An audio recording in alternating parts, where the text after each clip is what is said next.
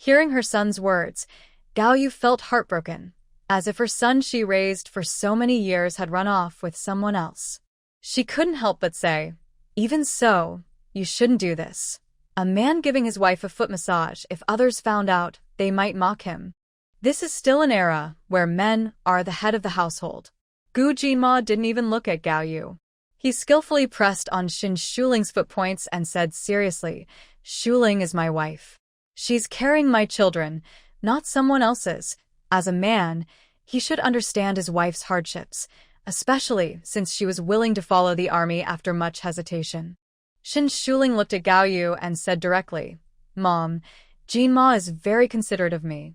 You came here to take care of me, so if Jinma does a little more, you can do a little less." Since she felt that her mother-in-law was hostile towards her, she decided not to give a friendly attitude first. She believed that people should treat each other equally, even if the other person is an elder. Gao Yu listened to Xin Shuling's words. Her face stiffened, and she felt a surge of anger inside. She instinctively looked at her son, hoping he would say something to support her. She thought her daughter-in-law's words were inappropriate. But Gu Jinma acted as if he hadn't seen anything and even said, "Mom, you're here to take care of Shuling. Remember to change into simple, comfortable clothes tomorrow. Your current style isn't very convenient, even if you're not working in the military compound." He had already asked his mother to change her clothes earlier, but she still wore such flashy attire after changing. Seeing her son defend his daughter-in-law, Gao Yu's dissatisfaction turned into feelings of grievance. "Jinma, I am your mother. Do I not have the right to choose my own clothes?" She felt that things were not going as she had imagined. She brought these clothes to suppress Xin Shuling, but her son wouldn't let her wear them. How could she feel good about that? Gu Jinma saw his mother's pitiful expression. His lips pressed into a thin line, and he said nothing. He felt confused inside, unaware of her inner thoughts, and even found it hard to communicate. He had been independent since he was a child, practically forced to be so. From the moment he showed his talent at 4 years old, he was destined to be a child with high expectations. His father only had demands for him, and Gao Yu also looked at him with hope. Xiao Jinma was required not to show weakness. He was a man, a future soldier who would protect the country with his father. Gao Yu was not very involved in family affairs. When she saw her husband nurturing Xiao Jinma, she was happy. She had 2 other children, and Xiao Jinma's talent was something to be proud of. Strict family expectations made Gu Jinma mature early. He understood the path he had to take long before, with no complaints or feelings of unfairness. His heart gradually became as hard as the steel gun in his hand. He focused only on his military work and missions, with no other thoughts. As he grew up, the family was just a word, a symbol to him. His mind was entirely on the people and his duties. The country needed him. Previously, leaving home too early made him less sensitive to family feelings, or rather, he was very clear about them. Xin Shuling glanced at Gu Jinma. After confirming he had no intention of defending his mother-in-law, she said, "Mom, this is the Northwest, and it's also a military family residence. Dressing modestly is important here. Being too fashionable or showy isn't good for Jinma." If it weren't for this consideration, she wouldn't bother to say anything. She tried to stay low-key, but her mother-in-law acted like a peacock, afraid others would think she was vain and indulgent. Gao Yu saw her son and daughter-in-law both targeting her. She was so angry she stomped her feet and went into her room. She came here with good intentions but was ignored. Even her son didn't stand by her side. She closed the door behind her and looked at the big bag of things she brought. Tears started to well up, feeling like she was a guest in someone else's home. She felt truly wronged. She hurried here, but her daughter-in-law didn't appreciate it. Now even her son seemed to dislike her.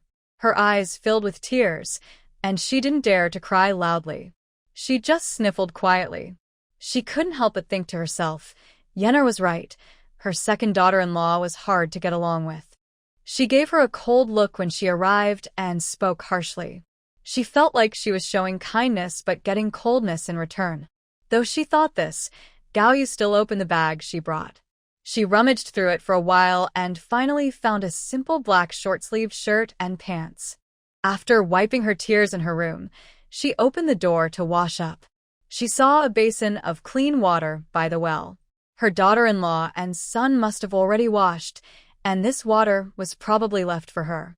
With red eyes, Gaoyu muttered softly, "Don't think I won't be angry just because I took the basin of water." She looked toward the main bedroom but only saw the closed window and the lights inside turned off. Shin Shuling quietly asked the man beside her. Mom seemed very angry when she went back to her room earlier. "Are you really not going to check on her?"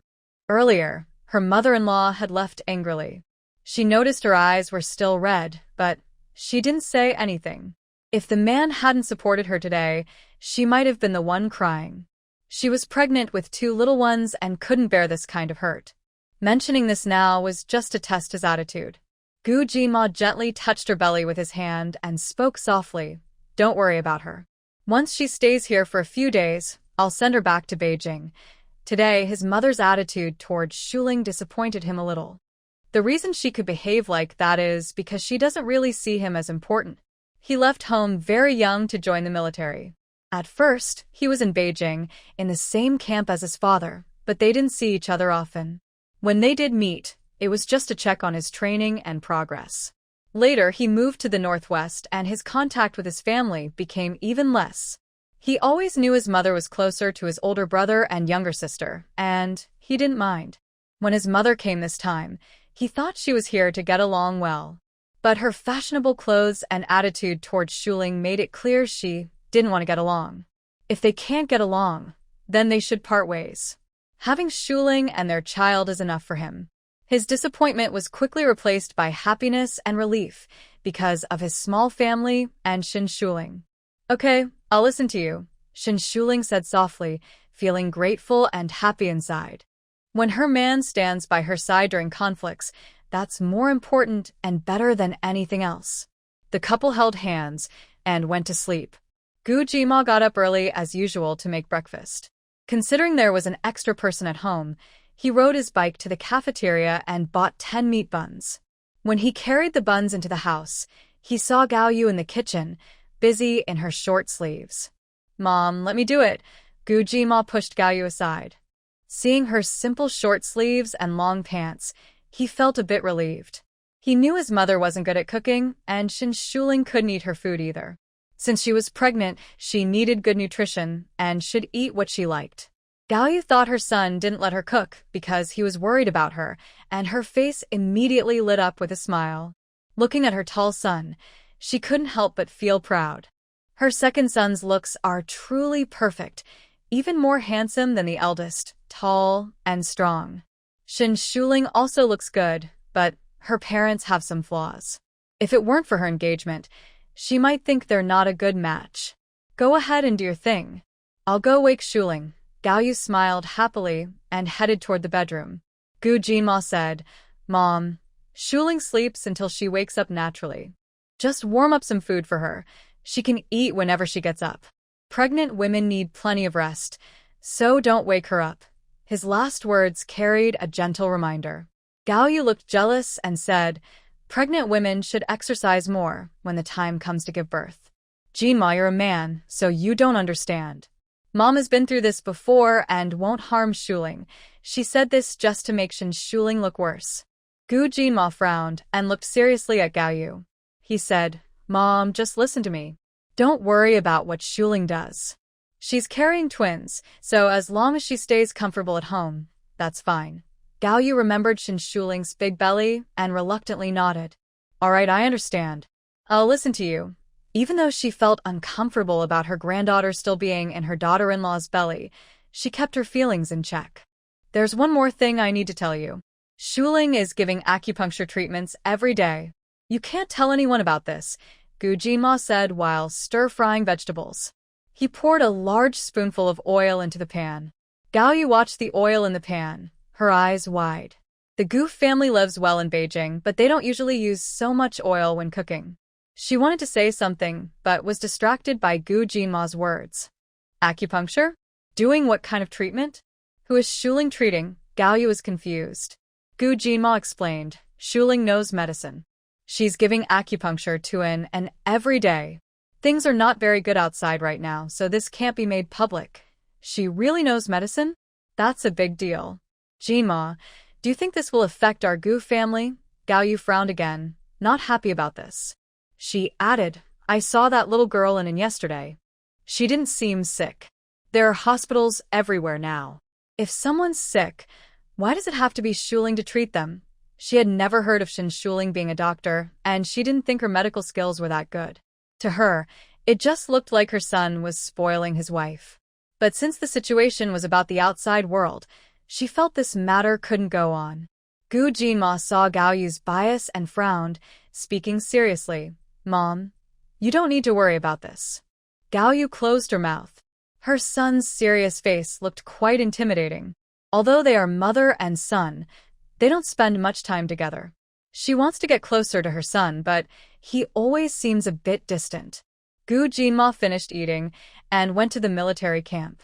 Since he talked with Gao Yu for a while, he didn't water the vegetable garden or the yard. He planned to do it later in the evening. Shin Shuling slept until after 9 in the morning. When she got up, she saw Gao Yu sitting at the stone table in the yard, doing something unknown. She glanced at her and casually greeted her, then went to wash up and eat. Her mother-in-law wasn't really there to serve her, so she didn't bother to respond. Gao Yu watched Shin Shuling wash up slowly and eat breakfast at her own pace.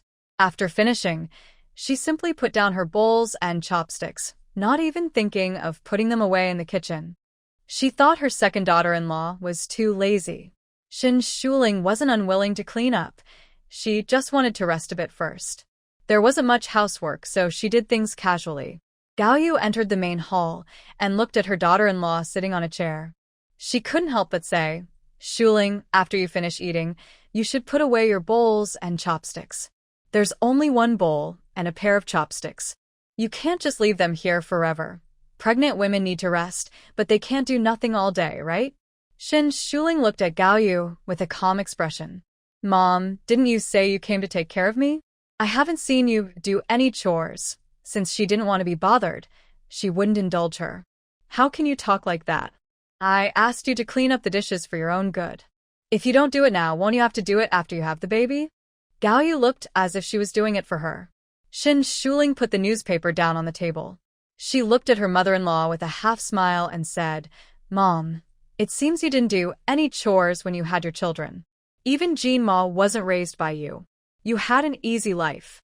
Why are you asking me to do it now? Moreover, you came here claiming to take care of me, but now you're changing your mind. Gao Yu's face turned red and white. As an elder, being spoken to like this by a younger person was like losing face and being humiliated. Her lips trembled, and she said, You're just talking nonsense. I didn't raise Jinma. Jinma has talent. His future was planned long ago. He's destined to be a soldier, and I also have 2 other children, both raised with my own hard work.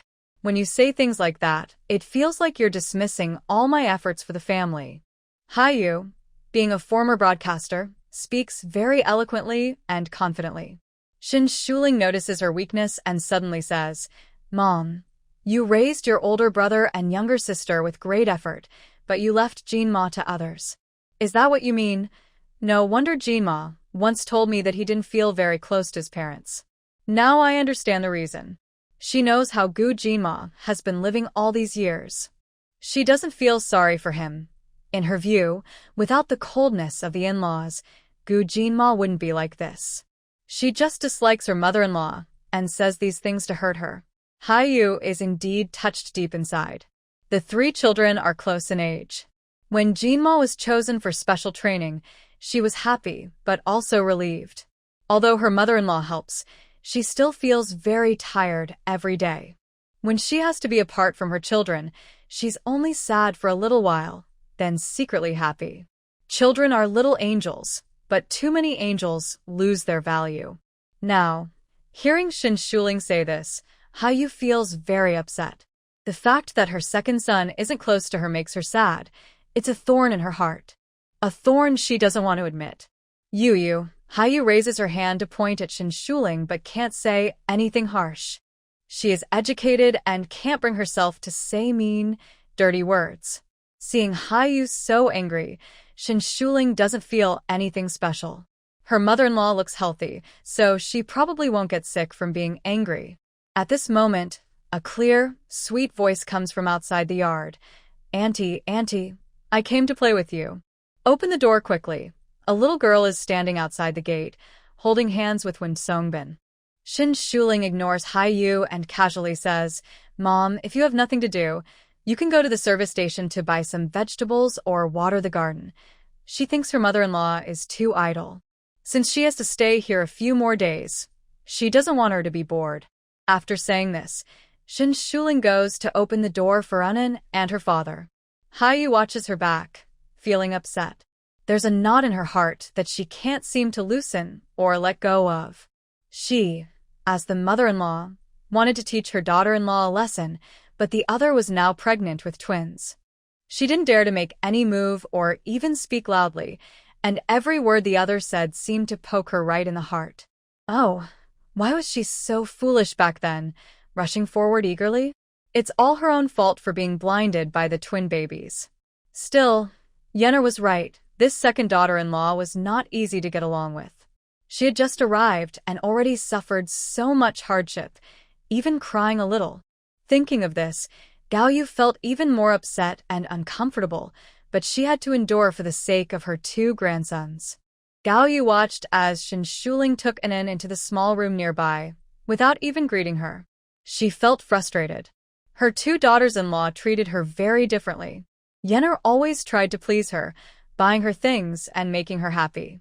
But with a second daughter-in-law, everything was different. If she hadn't promised her old friends before coming that she would take care of the second daughter-in-law until she finished her confinement, she would have left already. Gao Yu waited a long time outside the small room for Shin Shuling and Anin to go in. Reluctantly, she went to the dining table, cleared the dishes, and washed them clean in the kitchen.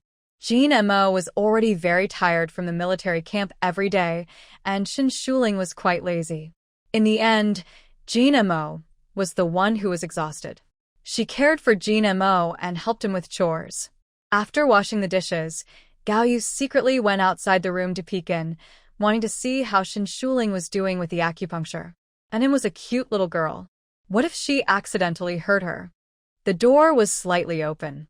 Gao Yu approached the door, looked outside the yard, and, knowing her status, made sure no one was around before sneaking closer to the door. Inside, Shin Shuling was holding a long golden needle, carefully inserting it into Anin's small head.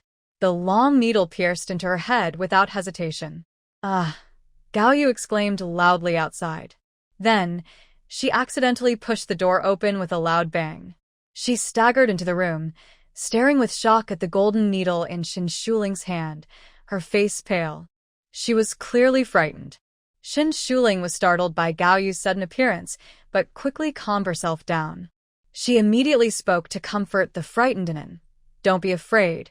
Don't be afraid. Auntie is here. Anin, stay relaxed. The person receiving acupuncture should stay calm, as only when the muscles are relaxed can the acupuncture work best. Auntie, I was startled just now, but I'm fine now, Anin said, looking curiously at Gao Yu standing by the door. Shin Shuling also looked back at Gao Yu, speaking coldly, I can't be disturbed while I am doing the acupuncture. After saying that, she picked up the gold needle and continued inserting it into Anin's acupuncture points. Gao Yu was stiff and dared not speak. She watched silently as Shin Shuling confidently inserted the needles into Anin's head. She looked like an executioner, with almost all the needles piercing into Anin's head. She couldn't imagine how much pain Anin might be in. Gao Yu had seen acupuncture before. She once went to a traditional Chinese doctor to treat her leg injury. She remembered how painful the silver needles felt when they entered her leg, and she thought Shin Shuling was doing something wrong. She thought, she didn't even use the right needles and now she's sticking them into someone's head. Isn't that dangerous? But she didn't dare to stop her now. She saw how quickly Shin Shuling was working and knew that interfering might make things worse. Shin Shuling moved fast, quickly inserting the needles into the necessary points. During this process, Anin fell into a deep sleep. Seeing Anin asleep made Gao Yu even more anxious. She thought, something must be wrong. Why else would she pass out during acupuncture? Shen Shuling, please take the needles out of Anin. You can't just do this. Acupuncture like this is too dangerous. Gao Yu pulled Shen Shuling to the door, speaking nervously but softly. What if something goes wrong? This is a matter of life. Shen Shuling pulled her hand away and said, I'm not messing around. Jean Mo should have told you about this. Her father also knows about the acupuncture. If you really think I'm causing trouble or harming her, go talk to Anin's father. As soon as he says stop, I will stop immediately. She thought Gao Yu was just causing trouble. If she was really worried about her skills, she should understand the situation first instead of interfering blindly. Fortunately, Gao Yu hadn't gone so far as to rush in and stop her during the procedure. Gao Yu found this matter very unbelievable. She had never seen such precise acupuncture, but judging by the other person's attitude, she knew she wouldn't listen to her. Her second son was also easily influenced. When women said a few words, he started to act recklessly, even wanting to help hide things. It was simply too absurd. Shen Shuling didn't pay attention to Gao Yu. When the time was up, she removed the golden needle from Anin. After sleeping for a while, Anin woke up. Andy, can I go next door to play with Aunt Shin? She said she would tell me a story yesterday, Anin said sweetly, hugging Shen Shuling's arm. Shen Shuling smiled and agreed. Anin happily jumped out of the house. As soon as she stepped outside, she saw Gao Yu standing at the door, staring at her blankly. Huh? Are you the grandma from yesterday? Anin thought Gao Yu's gaze was a bit strange, but she was eager to find Aunt Shin, so she didn't think much and just asked curiously, trying to run outside. This grandma was dressed very normally today, much better than yesterday. Gao Yu quickly stepped forward and held the little girl, lowering her voice. Don't go. I have something to ask you. She carefully avoided the spot on Anin's arm where she had been pricked, worried she might accidentally touch it. Gao Yu pulled Anin to a corner. After confirming Shen Shuling hadn't come out of the room, she whispered, Grandma wants to ask you, do you feel uncomfortable anywhere? Does it hurt somewhere? Anin shook her little head and said, It doesn't hurt. I don't feel uncomfortable anywhere. Anin, you don't need to be afraid. If you feel uncomfortable somewhere, just tell Grandma. Grandma will help you. Gao Yu didn't believe what Anin said at all. With such long and thick needles inserted, it was enough to make someone faint. How could it not hurt? Anin found the grandma in front of her a bit strange. She frowned and said, I'm not afraid. I'm really fine. I just slept very comfortably. She thought that every day when her aunt gave her acupuncture, she always slept the best and felt the most comfortable. Gao Yu was surprised, her face full of disbelief. You say you just fell asleep. Yes, Annie is really amazing. Grandma, you don't understand. Anin hurriedly wanted to go play, and after saying this, she quickly ran off. Her father said he wouldn't be home for dinner today, so she had to go to Aunt Chen's house quickly to play. Otherwise, when her father arrived, she would have to go back. Gao Yu watched and happily jump away, feeling a little confused. The little girl didn't seem to be feeling unwell at all. Today, when Songbin arrived early and came to pick up Anin at 2 in the afternoon, he thought that Grandma Shen Shuling didn't seem easy to get along with, so he didn't want to cause trouble for Anin here. When Songbin carried a bag, after entering the yard, he smiled and said to Shen Shuling, Miss Shin, I want to thank you. I didn't know how to do it, so I bought some clothes for babies and a small blanket from the town department store. Please don't mind. And Anne's illness was thanks to Miss Shin. Although he planned to pay her after the treatment was finished, the payment was due, but he wanted to show his appreciation in another way. Seeing Wen Songbin come out on purpose, Gao Yu was surprised and found it hard to believe. This Mr. Wen seemed very trusting of his second daughter-in-law and even brought gifts to thank her. Could it be that her second daughter-in-law's medical skills are really good? Shen Shuling understood what Wen Songbin meant. She took the bag, opened it, and looked inside. There were a few pieces of clothing, 2 pairs of shoes, and what looked like 2 small blankets. Although they already had many baby supplies at home, she didn't refuse Wen Songbin's gifts. She touched her pregnant belly and smiled. On behalf of the 2 babies in my belly, thank you, Brother Wen. All right, we'll come again tomorrow, Wen Songbin said, holding An's hand as they said goodbye.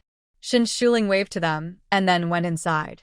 Gao Yu watched her walk into the main room, then quickly opened the courtyard gate and ran after Wen Songbin and his daughter. Comrade Wen, I have something to tell you, Gao Yu said, catching her breath. Although she wasn't very old now, her health was declining. She was not as strong as others her age. She usually didn't exercise, was lazy, and had developed some minor health issues. She wasn't as healthy as her peers who often did farm work. Wen Songbin looked at Gao Yu with some suspicion. Auntie, is there something you want to tell me? Her eyes showed caution, and she instinctively felt it might not be good news. Gao Yu looked back at the yard behind her, then led Wen Songbin to a corner.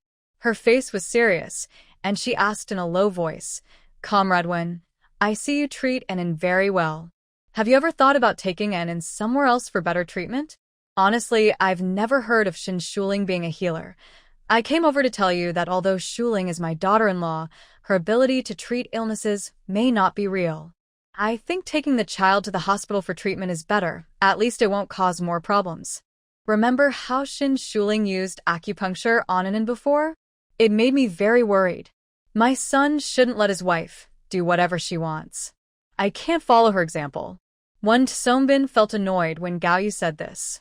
His mood, which was good before, suddenly turned sour. His tone also became a bit colder. Auntie, only Shin Mei can treat An's illness. That's impossible. You must be fooled by Shin Shuling. Can she be better than hospital doctors? Gao Yu said quickly, clearly not believing. She believed Shin Shuling knew a little about medicine, but she thought it was impossible for her to be better than real doctors. If Shin Shuling was really that skilled, why didn't she work as a doctor? Why did Gina Mo have to tell her not to say anything about this? Grandma, the hospital doctors can't cure my illness. Only Auntie can. Auntie is the best, An said a little upset. She thought her grandma was strange and spoke very impolitely. Gao Yu felt even more that the father and daughter were being fooled. You need to open your eyes wider. The Northwest is a remote place. If some illnesses can't be treated here, it doesn't mean they can't be treated elsewhere. Here's an idea. I can help you contact doctors in Beijing. An is a good girl. Going to Beijing for treatment will definitely be better, she kindly suggested. Gao Yu didn't know exactly what Wen Songbin did for a living. She only heard he was an educated person, probably working in an official position somewhere outside. Wen Songbin's face darkened completely. He said coldly, choosing to have An entreated by Shin Mei shows I trust her medical skills. You don't need to worry about this. After saying that, he took An's hand and left. An, holding her father's hand, asked confusedly, Dad, why did Grandma say Auntie is not good? I think Auntie is very nice. Right now, she thought that Grandma was not nice at all. Wen Songbin didn't care how close he was to Gao Yu now. He simply said, there are always people who mean well but end up doing bad things, and there are always people who think they are right. And you can't do this in the future. An nodded her little head. Auntie is the best. She wouldn't think Auntie is bad. Gao Yu, standing behind them, felt a surge of anger. She was a bit upset and found it hard to breathe when she heard Comrade Wen's words. She was only trying to remind her kindly. If she didn't thank her, that was fine, but why did she have to say such sarcastic things to annoy her? Gao Yu stormed back into the yard, her eyes a little red, and her nose feeling a bit sore. Shin Shuling was inside the main room, tidying up the baby clothes Wen Songbin had brought. She found there were also bottles and pacifiers, which are not easy to buy. Suddenly, she heard hurried footsteps. She turned around and saw Gao Yu walking into her room with a serious face. She felt a bit confused. Who had upset her now? Her mother-in-law had come less than 24 hours ago, and she had already been angry so many times. Such a temper might lead to health issues, but she didn't care about that. Shuling, Shuling, a familiar voice called from outside the yard. Shin Shuling got up and went to the yard gate. It was Yuan Xian coming over holding a bag of things. Tian was standing nearby, curious and looking into the yard. Yuan Xian had been in the hospital after an injury, so she usually stayed in the ward after work and only returned to the military residence at night. Her schedule was different from Shin Shuling's, and they hadn't seen each other for several days. Xian Jia, your belly looks a bit bigger.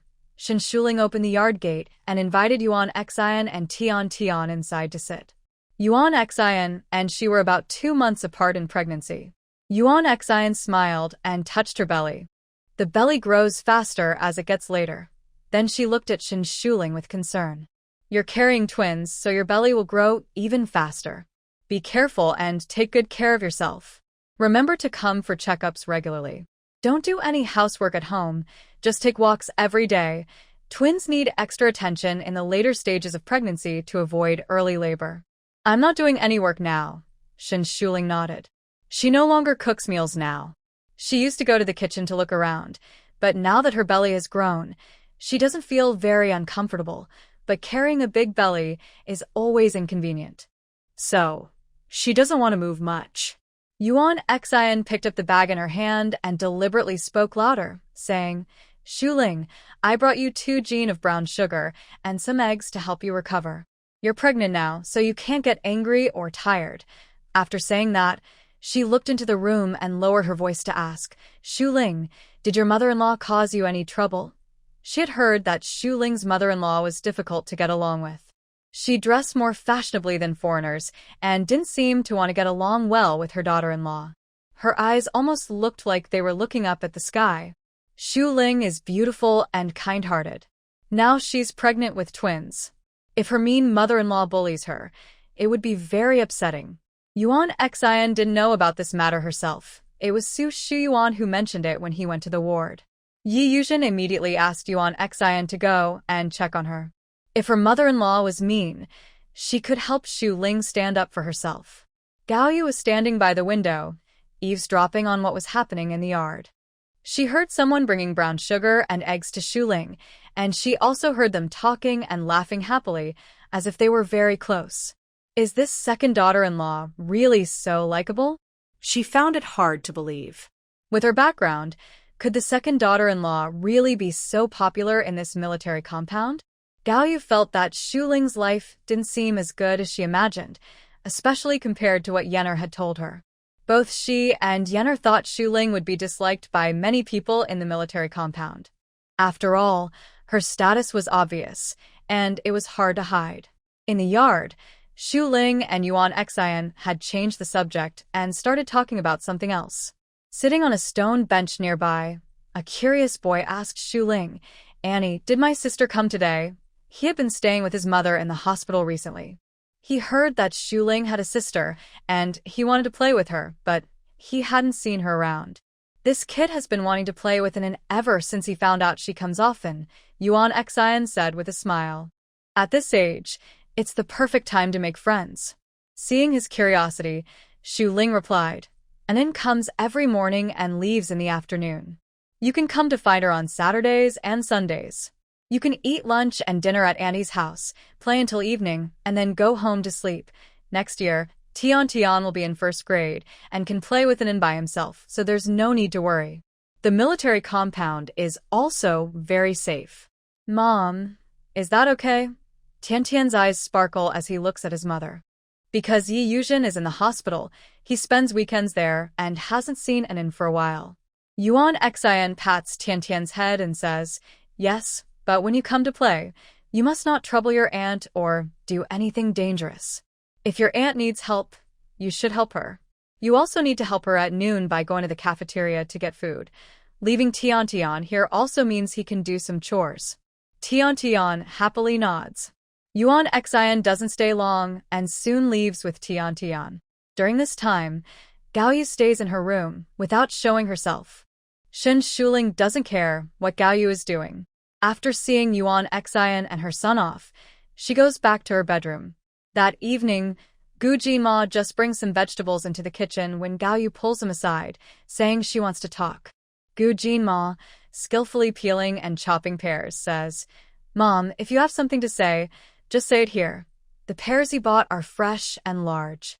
He adds 2 red dates and white fungus, which can be used to make soup or eaten directly. He also bought the white fungus, and there are already red dates at home.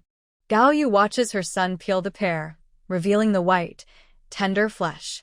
Juices stick to the knife, and just looking at it makes her feel it's sweet and fragrant. She thinks a bite of pear will quench her thirst. Her son is considerate. He came back and peeled a pear for her to eat. Thinking of this, Gaoyu clears her throat and says, "It's about an." I saw Shin Shuling giving an acupuncture today. The scene was really frightening. It's not that I don't trust her, but she didn't seem to have any proper method. Jinma, treating illnesses is a serious matter, especially acupuncture. I think she shouldn't treat an. If we really want to help, we should take him to a hospital in Beijing. The doctors there are probably better than Shin Shuling. Gaoyu speaks more and more confidently, feeling she has a good point. You're now the team leader. You can't let her do whatever she wants. She represents not just herself, but also you and our Gu family. With a soft sound, it's the noise of Gu Jinma carefully cutting the peeled pear into small, bite-sized pieces. Gaoyu saw this and kept smiling, saying, "Jinma, you don't need to cut it. Mom can just eat it." As she spoke, she reached out to grab the pear from the porcelain bowl, but Gu Jinma quickly moved it away. Gu Jinma looked a bit serious. He looked at Gaoyu and said coldly, "Mom, you don't need to worry about whether Shuling can be cured. Just don't spread this news." Then he added, "I cut this pear for Shuling. If you want to eat some, go wash it and take it yourself. I'll bring the pear to Shuling. You can tidy up the kitchen. I'll come back later to cook." After saying this, Gu Jinma turned and left without giving Gaoyu a chance to speak or listen to her. Gaoyu watched her son's tall figure walk away. She couldn't help but stomp her foot in anger, but then she felt her chest hurt again. Gu Jinma brought the sliced pear into the room and handed it to Shin Shuling. "Is Mom talking bad about me?" Shin Shuling took a piece of pear and put it in her mouth. The flesh was tender, juicy, and sweet. Gu Jinma nodded. "Today, she saw you acupuncture with Enin and specifically told me some bad things about you. He didn't want to hide it at all." Shin Shuling raised her eyebrows in surprise, a little shocked by his honesty. She reached out and offered another piece of pear to him. "As long as you handle it," she said casually, without anger. Since she was pregnant now, Gu Jinma was on her side. There was no need to care about what others said. Gu Jinma swallowed the pear and nodded. "I will." The couple talked in a room for a while, then Gu Jinma went back to the kitchen. Gaoyu was in the kitchen, wearing an apron, tidying up vegetables and meat. Her eyes were a little red, clearly upset by what had just happened. Her tear ducts were shallow. In the capital, if she was a little unhappy, someone would comfort her. But here, no one asked her anything. When Gu Jinma came over, she was chopping vegetables on the cutting board, tears still on her face. "Mom, be careful not to let tears fall into the vegetables," Gu Jinma said, glancing at her and reminding her. Gaoyu couldn't hold back anymore. She put down the knife and took off her apron. She angrily said, "You really forget your mother after getting married. Jinma, you're just watching your mom being bullied." She felt it was very unfair. Gu Jinma looked at the chopped vegetables on the cutting board, feeling a bit helpless. "Mom, if you can't stand it here, you should go back in a few days. The weather in the northwest isn't good, and I see your face is already getting red and chapped." He didn't want to say much more. Gaoyu wiped her face with her hand, feeling wronged. "Why is my face chapped?" "It's because I've been upset and crying. You just watch me cry, and don't say anything nice. You let me suffer, and now you want to send me away. How can I have a son so heartless?" Her second son had never been close to her since he was young. She didn't think much of it when he was young, but now that she's older, she sometimes thinks about him. She brought some small gifts to show kindness, but he just made her feel wronged and hurt. Hearing Gaoyu say this, Gu Jinma's face also turned cold. "If you feel upset, I can't do anything about it. Shuling is getting older, and I can't let her suffer. If you can't get along, then just separate." After saying this coldly, he added, "Before Shuling married me, we were also apart." Gaoyu was so upset by her son's words that she clutched her chest and took 2 steps back. She had said earlier that her son was heartless out of anger, but now she truly felt he was cold and unkind. Not only was he heartless, but also unfeeling, treating her like a stranger. Her lips trembled as she said, "Jinma, Are you blaming me for not taking good care of you when you were little? You went to the military early. Even if I wanted to take care of you, I didn't have the chance. She said this with a guilty conscience. Even if her child went to the military, as a mother, she would miss him and want to see him often, bring him food, or stay with him. The Gu family lived in a military housing area in Beijing and only later bought a house and moved out.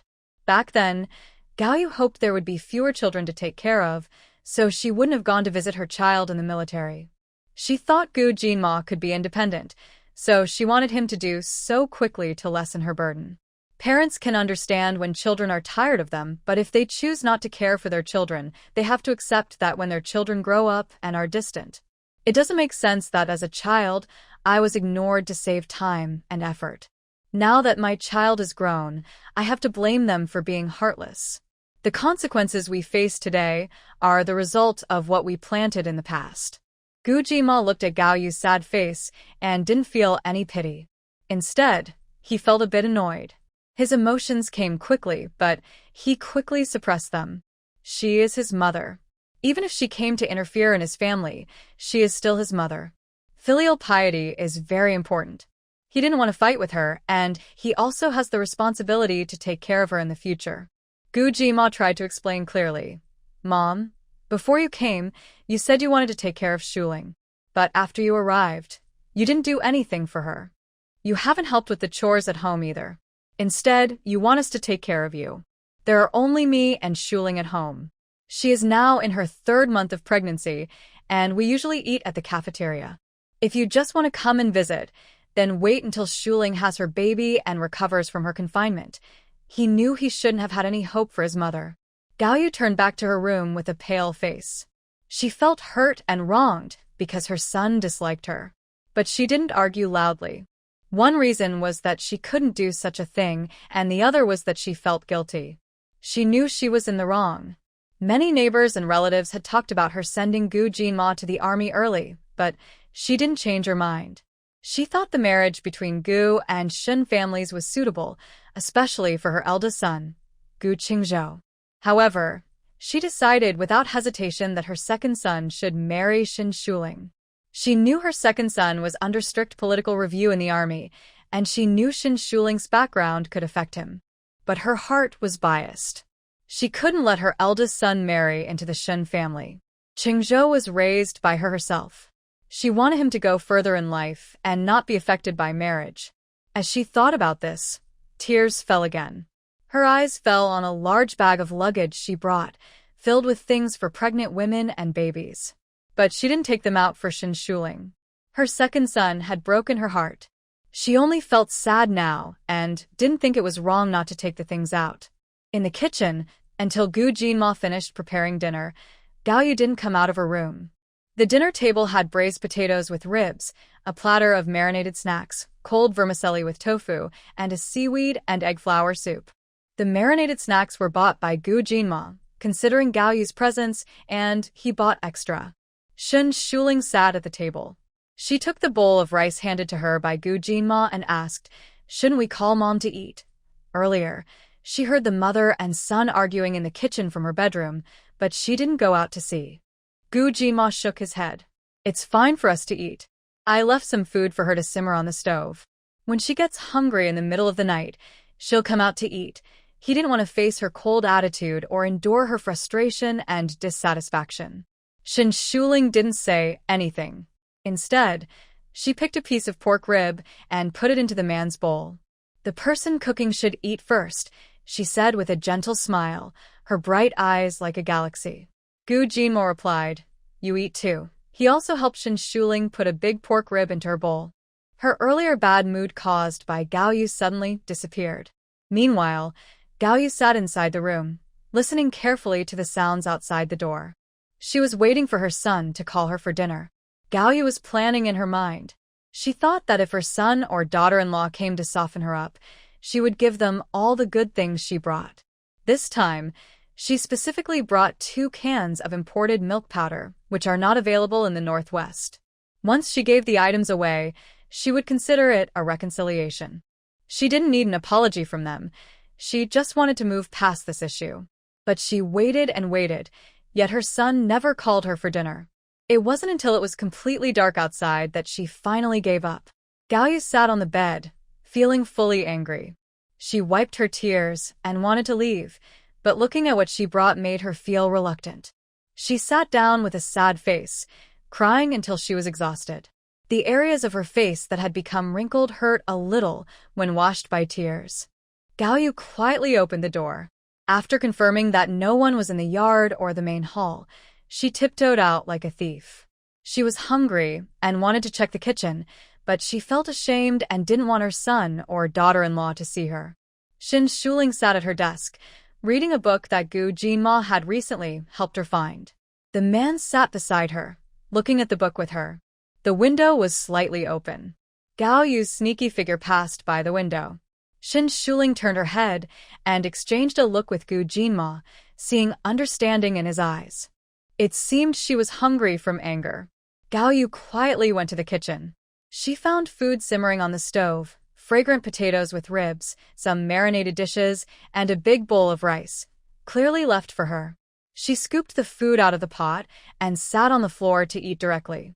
The potatoes were soft and flavorful, with a meaty aroma. The ribs easily fell off the bone.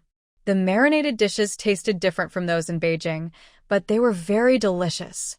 Gao Yu had never known her son was so skilled in cooking. As she ate on the floor, she felt a little sad. She realized she didn't really understand her son at all. After finishing all the food, Gao Yu hurriedly looked at the door, saw that the main hall was quiet, and then carefully cleaned her bowls and chopsticks before putting them away. She rubbed her full stomach, ready to go outside to wash up. As she passed by the bedroom window, she suddenly saw Shin Shuling's eyes, half smiling, half teasing. Shin Shuling asked, "Mom, just finished eating?" Her tone was normal, neither mocking nor curious. Gao Yu froze completely, as if someone had pressed a pressure point on her. She saw her son sitting beside his wife, watching her. Her face turned red. She hurriedly responded and then rushed back to her room like she was on fire, forgetting to wash up. Shin Shuling turned to look at Gu Jinma, finding it a bit funny. People who didn't know might think she was being bullied. Mom is a bit vain, likes to show off, and doesn't think much, Gu Jinma said. Although he rarely went home, he knew his mother's nature wasn't bad. But sometimes, small things annoyed her more and made her harder to get along with. Shin Shuling watched Gao Yu's back as she left and said, "As long as she doesn't cause trouble." Gu Jinma glanced at his watch. "It's getting late. Let's go to bed." He thought his mother was bound to cause trouble. In a few days, he would send her back. The next morning, Gu Jinma got up early. After finishing his chores in the kitchen, tidying the yard and his room, he went to the military camp. Gao Yu wanted to get up early too, but she found her eyes wouldn't open. She had cried too much these past days. Now her eyes were swollen like two eggs, and her face was cracked from tears. Her skin was delicate since she was young, and she used snow cream all year round. Seeing herself like this, Gao Yu felt even more wronged. She simply lay back on the bed and didn't get up.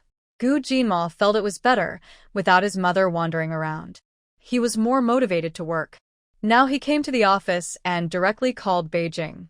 The call was answered quickly, and his father, Gu Fenghua's voice came through.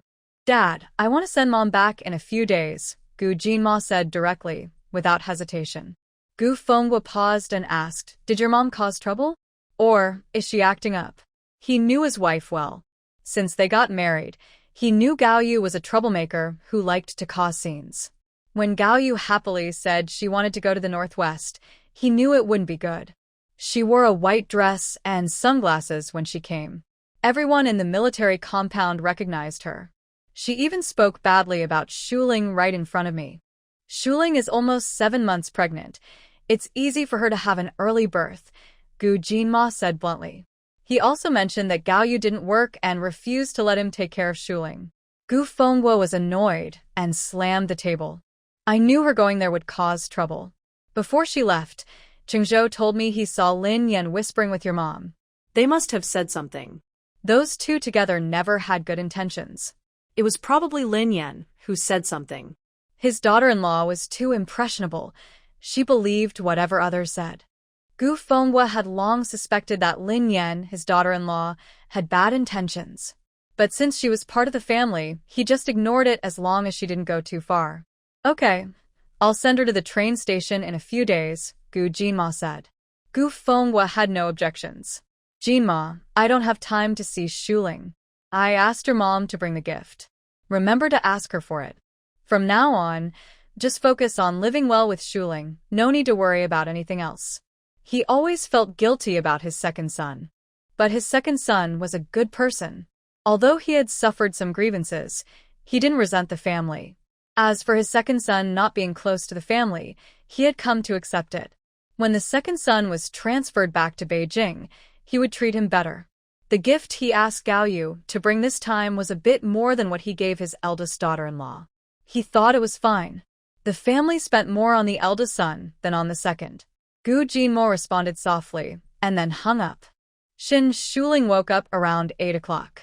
She went into her space to take a bath. When she came out, it was almost 9 o'clock. You opened the door, walked through the main hall, and stepped outside. You saw Gao Yu sitting at the stone table in the yard, rolling her eyes while holding a boiled egg. Seeing Gao Yu's swollen eyes, she was surprised and thought she might have hit her mother-in-law. She looked more carefully, and a line of words appeared in her mind. Eye swelling, face cracking, can be treated with acupuncture or ointment. Should treatment be given?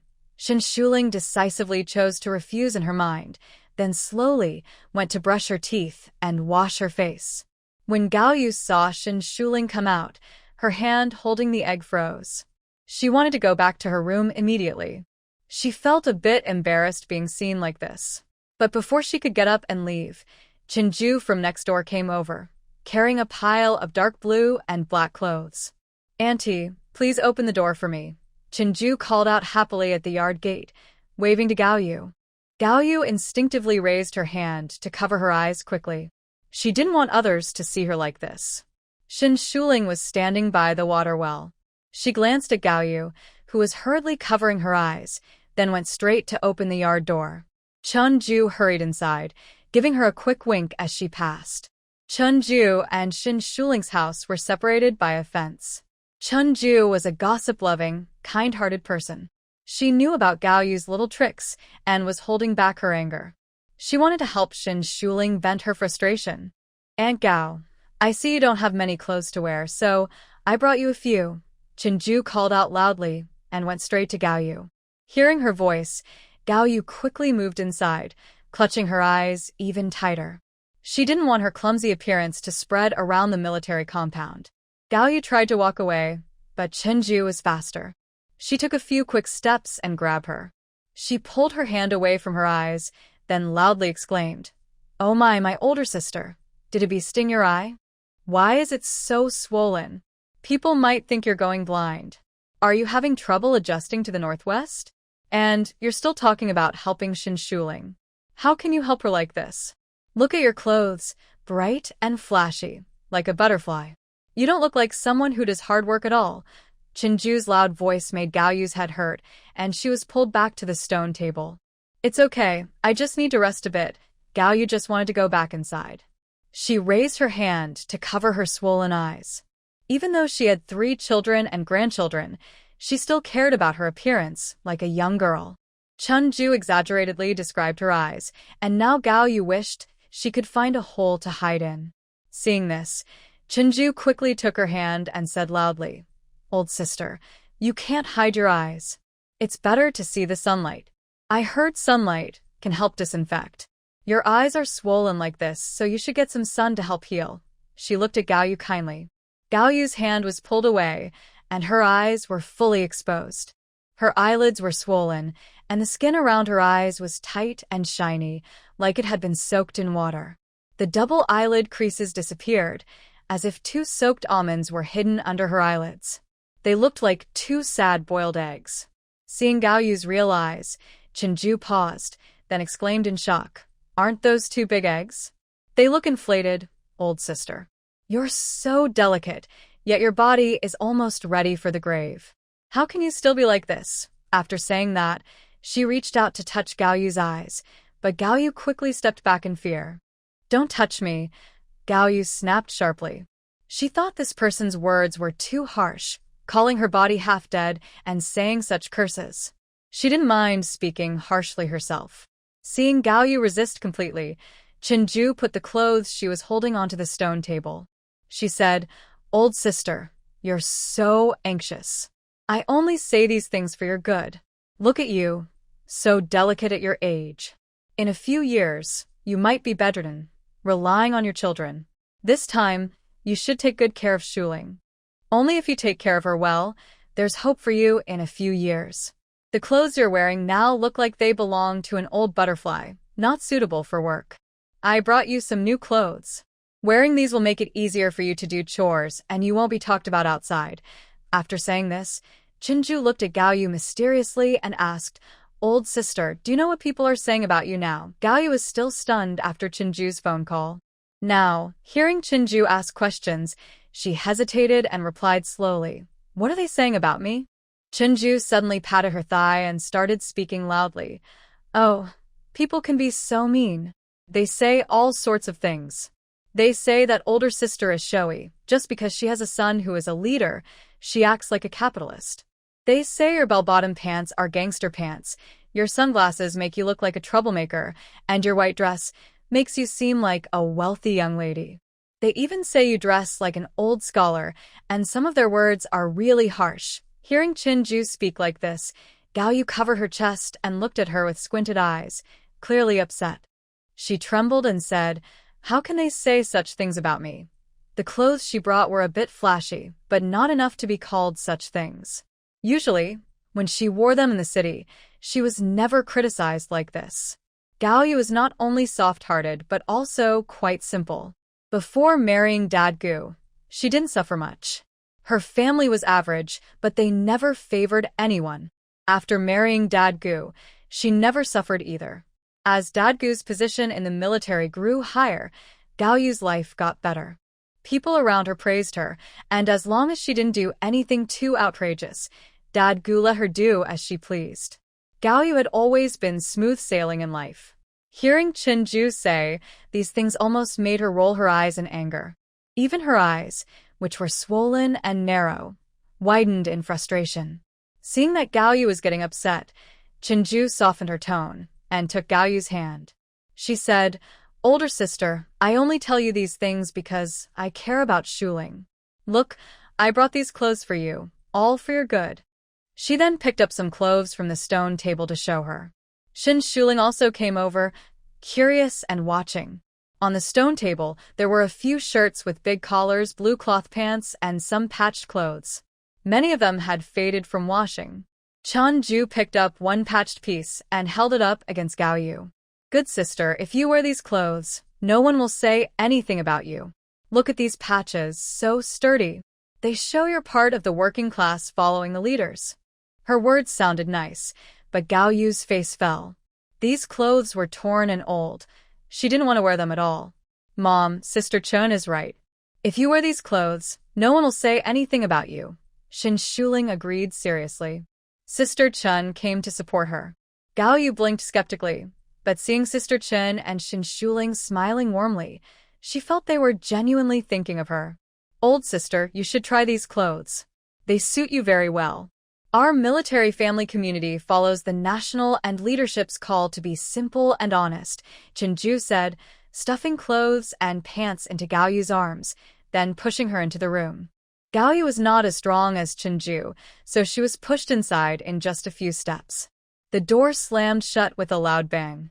Shin Shuling watched the door close, curious about how her mother-in-law would look in those clothes. After a short while, with Chenju's help, Gao Yu came out wearing the clothes. Gao Yu is tall and has a good presence. Although she is older now, she still has a slim figure and looks good in clothes.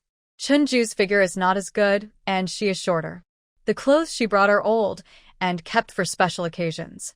When put on Gao Yu, the clothes and pants looked very short, almost exposing her belly, and the pants turned into capris. Chenju kept insisting they fit. Even if Gao Yu was slow to realize, she knew she was being played. Her eyes were swollen like eggs, and her nose felt sore. "You two are doing this on purpose. She felt her eyes getting moist and wanted to cry. She wondered what sin she had committed to end up with such a daughter-in-law who called in outsiders to humiliate her. Fuming, Gao Yu wanted to jump, but her eyes hurt so much that her vision was blurry, making everything feel uncomfortable. Shin Shuling saw Gao Yu's eyes turning red and swollen, guessing she was about to cry. She said calmly, "Mom, the clothes you brought are not suitable. Even if you don't consider me, you should think about Jinma. You've only been here 3 days, and the leaders already know you're dressing so ostentatiously. If you want Jinma to have a good life, stop wearing these clothes." Jinma had mentioned this before, but her mother-in-law stubbornly ignored the consequences. Since Sister Chen came today, she decided to clarify everything openly. "Ma'am, even though Shuling's parents are capitalists, they donated money and goods recognized by the top leaders as part of the Red Capital. They even received certificates for it. Shuling is very low-key in our military family compound. She has never been targeted. Now that you're here, you must not hold Shuling and Commander Gu back. They have a good reputation, and you can't let it get spoiled." As Chinju spoke, her tone became more sincere. She didn't know if Shuling's mother-in-law was foolish or malicious, but her actions were worse than those of a rural person. Her husband and wife are good people. If someone finds a reason to criticize them and influences them, it would be a big loss. Gao Yu didn't think so much. She was so angry she was trembling, pointing at Shin Shuling and Chinju, saying, "You're just too much. You're deliberately insulting me and bullying me." After saying this, she turned around and ran into the house, slamming the door shut. Chinju scratched her head and looked at Shin Shuling. It seems like this intellectual really doesn't know how to argue or make a fuss. She probably ran inside crying, right? Her fighting spirit was so weak. She had prepared many words before, but before the fight even started, it was over. It felt like trying to kill a mosquito with a big knife. Shin Shuling thought for a moment and said, "She probably cried. My mother-in-law is a troublemaker, but she also tends to cry easily. Her eyes are swollen today because she was crying. Will Commander Gu feel sorry for her when he sees her later?" Chinju was a bit worried. Crying easily is just pretending to be pitiful. Maybe she'll go to Commander Gu and cry, and he might soften his heart. If Commander Gu softens, Shin Shuling will suffer. Shin Shuling said indifferently, "It won't happen. In a few days, Jean Mo will send her back. She said she came to take care of me, but at home, she does nothing and no one takes care of her, using the excuse of caring for her to cause trouble. If Jean Mo cares about his mother-in-law, then there's no need for their marriage to continue. Men who can't think clearly are not worth keeping. No matter how much they love you, if they don't stand with you on important issues, they are not suitable to be with." Chinju felt relieved after hearing Shin Shuling's words. She lowered her voice and warned, "Shuling, no matter what, you can't wear your mother-in-law's clothes anymore. Yesterday, I heard quite a few people talking about her when I went for a walk. All these good reputations are built with effort. We can't let her ruin it. Commander Gu's future shouldn't be destroyed by such things." She hurried over because she was worried this matter might get worse. Chunju is now a representative of military families. Recently, she has handled some issues at the military family residence, which has improved her perspective on problems. She also considers Gao Yu's situation in the long term and is worried about the issue escalating. She heard from old Zhou that Commander Gu's future isn't limited to the Northwest. Several leaders above also value Commander Gu, and he will likely have greater opportunities ahead. Shin Shuling nodded. "Don't worry, Sister Chen. When Jinmo returns, I will talk to him carefully about this." After chatting for a while, Chinju hugged her clothes from the stone table and left. Inside, Gao Yu was wiping tears, but after a few wipes, she dared not cry anymore. She was afraid her eyes would swell more, and tears would make her skin hurt. She felt very wronged and wanted to call the capital immediately to complain. But now, she had to go through her son to make the call. However, her second son didn't support her at all. Thinking of this, Gao Yu's tears started flowing again. Why was her life so hard? Meanwhile, in the military camp, Gu Jinma was called to the office by the senior officer. Little Gu, I heard your mother came to the military residence. The senior officer took a sip of tea. Gu Jinma's background was not known in the Northwest. It was deliberately kept vague at first. Leaders like to see hardworking comrades, as they are what the army needs. But even if they knew, the senior officer's attitude wouldn't change. Yes, sir. Gu Jinma nodded. The senior officer didn't beat around the bush and said directly, military families are part of the military too. They should follow the country's and organization's call. Usually they should be practical and simple. Recently I heard some things. That's why I called you here. I hope you can help your mother adjust her attitude when you go back. Only then can you move forward well. His words were stern. Gu Jinma, being from the Northwest Military District, was also his key trainee. He didn't want him to make any mistakes. Gu Jinma saluted. Yes, sir. How much longer until your wife gives birth? Don't forget to invite me for drinks when the time comes. The old leader's expression softened. Gu Jinma's eyes showed tenderness. It's almost 7 months now. In 3 months, the baby will be born. He feels time has flown by quickly. All right, I heard it's twins. I must see them when the time comes. You, my boy, are married to a good wife, the old leader said with a smile. At first, when this young man found out his wife was expecting twins, he was so happy he told everyone about it, proud and excited. People who are lucky seem to walk with a breeze. When Gu Jinma left the old leader's office, it was time to go home. He decided to head to the military family compound to cook dinner early and talk with his mother.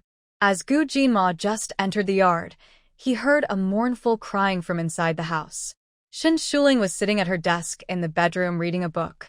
When she heard the crying, she reached out and pushed open the window, just in time to see Gu Jinma outside. From the sound of the crying, she knew she was about to start complaining. Gao Yu was indeed going to complain. She had lived most of her life and never felt so wronged. Hearing her mother's resentful and theatrical crying, Gu Jinma frowned, then looked at his wife with a knowing, amused expression. He had planned to wait until his mother stopped crying to talk, but his wife signaled him to go in now. So, he limped into his mother's room. Gao Yu was deliberately crying, just wanting her son to feel sorry for her. But as she cried, she started to really cry. She was always a waterworks, and now her eyes were swollen beyond recognition, even more than in the morning. Gu Jinma saw her big, swollen eyes and was momentarily speechless, caught between saying something and staying silent. Sniff, sniff, Jinma. Gao Yu cried out, wanting to complain, but she was crying so hard now that she could hardly speak. Seeing her swollen eyes, Gu Jinma was startled and frowned, looking serious. Mom, what happened? Why are your eyes so swollen? Did a bee sting you?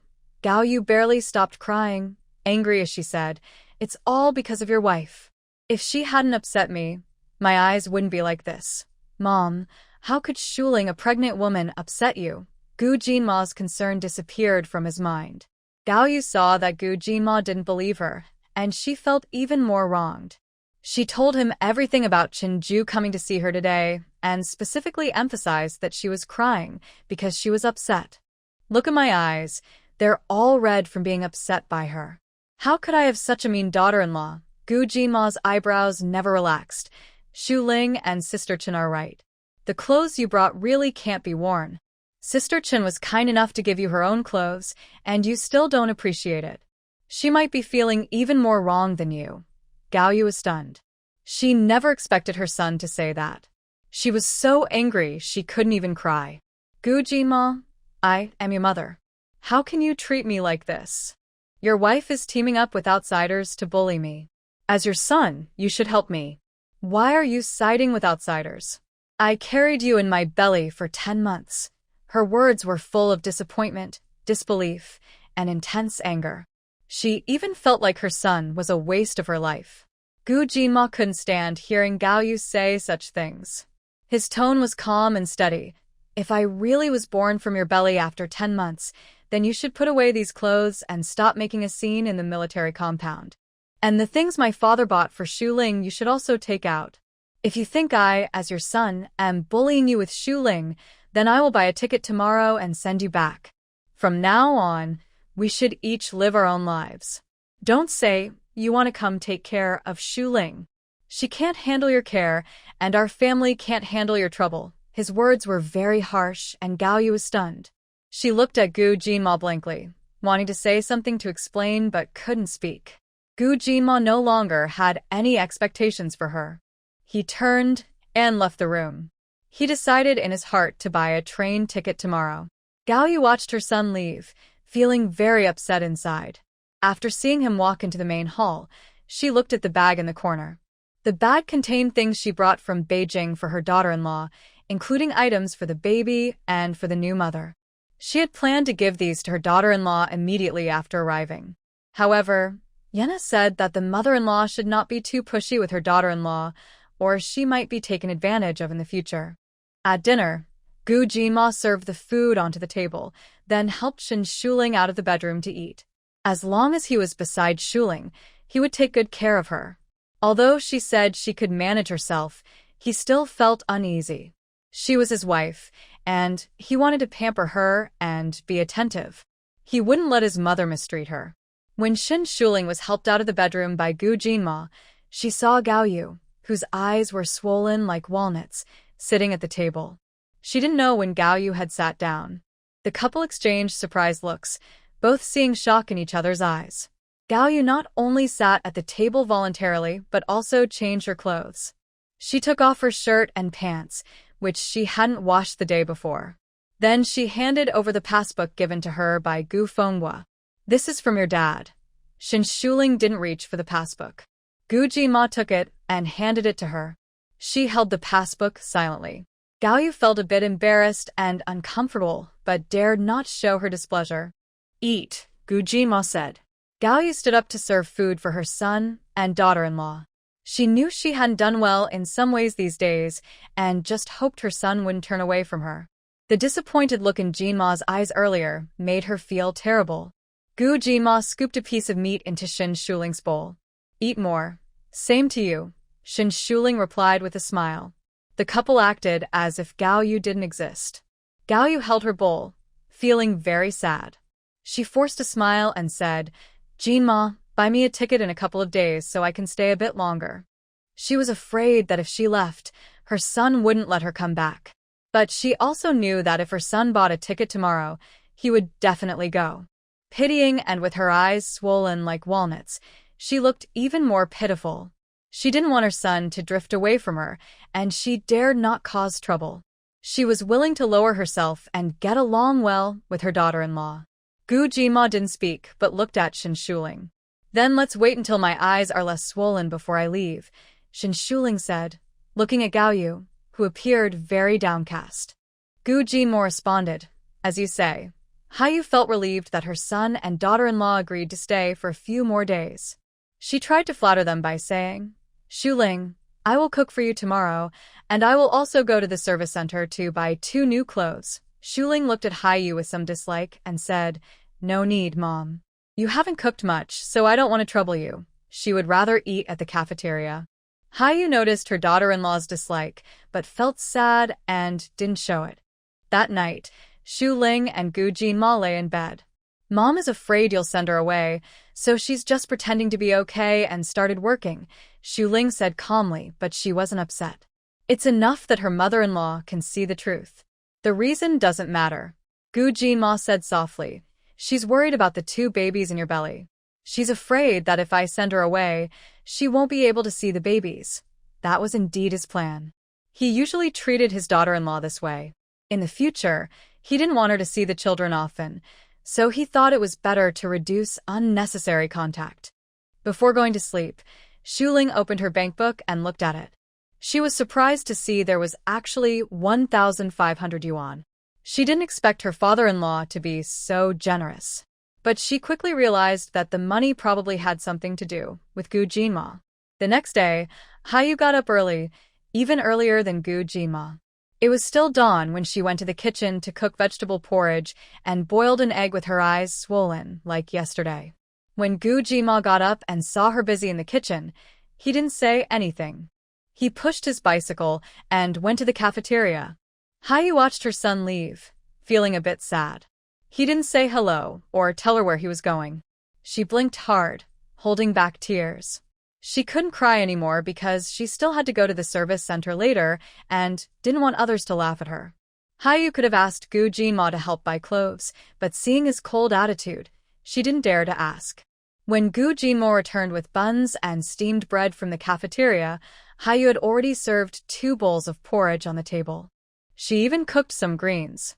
Jinma, come and have breakfast. Hayu looked at her son with a somewhat pleading expression, her swollen eyes making her look a bit funny. Gu Jinma looked at Gao Yu's still swollen eyes and said, "No need. I'll just take 2 buns to the camp." After saying that, he picked up a steamed bun and left. His mother looked at him with a bit of pity, but he knew he couldn't be soft now. If he showed kindness, she might start causing trouble again. Gao Yu saw her son didn't want to eat with her and felt like crying. She had no appetite for food anymore, but she still ate a bun. The green vegetables she cooked were very salty. After breakfast, Gao Yu put the leftovers on the stove to stew and then stood under the eaves, taking several deep breaths.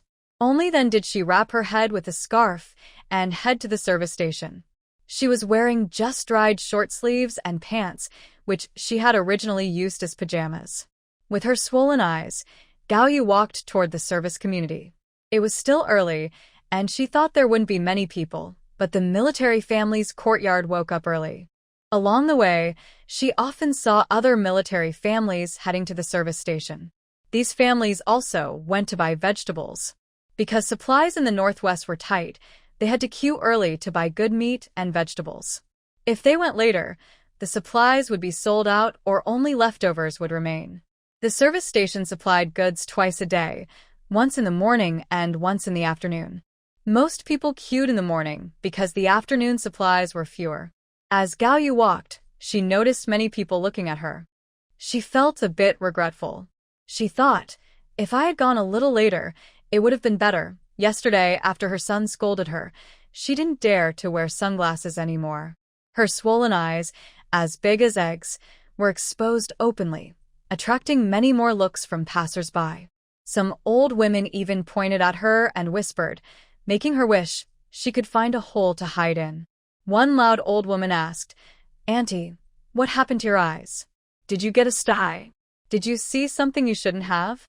Gao Yu didn't want to answer and hurriedly walked ahead. What about a sty? That's just insulting people. When she finally reached the welfare station, she found a line outside. Everyone looked at her with curiosity and some unclear feelings, making her feel very uncomfortable. An older woman asked Gao Yu curiously, "Auntie, are you from the Gu team leader's family?" Hayu stood at the back of the line and nodded stiffly. Seeing her respond with a nod, everyone suddenly became interested and started talking excitedly. "Wow, look at your eyes, all swollen like big fish bubbles. No wonder you wore dark glasses the other day. You don't know anything. That's called sunglasses, not dark glasses. Capitalists all wear sunglasses, right, Annie? Why isn't Annie wearing those fancy clothes today? I heard you brought a lot of new outfits. Your hair is also curled, right? You look very fashionable, like a young girl showing off outside. Now that you're covered up, you look just like us, plain folks. Are you back at the military family compound to teach your daughter-in-law? Your mother-in-law seems really good at teaching people. Shuling must be having a tough time. Annie, please go easy. Shuling is pregnant with your 2 grandsons. Don't wear her out. Things aren't like the old days anymore." As they spoke, they squinted their eyes and looked at Hayu with unclear expressions. Hayu felt uncomfortable all over. She finally understood why her son didn't want her to wear those clothes. If she wore them, she didn't know how these people would mock her. The Northwest is quite different from the capital city. Here, there are no bright lights and fancy parties. People dress simply, and most of these military family members come from rural areas. They take pride in being poor farmers and dislike new, fashionable things. Actually, it's the same in the capital city, but the Gu family has a strong background there. Even if Hayu dressed more brightly, no one would say anything, and they certainly wouldn't gossip in front of her. Hayu pursed her lips and said nothing. She didn't want to say more to these people. At that moment, the door of the service center opened, drawing everyone's attention. Seeing this, she finally relaxed. Hayu buried her head and blended into the crowd, feeling more embarrassed than ever in her life. Chinju, carrying a basket, saw that Hayu bought 2 sets of black clothes. She hurried over and asked sarcastically, "Hey, auntie, why did you buy such plain clothes? Won't you look just like me in them?" Chinju's tone was teasing and sarcastic. Hayu clenched her teeth and stiffened her neck, saying, "I'm here to take care of Shu Ling. I need to wear something more convenient." After saying that, she took the clothes and left. She can't afford to offend her daughter-in-law, let alone Chinju. "Hey, you're still so temperamental," Chinju said with a hint of surprise, clearly not expecting Gaoyu to be like this and not to lower her head and behave properly. After buying clothes, Gaoyu also bought lunch ingredients. She then carried her things toward the military residence. The service station is not far from the military residence, but she bought a lot and usually doesn't exercise much. She had to rest 2 or 3 times on the way home. When Gaoyu entered the yard with her things, she found Shin Shuling still not up. She felt a bit uncomfortable, but didn't dare complain. She took the vegetables into the kitchen and started working. It's just cooking and serving people. She can do that. She also knows how to cook. Shin Shuling was awakened by a smell of burnt food. She frowned and opened her eyes. Before she could think, she heard screams and the sound of pots and pans falling outside. It was Gaoyu shouting. Shin Shuling didn't pay much attention to her mother-in-law's screams and immediately put on her shoes and went outside. As soon as she opened the door, she was hit by a strong smell of smoke. The main room was connected to the bedroom on one side and the kitchen on the other. Now, the main room was filled with smoke, clearly indicating the kitchen was in trouble. "Mom?" Shin Shuling covered her nose and looked toward the kitchen. There was no fire or feeling of heat, so it probably wasn't on fire. Thinking this, she relaxed a little and headed outside the main room. As she stepped out, she saw a figure rush out, Gaoyu, who was tidying up vegetables for lunch. Gaoyu's face and hands were blackened, as if she had been smoked by something. Her hair was messy, and the back of her head looked like it had been burned. Seeing Gaoyu rushing out in a hurry and looking at the smoky main room, Shin Shuling wondered if her mother-in-law had ruined the kitchen. Gaoyu was jumping around in the yard, her eyes stinging. "Whoa, my eyes hurt so much. My eyes hurt so much." She had accidentally been smoked while trying to boil water with a clay stove. Now tears were uncontrollably flowing, making her eyes sore and itchy. Shin Shuling looked at Gaoyu crying and jumping around and reminded her, "Go to the well and rinse your eyes." Gaoyu quickly ran to the well, crying as she washed her eyes. At that moment, Yi Yuzhen and Su Shuyuan, returning from the hospital, passed by.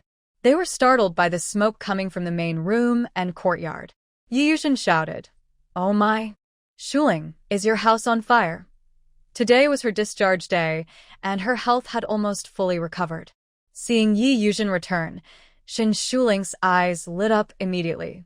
"Aunt Yi, have you been discharged today?" she asked with a smile as she opened the courtyard gate. Her complexion was rosy, and her health looked even better than before she was hospitalized. During this time, she often brought bone soup made from spiritual spring water to help her wound heal. That was also why Aunt Yi was able to leave the hospital so soon. Yi Yuzhen nodded and then called to Su Shuyuan nearby, "Go check the kitchen and turn off the smoke." Su Shuyuan quickly headed to the kitchen. Yi Yuzhen glanced at Gaoyu, who was washing her eyes by the well, and lowered her voice to ask, "Is she causing trouble?" She had heard that Shuling's mother-in-law liked to cause trouble. Shuling nodded. "It's okay. She'll leave in a few days. She wouldn't cause trouble for long." Yi Yuzhen said, "That's good. She's already burned the kitchen. Later, I'll cook for you. Your belly is so big now you need to eat nutritious food. I'll have Shuyuan bring a chicken over later. Aunt Yi, you just got out of the hospital. You should rest." Shin Shuling was still worried about Yi Yuzhen's health. Yi Yuzhen waved her hand. "Don't worry, Shuling. I'm fully recovered. I'll have Shuyuan prepare the chicken. I can just steam it myself. It won't take much effort. You can rest assured." It wasn't her pretending to be strong. Her body was really fine now. Even the doctor said she was healing quickly. While they were talking, Gaoyu finally finished washing her eyes, but she felt her eyes hurt even more. She squinted and walked over. Oh my! Yi Yuzhen was startled. Seeing Gao Yu's condition, Shin Shuling couldn't help but say, Mom, you need to go to the hospital and get some medicine. Gao Yu also thought she should get some medicine. She nodded, forcing a stiff smile on her face, and tried to speak gently. Once I finish making lunch, I'll go. After speaking, Su Shuyuan walked out of the kitchen through the main hall.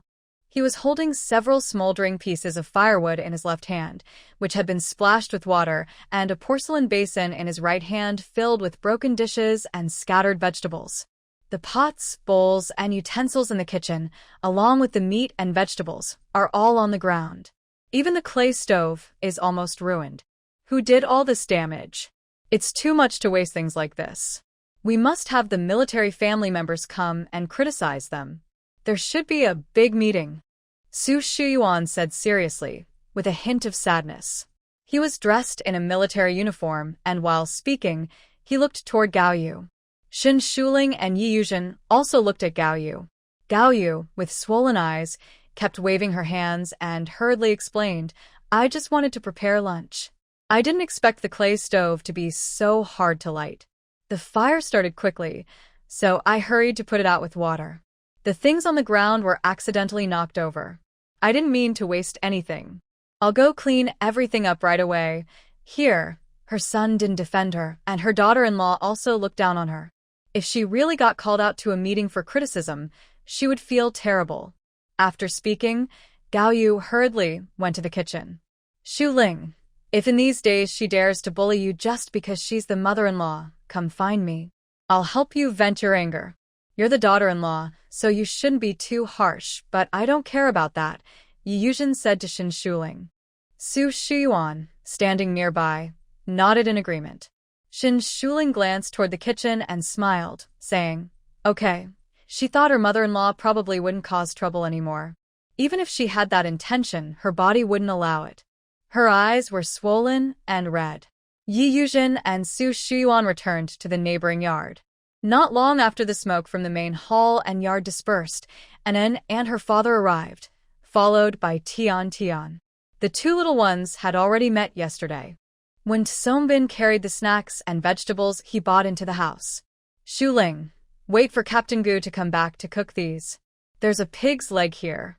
Remember to seal it well and soak it in cold water. At noon, Tian Tian and can go to the cafeteria to get food. This pig's leg was bought specifically for Shin Shuling to help her regain strength. She was pregnant with twins and needed a lot of nutrition. Shin Shuling smiled and nodded. One Songbin left quickly, without saying a word to Gao Yu. Last time, when she came to talk to him about Shuling, he felt very annoyed and didn't want to look at her at all. Gao Yu watched when Songbin put down his things and leave, along with Yi Yuzhen and her son. She always felt that the people at the military residence were very friendly to Shin Shuling. Not only did they greet her with smiles, but they also often sent things over. Gao Yu couldn't help but glance at Shin Shuling in the yard. It seemed that her daughter-in-law was quite likable. Even this morning, when she went to the service station, someone told her to be nicer to her. Tian Tian, you go home and play first. Later, I'll ask Anan to call you next door, Shin Shuling said to Tian Tian. Tian Tian was a very obedient child.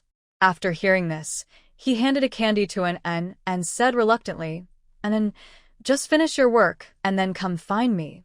Anan nodded her little head. Don't worry, brother Tian Tian, I will come find you after I finish. After Tian Tian left, Shin Shuling took Anan to the needle treatment room. This time, Gao Yu didn't go over, but continued to tidy up the kitchen honestly. The vegetables she bought were all spoiled, and she didn't dare use the things when Songbin brought. In the end, Gao Yu decided to go back to the service station to buy some vegetables for lunch. She wanted her son and daughter-in-law to see her determination to get along well, so their relationship could improve, and her son wouldn't chase her away. Shin Shuling quickly gave Anan her injection. After removing the needle, she waited 10 minutes before waking Anan up. The little girl was eager to go next door to play with Tian Tian and had told her to wake her up. Soon, Anan was holding her doll and bouncing happily to the next door. Shin Shuling looked into the kitchen. It was already cleaned up. The pig's trotter wrapped in plastic was cooled with cold water, and the greens were in the basket, looking quite presentable. However, the stove by the earthen fire was very black from smoke, probably impossible to clean. On the nearby coal stove, rice was simmering. She looked inside. There were buns, steamed bread, and a bowl of porridge, which was her breakfast.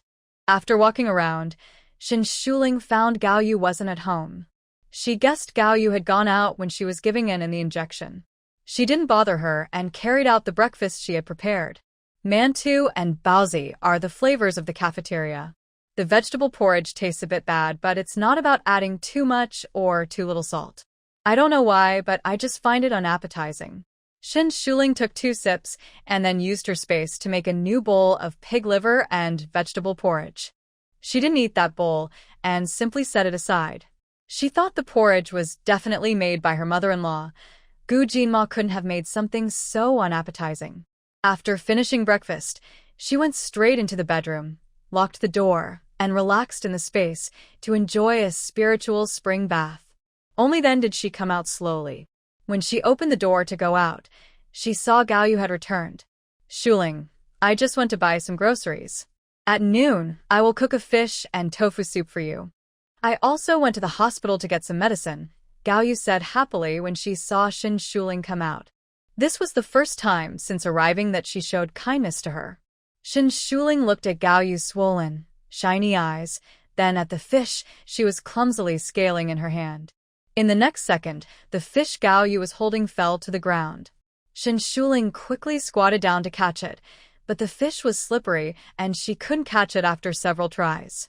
Looking at the dusty fish, Shin Shuling felt a bit worried. Can you handle the fish? This person almost set the kitchen on fire just now. Gao Yu nodded repeatedly. Finally, she managed to pick up the fish. With some dust on it, it wasn't as slippery anymore. I just asked the service people. I know how to scale the fish. Don't worry, Shuling. I will definitely handle it, she said confidently. She was determined to do well, to show her good side, and to see her grandson again, hoping to ease her relationship with her son. Shin Shuling nodded with some difficulty. If the food wasn't good, she could ask Tian Tian to help serve the meals. Yi Auntie also said she would cook chicken today. It's better than her mother-in-law causing trouble over the food. It's always good to find something to do. Seeing Shin Shuling nod, Gao Yu suddenly felt more motivated to work. Aside from being a little lazy, her daughter-in-law had no other faults. She didn't make things difficult for her, nor did she dislike her like before. 1 hour later, Shin Shuling smelled a strange smell coming from the kitchen. For the first time in her 7 months of pregnancy, she felt like she might. She got up and went from the main hall to the bedroom, feeling a bit regretful for letting her mother-in-law cook earlier. When Yi Yuzhen carried a pot with 2 little kids from the next door, she just arrived at the bedroom window and frowned as she looked at Shin Shuling. Shuling, do you think your mother-in-law is giving you some medicine? I don't believe it's harmless. And Tian Tian, the 2 little ones, were pinching their noses. Auntie, it smells a bit bad, and said in a muffled voice. Shin Shuling glanced toward the kitchen and suggested, Auntie Yi, why don't you come to our place to eat? She couldn't understand her mother-in-law's cooking.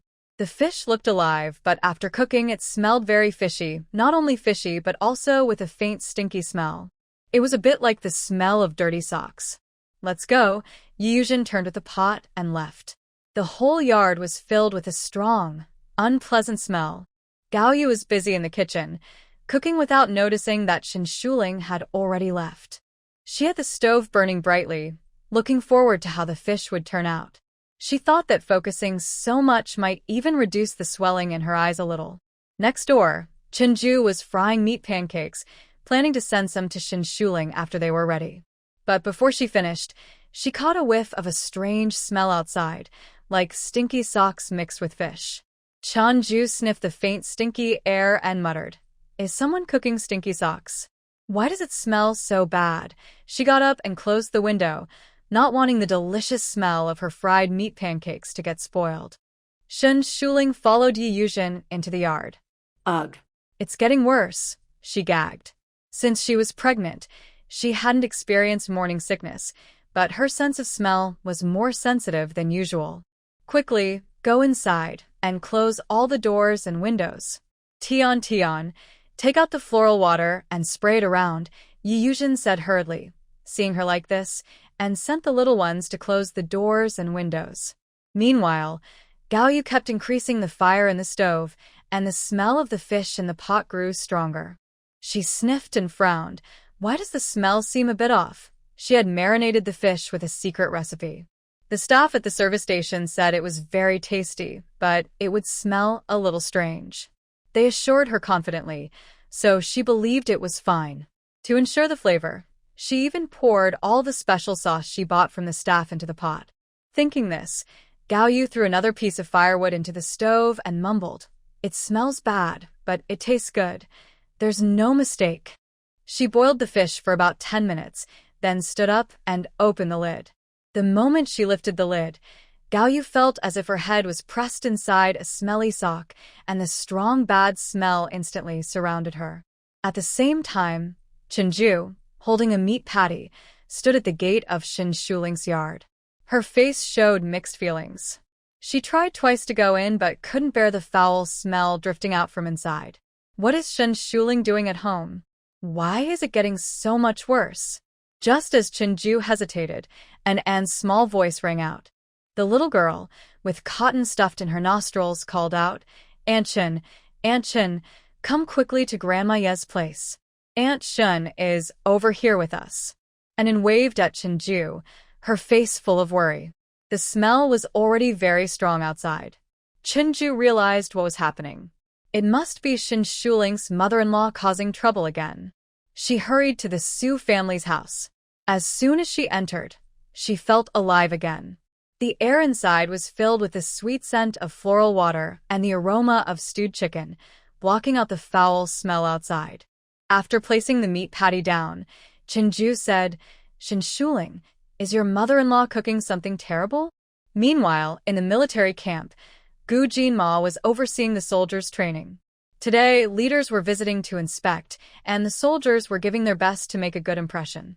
The leaders from several battalions watched these well-trained, energetic soldiers and nodded in approval. Gu Jinma was considered the most promising talent in their unit. He excelled both in completing tasks and managing soldiers. After a training session, the leaders were all satisfied and started talking to Gu Jinma. Commander Lu patted his shoulder and said, "Little Gu, you've trained these soldiers really well. You could easily make our battalion look good. Old Chief said last time that you have a real talent. This time, you've proven it again. I think your team is more spirited than the one next door. Next time you go somewhere else for training, take your team and bring back first place," Vice Commander Feng added with a smile. Gu Jinmo modestly replied, "It's all thanks to the support from the battalion and the leader's attention." He and his team had prepared for today's training for many days. While they were talking, Xiao Mao hurried over in a rush. He looked very worried and started shouting before he even reached them. Gu Tuan, your family's toilet was blown up by Gao Andy. You should go see it. The whole military housing area now smells terrible. A few people from the military housing area had been talking to him earlier. He just came back from there, and yes, it really smells bad. Gu Jinma's face stiffened. He instinctively asked, what was blown up? He could understand the words, but when put together, he didn't quite get it. His mother wouldn't have blown up the toilet, right? Oh, Gao Auntie is your mother, little Gu? I heard she just arrived recently. Maybe she's unhappy with our camp. Why would she up the toilet? Is she trying to drag the whole military area down with her? Commander Lu said politely. Recently, he had been obsessed with martial arts novels and liked to talk like that. Commander Feng wasn't as refined. He directly said, if the toilet was blown up, it must be a big mess, with water and waste everywhere. Your mother came to take care of her daughter-in-law, right? Why would she up the toilet? Gu Tuan, you should go back and check. Gao Auntie doesn't know why she took all that manure into the house. Now she's stopping everyone from getting close, Little Mao said nervously. Gao Auntie not only stopped people from approaching, but also said she wanted to eat it. If someone nearby hadn't stopped her, she might have actually taken a bite. Hearing this, Gu Jinma didn't care about anything else. His training was finished. He greeted his leaders and hurried to the military housing area. Maybe his mother did it to make Shuling angry. If he was too slow and Shuling got upset, what would happen? The deputy and the vice commander saw Gu Jinmo rush out like the wind. Curious, they quickly followed. Zhou Baogua and Lu Jianjun looked at each other and also followed. The gossip about Commander Gu's family was rare. Ever since Lu Jianjun's wife, Zhuang Ying, was sent back to her hometown, their house had been quiet. He no longer had to listen to her chattering every day. Zhuang Ying started writing letters as soon as she reached the village, saying she knew she was wrong and wanted to come back. But he ignored her. Now life was much easier. Gu Jinmo rushed back to the military housing area. As soon as he entered, he smelled a faint, unpleasant odor. The closer he got to his house, the stronger the smell became. The two commanders following behind slowed down, their faces showing how uncomfortable they felt. Wow, Aunt Gao really did up the toilet pit. But since I came all this way, I have to go and take a look. Gu Jinma arrived at his house's gate. The strong, foul smell was so overwhelming that it seemed to fill his whole mind. Every breath made him feel deeply contaminated. Many neighbors had gathered outside the yard, but none dared to go inside. They either covered their noses with their hands or stuffed cotton and grass into their nostrils. Inside the yard, Gaoyu was holding a vegetable bowl in one hand and chopsticks in the other. Her eyes were still swollen, and she had a ball of newspaper stuffed in her nose. Her face looked very conflicted. She seemed to want to eat but was afraid to do so. The neighbors watching nearby looked uncomfortable and speechless. One auntie couldn't stand it and said with a sneer, "What kind of troublemaker is this? What kind of things are they doing? Who would have a mother-in-law feed her daughter-in-law?" Exactly. Even if she doesn't like her daughter-in-law, she shouldn't treat her so badly. Besides, Shuling is so kind and helpful. I don't know what she did to offend her, but she just insists on making her eat. That wicked mother-in-law is just trying to torment her daughter-in-law. Why would she bother if she wasn't up to something? I think she came here with some ulterior motive. Poor Shuling is already 7 months pregnant, and she's expecting twins. Sigh. Just look at what she wore that day. Her white dress and black glasses. It's obvious she's not easy to get along with. She probably thought she could take advantage of Shuling's pregnancy to bully her. And she's from Beijing, too. She's so intolerant of her daughter-in-law, worse than the women in our village. Everyone was speaking harshly about Gaoyu. In the military compound, there were no secrets. Everyone knew how Gaoyu had been treating Shin Shuling these days. Gaoyu, standing inside the yard, was so angry her face turned red. She shouted back loudly, "You all misunderstood me. I didn't mean to make Shuling eat. I was just cooking fish for her. Can you stop thinking so badly of me?" Her last words carried a hint of crying, full of anger and sadness. Chenju, who had run over from the next door to watch the scene, immediately said, "How could you be so kind as to cook fish for Shuling? Besides, that smell is terrible. If Shuling eats it, she'll have to run to the bathroom. Pregnant women getting diarrhea is no small matter." Everyone around nodded. Diarrhea in pregnant women can easily lead to early labor. I didn't do it. This fish was truly my kind gift to Shuling. The fish is very fresh, weighing about 7 jin.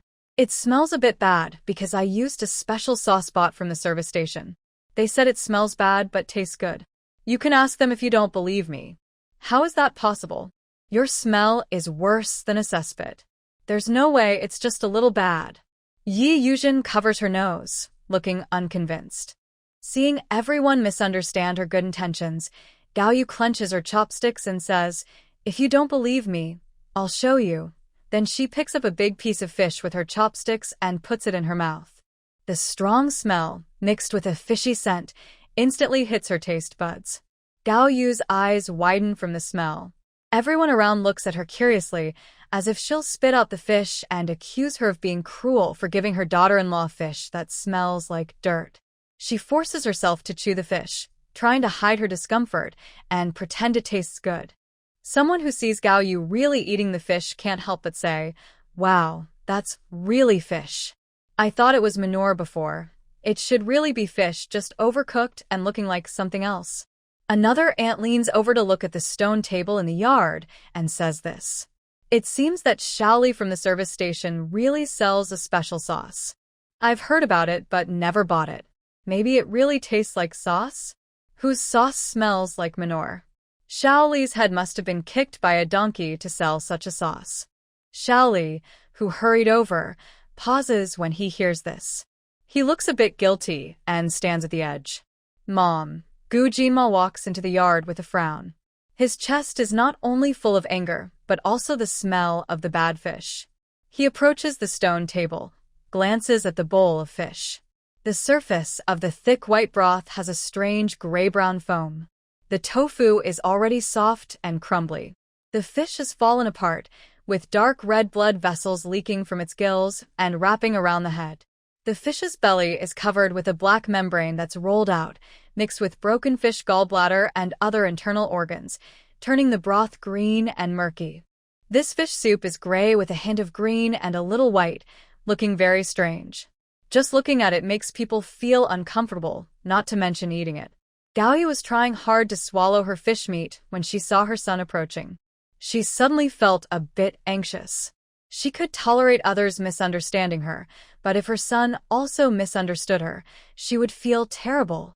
This sudden excitement made Gaoyu experience a new level of foul smell. She couldn't hold it and bent over too. The people watching at the gate of the yard all stepped back a few paces. Next door, Shin Shuling, who had her nose pinched with mint leaves, was quickly called inside by Chinju. Don't come out. The outside smells worse than a manure pit. Chinju told her to go inside quickly. Although Shin Shuling's nose was pinched with mint leaves, she still caught the faint smell of stench outside and obediently went back inside. She was 7 months pregnant and couldn't afford any mishaps. Inside, Tian and Unan were with her.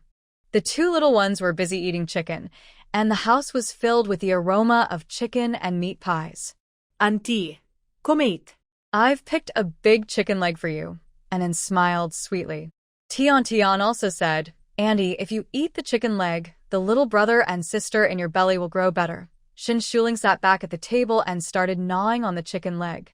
There was also chicken in another bowl, reserved for Aunt Yi and Sister Chen. In the yard next door, where Gu Jinma was, Gaoyu couldn't hold back after vomiting.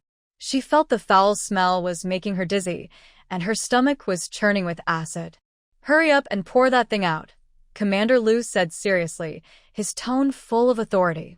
He thought Gaoyu deliberately added something inappropriate to her daughter-in-law's food. Otherwise, how could it smell so bad? Everyone knew that food should smell delicious. How could it be stinky? Chen Ju immediately rushed forward to pour out the fish soup, but after turning it around, she found nowhere suitable to pour it. It was just too foul, worse than a manure pit. No matter where she poured it, the strong smell couldn't be covered. Just take it to bury in the soil at the back. Make sure to dig deep, Commander Lu said sternly. This matter concerned the entire military family compound. If not handled properly, the foul smell might never go away. Well, I'll go with you. I sold that sauce to Aunt Gao, so I'll bury it, Shaoli volunteered, holding a shovel, wanting to cover up his mistake. Everyone around was surprised by what he said. Is this sauce with manure really the one you sold to Aunt Gao? Yuzhen asked in disbelief. She usually thought this Little Li was a good person. The people nearby also looked at Little Li with disbelief, and he kept waving his hands to deny. I sold her this special sauce, but I didn't tell her to put the whole jar in. She clearly dumped the whole big bag, and she probably didn't remove the fish's guts, or it wouldn't be so smelly. That's not my fault. The sauce can last at home for more than half a year. When cooking fish, I just use a little with chopsticks to add flavor. I even told her to use less, but I didn't expect this to happen. Quick, get the stuff away. Commander Lu waved his hand, feeling dirty all over. Little Li and Chinju took the fish soup and left the yard. Once the source of the smell was gone, everyone felt a bit better. Gu Jima took a bag and asked Gaoyu to hold it and go to the side too. He himself used a shovel to remove the dirty things. At this moment, wind with fine sand blew in. Everyone spread out a bit so the wind can away the smell, Yuzhen quickly told everyone. The northwest wind brought lots of sand. Usually, people avoid strong winds with sand, but now everyone wished the wind would harder and longer. No one minded the sand in the wind anymore.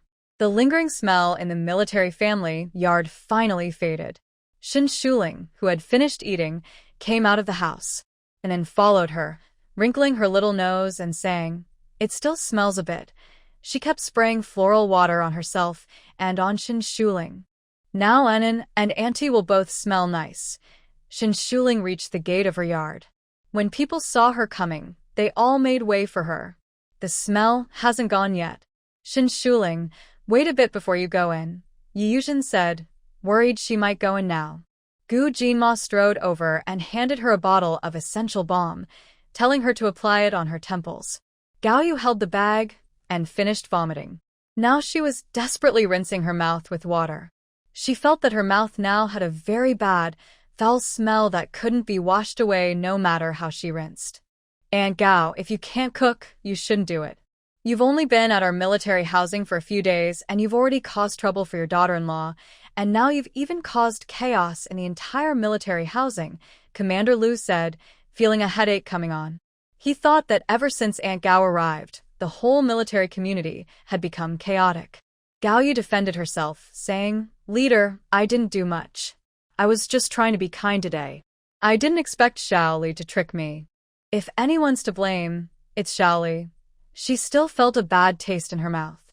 Commander Lu looked at Gao Yu's swollen eyes and didn't want to say anything harsh. Deputy Commander Zeng said nearby, "Aunt Gao, your daughter-in-law is about to give birth, and I heard it's twins. You can't cause more trouble for them. If you do something else, what if your daughter-in-law can't handle it? Then you'll be the one to blame. As Xiaogu's leader, I have to think about family harmony.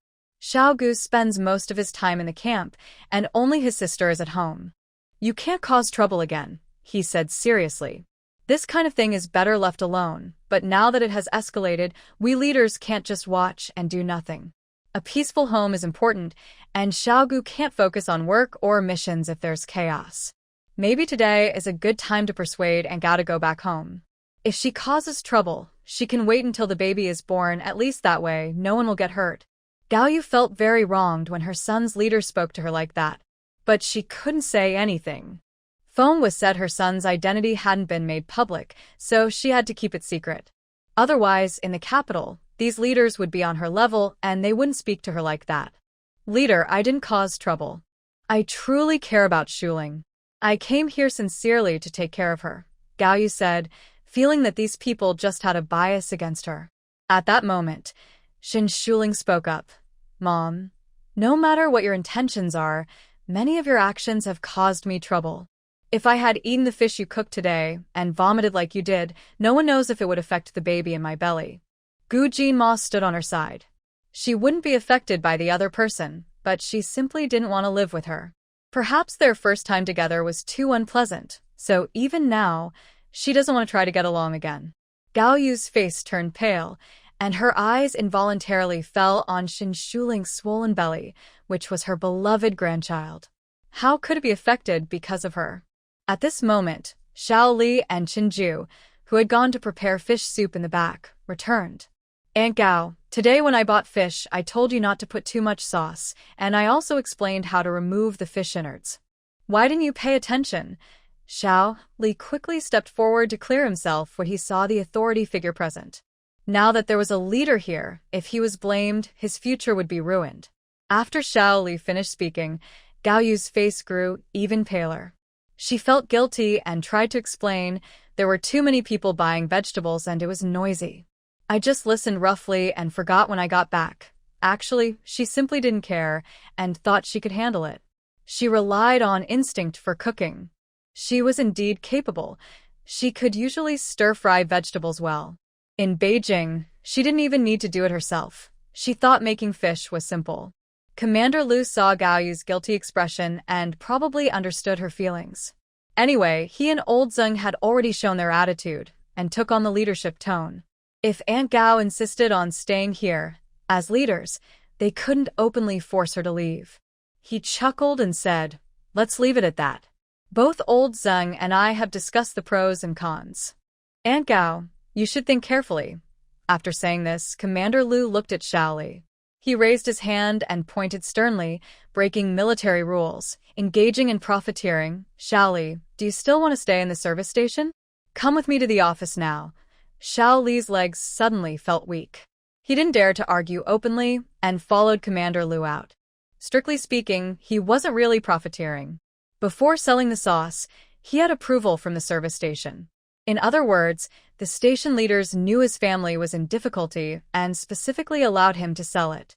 His sauce was supplied to the service station, but each batch was small, and because of its unusual taste, not many people bought it.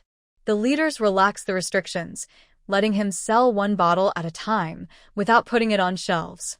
Now, the commander accused him of profiteering. Although he had approval, he was still quite frightened. People watching nearby whispered and discussed quietly. Zhou Baogua, who was eating watermelon nearby, waved his hand and said, "All right, everyone, go home now." The people watching the scene dispersed. Xin Shuling didn't go home immediately. Instead, she followed Yi Yuzhen to the next door. Her family's kitchen still smelled bad. Gu Jinma was cleaning with Gao Yu. She felt a bit upset and wondered if her own bedroom quilt also smelled.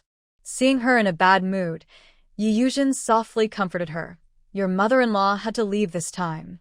It's good that today's trouble happened." Xin Shuling nodded. "That's true. Jinma will buy her a ticket soon. After today, your mother-in-law's reputation in our military housing is completely gone. With her personality, she probably can't stay anymore." Chenju also said. Xin Shuling's reputation in the military housing was good. With her mother-in-law's bad behavior, it only made things better for her. Meanwhile, in the kitchen, a mother and son were busy cleaning. "Jima, your unit is still busy. Don't stay at home."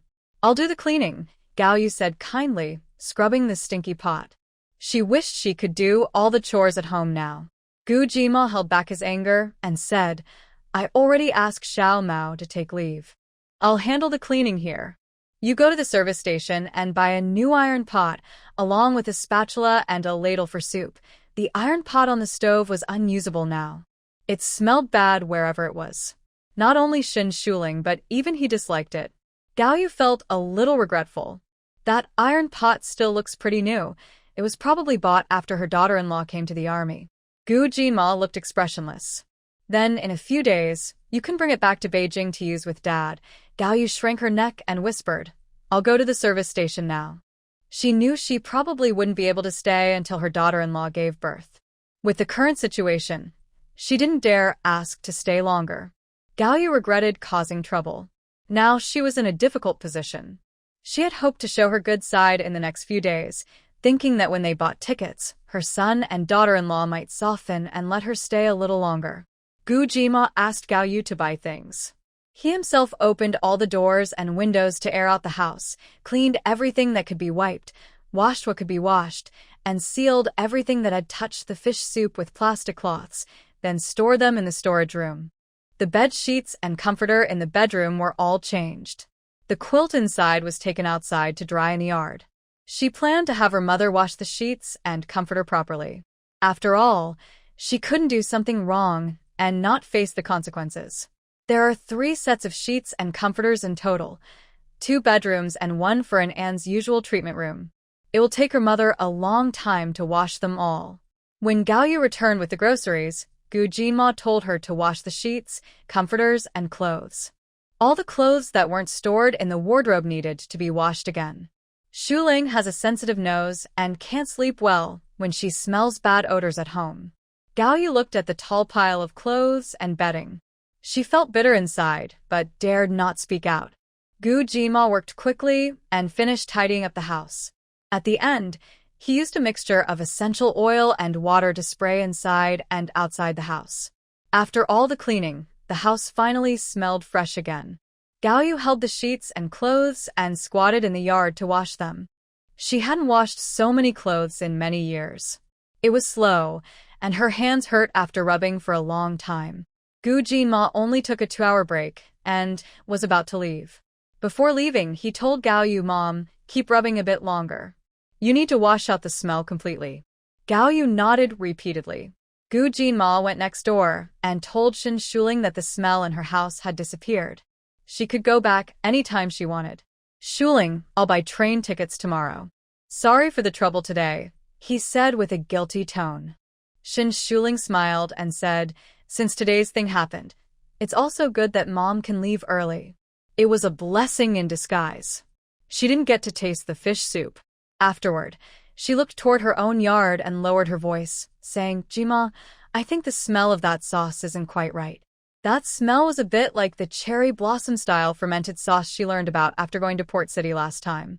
People from Sakura country loved to eat it, but ordinary people usually couldn't accept it. But she couldn't say this directly. Gu Jinma always took his wife's words seriously. Seeing her serious expression, he also paid attention to this matter. He said solemnly, okay, I'll go check when I get back to the camp.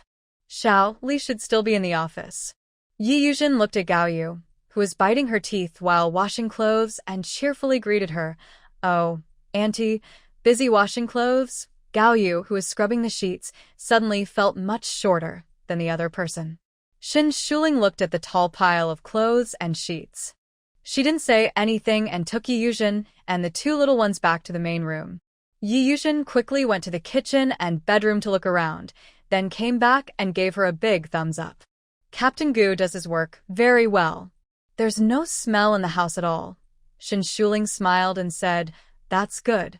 If there was any smell, I wouldn't sleep well tonight. Yi Yuzhen patted an and Tion's little heads and said, I saw some vegetables in the kitchen. I'll help you pack them up so that when Captain Gu comes back tonight, it will be easier. She knew Captain Gu often came back when it was dark, and she was worried Shin Shuling would be hungry if she waited too long. The old lady at home was not very helpful. If it weren't for her just being discharged from the hospital and afraid Shin Shuling wouldn't agree, she would have cooked 3 meals a day herself. Shin Shuling saw Yi Yuzhen busy in the kitchen and didn't stop her. Instead, she played with Tion and in the main room. Laughter occasionally came from the room, making Gao Yu, who was squatting outside washing clothes, look over repeatedly. She also wanted to go in and talk to Shin Shuling but hadn't finished washing her sheets and didn't have the face to go over. Looking at her red hands from scrubbing clothes, Gao Yu first doubted whether Lin Yan's idea was good. She came here mainly to do her best for Shin Shuling, but Lin Yan said she shouldn't do that. She needed to establish her authority as a mother-in-law first, or Shin Shuling would definitely start to disrespect her. But thinking back, when Lin Yan first moved in, she didn't show her authority either. They got along very well. Gao Yu felt uncomfortable inside. She thought Lin Yan was thinking too badly of Shin Shuling. She had been misled, which caused the current situation. It's really hard to use her brain after not doing so for a long time. Meanwhile, inside the military camp, Gu Jinma had just entered when Xiao Mao ran over and said, Captain Gu, the chief wants you to go to the office. He looked serious and immediately headed toward the old chief's office. It was probably an assignment or task. Gu Jinma knocked on the office door and found that Colonel Liu was also there. Xiao Gu, come here. The old leader waved at him. Gu Jinma walked to the desk and saluted the old leader and Commander Liu. Leader, Commander Liu. The old leader took a sip of tea and asked, I heard that Aunt Gao specially came from the capital to see your wife. The story about Aunt Gao ruining the reputation of the military family compound by herself had already reached him. He was glad he didn't go on inspection with Lao Lu and the others, or he would have gone too. According to Lao Lu, that kind of smell is not something ordinary people can handle. Yes, leader. My mom just arrived a few days ago. The incident at the military family compound today was quite embarrassing. I will bring some vegetables and eggs to the neighbors tomorrow to apologize. Gu Jinma nodded, sounding a bit sorry. This matter needed to be resolved properly. The smell affected the neighbors, and no one would feel good after being unexpectedly exposed to it. They might also hold some resentment. The old leader nodded. It's right to bring some gifts. The saying, close neighbors are better than distant relatives, still has some truth. We all live in the same yard, and there will be times when we need to help each other. He was a bit surprised. Usually, he didn't like to deal with these relationships, but now he was actively maintaining neighborly ties. Thinking about it, Since the other person's wife and children are now involved, it makes sense for her to care more about family. Paying more attention to family life can make a person more warm-hearted. The old leader was pleased with Gu Jinma's change and said earnestly, I heard that Aunt Gao is very comfortable living in the capital. Did she come specifically to take care of your wife? She came with good intentions, but she also caused some trouble for your wife. Xiao Gu, your wife is quite far along in her pregnancy. You usually stay in the camp during the day and sometimes go on missions. If you let Aunt Gao stay at home with your wife and they have a disagreement, what would happen? Take today's incident, for example. If that fish hadn't smelled so bad and everyone wasn't affected, Aunt Gao might have just let your wife eat the fish. But that's not a small matter, Commander Liu added. If something went wrong, there was a high chance of a premature birth. He had just gone to the military family compound earlier. Aunt Gao didn't look like someone easy to deal with. Her eyes were swollen, and she was causing trouble. As a leader, I must help Xiao Gu analyze the situation and make decisions when necessary. Gu Jinma also feels a bit worried. Currently, Xu Ling's health cannot be taken lightly. He solemnly said, Please rest assured, Chief and Battalion Commander. I will buy train tickets tomorrow. Good. When the time comes, you personally take Gao Annie to the train station. If your family has any objections, just let me talk to them. I'll explain everything clearly. The old chief waved his hand. Xiao Gu is his key trainee, and his family must not have any issues. Keeping the back stable allows him to focus fully on his work. After agreeing, Gu Jinma quickly left the chief's office. As he passed another office, he heard Vice Battalion Commander Zhang's distressed voice inside. Xiao Li, you're too unkind. The higher-ups trust you and gave you a chance. How could you betray us? You're just causing trouble. Vice Battalion Commander Zhang believed that the sauce definitely contained something unpleasant, otherwise it wouldn't smell so bad. Just thinking about that smell made his stomach turn. Then Xiao Li's weak voice was heard. Vice Battalion Commander Zhang, there's really no bad stuff in the sauce. If you gave me 10 guts, I wouldn't dare put anything bad in it. My wife made the sauce. She adds just a little each time, and it tastes really good. She makes it like this at home. Vice Battalion Commander Zhang looked skeptical. Your wife makes such a strange sauce. Can your family really eat it? Xiao Li explained, My wife said this sauce is made from natto, a type of bean from her hometown. We don't have it here in the Northwest. He was curious when his wife first mentioned it. While they were talking, there was a knock on the office door. Vice Battalion Commander Zhang said, Come in. In the next moment, Gu Jinma pushed the door open and entered. He looked serious and directly asked Xiao Li, When did you get married? Where is your wife's hometown? What kind of work is your wife doing now? After these 3 questions, even Deputy Commander Zhang was stunned. But seeing Gu Jinma's serious face, as if he was conducting an interrogation, his expression also became serious. Xiao Li was frightened by Gu Jinma's stern look. He stammered, Comrade Gu, I got married 3 months ago. My wife's hometown is Lian Village in the north. She doesn't have a job yet, but she has already signed up at our camp's cafeteria. He lives in the nearest village to the military district. Because he works at a service cooperative, he also found a way to get his wife in. Recently, he heard that the cafeteria was hiring, so he helped his wife sign up. Have you ever gone back to your wife's hometown with her? Gu Jinma's eyes were sharp, staring at Xiao Li, as if judging whether he was lying. Xiao Li shook his head, his expression softening. My wife's parents have passed away. She isn't close to her relatives back home. She basically has no family in the north anymore. Since our place in the northwest is far from Lian Village, I haven't been back. His wife is caring and truly wants to live with him. Gu Jinma saw the tenderness in Xiao Li's expression and became more cautious. He looked at Deputy Commander Zhang, who had been silent, and said, Deputy Commander Zhang, I remember Wu Chuan from our regiment is from Lian Village in the north. I want to find him and ask if there are any beans like the ones Xiao Li's wife mentioned. Deputy Commander Zhang didn't say anything and strode out of the office. Seeing this, Xiao Li understood that his wife was being suspected. Although he wasn't a soldier or a military family member, he had worked at the service cooperative for many years, dealing with military personnel daily and hearing many things. His heart immediately became nervous and anxious. He couldn't help but say, Comrade Gu, My wife is a good person. She would never do anything bad. She doesn't even dare to kill chickens. How could she do anything wrong? He thought Gu Jinma must have misunderstood.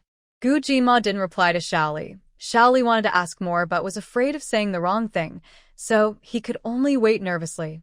Soon, Deputy Commander Zeng returned with Wu Chuan. Wu Chuan, does your hometown have a kind of bean called natto? Gu Jinma looked at Wu Chuan. Wu Chuan looked a bit confused and scratched his head. No, I haven't heard of natto. My hometown has never had such beans. Comrade, think carefully. It's a kind of beans that smell bad. Not many people like to eat it. Xiaoli looked at Wu Chuan expectantly. Because of the special smell of the sauce, he had asked his wife several times about the origin of natto. His wife always said it was a local specialty from her hometown. He couldn't be mistaken. Wu Chuan shook his head without hesitation. No, our village definitely doesn't have beans that smell bad. If there were, I would have heard about them. Beans that smell bad are too strange. If they existed, he wouldn't forget them, and he definitely would have heard of them. Gu Jinma looked at Xiaoli, who was nervous but didn't understand why, and said, Your wife lied to you. How did you meet her in the first place? Xiaoli's thoughts involuntarily drifted away, and he began to recall. I met Fong Fong at the village entrance. She was already faint from hunger then. That day, I finished work and was heading home when it was getting dark. I almost ran over her on my bike. I felt sorry for her because her clothes were torn and ragged, so I took her home first. When she woke up, she told me she had been tricked by human traffickers into coming to the northwest. Luckily, she escaped halfway through. She fainted from hunger while running away on the roadside. When the traffickers took her, she had nothing on her and was injured. I kept her at my house. Usually, when I went to work, my family would take care of her and feed her. She was a good girl. Even before her injuries healed, she started helping around the house. She often took dirty clothes to wash by the river and helped my mother cook. Over time, villagers started asking about her. You know how small the village is, and rumors spread quickly. Soon, people said, I had a new wife.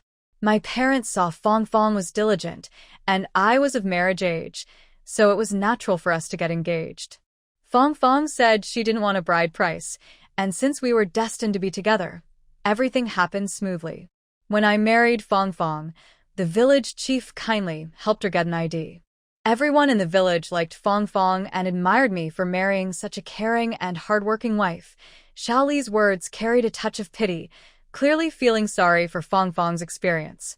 Besides sympathy, there was also happiness in his tone, as if he had found true love. He thinks Fong Fong is very caring towards him and his family, and she also makes him look good. Not only is she hardworking, but she might even be willing to forego the bride price. Many women in the village envy him. Now, every day after work, when he returns to the village and meets people, they say he married a good wife. In the village, adults are mainly laborers, and there will be children in the future. No matter which girl he marries, he will definitely give a bride price. Fong Fong, who wants nothing, is the first of her kind. Fong Fong must love him deeply because he saved her, which is why she is willing to be with him without asking for anything. To Xiaoli, he believes he has found true love. But in the eyes of Gu Jinma and others, Fong Fong has always been very suspicious since she appeared. Without ID and full of lies, Xiaoli, Fong Fong's identity is very suspicious, said Deputy Commander Zeng, frowning deeply. If Fong Fong is intentionally approaching Xiaoli and even hiding in his home, her goal might be the nearby military area. Gu Jinma also agrees with Deputy Commander Zeng. He said seriously, getting the trust of the whole village in such a short time and easily obtaining an identity shows she is very cunning.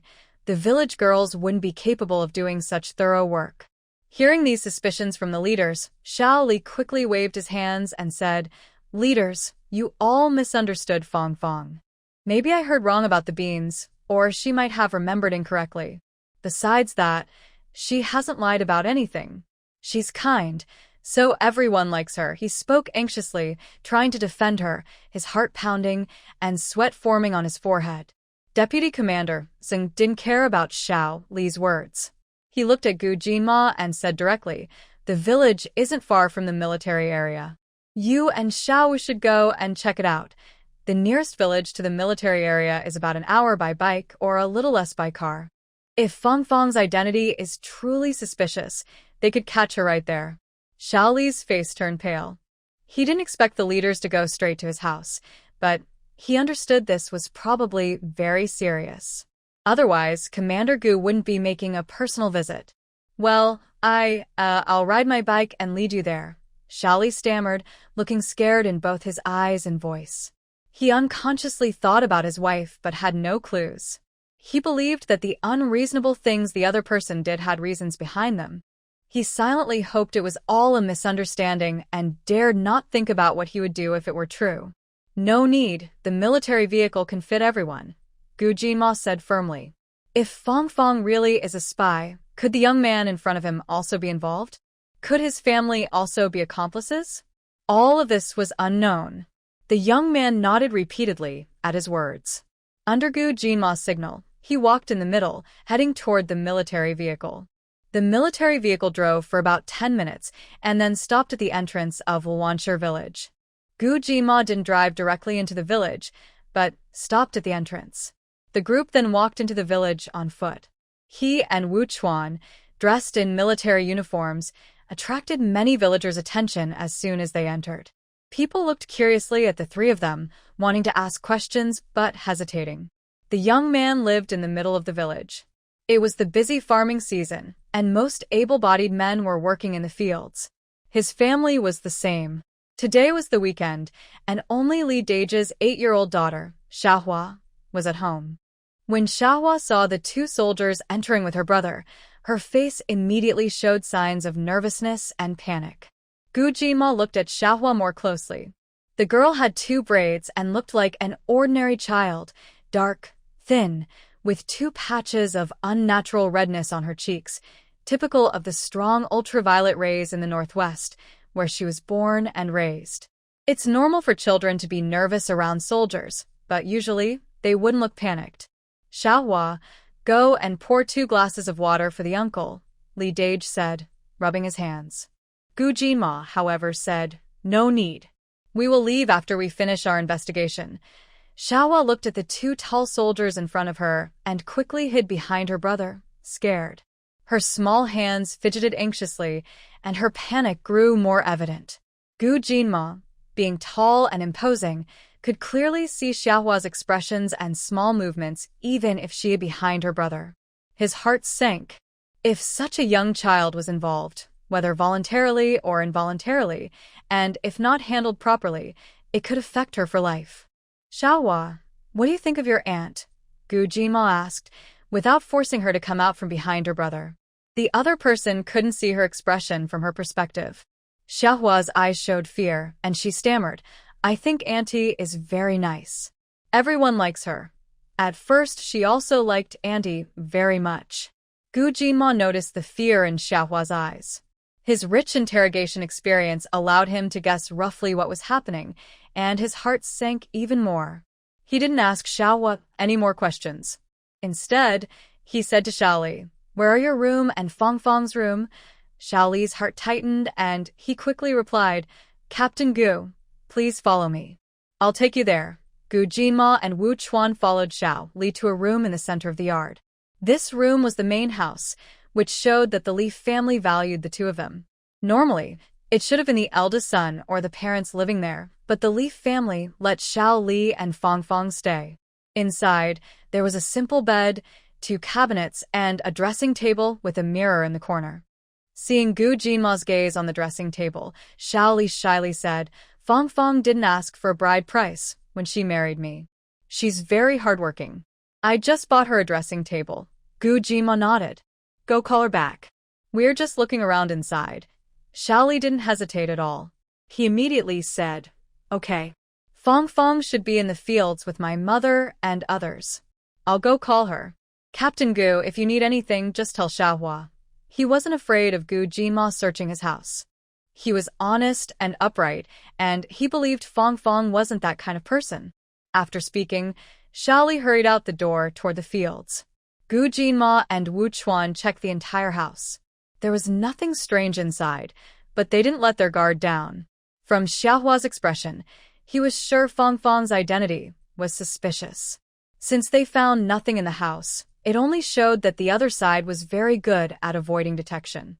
At this moment, Xiaohua's figure appeared at the door.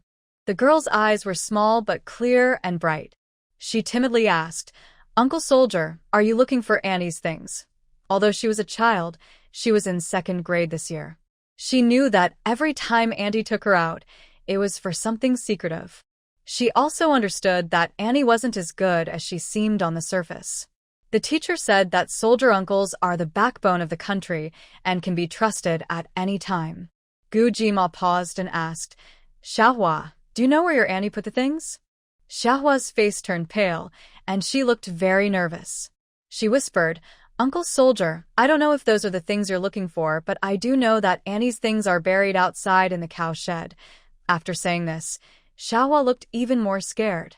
She couldn't help but ask, "Will you catch Auntie? If you don't catch her, please don't tell her I said anything. Fang Fang hit you." Wu Chuan frowned as he looked at Xiaohua. The little girl was so afraid of Fang Fang, which wasn't normal. Xiaohua bit her lip and nodded. "Auntie hit me a few times. My feet and arms turned purple from her squeezing." Wu Chuan looked at the thin, weak Xiaohua and asked, "Why didn't you tell the adults?" If even such a young child was being hit, the problem was very serious. Hearing Wu Chuan's question, Xiaohua's nose twitched, and she started to cry, feeling wronged. "Sniff, sniff, they don't believe me. I told my mom, but she said Annie is very kind. She buys me candy and makes clothes from cloth. Auntie secretly spends money on her family. I saw her hide all her money in the cow shed. On my way home from school, I saw her and my dad go into the small woods. I wanted to tell someone, but my dad hit me, and so did Auntie. They said if I told, they would send me away. I was too scared to speak." Sniff, sniff. As Xiaohua spoke, tears fell. If Fang Fang was just hiding things, she might not have said anything. But Fang Fang was involved with her father. Although she didn't understand everything, she knew it was hurting her family. Now that Uncle Soldier was here, she finally gathered her courage to speak out. She wanted Fang Fang to leave her home and hoped everything could go back to how it was before. Gu Jinma and Wu Chuan looked at each other after hearing Xiaohua's tears, then they headed toward the cow shed. After 15 minutes, Wu Chuan pinched his nose, wore gloves, and pulled out a small package wrapped in plastic from the cow dung. The package was hidden in the thick, evenly spread manure. "Annie takes out things from here every month and then takes me to the big woods outside the village. She says it's to pick wild fruits, but actually, she's going to meet a strange man. Every time she comes back, she buys me candy," Xiaohua says. At first, Xiaohua thought Fang Fang was very kind to her and didn't pay attention to who the man Fang Fang met was. But after a few times, she became curious. One day, after Fang Fang took Xiaohua to meet the man and they returned, Xiaohua finally asked Fang Fang who the man was. That was also the day Fang Fang hit Xiaohua and warned her not to tell anyone about it.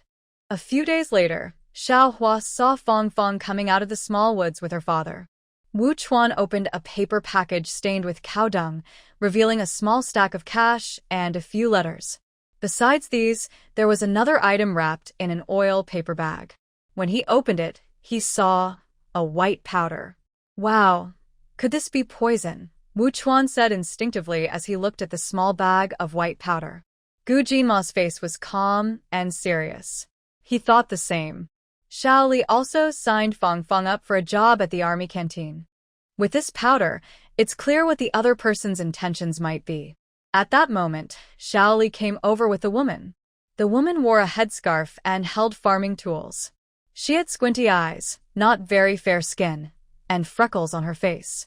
But her skin was better than most people from the Northwest who work in the fields all year. The cow shed was outside the house, visible from outside.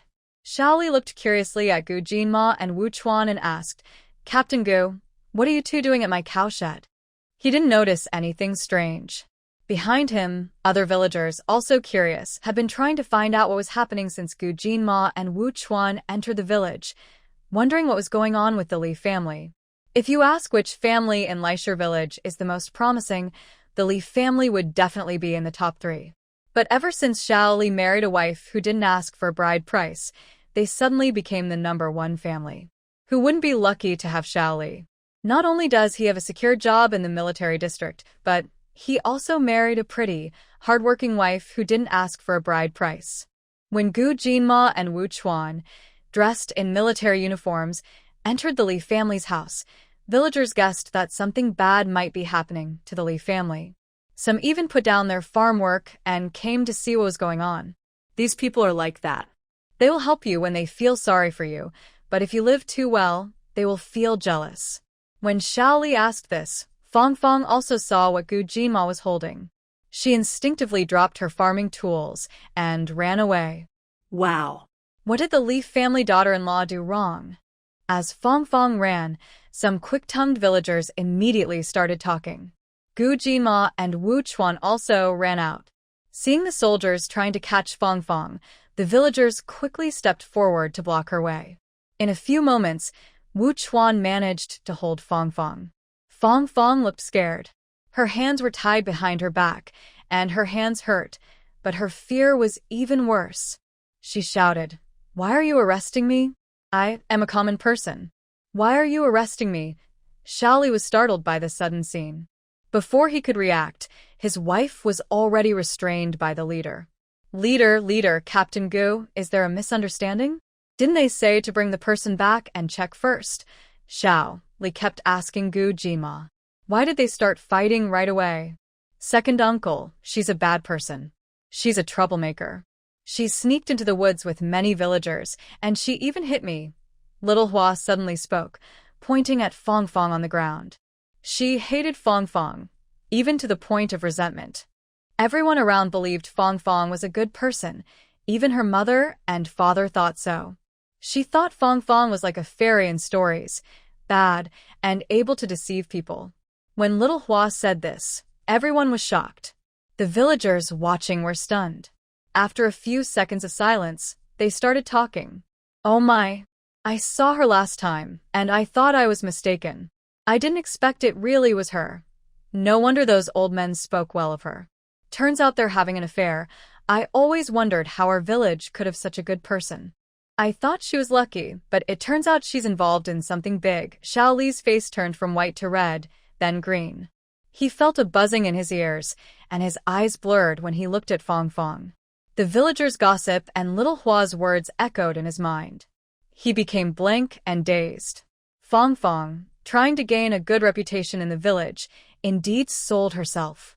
Otherwise, her reputation wouldn't be so good, and she wouldn't be liked by everyone. When the village chief arrived, Fong Fong had already been taken to the car by Gu Jinma and Wu Chuan. All the members of the Li family, including Little Flower, were also there.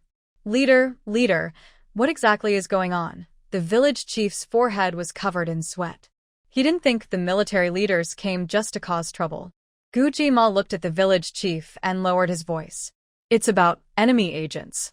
When you go back, remember to control the local rumors. The village of Wanxi is very close to the military base. To promote harmony and better work, the army often sends people to hold meetings and educational sessions for the villagers. The village chief and the party secretary are the main focus of these lessons. Rest assured, leader. The village chief's expression became serious as he said this. Everyone in Xiao Li's family was taken to the military base. They went into the interrogation room, but the Li family members didn't need to be questioned. They told everything right away. What Xiao Hua said was not far from the truth. Brother Li really was involved with Fong Fong. When Xiao Li found out, he felt hopeless and no longer cared about Fong Fong. The whole process from start to finish took less than half an hour. Meanwhile, Fong Fong held on for a long time. Even after Gu Jinma finished work and returned to the military residence, she was still in the interrogation room, refusing to speak. There are many ways to interrogate, and there's no rush. It would be better to wait until evening for a more thorough questioning. Gu Jinma returned home as it was getting dark. He saw 2 dishes brought back from the cafeteria on the table.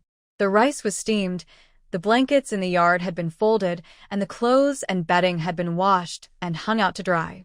all made by Mom. She brought back the dishes, too. She worked hard this afternoon and most importantly, she didn't cause any more trouble. Shin Shuling winked at him and smiled. If her mother-in-law had been like this from the start, they probably would get along well. Even if she didn't work, he could accept her. Gu Jima looked at the room with the light on, belonging to Gao Yuliang. Then he told Shin Shuling about the enemy agent incident caused by the sauce. That enemy agent is still in the interrogation room. The natto in the sauce is from Sakura country. After dinner, I'll get some water for you to wash up, and then I'll go check on him, Gu Jima said as he brought the freshly cooked dishes to the table. The leader suspects this isn't just an ordinary enemy agent. It's likely someone with Sakura country blood. Shin Shuling listened eagerly and finally sighed. It really takes just one jar of sauce to cause a big fuss. Gu Jima nodded. After finishing his story, he looked at Gao Yu's room. I'll go call Mom to come eat. His mother had greeted him when he first returned, then went back to her own room to stay. She seemed very honest and obedient. Gao Yu was inside, organizing things she brought from the capital. She felt a bit worried and regretful. She hadn't taken out these things when they first arrived. Now, if she did, she wasn't sure how her daughter-in-law would think of her. All this was Lin Yan's bad idea. Just as Gao Yu was feeling upset and worried, someone knocked on the door. It was her second son's voice outside. Mom, dinner's ready. Gao Yu's worried expression immediately disappeared. She quickly opened the door and went out, her face smiling so much she couldn't hide it. Jinma, you've worked hard. After we eat, I'll go wash the dishes. You can rest. Her son was calling her to eat, and she was very happy. During the meal, Gao Yu rarely found fault with anything. She even helped Shin Shuling serve food. Her eyes looked kind and loving. Shin Shuling, you should eat more. The more you eat, the better the two little grandchildren will grow. When they're born, they'll be chubby and healthy. Shin Shuling wasn't used to Gao Yu being so kind and caring. She said, Mom, maybe there'll be two girls. She had heard her say twice that she was expecting two grandchildren. Shin Shuling knew the babies were one boy and one girl, but she didn't like her mother-in-law always mentioning the grandchildren like that. Gao Yu's face stiffened for a moment, then she quickly said, grandchildren or granddaughters, all good, all good. She liked her grandchildren, but she didn't dare say it directly, afraid it would upset her daughter-in-law. Seeing Gao Yu's surprisingly kind attitude, Shin Shuling didn't say anything more. Gu Jima's cooking was very good. The pork knuckles, cooked with peanuts until tender and falling off the bone, were delicious.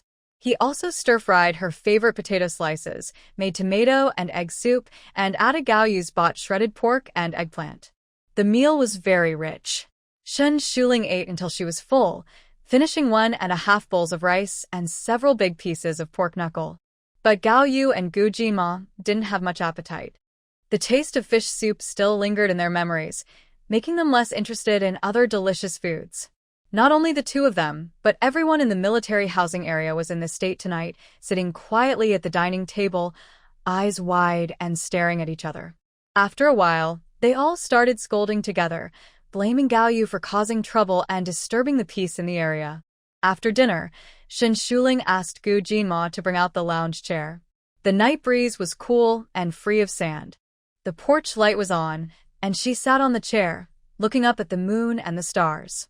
Behind her in the main hall, she could see the busy figures of the men. She felt that her life was simple but warm. Suddenly, a thin blanket was placed over her shoulders. It's autumn now. Don't catch a cold sitting out here, Gu Jinma said softly and gently above her head. Autumn in the northwest is much colder than in Water City. At this moment, Gao Yu came over with sliced pears.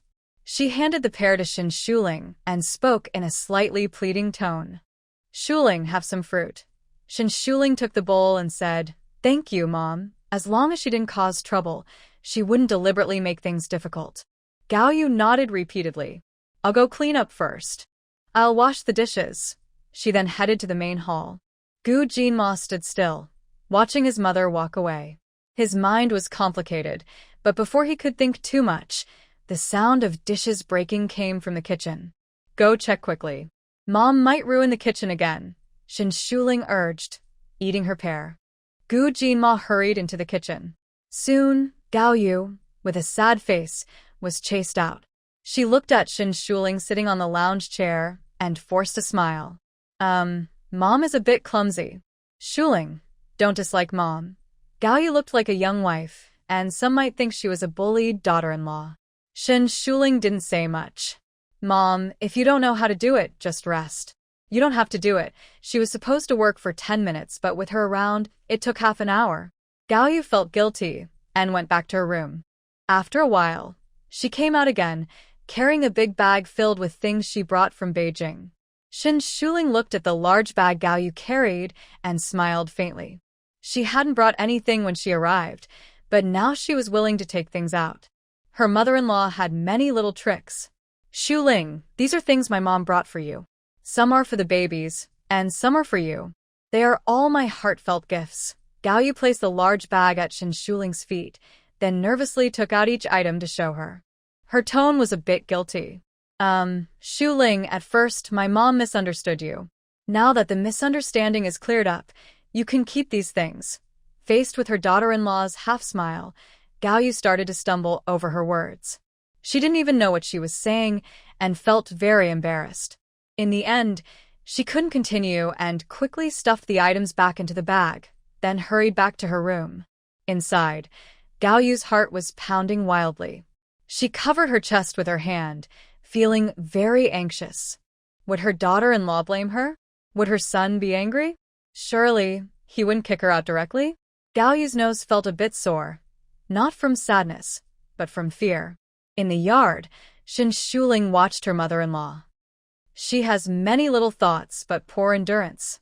When Gu Jinma finished tidying up the kitchen and main hall, he saw the big bag at Shin Shuling's feet. This is something my mom brought from Beijing, Shin Shuling said, meeting his puzzled gaze. Gu Jinma rubbed his forehead and sighed softly. Last time, Dad called and said that Mom is too naive. She doesn't think things through and often causes trouble with my sister-in-law. Hearing this, Shin Shuling became very interested and lowered her voice to ask, You often mention your sister-in-law. What kind of person is she? Why does Dad say such things? Although she hadn't met her sister-in-law in person, she had heard a few things and was sure she was not an ordinary person. Gu Jinma didn't hide anything from his wife. He said, My sister-in-law used tricks to get with my older brother. It turned out that Lin Yan was given medicine when she first entered the family. Lin Yan was a college student from the village and was the hope of the family. She had a boyfriend while in college, but due to family pressure, they broke up. Not long after, Lin Yan started to get close to Gu Qingzhou. She even used an excuse to invite him to dinner, and the whole thing didn't last more than half a month. The Gu family was tricked, but since this happened, they could only accept it quietly. Otherwise, the entire Gu family would be ruined. Moreover, Lin Yan was pregnant not long ago. After confirming her pregnancy, Lin Yan started visiting the Gu family every day. She lowered herself to please Gao Yu, trying all sorts of ways to make Gao Yu happy. She even falsely claimed that she had long admired Gu Qingzhou and that her taking medicine was just a desperate act. At first, Gao Yu kept a cold face, but within a month, he was completely won over by Lin Yan. He even spoke well of her in front of his eldest son, which made Gu Fengguo very angry. But the decision was made, and even if Gu Fengguo was angry, he couldn't stop the marriage. Gu Qingzhou was forced to marry Lin Yan, despite his reluctance. After marriage, he was very cold to her, throwing himself into work and often working overtime at the office for days without going home. Lin Yan, pregnant, stayed alone at home every day. She cried and pretended to be pitiful in front of the Gu family. The baby in her belly was Gu family's child, and Gu Fengguo's attitude softened. Gao Yu also felt very sorry for her. When Lin Yan was 8 months pregnant, she had a fierce argument with her family from her hometown with Gu Qingzhou. That argument caused her to go into early labor. Her health suffered as a result, and she had to rest at home for a whole year. The baby born early was very weak. This incident changed Lin Yan's status in the Gu family. The family members started to treat her better. Even Gu Qingzhou felt guilty towards her. Lin Yan treasured her premature baby very much. Even after Lin Yan had a second son, Gu Shi, her love for her eldest son, Gu Siqing, was still greater. The Gu family members kept their opinions to themselves. Who made their son cause his wife to go into early labor? Shen Shuling was caught off guard by such big news. Her eyes widened in shock. She didn't expect her older brother and sister-in-law situation to be so intense. Big sister-in-law, this is two. She had single-handedly defeated the entire Gu family, turning the situation around and even making the family feel indebted to her. But the early labor might not have been intentional. It could have been a coincidence. Gu Jinma's expression darkened slightly, and he spoke without hiding anything. Big sister-in-law is flexible and good at pleasing her mother. This time, when Mom came over, she was looking for trouble, and big sister-in-law was probably involved. He really doesn't like his older sister-in-law, not only because she schemed against his older brother, but also because she shows favoritism. Although he rarely goes home, every visit shows that Gu Shigua is not doing well. He is often bullied by Gu Siqing, and his sister-in-law not only ignores this but also expects Gu Shigua to understand his brother. Wow, the sister-in-law is really impressive, Shen Shuling sighed. Gu Jinma talked with her for a while, then helped her wash her face and feet. Seeing that it was almost time, he headed back to the military camp. He still had an interrogation to do. That night, Gu Jinma didn't come back. The interrogation lasted all night, and Fong Fong finally broke down in pain and despair. It turns out Fong Fong's father was from a small village in the north near the border. That village is very close to the country of Ing. Fong Fong's mother is also from Ing, but they didn't meet in China. Life in the village was hard. The land in the north was frozen and didn't produce crops. So many people died from hunger or cold each year. To survive, Fong Fong's father secretly took a smuggling route to the country of Pu. He met Fong Fong's mother there. They had a brief encounter and were together for a short time. Soon after, Fong Fong's mother returned to Ing, and a few months later, Fong Fong was born there. But due to health issues, she died not long after. Before she died, she told her parents about Fong Fong's background. Fong Fong was just a baby then. She was disliked by everyone. Even her grandparents didn't want to accept her. Later, her grandparents moved to Pu and brought the weak 4-year-old Fong Fong with them. They planned to wait until Fong Fong was older and then send her to work in the red light district in Pu. They disliked Fong Fong but thought abandoning her completely was too cruel, so they tried to make money off her in any way they could. Fong Fong's father was also in Pu. When he accidentally found out Fong Fong was his daughter, he felt deep pity for her. At that time, Fong Fong was very thin and looked pitiful. He spent all his savings, borrowed a lot of money, and apologized to her grandparents. Only then did Fong Fong come to live with him.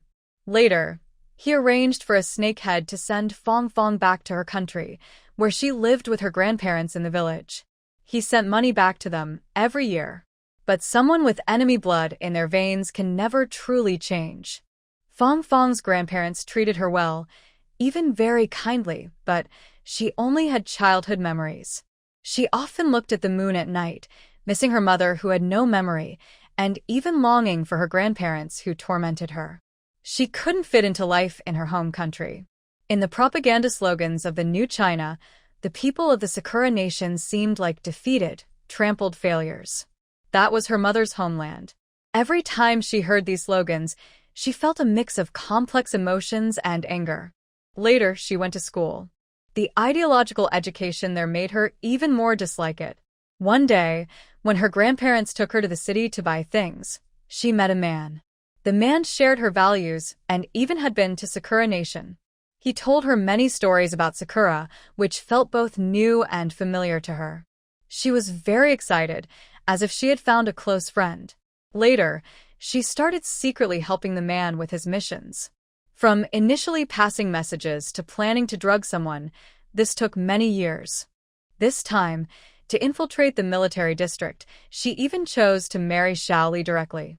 Unexpectedly, after facing many dangers, everything seemed to go well, but then things went wrong over a sauce. Gu Jinma opened Fong Fong's mouth and, after learning who her online contact was, immediately began planning an arrest. The task was urgent. He left home at dawn, only telling Shin Shuling, who was still asleep, before rushing out. As for the train tickets, he asked Xiao Mao to buy them. Shin Shuling was half asleep when she heard the man mumbling nearby. She turned over, holding her stomach, and continued sleeping. When she fully woke up, it was 9 in the morning. She remembered that when she was drowsy, Gu Jinma seemed to have come back. She got up to check the room but found a note on her desk, pressed down by some books. Shin Shuling picked up the note. It said that the man had to go on an urgent mission and would return in 3 to 5 days at the latest. She guessed that Gu Jinma's mission was probably related to enemy agents. Shin Shuling put the note in her drawer. Just as she left the room, she saw Xiao Mao standing at the gate of the yard, waving at her. After opening the yard gate, Xiao Mao handed her the train tickets and breakfast, grinning widely. "Sister-in-law, these are the train tickets Gu Tuan asked me to buy before he left, along with breakfast." Shin Shuling took the items, glanced at Gao Yu peeking from the main hall. When Gao Yu saw her looking, he quickly turned his head away, pretending not to notice. Gao Yu felt a bit bitter. The train tickets were bought, but his son had gone on a mission. In the last few days, including the day she returned home, her son wouldn't be there. She felt sad inside, but dared not voice her opinion. Shin Shuling took out 2 buns to thank Xiao Mao, then carried her things into the main room. She pretended not to see Gao Yu with red eyes and said, "Mom, have breakfast." Gao Yu nodded. Her eyes, after a few doses of medicine, were less swollen, but she still dared not cry easily. As they prepared breakfast, Yi Yuzhen brought over her own cooked porridge. "Shuling, I know you like vegetable porridge. Eat a few more bowls." Yi Yuzhen placed a ceramic bowl of porridge in front of Shin Shuling. There was only one bowl, clearly without Gao Yu. Gao Yu felt a little uncomfortable seeing this. She felt ignored and thought the neighbor was deliberately giving her a hard time, but she dared not speak up. She knew that if she showed she was unhappy now, her daughter-in-law definitely wouldn't support her. "I thank Sister Yi for this on behalf of Shuling." Gao Yu's expression was stiff, and she tried to keep a smile on her face. Seeing Gao Yu like this, Yi Yuzhen took her hand and spoke sincerely. "Gao girl, since you call me older sister, I have 2 things to tell you. You are an old revolutionary and understand the importance of unity and help. Your daughter-in-law is pregnant, so you should help more while you can. If you don't know how to cook, at least make some red sugar water or help with washing dishes. Isn't that a good tradition of mutual help among workers? When the 2 big children are born, you will be the great contributor in the family. No one in the military family compound will praise you enough for being a wise mother-in-law. Even Commander Gu won't blame you for what happened before. Don't think that just because Commander Gu is on a mission now, you can relax. Shuling is here. With her help, you won't have trouble pleasing Commander Gu." Her words, full of emotion and reason, made Gao Yu nod repeatedly. She was naturally soft-hearted, and after hearing this, she felt energized, eager to wash more bedding and sheets.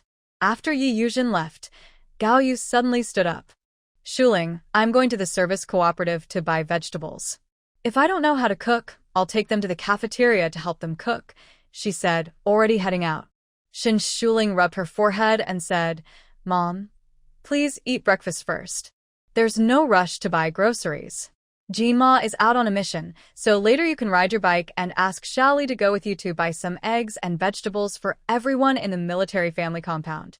What happened yesterday affected everyone, so we should apologize." Originally, Gu Jinma had planned to deliver the eggs himself after returning from his mission, but she felt that since her mother-in-law caused the problem, she should be the one to make things right. Gao Yu's face turned red with embarrassment. She felt both ashamed and uneasy, and couldn't help but explain, "Shuling, I didn't mean for that to happen yesterday." To her, apologizing to every household was truly humiliating. Shin Shuling's expression darkened slightly. "Mom, whether it was intentional or not, it caused trouble for our neighbors in the compound." Gao Yu's face paled, but in the end, she nodded. Like a young daughter-in-law, she didn't think it was wrong for her own daughter-in-law to take charge. Watching Gao Yu push her bicycle away, Shin Shuling felt a mix of emotions. Her mother-in-law was far too easy to handle. No wonder her older sister-in-law could so easily manipulate her. In the capital, at a guest house near the outskirts, the air in the room still carried a faint sense of intimacy. Lin Yan leaned against a man's shoulder, her face slightly flushed with shyness. A calculating look flashed in Huang Deqing's eyes. Xiaoyan, what if your mother-in-law gives all the Gu family's money to Gu Jinma? Our Sijing has had a hard life since he was young. Not only does he have to rely on the Gu family, but now he might have to share the inheritance with Gu Jinma and his wife. And she's expecting twins. If both are boys, what will happen to our Sijing then? He sighed heavily after speaking. Back then, Lin Yan had never completely cut ties with Huang Deqing. He had even taken part in the scheme against Gu Qingzhou. The Lin family wanted to climb the social ladder, but they could never have come up with such a cruel plan on their own, nor would they have dared to. Hearing Huang Deqing's words, Lin Yan felt a wave of sadness and affection. She hugged his waist tightly and promised firmly, "Deqing, don't worry. I've already given that old man the medicine you gave me. At most, in a year, he'll be gone. My mother-in-law is not very capable, and Gu Jinma probably won't return to the capital soon. My younger sister-in-law, Gu Shi, is still at university. When the time comes, we will take the family's wealth and run away with Siqing. Deqing has sacrificed so much for her. Over the years, he hasn't married anyone and has secretly been with her. She won't let Deqing down. They loved each other when they were young but couldn't be together because of real-life issues. Now, as long as the old man passes away, she can be with Deqing." Huang Deqing hugged Lin Yan tightly, full of love and reluctance. "Xiao Yan, you must hurry. I can't wait to be truly with you."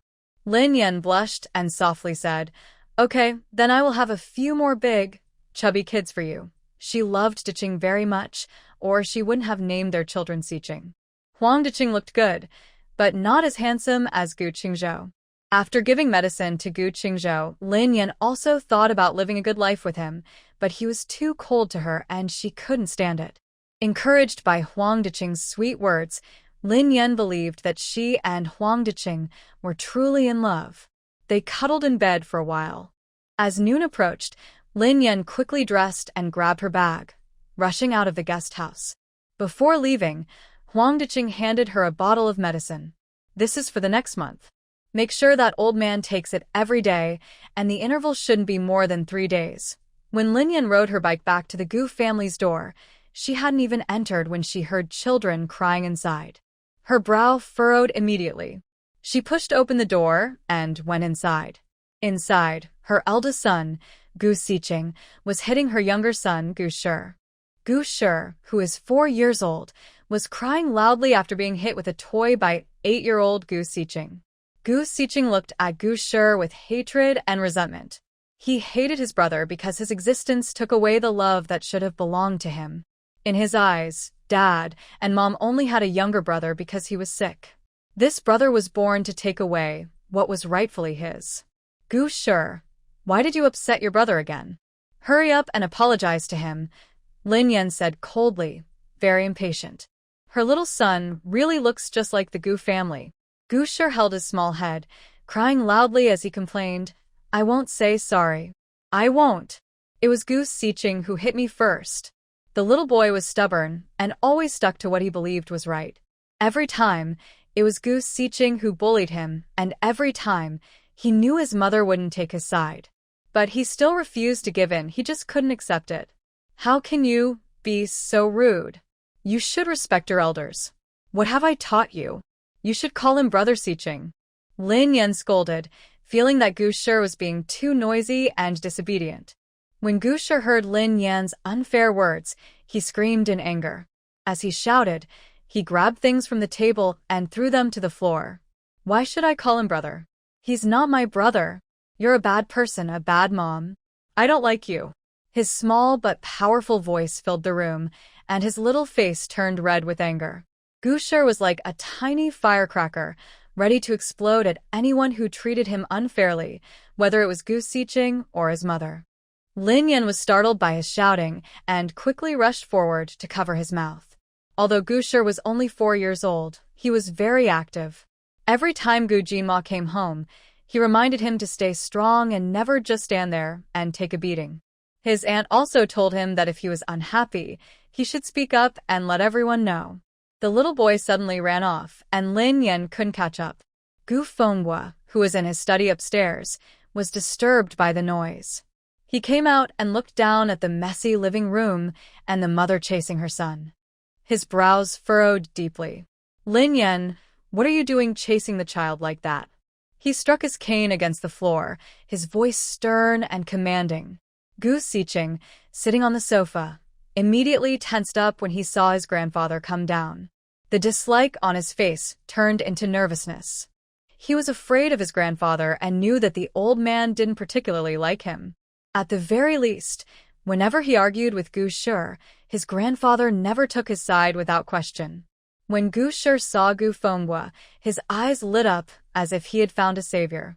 He quickly ran upstairs and hid behind his grandfather. Pointing at the breathless Lin Yan, he spoke clearly and quickly, "Grandpa, Mom hit me. She's unfair. It was Gu Siqing who threw a toy at my head first, but Mom told me to apologize. Mom is being unfair. Uncle said that Grandpa is a good person, the least biased, and the one who can protect him best."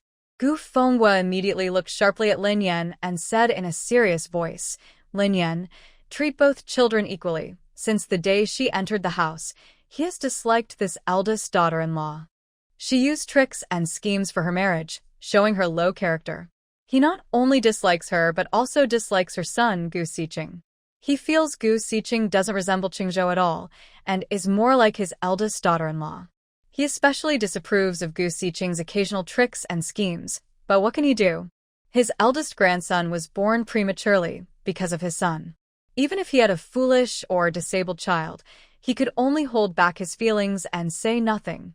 Only when Gu Shi was born did he feel some relief. Gu Shi looks very much like Qingzhou and has a lively, charming personality. He likes him very much. But after finally having a grandson he likes, Lin Yan doesn't take good care of him, always favoring the older child and making the younger feel wronged. He sees this and his opinion of Lin Yan grows more negative each day. Dad, Gu Shi is really too unruly. Siqing is only trying to help him. He's his older brother, and they will support each other in the future. But now, he won't even call him big brother. This child is really too stubborn, Lin Yan argued with a frown. She never thought she was biased. One child is her true love, and the other is the child she schemed for money. Of course, she loves Siqing more. Gu Fenghua, with authority, said, "If you weren't biased toward the older one, why wouldn't the younger call him big brother? In the future, try to be less biased and the children will be well behaved."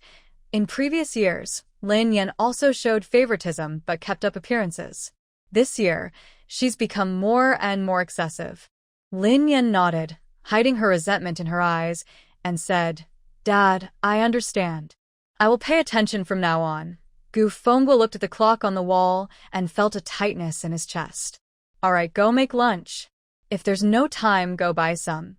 After speaking, he pulled Gu Shi into the study. The sound of his cane hitting the ground sounded heavy. In the study, Gu Fenghua walked to the chair and sank down weakly, sweating all over. Recently, he noticed that whenever he gets very emotional, he starts to sweat and feels weak all over. A few days ago, he went to the hospital for a checkup. The doctor said everything was fine and all his tests were normal. "Grandpa, are you okay? Have some tea and rest." Gu Shi quickly poured him a glass of water and handed it to him. Xiao Doding looked a little guilty. If he had known Grandpa would feel so bad, he would have just endured it earlier. But if he kept quiet, he would feel upset and uncomfortable. He wanted Grandpa to make decisions for him. Besides his aunt, only Grandpa would stand up for him in this family. His dad was often busy at work and rarely came home. When he did, he felt like a stranger. He didn't want to tell his dad about his problems, and Grandma only listened to his mom. Although he liked Uncle and Uncle also supported him, Uncle hadn't come back for a long time. His aunt was in college now. In this family, he only had Grandpa, and only Grandpa truly cared about him. As for Grandma, he didn't want to talk about her. She seemed to be blind to everything. Gu Fenghua took the water cup Gu Shi handed him, and his expression softened. "We were too obedient when we were young. You are a good, well-behaved child. His rough hand patted Gu Shi's head. Gu Shi's face showed happiness and joy. He only felt this way when he was with Grandpa. For lunch, Lin Yan bought food from outside, especially bringing back chicken soup. She carried the chicken soup and dishes into the kitchen and fiddled with them for a while. At the dining table, Lin Yan smiled as she served Gu Fengguo a bowl of chicken soup and scooped a chicken leg into it. Dad, this chicken soup is so fresh. Try it. I was too impulsive earlier. Just consider it an apology. Lin Yan placed the chicken soup in front of Gu Fengguo. She spoke kindly, and he didn't argue. He lowered his head and started drinking the soup. She also served Gu Shi a bowl of chicken soup and gave him another chicken leg. When you were little, Mom apologized to your brother. He really shouldn't have hit you earlier. I was too impulsive when I came in. Please forgive me, okay? Lin Yan's eyes were full of kindness. She was naturally good at getting along with people, and she always knew how to please others easily. Gu Shi hadn't heard Lin Yan speak to him like this in a long time. Children always crave a mother's love, and a slightly better attitude can make them very happy. I forgive you, and I am not angry anymore. Gu Shi looked at the chicken soup in his bowl, hoping that his mother would always be so kind to him. The atmosphere at the table suddenly became warm and happy, but Gu Xiqing was not pleased. He raised his hand and pointed at the big chicken leg in Gu Shi's bowl, saying, Mom, why do you give Gu Shi the chicken leg but not me? I also want to eat the chicken leg and drink the chicken soup. In the past, the chicken legs on the table were always his. Every time, his mom would say that Gu Shi was too young to eat the meat on the chicken leg and that he should wait until he was older. He also thought that the chicken legs on the table belonged to him. He had a grandpa and a grandma, and he didn't think Gu Shi deserved any. Gu Shi, who was busy biting the chicken leg, heard Gu Xiqing say this. He immediately lifted his little head and made a funny face at Gu Xiqing. No, I won't give you the chicken leg. The chicken leg is mine. This sentence was as powerful as an atomic bomb to a child. Gu Xiqing's eyes immediately turned red. Lin Yan was hit with a cane and quickly pulled back her hand in pain. She looked at Gu Fengguo and complained, Dad, look what Gu Shi did to Xiqing. Xiqing's health isn't good, and Gu Shi never shows understanding for him. Gu Shi, who was pressed to the ground by Xiqing, felt very wronged. He cried out with a sob, struggled to lift himself up, and accidentally hit Xiqing in the face. With a loud bang, Gu Shi's nose was hit, and he felt sharp pain and tears in his eyes. His upper lip also felt warm. Ugh, Mom, please help me. Gu Shi is a troublemaker. Not only did he steal my chicken leg, but he also hit me, Gu Xiqing cried while holding his nose. He thought Gu Shi was a bad luck charm. Because of him, Grandpa didn't like him, and his aunt didn't like him either. Everything was because of Gu Shi. When Lin Yan saw blood flowing from Gu Xiqing's hand as he held his nose, she shouted, Gu Shi, look at what you've done. Did your brother owe you something in his past life? Why are you treating him like this now? After saying that, she hurriedly went to carefully check Gu Xiqing's injury with concern. Gu Shi's face, which was flushed with anger, turned pale. Still, he quickly crawled up from the ground and moved to stand beside Gu Fengguo. His aunt and uncle had told him that when problems happen, he should ask Grandpa for help. Gu Fengguo's heart pounded with anger. He raised his hand and protected Gu Shi in his arms. His eyes looked at Lin Yan with coldness. He felt both heartbroken and furious because his eldest daughter-in-law's instinctive action and words to defend Gu Xiqing made him feel cold and angry. He thought Lin Yan, even if biased toward her eldest son, still loved Gu Shi. After all, both palms are flesh. But now he realized he was wrong. After checking Gu Xiqing's nose, Lin Yan helped him sit on a chair.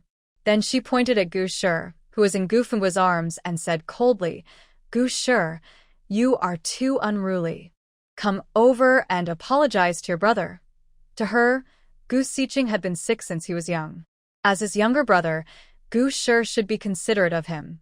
Siblings should help each other. Gu Shi curled up in Gu Xiqing's arms, tears streaming down his face. He cried loudly, Why should I apologize to him? Gu Xiqing called me a troublemaker and also stole my chicken leg. He believed that if anyone should apologize, it should be Gu Siqing. He is so mean and bossy. He's not really my brother. I don't have a brother like him. Little Bean shouted these words loudly, then buried his head in Gu Fenghua's arms and cried loudly.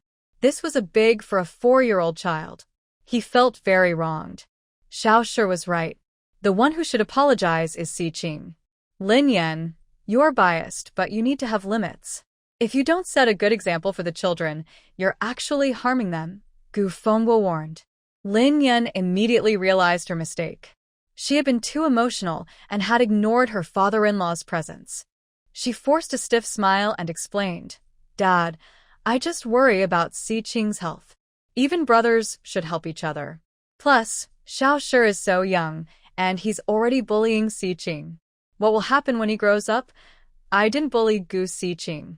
Don't be unreasonable. Gu Shi looked at Lin Yan angrily, with anger and a hint of hurt in his eyes.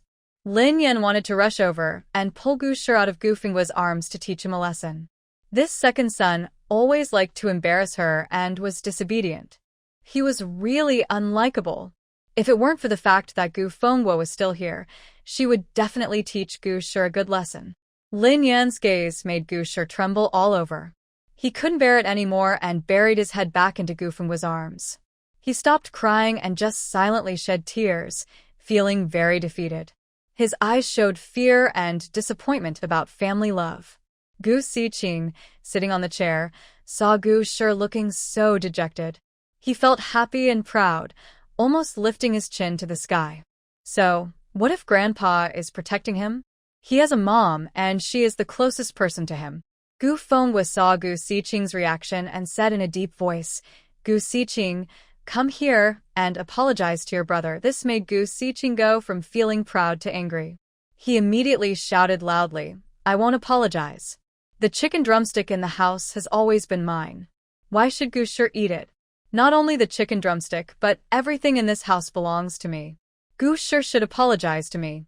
Gu Siqing spoke while glaring at Gu Fenghu with hatred. He hated this grandpa. His mom had already told him that everything in the Gu family belonged to him.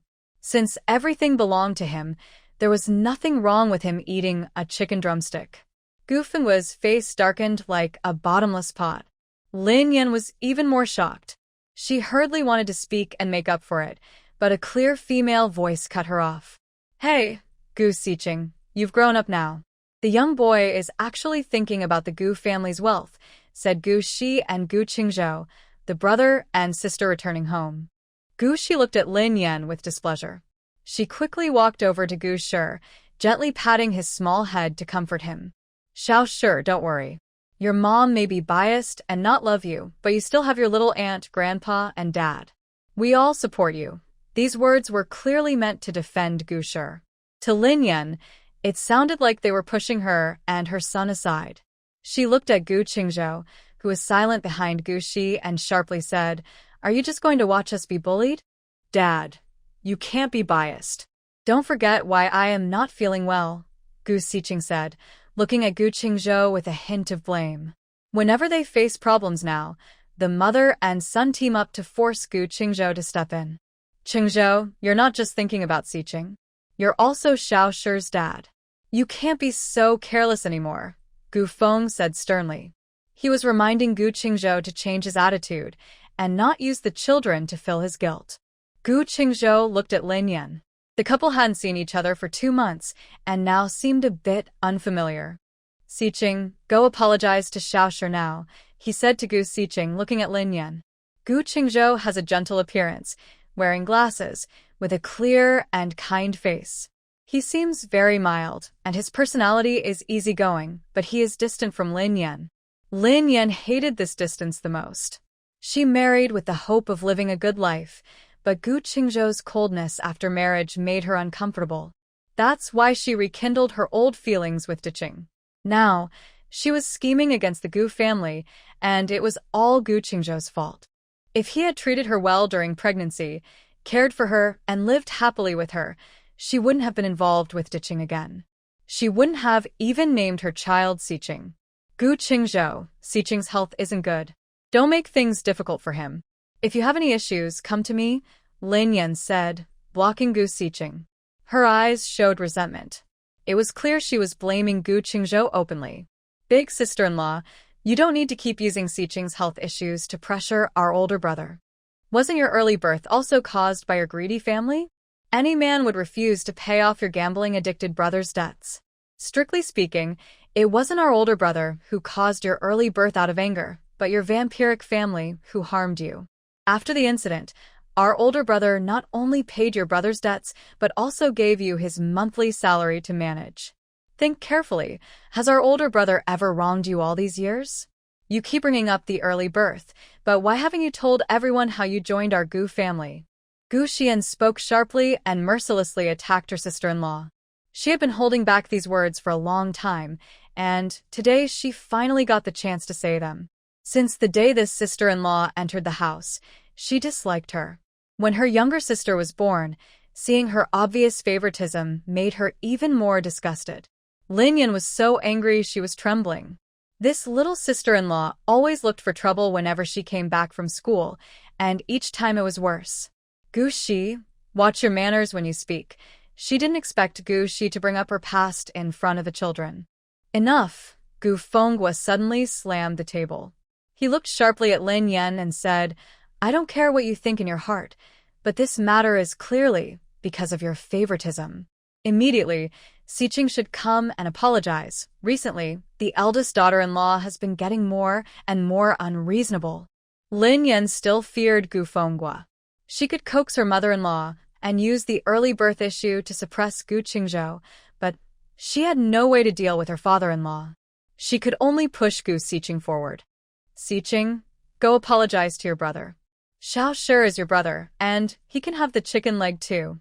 Gu Xiqing, spoiled rotten, refused to apologize. She shouted, favoritism, and tried to run upstairs. Gu Fenghua quickly stepped forward and grabbed her back. With 2 sharp slaps, he directly hit Gu Xiqing's buttocks. The slaps were heavy and ruthless. Gu Xiqing cried out loudly, and Lin Yan felt heartbroken. Her resentment toward Gu Qingzhou grew even more. In the end, Gu Xiqing covered her bottom and apologized to Gu Shi. Gu Shi only nodded without saying anything. Her tear-stained face showed no happiness at all. Gu Fenghua simply gave Lin Yan a cold look and then took Gu Shi's hand to go upstairs. Tiske, such a nice lunch, and Dad hasn't even eaten yet, but someone spoiled the mood. Really lacking in manners, Gu Shi said sarcastically, then also went upstairs. She didn't want to see her sister-in-law's cold face. It made her very unhappy. Gu Qingzhou glanced at Lin Yan and also headed to his study. He had nothing good to say about his wife. He had already repaid the guilt from the early birth many times over, and the two of them were even long ago. The whole living room was now only Lin Yan and her son Gu Xiqing. The floor was covered with chicken soup and broken porcelain, making everything look very cold and lonely. Gu Xiqing was holding his bottom, feeling a bit uneasy. His grandfather's stern attitude and what his little aunt said earlier made him nervous. He whispered, Mom. Lin Yan reached out and hugged her son, softly saying, Xiqing, don't be afraid. We won't be here for long. When we leave, no one will bully us anymore. Gu Xiqing's eyes lit up. That's great. I really hate them all.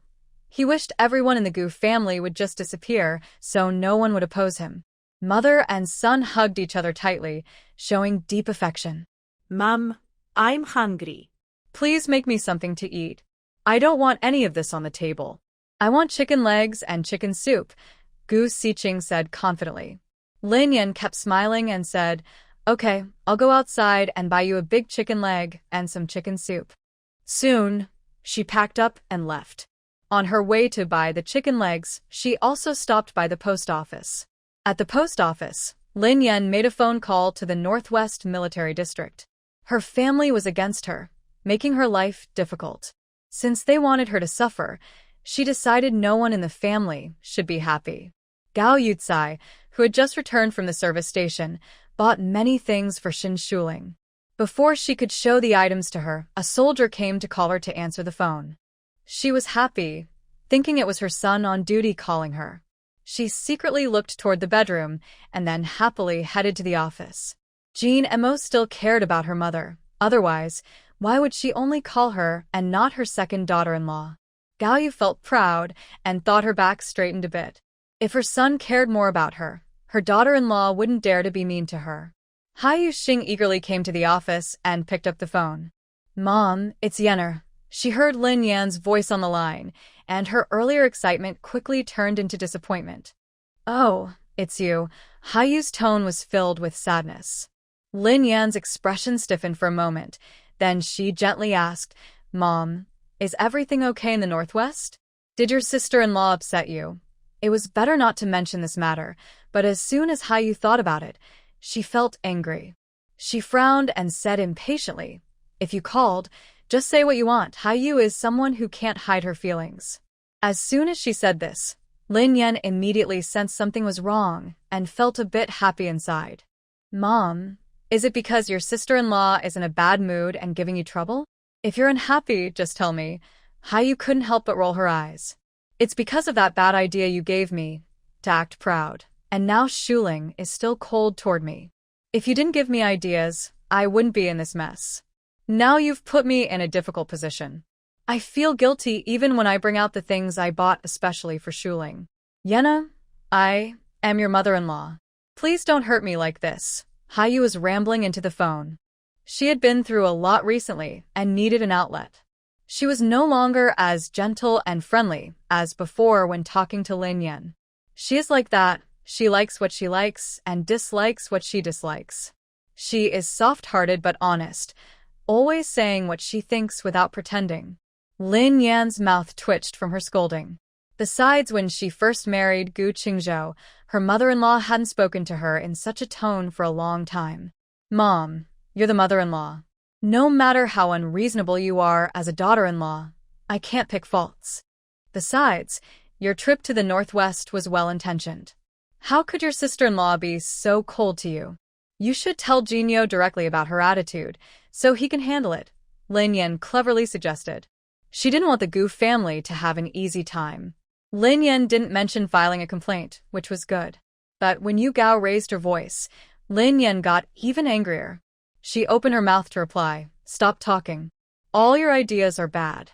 Just stay in Beijing, cook, do laundry, and take care of the house. Wait for me to come back." Then she hung up the phone loudly. Lin Yan held the receiver tightly, feeling very upset. What does it mean to just do housework well? Does she think she's a servant for the Gu family? At first, Lin Yan wanted to please the Gu family. But when she was pregnant, she rushed to work for them. She cooked, washed clothes, swept the floor, and cleaned tables every day. She was from the village, able to endure hardship, and willing to work hard. Even after injuring her body and staying home for a year, she still tried to do chores to gain sympathy. That year, her family needed help. Her younger brother owed 500 yuan gambling outside. He was also of age to get married. She wanted to get more money from the Gu family, so she worked hard and tried to please them. She could still flatter Gao Yu, but Gu Fengguo was harder. She thought about how to do better every day while lying in bed. As her health improved, she took on more housework to help the Gu family. She hoped they would help her family too. Over the years, she succeeded. Her brother paid off his gambling debt, got a job in a state factory, and married a city girl. She also sent 25 yuan home every month. Her family was now the most respected in the village. She was the most proud daughter. Her parents and brother all admired her. But since Huang Diqing gave her medicine powder, she was no longer satisfied. She didn't want to be a servant for the Gu family anymore. She longed for Gu Fengguo's inheritance after his death and dreamed of leaving with Si Qing and Yuan. People's desires grow bigger and bigger. In the end, these desires can lead people into trouble. Lin Yan carried vegetables and soup back to the Gu family. She first served chicken legs and chicken soup to Gu Siqing, then fussed in the kitchen. Finally, she took a tray with food to Gu Fengguo's room. She knocked and went in. She saw Gu Shi in the study, playing with Gu Shi. Both uncle and nephew were smiling, clearly in a good mood. "Dad, I was too impulsive earlier. I ruined the lunch. This is the food I just bought. You and Xiao can eat it while it's hot," Lin Yan said, placing the tray on the table. Gushi stopped playing with Gushur and looked over, speaking calmly. No need. I already ate dumplings with Dad and Xiao earlier. Today, when my older brother and I came back, I bought some dumplings. Lin Yan's face stiffened slightly, then she nodded. Since you've eaten dumplings, you should drink some soup. I bought fresh chicken soup, very tasty. Dad, try some. She pushed a large bowl of chicken soup toward Gu Fengwa, her eyes showing quiet hope. Gu Fengwa glanced at the bright yellow chicken soup and casually said, "Put it there. I'll drink it later." It was the chicken soup that caused the earlier fuss, and now he had no appetite when he saw it. Gu Shi, sitting next to Gu Shi, also frowned when he saw the soup. Seeing it made him think of his mother's favoritism. Dad, this chicken soup is nutritious and tastes best when hot. Try some first to see if it suits your stomach, Lin Yan said as she scooped some soup, looking ready to feed Gu Fengwa. Gu Fengwa quickly avoided Lin Yan's hand, his old face sinking. He was less than 60 years old and in good health, far from needing his daughter-in-law to serve him personally. If Xiuyu found out that Lin Yan was feeding him soup today, he would be in big trouble. Thinking of Gao Yu's sharp eyes, Gu Fengwa decided to stand up from his chair. Second sister-in-law, if Dad wants to eat, he will eat himself. Why do you insist on feeding him now? Gu Shi said with a tone of disbelief, then changed the subject with a meaningful look. Second sister-in-law, did you add something to this chicken soup? If she had ever drugged her older brother, she would remember it forever. If not for the family's reputation, she would have kicked her out long ago. Lin Yan's face turned pale at Gu Shi's words, and she felt a rush of panic and guilt. She forced a smile and said, "Xiao Shi, what are you talking about? I would never do such a thing. I just want Dad to be healthy, so I gave him nutritious soup. If you don't like it, there's no need to suspect me so maliciously." Gu Fengwa looked at Lin Yan, thinking she was recalling the incident from years ago when she drugged Gu Qinzhou, which made his face look worse. He waved his hand and said, "All right, I know you're kind. Just go out now." Lin Yan quickly left the study room. She stood at the door, her heart pounding, and she knew she was too nervous just now. Gu Shi was clearly trying to scare her, but she still felt uneasy. It was the phone call she made to her mother-in-law that made her alert. Her second sister-in-law was probably not a simple person. She needed to find a chance to see her in person to feel at ease. After all, her and Diqing's plan was very big, and she couldn't afford any accidents. In the Northwest military compound. These days, Gao Yu had been very well behaved. She wasn't cooking or wandering in the kitchen anymore. She only bought groceries and did laundry every day. She even sewed clothes for Xin Shuling and the baby. She went with Xin Shuling to the military hospital for a checkup. When she saw the baby on the black and white ultrasound machine, she was more excited than Gu Jinma had been at that moment. Afterward, she took a car to the department store in the city and bought many things. She had a lot of money and wanted to buy everything for the two babies. Xin Shuling saw her busy and happy, and she didn't stop her. She even felt relieved. As long as she didn't cause trouble, it was fine. Soon, the day before returning to Beijing arrived. That evening, after dinner, Gao Yu sat quietly in the yard, wiping away tears. She had come all this way and was reluctant to leave. Although she had to do chores every day here, she felt happy. Mainly because her eldest grandson was about to be born, but she hadn't even seen him yet. Xin Shuling pretended not to notice her mother-in-law wiping tears. She asked, "Mom, you need to leave early tomorrow for the train station. Have you packed everything?" Gao Yu silently wiped her tears, nodded, and forced a smile. "Shuling, don't worry. I've packed everything. I won't delay time." She didn't expect her daughter-in-law to be soft-hearted, and she knew she had to leave this time. She could wait in Beijing until the baby was born. Her two grandchildren were still at home. Seeing her mother-in-law's reluctance to leave, Xin Shuling was suspicious, but didn't say anything. Gao Yu looked up at the sky and said, "Shuling, I ordered dried mushrooms from Aunt Li's house. Since I haven't left yet, I want to go get the mushrooms now. When I leave, you can take them out and soak them. I heard they are very tasty when used to stew ribs or cook chicken soup. Uncle Li's hometown is near Lin City, which is surrounded by tall mountains. The area is known for its wild mushrooms and other mountain produce. Recently, Uncle Lee sent some mushrooms back home. She discussed trading some of them with others because Shuling's health was getting worse and needed nourishing. Gaoyu was honest after being scolded by Shin Shuling for delivering eggs.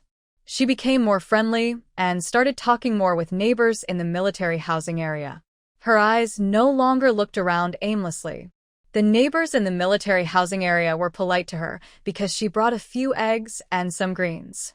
Gaoyu greeted Shin Shuling and hurried to Li Hong's house. As she left, Chenju came from the main room into the yard.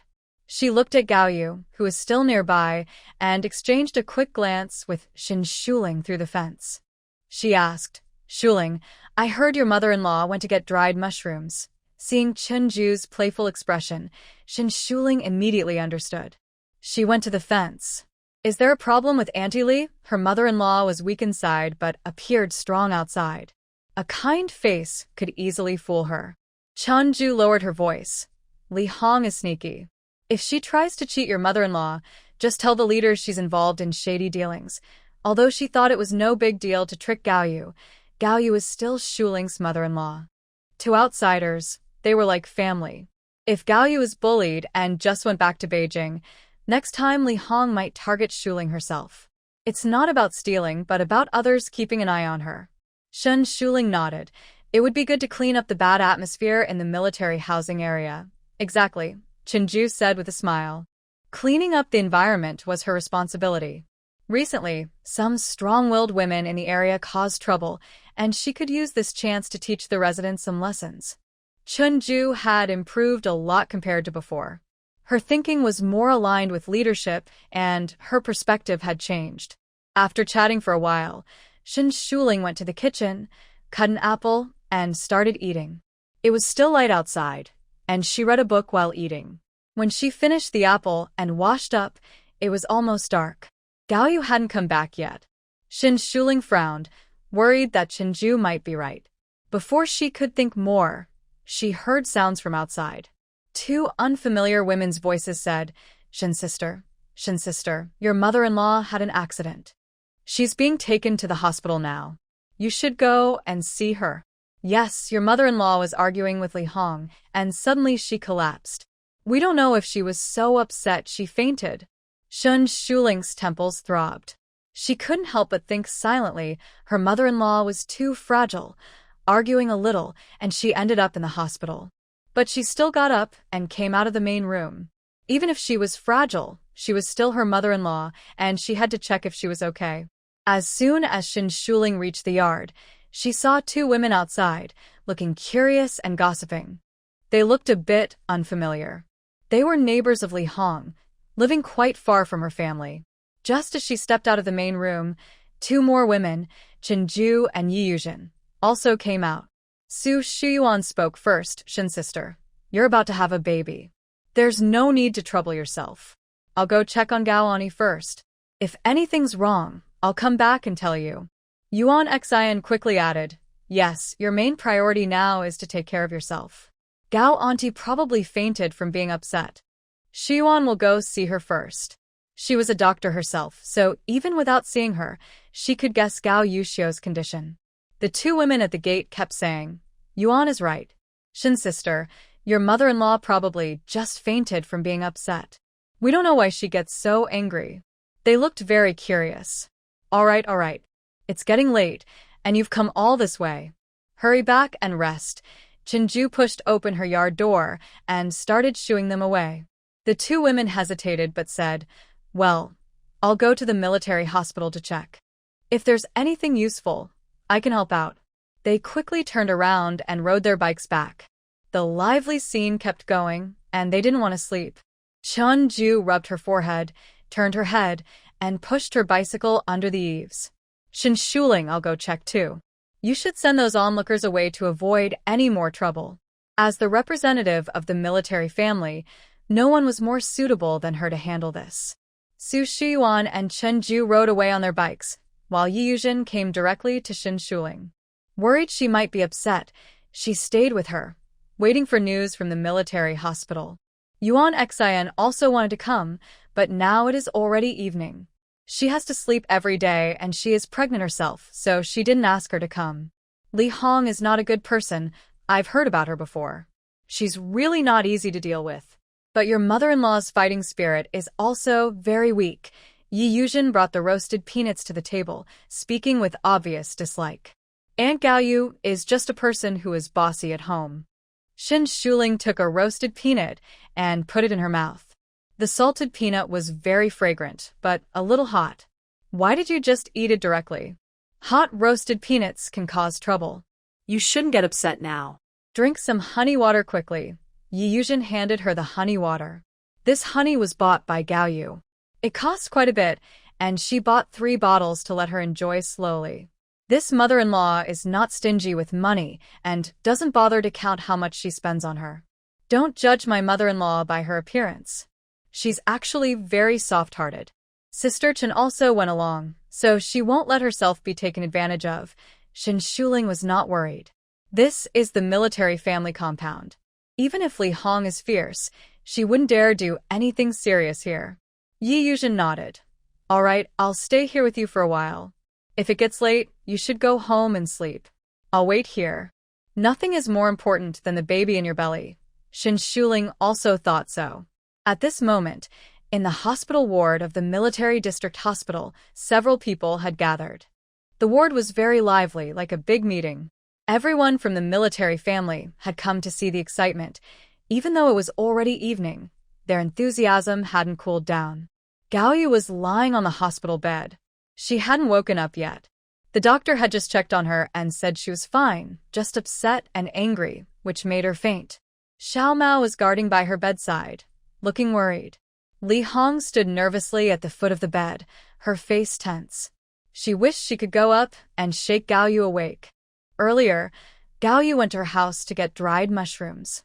She knew the other person was from Beijing, had many beautiful clothes, and was wearing a watch, clearly wealthy. She understood wealthy people liked to buy expensive things, so she quoted a high price. But Gaoyu didn't want to pay that much and started arguing with her. Gaoyu argued with her about the price, but she was no pushover. She immediately used many years of experience with persuasive words. They argued back and forth until they started insulting each other, and then the person suddenly collapsed. Who could she turn to for help? She was about to be harmed. Next to Li Hong, a few curious women were gossiping non-stop. It's been almost half an hour. Why isn't she waking up? Maybe something's wrong. Oh, Li Auntie, you really got into trouble today. She was secretly selling dried mushrooms and doing shady deals. No wonder she argued with her. We're all from the same military family compound. The price was high, and I even looked at the mushrooms. 1/3 of them were broken and not edible. We all know Li Hong. She loves doing this kind of thing. Now she's got someone in the hospital because of her. She's the mother of a squad leader. I wonder if she'll dare to cheat people again. Captain Gu is on a mission now.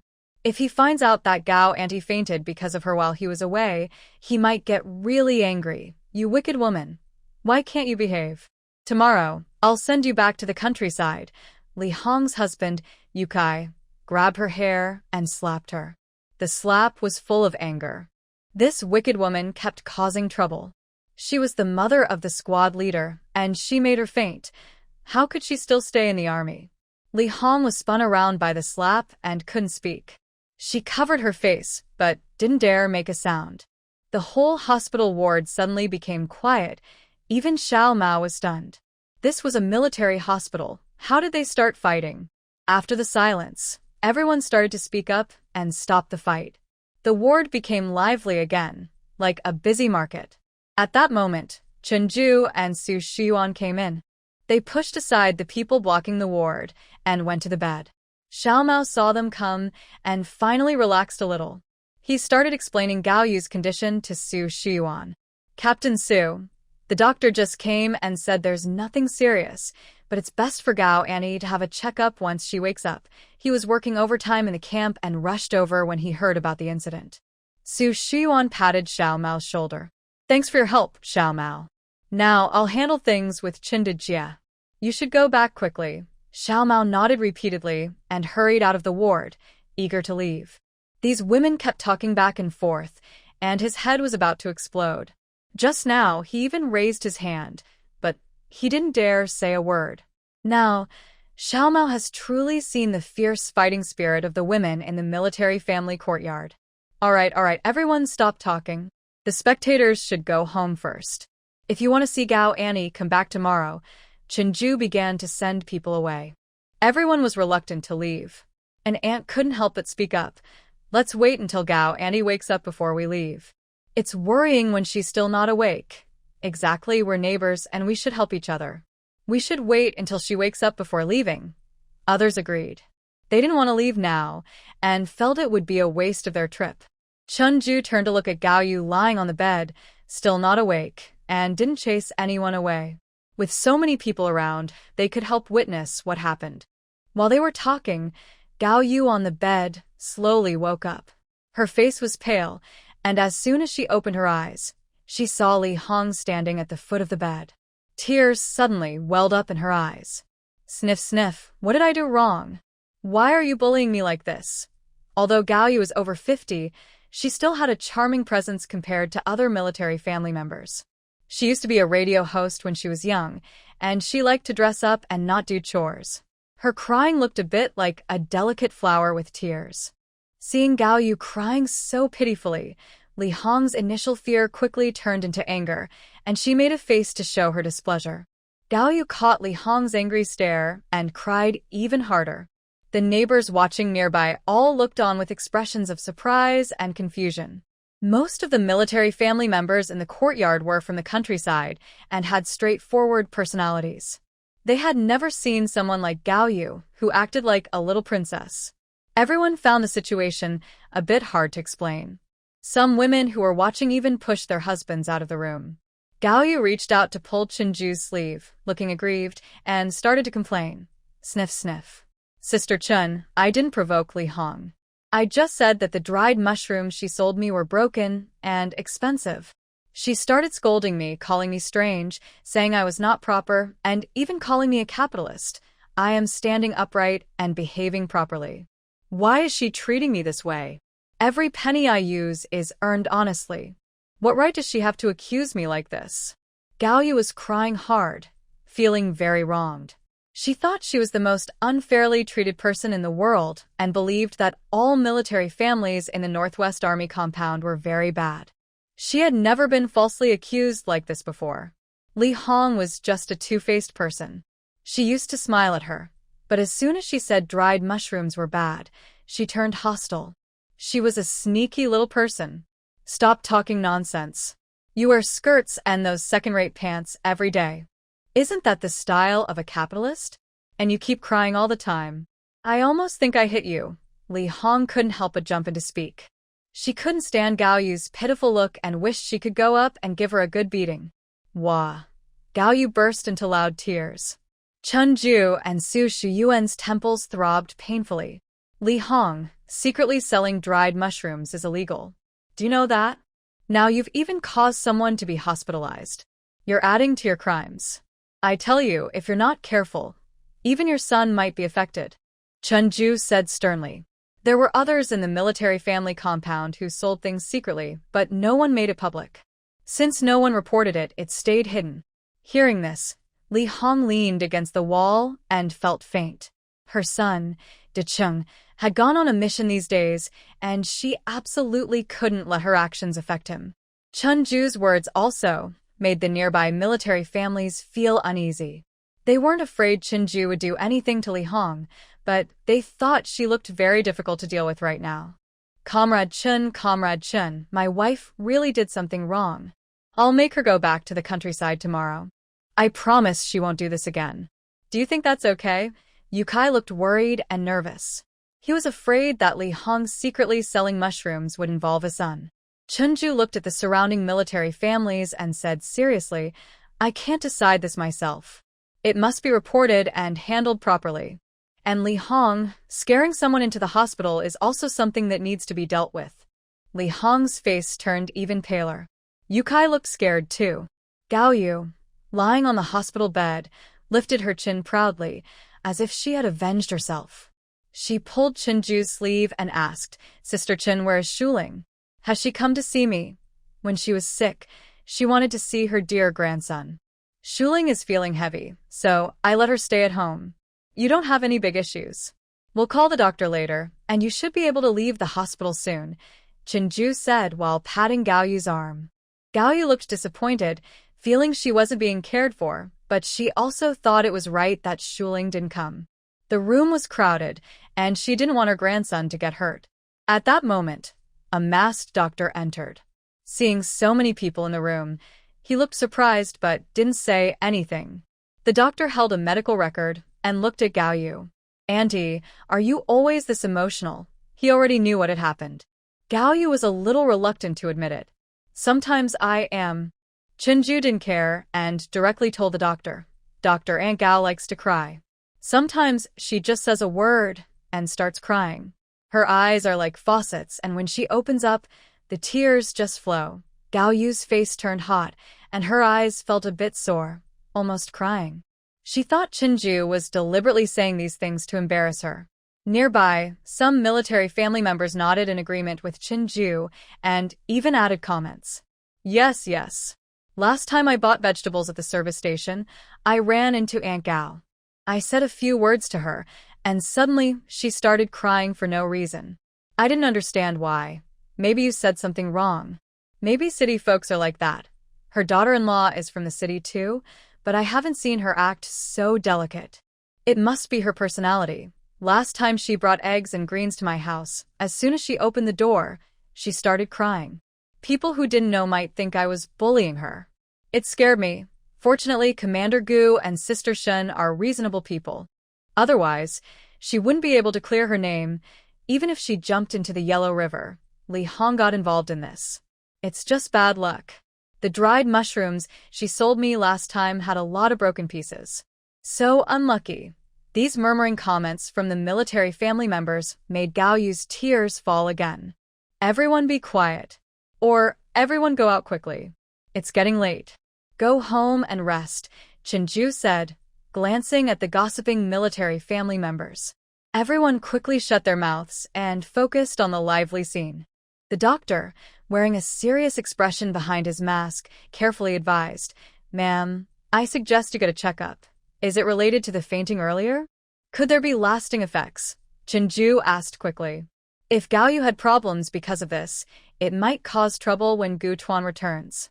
Li Hong and Yukai also looked at the doctor with concern. They worried that if something was wrong, even her son might leave the army. The doctor shook his head. It's not related to the fainting. At her age, it's best to avoid big emotional swings. Feeling upset can cause some health issues. I recommend a checkup. Yukai felt relieved when he heard it wasn't related to fainting. He immediately said, Yes, doctor. Just write the order. I'll go pay now. The doctor quickly prepared the order, and Yukai hurried out to pay. Chenju and Su Shuyuan took Gaoyu to get checked. Half an hour later, a cry of despair echoed from the ward. A few family members, excited to see the situation, rushed out of the ward and headed straight to the military family compound. It was now 10:30 p.m. Shin Shuling was about to go to bed when she heard someone knocking at the door outside. Yi Yuzhen signaled her to stay put and hurried to open the door. Soon, two women entered. Shin girl, your mother-in-law found a nodule during her checkup. They said it might be cancer. When she heard there was a chance, she fainted again. That was quick. The two women talked and gestured excitedly, their tone full of excitement. They were right at the front line of gossip. Shin Shuling. It seemed her mother-in-law wouldn't be able to go to the train station tomorrow. Yi Yuzhen quickly shooed them out, then looked back at Shin Shuling with worry. She spoke cautiously, Shuling, don't worry too much. If you want to go to the military hospital now, I can ride my bike with you. She was afraid her mood might fluctuate too much. She was pregnant now and couldn't handle too much stress. Shin Shuling shook her head. My mother-in-law isn't very nice to me. When she first arrived, she kept picking fights. Her illness isn't my fault. If she needs to see a doctor, she can go tomorrow. Seeing that Shin Shuling didn't mind, Yi Yuzhen finally let out a big sigh of relief. It's best if you think that way. I'll help you inside to rest. If something big happens, we can talk about it after you've had a good rest, she said as she helped Shin Shuling walk toward the bedroom. The next day, Shin Shuling woke up at 9, as usual. She ate breakfast in her space and now tries to find time to go inside and relax there. She had noticed 2 light lines on her belly before, but after soaking in the spiritual spring water, the lines disappeared. Her belly was naturally larger than that of a normal single baby, but the spring water kept her from developing stretch marks. After she finished tidying up and came out of her space, when Songbin arrived with an "Shuling, you've really been working hard. Your belly is so big, and Enin is still bothering you every day," when Songbin said with guilt. If it weren't for Enin, Shin Shuling wouldn't be working so hard every day. Shin Shuling gently patted the little girl's head, feeling soft inside. She had been treating the girl for some time now. During this period, the girl hadn't fallen ill and was healthier than before. Seeing her improve made Shin Shuling feel very proud. "If you think I'm working too hard, just come see me after I give birth to the baby," Shin Shuling said with a smile. When Songbin nodded, "Okay," he left Enin behind and hurried off. A few days ago, the leaders from the factory area had personally come to visit him at the guest house. He now had a drawing to complete, and since the leaders showed support, he was determined to finish the task well. Enin's illness was gradually healing, and he needed to work hard to earn more money. Shin Shuling took Enin into the yard. After giving the girl an injection, she called Xiao Mao to take her and Enin to the military hospital. As she approached the hospital room, she could already hear the soft crying inside. Inside the room, only Chinju was with Gao Yu. She was currently the military family representative, and Gao Yu was Shin Shuling's mother-in-law. Naturally, she was worried. If something happened to Gao Yu, Shin Shuling might also be in danger. "Ew, Sister Chin, what kind of misfortune is this? My life has just started, and now it's about to end. They say beauty is fleeting, and it turns out to be true." Gao Yu sobbed while holding Chinju. Her eyes were a bit swollen. Since last night, Chinju had become her emotional support. Chuinju's expression was a bit numb. She was silently held and cried by Gao Yu, whose tears and runny nose covered her completely. That night, Gao Yu had cried in her arms more than 10 times. During that time, she also went to the communication office to make a call back to Beijing, and she cried again. It made her feel very exhausted. Seeing Gao Yu's state, she thought she looked more like someone about to get cancer. "Aunt Gao, don't do this. The doctor only said the lump in your chest is large. If you remove it, it won't turn into cancer." Chuinju gently comforted Gao Yu. She had said these words many times that night. What she got in response was a series of louder sobs. "Wah wah wah, I have cancer, I have cancer. Who cares about me? Who will take care of me? Why is life so hard for me?" As Shin Shuling walked into the ward holding Enin, she just heard these words. Enin tilted her little head, curious, and asked, "Grandma Gao is going to die." To the little girl, seeing someone cry so sadly must mean something very serious happened. Gao Yu's sobs caught in her throat by Enin's words, feeling stuck and unable to speak. Chuinju took the chance to push her away and said, "Well, it's almost 10 o'clock now. I'll go buy some breakfast first. Shuling, you watch over your mother-in-law for a while. I'll come back after I buy breakfast." Although it wasn't very polite to leave her to Shuling, she couldn't care less now. She needed some peace and quiet. Instead of going straight to the cafeteria, Chuinju first went to the military family compound to bring Yi Yuzhen over. After she got her to the ward, she hurried to buy breakfast.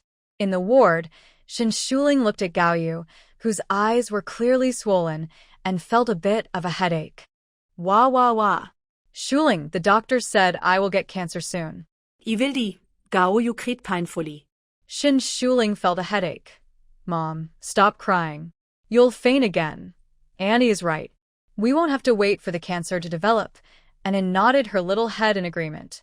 Gao Yu choked up, holding back her voice, and started crying silently.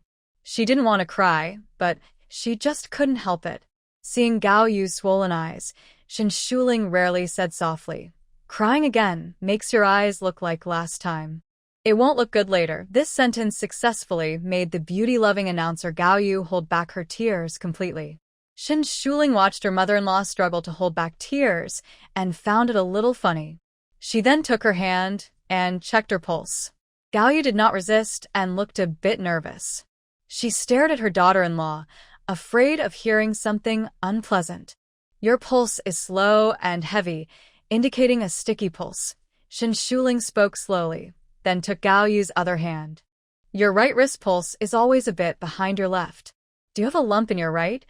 Gaoyu thought her daughter-in-law was amazing and was so surprised her eyes widened. Yes, the doctor said my right side might turn cancerous, she said with shame and fear, recalling how the doctor examined her yesterday with instruments and by touch. It was very embarrassing, but what scared her more was the doctor's diagnosis. She felt like the sky was falling. A message appeared in Shin Shuling's mind. Detected potential tumor. Should we start acupuncture and herbal treatment? She hesitated in her mind, thinking no. Did the doctor say I need to remove the lump? Shin Shuling asked. Gaoyu nodded repeatedly. She held her daughter-in-law's hand and begged, Shuling, I know you are a healer. Please help me. I don't want surgery. I'm afraid of surgery. I promise I won't tell anyone you're a healer. Please help me. In this era, Gaoyu was considered educated, but medicine was not advanced, and she had little experience with surgery. She was very resistant to the idea of operation. Seeing her pitiful look, Shin Shuling looked toward the door of the ward. I'll ask the doctor later. Her mother-in-law wasn't clear enough, so she needed to ask. Even if she decided to treat her, she couldn't start right away. They would wait until the 2 babies were born. She already had and needing daily treatment for her health, so she couldn't take on another. Grandma Gao, you have to listen to Auntie.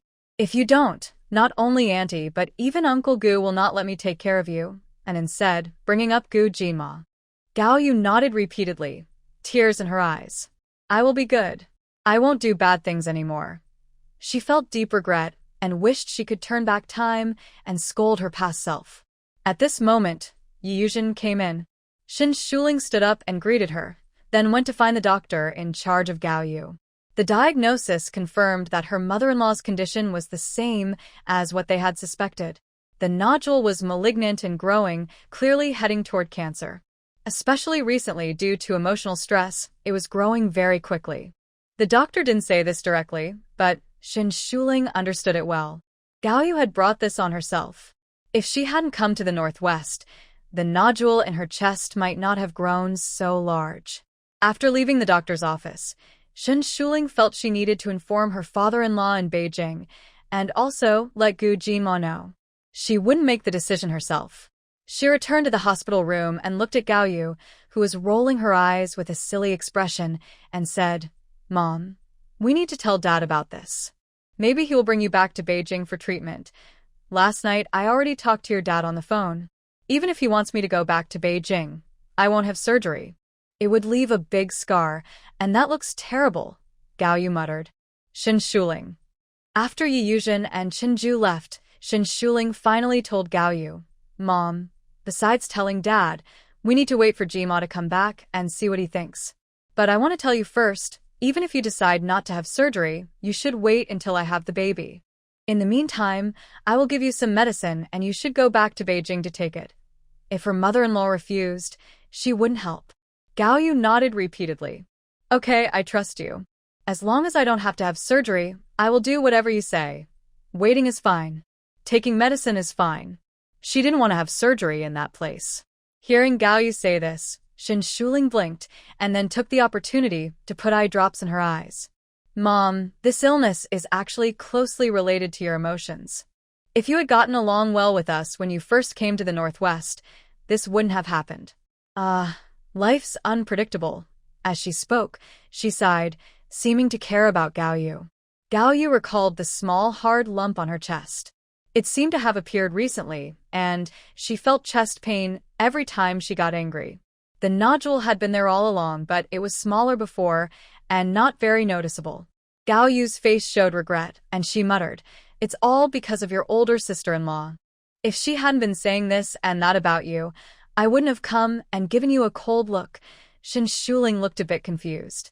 Mom, I don't understand. I haven't even met my older sister-in-law. Why would she say such things about me? After a moment, she added, "Mom, I've been with you for a while, and I see you're not as harsh as you first seemed." Gaoyu snorted and looked angry. "Your older sister-in-law says you're a rich girl, not sincere about living with Jinma. She suggested I take advantage of your pregnancy to control you. She talks about things that are not proper."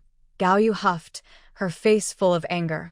If Lin Yan hadn't encouraged her to cause trouble, her health wouldn't be in this state. Now, Gaoyu wouldn't side with Lin Yan. She still needed her second daughter-in-law's help for her illness, and the other was pregnant with 2 grandchildren. She didn't think her eldest daughter-in-law would stir up trouble. Even if she was blind, she could tell what was important. Some lessons only come when you experience pain yourself. Shen Shuling sighed worriedly. "I didn't know my older sister-in-law disliked me so much. I always heard she was a kind person, gentle, sincere, and polite to everyone." Gaoyu instinctively remembered how Lin Yan had tried to get into the Gu family years ago. Her expression suddenly became difficult to read. These memories hadn't come up in a long time, and she almost forgot what Lin Yan was like back then. She thought for a moment and said with mixed feelings, "Your older sister-in-law is usually pretty good, but she can be a bit extreme sometimes." Then Gaoyu directly told Shen Shuling about how Lin Yan had plotted against the Gu family's eldest brother. In her mind, Shen Shuling was her second daughter-in-law, and she still needed to help her recover from her illness. There was nothing to hide among family. Shen Shuling was shocked. What? "I didn't expect my sister-in-law to do such a thing. She seems so kind. Could she really have done that?" Her face showed disbelief. Gaoyu nodded seriously. "Shuling, you know the Gu family has some power in Beijing. After it happened, your dad looked into it. The medicine was definitely given by your sister-in-law. Later, she came to apologize when she entered the house, even pregnant, kneeling in front of me and your dad. She looked very pitiful. She comes from a poor rural family. Her parents just want her to marry into a good family. She has always liked your older brother, but she made a mistake out of confusion. At that time, we didn't think about giving her medication. It was your older brother who said the situation was wrong, and that's why." Gaoyu couldn't continue talking. The events back then were both absurd and angering. After it happened, Cheng Zhou was immediately forced to kneel in the study by his father all day, and was also beaten until Cheng Zhou realized something was wrong. Shen Shuling was a bit angry. "Even if my sister-in-law liked her older brother very much, she shouldn't have done something illegal and wrong. She liked him so much. Why didn't she think about what he would have to endure? My sister-in-law wants her older brother to marry her, but she never considered how much pressure he would face because of this. What if he got caught and taken away? Oh my, this is so dangerous." As she finished speaking, Shen Shuling covered her mouth in shock. Gaoyu was also affected by her emotions and started to feel a bit scared. Yes, the situation was very dangerous at that time. If Cheng Zhou had made one wrong move, he might have been taken away. Seeing Gaoyu's changing expression, Shen Shuling continued with her eye drops. "Mom, I don't have any opinion about my sister-in-law. It's just that her plans are all for herself, without considering the consequences for her brother. If it were me, loving Jinma, even if my family pressured me, I wouldn't drug Jinma. I would talk to him. If we really couldn't be together, I would choose to let go rather than force him. It seems my sister-in-law has been on her family's side since she started giving drugs. Maybe she really has difficulties, or she wouldn't be pushing so her brother and parents." She sighed as she spoke. Gaoyu listened to her sigh and found it very harsh.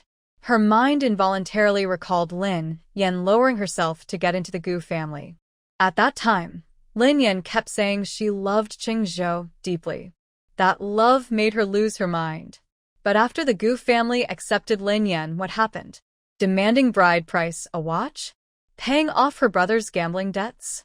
Using the Gu family's money to build a house for the Lin family? Marrying her brother? She even carried a baby bump at 8 months pregnant because she insisted on helping her brother, and because she paid off his gambling debts, she argued with Cheng Zhou and accidentally slipped, leading to a premature birth. All these events kept replaying in Gaoyu's mind, making her feel very upset. Compared to these matters, Lin Yan's usual efforts to please seem insignificant now. Gaoyu suddenly seemed to wake up, her expression becoming a bit blank, but her eyes grew more serious. Shin Shuling saw that the medication was almost effective, so she didn't say anything further and changed the subject. Throughout, Gao Yu didn't seem very focused. "Mom, you should stay in the hospital now. Wait until Jima comes back, then we can talk," she said. Gao Yu replied, "Mom doesn't want to cause you trouble. I'll ask your older sister-in-law to come pick me up. You should stay home and rest, and when you have the baby, Mom will come to see you." There was hidden anger in her eyes. She no longer had a good impression of Lin Yan. She blamed her for almost getting cancer and being two-faced. She needed to go back and watch her. After talking with Shuling, she suddenly realized that Lin Yan didn't seem as friendly as she appeared. Could a kind person really do things to cause trouble between others? Could a kind person let her develop such a lump? Gao Yu thought she didn't have to get sick. It was all because Lin Yan's scheming that she ended up like this. Shin Shuling listened to Gao Yu and didn't say anything more. Her goal was already achieved. Seeing that her sister-in-law was starting to plot against her, she knew she wasn't naive either. That day, Gao Yu called the military district in Beijing. On the other end was Gu Fenghua. "Fenghua, I'm sick now.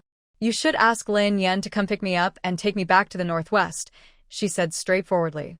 In the past, Lin Yan was fully accepted by the family, partly because of her help.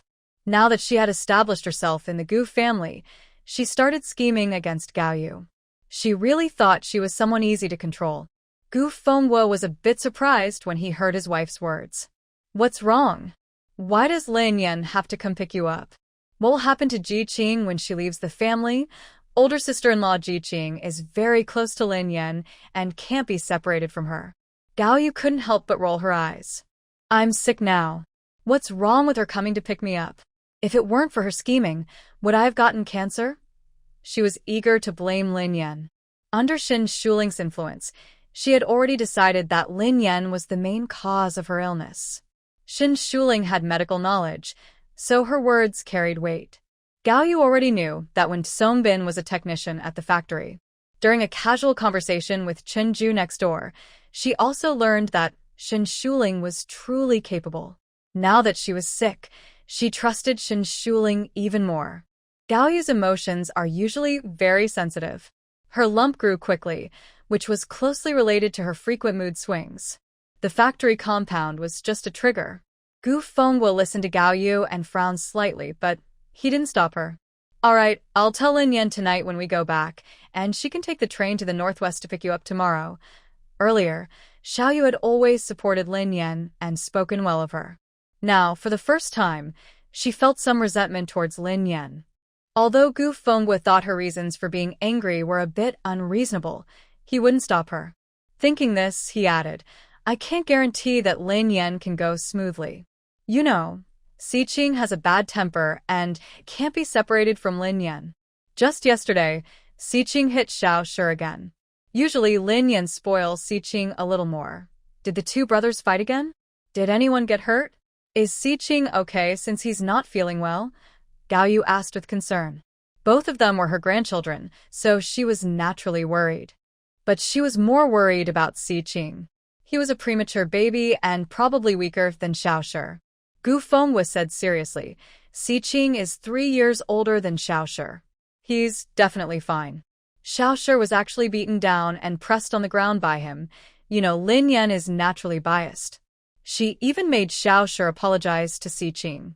Although the family owes Si Qing a lot, she shouldn't be so unfair. Besides, Si Qing was only weak when he was born. Now, his health is better than Xiao Shi's. Xiao Shi caught 2 colds this year.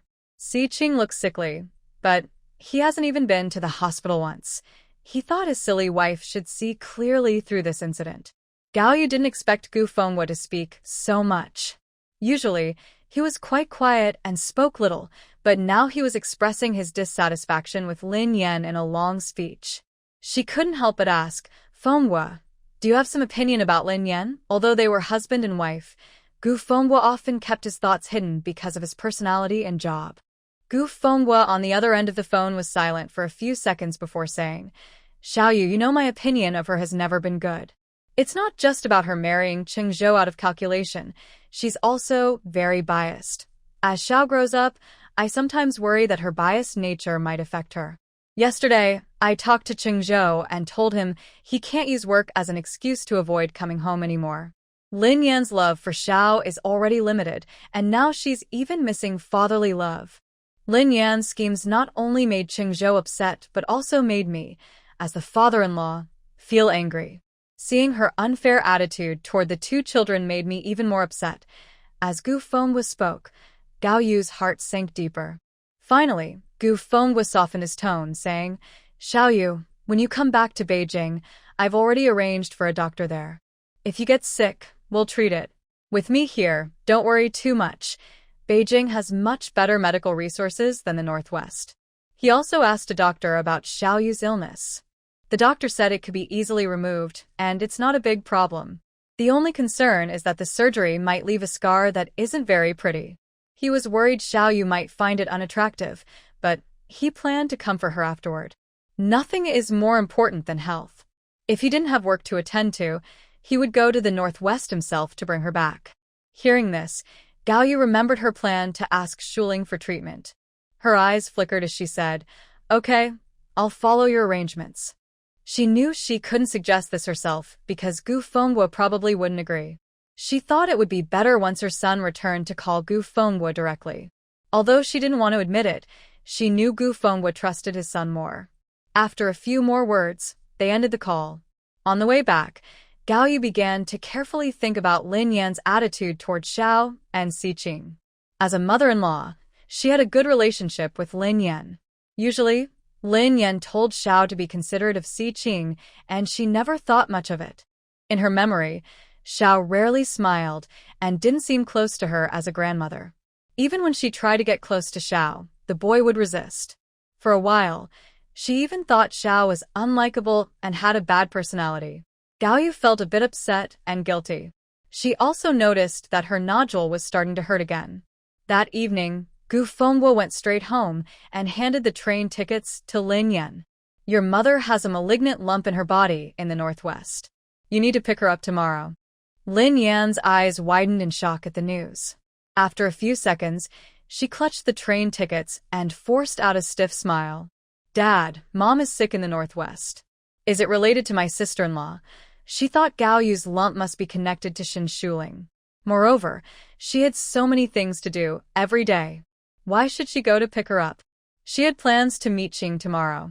Gu Fengwa looked at Lin Yan and ignored her words, saying directly, "It was Xiao Yu who asked you to go. It will only take a few days round trip."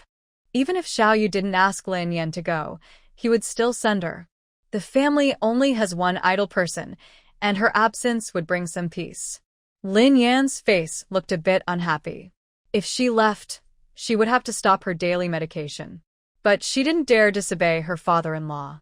The next second, the train tickets in her hand were snatched away by Gu Shi, who ran over. "Big sister-in-law, if you don't want to go, I'll bring Mom back. I'll ask for leave from school. It's a good chance to take Xiao Shi to the Northwest for a visit and see second brother and second sister-in-law," Gu Shi said with a hopeful look. She really wanted to meet her second brother's beloved second sister-in-law, to see how beautiful she was, and to make her brother so captivated. She was also worried about her mom's illness. Her mom was already delicate, like Lin Daiyu, and now she was diagnosed with a serious illness. She must go and stay with her mom. Hearing Gu Shi's words, Lin Yan quickly agreed. It's good to let Xiao Shi go. Jing and Mo hasn't been back for a long time. It's a good chance for the siblings to meet and strengthen their bond. However, Gu Fengwa said, "Xiao Shi hasn't graduated from university yet. I don't trust her to take care of a 4-year-old. Lin Yan, you go with her." Since he said so, the decision was made. Finally, the police officer added 3 more train tickets for Gu Shi, Gu Shi, and Gu Xiqing. The next morning, the 4 of them set off on the train to the Northwest. Meanwhile, at the Northwest Military Region, Gu Jinma also returned in the morning. As soon as he arrived, he hurried to the hospital. On the way back, a military leader called him and told him that his mother was seriously ill. He quickly rushed back home. At the hospital, Gao Yu, who had eaten well, was lying on the bed. She held onto Gu Jinma and started crying loudly. Gu Jinma looked at his watch and told Gao Yu she had cried enough for 5 minutes. Mom, I asked the doctor about your illness. Although it's getting worse, it can be treated with surgery. I called Dad's side when I returned, and the doctors in Beijing are already arranged. You don't need to be too sad, he said in a soothing tone, but with little emotion. After that, he added, Mom, the doctor said you need to control your emotions and stay positive. Otherwise, there's a chance it could come back later. Gao Yu nodded, then wiped her tears and told him she wanted Shen Shuling to help her treat her illness. Gu Jinma's eyebrows furrowed tightly when he heard this. Without thinking, he said, Mom, Shuling is about to give birth. She needs to rest well for the last 2 months. She can't help you with treatment. There are many good doctors in Beijing, so there's no need for Shuling to do it. He felt his mother was being too impulsive, not considering Shuling's health at all. He decided to send her back quickly. Gao Yu saw the disdain in her son's words, and her eyes filled with tears. No, Hinmo. I didn't ask Shuling to help me immediately. I can wait until she has finished giving birth and her postpartum rest. I already told her about it. Her tone was filled with grievance by the end. Gu Jinma's eyebrows remained furrowed. I'll go ask Shuling first. He didn't trust what he heard from one side alone. It wasn't that he didn't believe his mother, but because recently many things had happened at home, and each time they seemed to target Shuling. Gao Yu nodded. Then go ask. The doctor said I can leave the hospital today. I want to go back with you. She didn't plan to have surgery here, so staying in the hospital wasn't necessary. Gu Jinma said nothing.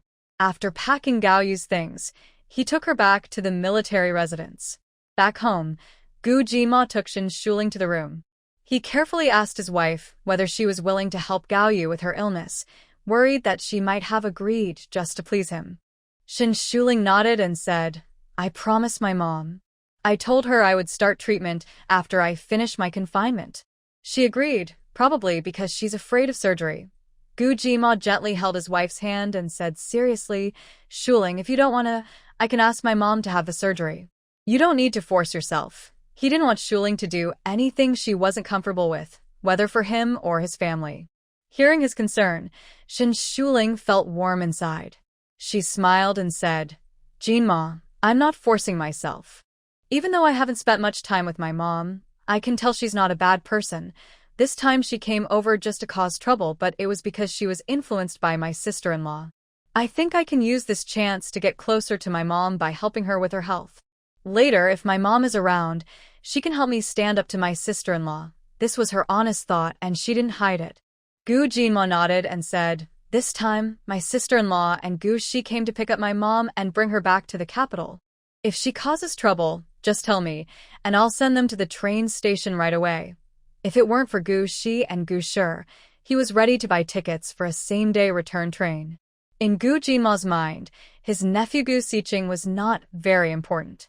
To him, he was just a spoiled kid who liked to bully his younger brother. He rarely spent much time at home and didn't have deep feelings for his own parents, so he certainly didn't care much for a disobedient nephew. Okay, Shen Shuling hugged Gu Jinma's arm and smiled happily. Meanwhile, Chenju reportedly Hong's secret sale of dried mushrooms directly to the authorities. Because Cheng had helped several times before, he was only fined and asked to write a self-criticism. However, Cheng's military career was coming to an end. His name would definitely appear on the next transfer list. This incident made the military family members in the compound respect Chenju more. No one expected the once enthusiastic sister to report this matter directly to the leaders. She seemed to have changed, acting more like a leader herself, even though she wasn't paid for this work. At this moment, everyone finally realized that even work without a salary could carry some authority. It wasn't just about doing chores or errands. Gu Shi and the others arrived in the northwest on the 4th day. This morning, Gu Jinma sent Xiao Mao with a military vehicle to the train station to wait, so he could pick up 2 adults and 2 children to bring them to the military residence. Gao Yu was sitting in the yard, washing clothes and frequently looking outside, appearing a bit worried. Shen Shuling, sitting at the stone table eating dates, was curious. Mom, what are you looking at? Gaoyu looked tense and thought she probably wasn't watching her sister-in-law and Gushi. After hearing her, Gaoyu put the clothes into a basin and hurried over. Well, Shuling, I need to tell you something in advance. She was looking at Shin Shuling's belly while speaking. Shin Shuling nodded to show she understood. This time, Siqing will come too. He's quite mischievous, and I'm worried he might hurt you. So, I want him to come say hello first, then stay at the guest house. They want to play at the military district for a couple of days, and I will stay with them. For meals, I'll buy ingredients and have the canteen prepare food to bring over. You and Jinma can have a meal together with them, Gaoyu said, her eyes a bit pleading, worried her second daughter-in-law might misunderstand. She thought Shin Shuling was about to give birth, so it was better to be cautious. Gu Jinma rarely came home. Although he had met Gu Sijing, he was well-behaved in front of him. So, he didn't really know how mischievous Gu Sijing was. Shin Shuling was a bit surprised. She thought, even if Sijing is a troublemaker, he can't be that wild, right? But then she remembered Lin Yan could get into the Gu family using certain tricks, so it wasn't surprising that her son was like this. However, since both children were raised by the same sister-in-law, it did make sense that the older son was naughty, while the younger was obedient and cute, unless the sister-in-law was too biased in how she treated the two children. A hint of doubt crossed Shin Shuling's mind. She looked at Gaoyu and said, "All right, then let them stay at the guest house." She thought her mother-in-law's suggestion was good. Since she was about to give birth, she couldn't really join them. At around 10 in the morning, Xiao Mao's military vehicle stopped in front of Shin Shuling's house. As soon as the vehicle stopped, children's voices could be heard from inside. Then Xiao Mao opened the door, covering his ears, and jumped out of the car. It was painfully loud. If it weren't for Captain Gu sending him to pick them up, he wouldn't believe that little troublemaker was Captain Gu's nephew. He was completely unruly, with no manners at all. During his drive, the other person surprisingly tried to grab his steering wheel. Xiao Mao jumped out of the car, waved to Shin Shuling across the yard, and said he had something to do at the military camp before rushing off. Gu Tuan should arrive very soon. He was worried that if he stayed longer, he might lose his temper and teach that naughty kid a lesson. Shin Shuling waved to Xiao Mao from across the yard, who looked like he was about to burst with impatience. Then she saw a thin, weak-looking boy of about 6 or 7 years old jump out of the military vehicle and walk straight into the yard. The boy's face was a bit yellow, and he looked a bit arrogant. His eyebrows were light, his nose slightly turned down, and his lips were thin. His big, rolling eyes didn't seem innocent like a child's, but rather had a sneaky look. Shin Shuling instinctively frowned. Next to her, Gaoyu went over to the boy and said, "Siqing, come to Grandma." She then walked over, reached out, and pulled the boy into her arms, speaking to him with a look of tenderness. Although Gaoyu knew her grandson could be a bit naughty, she liked him deep down. He was brave and never timid. She liked his bold and straightforward personality. Gu Siqing leaned into Gaoyu's arms, thinking about what his mother had said before he left. A trace of resentment appeared in his eyes. His mother said that once he had a younger cousin and inherited the family's property, she would share it with him. But his second aunt wanted to fight him for the inheritance.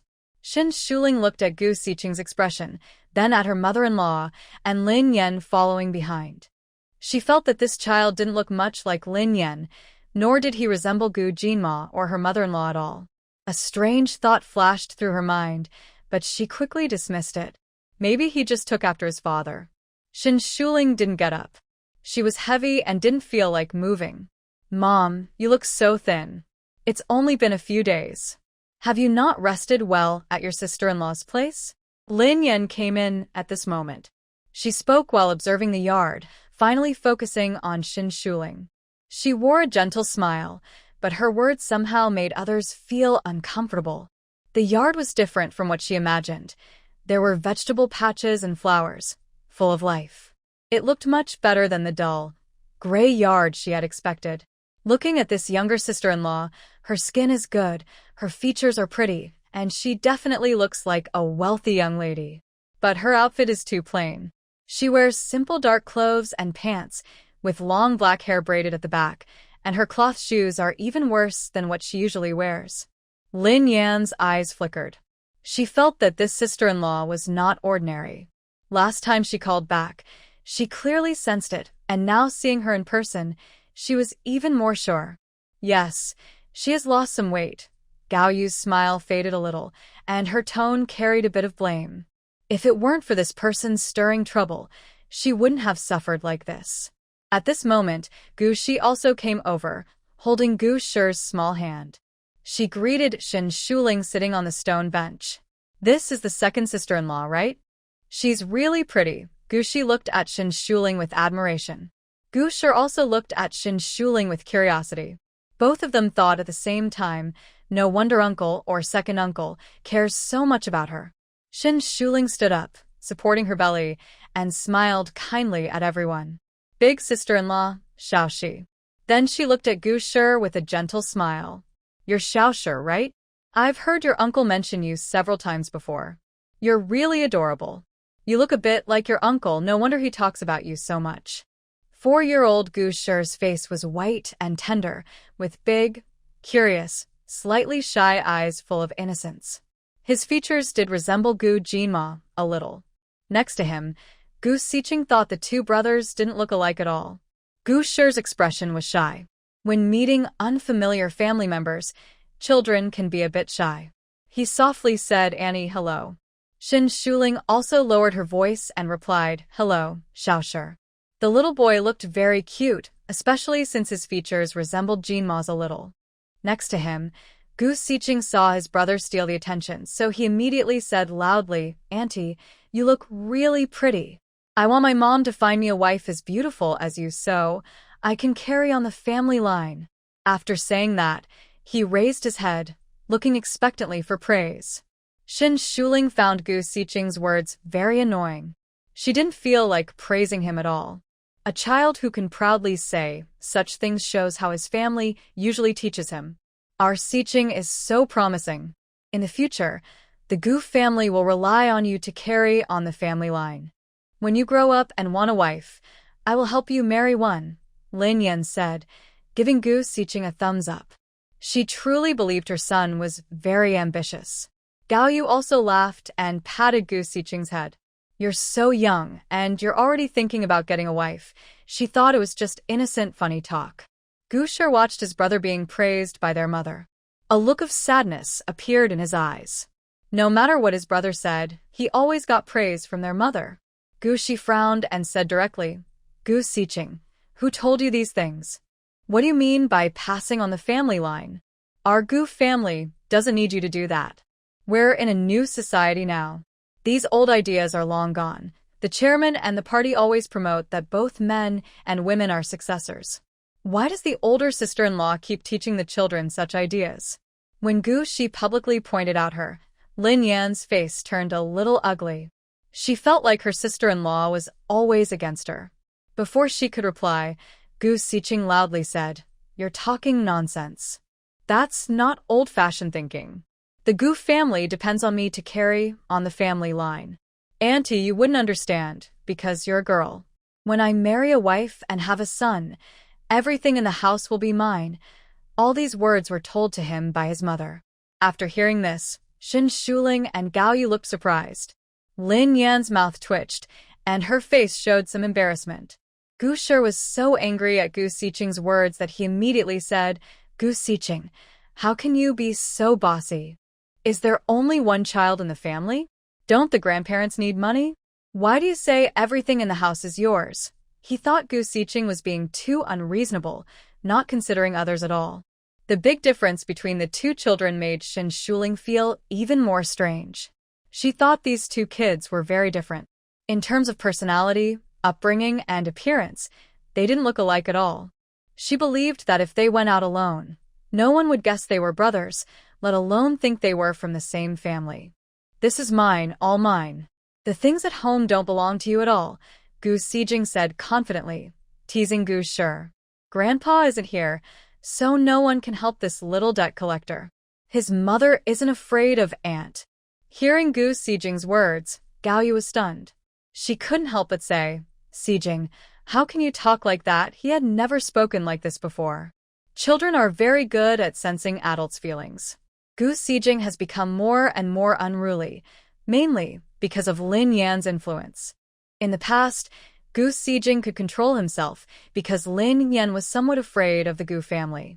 But now she plans to leave far away, and her words and actions are less cautious. Gu Xijing looked up at his grandmother and said naturally, "Grandma, I am the most loved child in the Gu family. Aunt will get married sooner or later, so the things at home will definitely be mine." His mother had told him this many times. "Xijing, you can't think like that. Our family can help you a little, but when you grow up, you still need to work your own. After marriage, you'll need to support your family," Gao Yu patiently advised her grandson. Her expression showed some difficulty. Seeing Gao Yu being so patient, Gu Shi rolled his eyes and said, "Mom, look at him. Gu Xijing is spoiled by you and Aunt.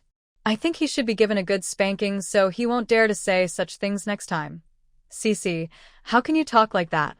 Children are to be taught, not hit. Parenting experts all say children shouldn't be punished or hit. We should reason with them," Lin Yan said coldly, her tone turning a bit harsh. Gu Shi sneered and said, "Aunt, you say no punishment or hitting, but last time when Xiao made a mistake, why did you hit his hand? Gu Xijing and Xiao are both your children. You don't have to be so biased, do you?" Lin Yan's face paled. She instinctively looked at her mother-in-law's face, then explained, "Xijing is different from Xiao.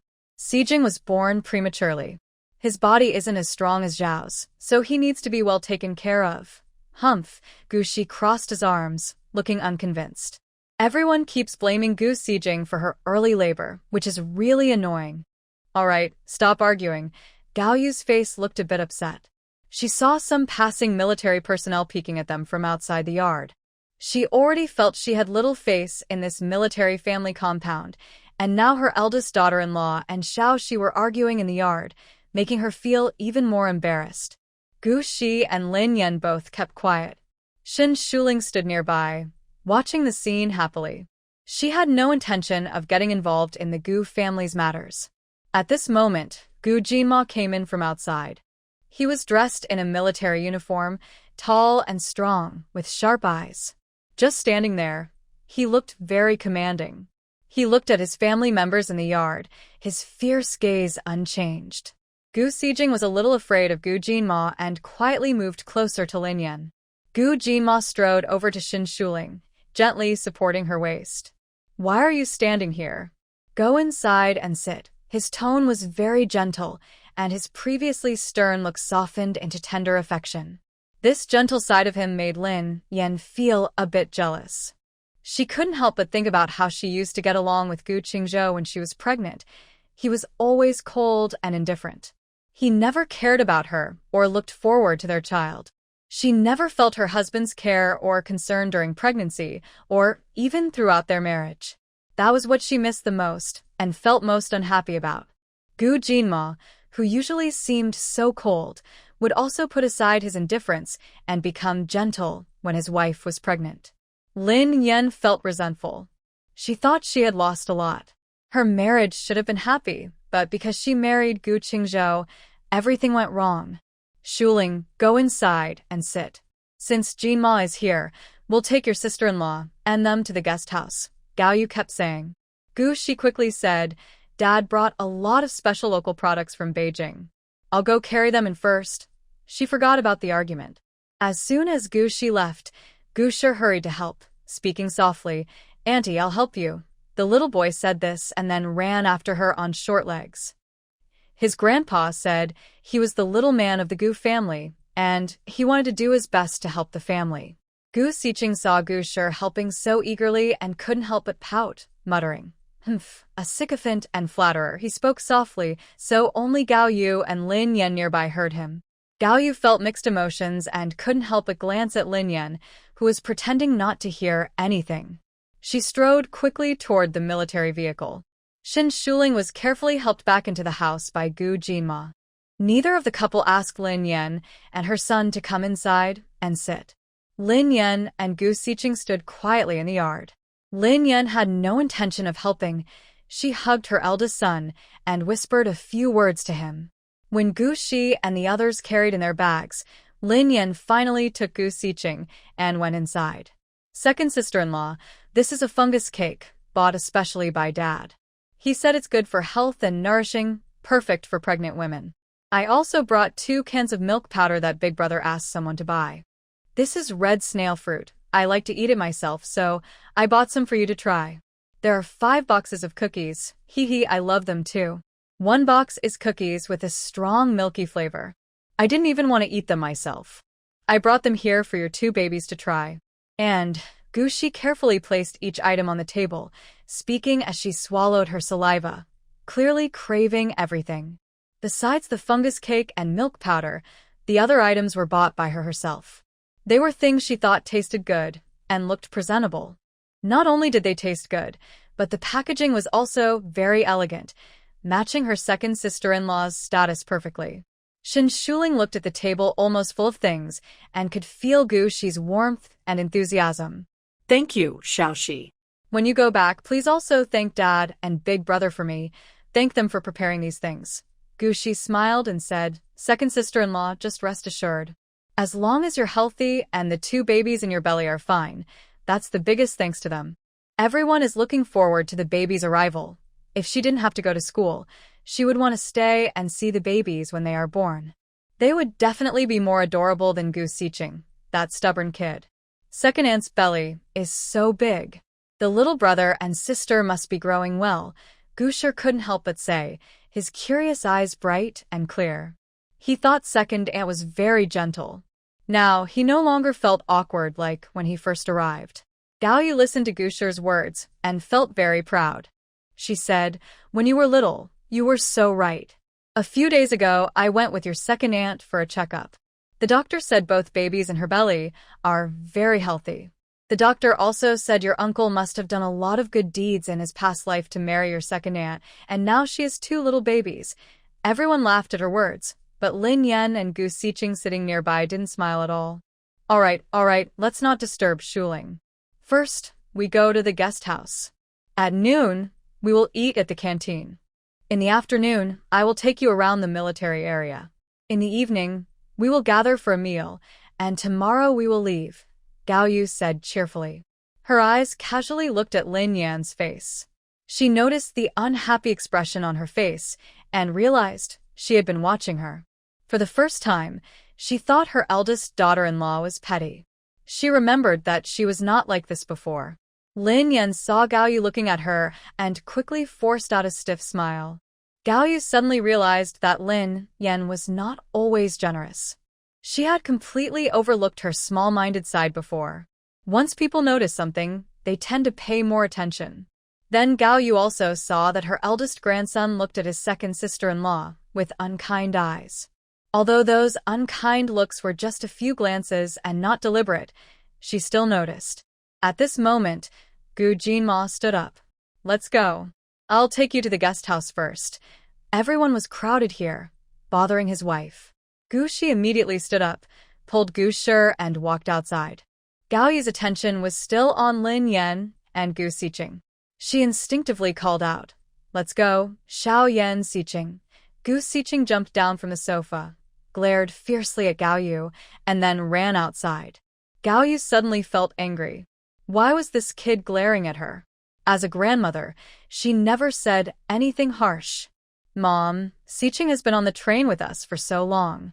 He must be impatient. He was a bit noisy on the military vehicle earlier, probably because he's tired.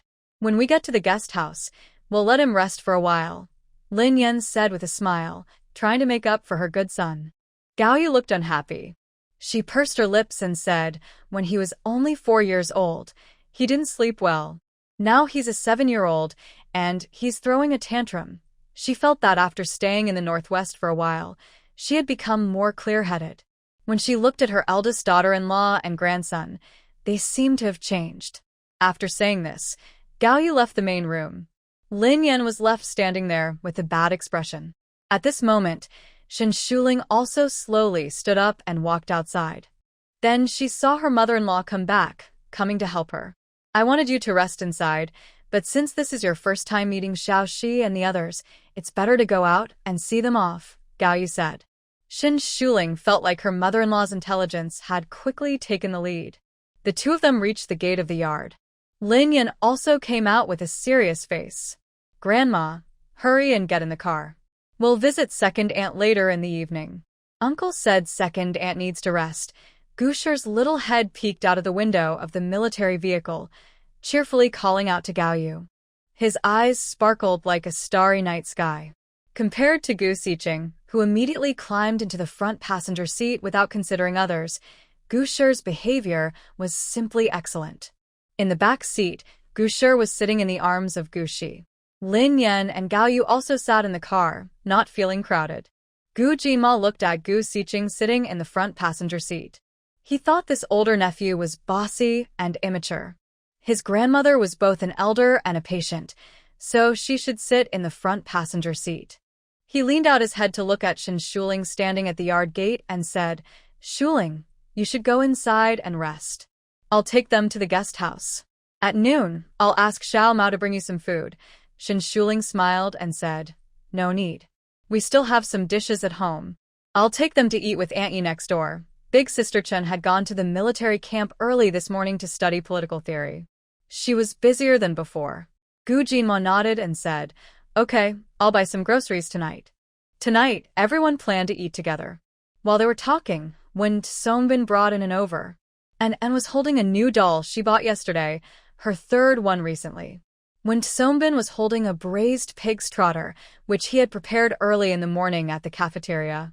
He kept some for himself, and the rest he brought over. "Is Wenbin bringing it in here?"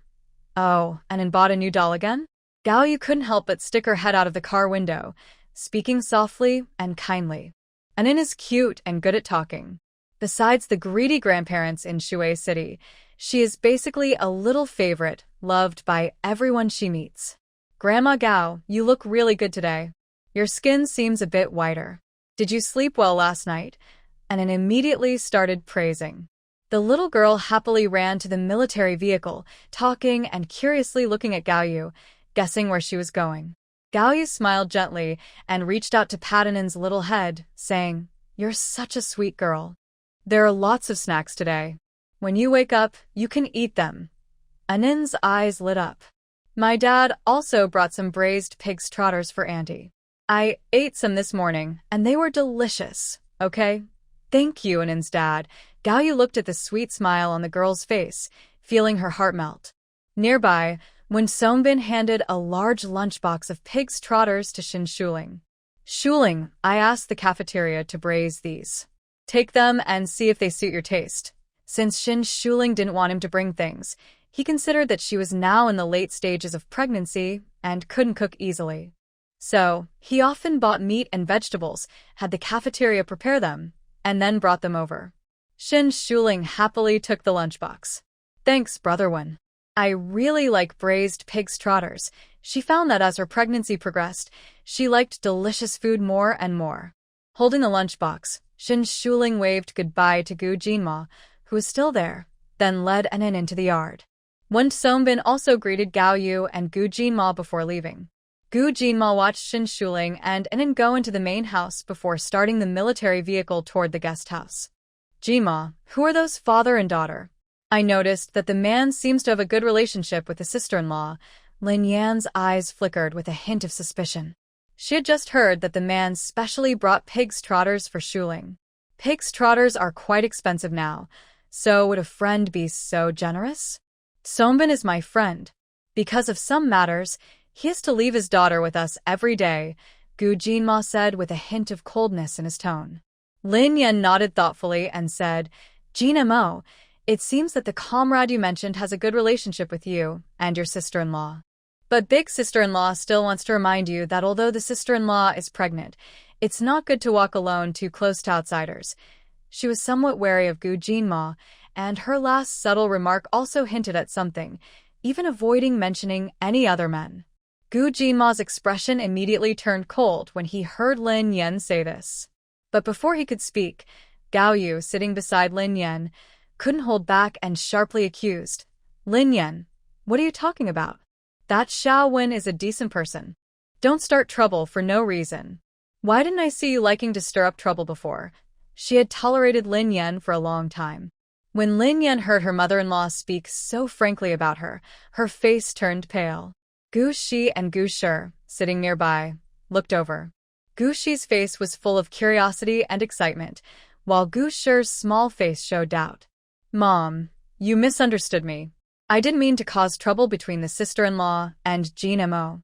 I don't even know that comrade Shaowen. I just wanted to kindly remind Jean Mo, Lin Yan explained with a bad expression. She never expected her mother-in-law to say such things about her. Hadn't her mother-in-law always supported her? Even if her advice was wrong, the attitude shouldn't have changed so much. What Lin Yan didn't know was that her mother-in-law had already blamed her illness on her. This was not a small mistake like a bad idea. Gao Yu snorted coldly. If you truly wanted to remind Jean Mo, you would understand the situation first, instead of spreading facts that cause misunderstandings. After speaking, she glared at Lin Yan and said, as Gu family's daughter-in-law, you should hope for the family's well-being. How can you be so quick to think badly of your sister-in-law? This was a mix of old and new grudges. Gu Shi, who had always disliked Lin Yan, immediately added, Big sister-in-law, Mom is right. If you truly care about second brother and second sister-in-law, you wouldn't start blaming my sister-in-law without understanding the situation. Second sister-in-law is about to give birth. What if second brother is influenced by you and argues with her? Will the baby in her belly be okay? Older sister-in-law, you wouldn't be harboring any inappropriate thoughts, would you? Regarding this sister-in-law, I always felt she had very bad intentions. She probably covets our family's wealth and favors her own children over others, especially her second sister-in-law's children. Lin Yan's pale face turned red with anger, caused by Gu Shi's words. She spoke with some anger. Xiao Shi, even if you don't like me, there's no need to speak like that. What do you mean by having bad thoughts? My good intentions are misunderstood by you. Don't you feel guilty about that? Huh. Sister-in-law, you say I'm guilty? What about the things you've done? Aren't they worse? Gu Shi laughed bitterly. When it comes to being shameless, she is definitely the worst. Gu Jinma's cold eyes looked at Lin Yan through the rear-view mirror. He said coldly, Sister-in-law, this is the military, not the Gu family in the capital. Your words just now can be seen as damaging a military marriage. If you keep saying things like that, I don't mind letting the military handle it. This made Lin Yan's back go cold, and she immediately became quiet. She clenched her teeth and dared not speak again, but her resentment grew stronger. Everyone in the Gu family always acted as if they were superior, and she was unworthy. Even though she married into the Gu family, they still treated her with suspicion, always keeping her at a distance. After Gu Jinma finished speaking, the military vehicle fell into silence. No one spoke anymore.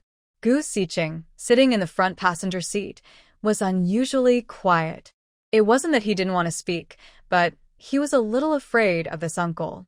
One year, when Gu Jinmo returned home, he happened to see Gu Siqing throwing a tantrum and causing trouble. He grabbed him and gave him a good beating. His buttocks swelled up like a red bun, and Gu Siqing cried all night from fear. Soon, the military vehicle arrived at the guest house entrance. Gu Jinma was annoyed with Lin Yan and Gu Siqing. After dropping them off and helping carry their luggage, he made an excuse that he had military matters to attend to and left. He drove the military vehicle back to the military family quarters. Xin Shuling had just finished giving in an injection. She was a little surprised to see the man return. Why are you back? Weren't you going to see Mom and Xiaoxi? She thought he would stay at the guest house for a while. Gu Jinma stepped forward and held her hand. He said in a serious voice, Shuling, I will buy train tickets later and send them back tomorrow. They will come for dinner tonight. After eating, you can go back to your room and rest. Everything is about your safety. If my older sister-in-law or Gu Sijing come to see you privately, don't pay attention to them. Or you can go next door to Aunt Chen's or Aunt Ye's house. Earlier on the train, he was provoked by Lin Yan and felt that her visit this time was not with good intentions. Shuling looked at his worried face and patted his strong arm with her hand. She smiled and said, Don't worry, I've taken note of everything. This is the Northwest Military District. If the other side wants to cause trouble, they might as well make a big scene, and involve the leaders to handle it properly. I have a feeling that if they don't cause trouble this time, they will try again a few more times. She can't avoid going to Beijing. Instead of causing trouble there, it's better to cause a fuss in the familiar territory of the Northwest. It all depends on what the other side plans to do. After talking with Xu Ling, Gu Jinma hurriedly left. There's still work waiting for him in the camp. He needs to send Xiao Mao to buy train tickets, and he also has to visit the service station and the canteen to prepare dinner for the evening. Once Gu Jinma left, Yi Yuzhen, who had been watching from next door, immediately ran over. Xu Ling, your sister-in-law is not an easy person, and that child is quite fierce. The way that kid looked at you just now is intense. They're coming to eat dinner here tonight, so you need to be careful, Yi Yuzhen warned anxiously. She had overheard this just now from hiding in the yard. Xu Ling listened to Yi Yuzhen and smiled. Aunt Yi, since Commander Su and Sister Xin are working overtime these days, why don't you come to my place for dinner? I'll invite Aunt Shin too. With you and Jinma here, they won't be able to do anything. Yi Yuzhen waved her hands quickly. No. I'll just watch over the yard with Sister Ju. If your sister-in-law has any bad intentions, she'll have to show her hand. Later, I'll ask the leaders to come and settle things. We'll see what your sister-in-law is up to. Xu Ling, I tell you, your sister-in-law is not a good person. And her son, who looks so proud, clearly takes after her. But that little boy seems to have a calm personality. Hearing this, Xu Ling's eyes showed a hint of thoughtful reflection. Gu Jinma booked 2 rooms. One for Lin Yan and her 2 sons, and another for Gu Xiqing and Gu Shi. Gao Yu still stayed at the military family residence since she would go over for dinner in the evening. She originally wanted Lin Yan and her 2 sons to stay together, but Gu Shi didn't want to share a room with Gu Xiqing. So, Gu Shi decided to stay with her. She glared at Lin Yan, thinking she really doesn't act like a mother. Once the rooms were ready, Lin Yan took the chance to bring Gao Yu into her room. Her mother-in-law's attitude had changed. It was clear she was leaning toward her sister-in-law. Lin Yan knew she had to seize this chance to bring her over to her side. She sighed inwardly. She used to think her mother-in-law was soft-hearted and easy to get along with, but now she saw her as someone indecisive and meddlesome. If it weren't for her mother-in-law, she wouldn't have to go through all this trouble.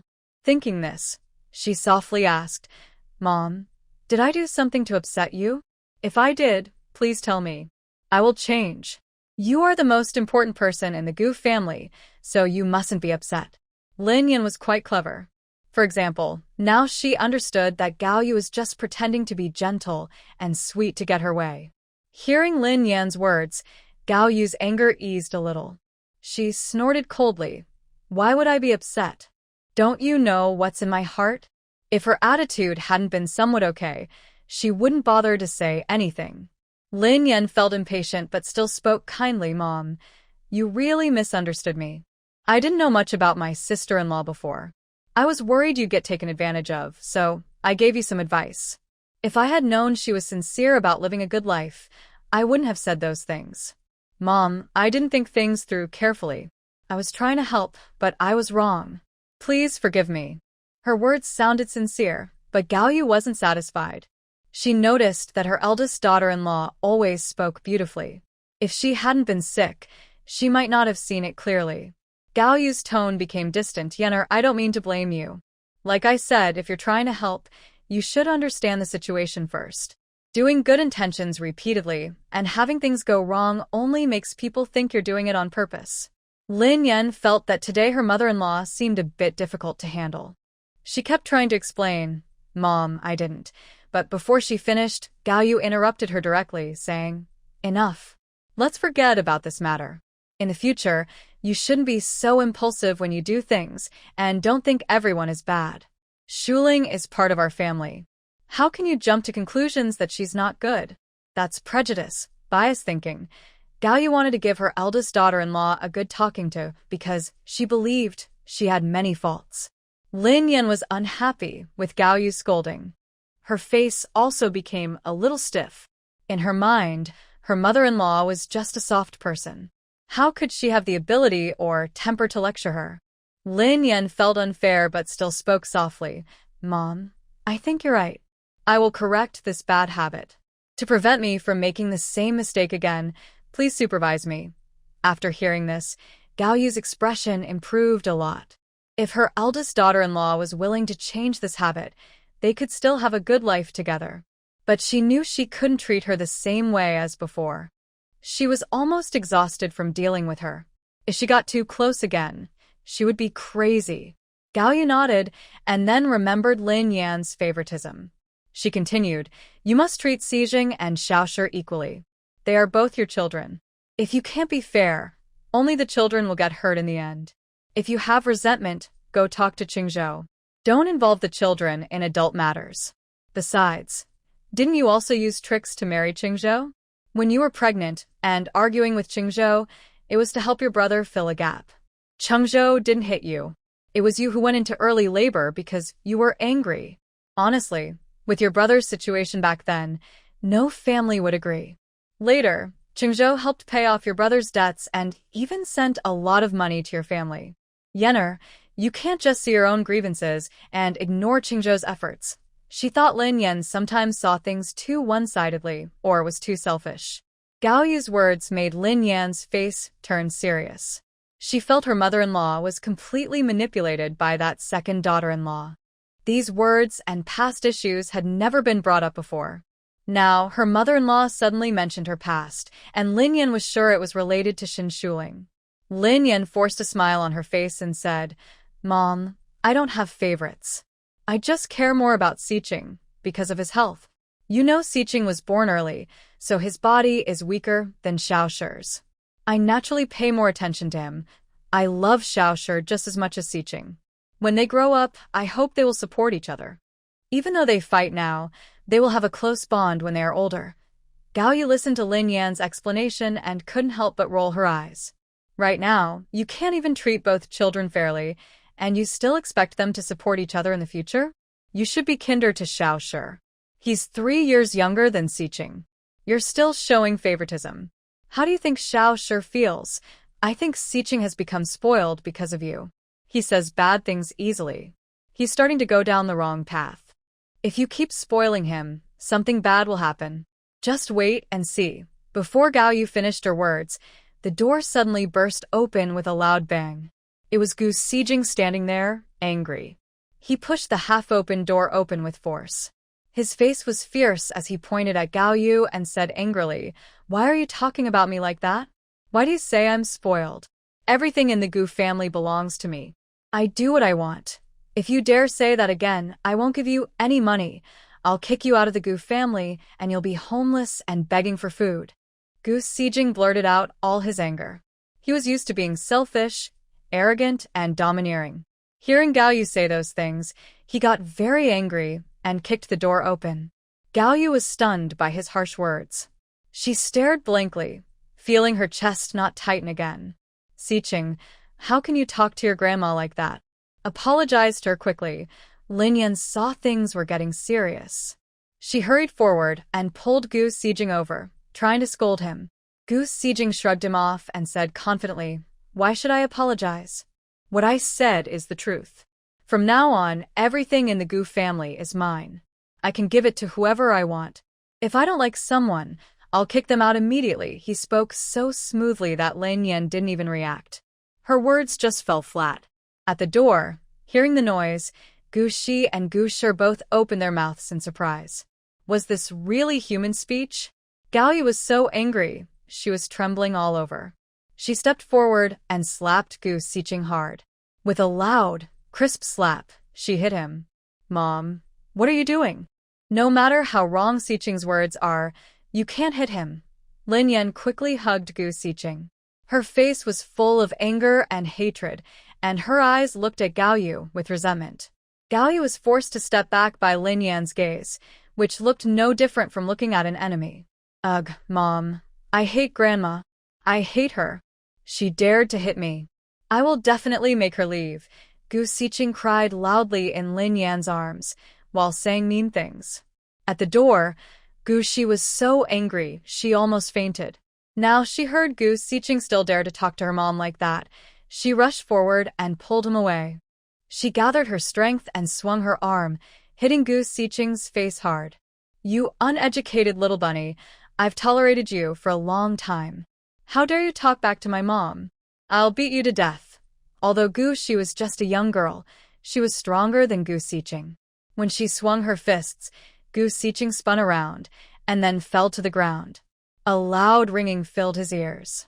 His cheeks felt burning hot, and he was completely stunned. Xiqing, Lin Yan couldn't care about anything else.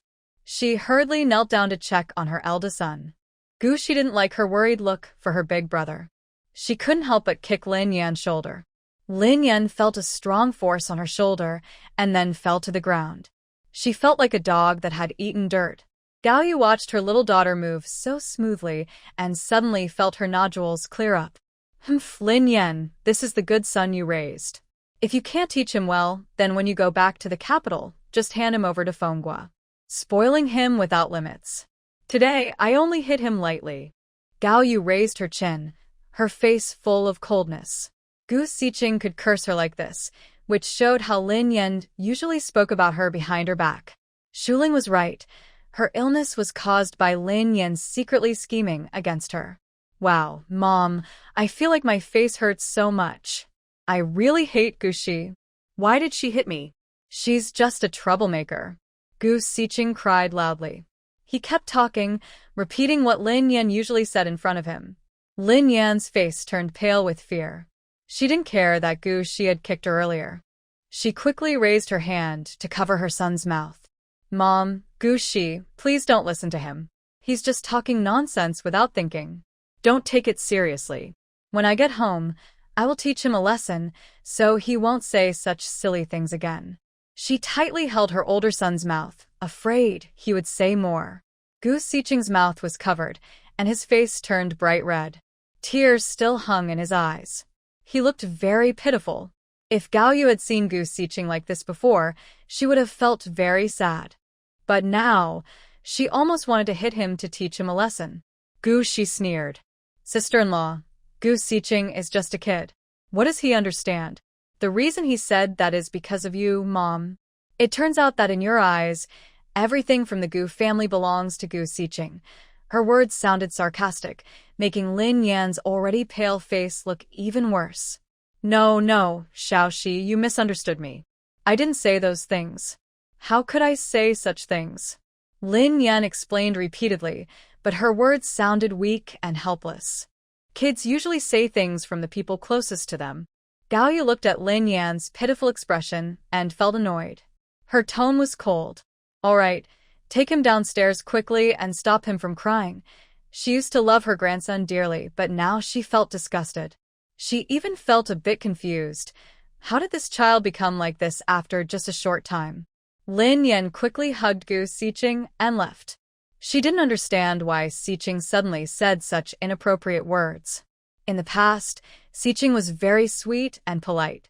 Lin Yan couldn't figure it out, but she truly felt sorry for her child. Xiaoxi, don't stand at the door. Come in and sit. Gu Shi, putting away her dislike, gently waved to Gu Shi, who was standing at the door. She liked being a child, obedient and sensible. When facing problems, she always thought first of her family and didn't want to trouble others. Compared to Gu Xiqing, who was always causing trouble, she believed that Xiaoxi was truly a member of the Gu family. For 3 generations, no one in the Gu family had been as arrogant as Gu Xiqing. It was all because Lin Yan had entered the family, bringing her influence and polluting the family's genes, resulting in a spoiled child. Fortunately, Xiaoxi was there. Gu Shi stood at the door and walked over to Gu Shi. His face showed some nervousness, as he was a bit scared by how angry Grandma and Auntie had been earlier. Since he could remember, it was the first time Grandma and Annie had been so angry. He knew it was because of his mother and Gu Xiqing, but he still felt a little scared. Xiaoxi, don't be afraid. If you haven't done anything wrong, Auntie won't be angry with you.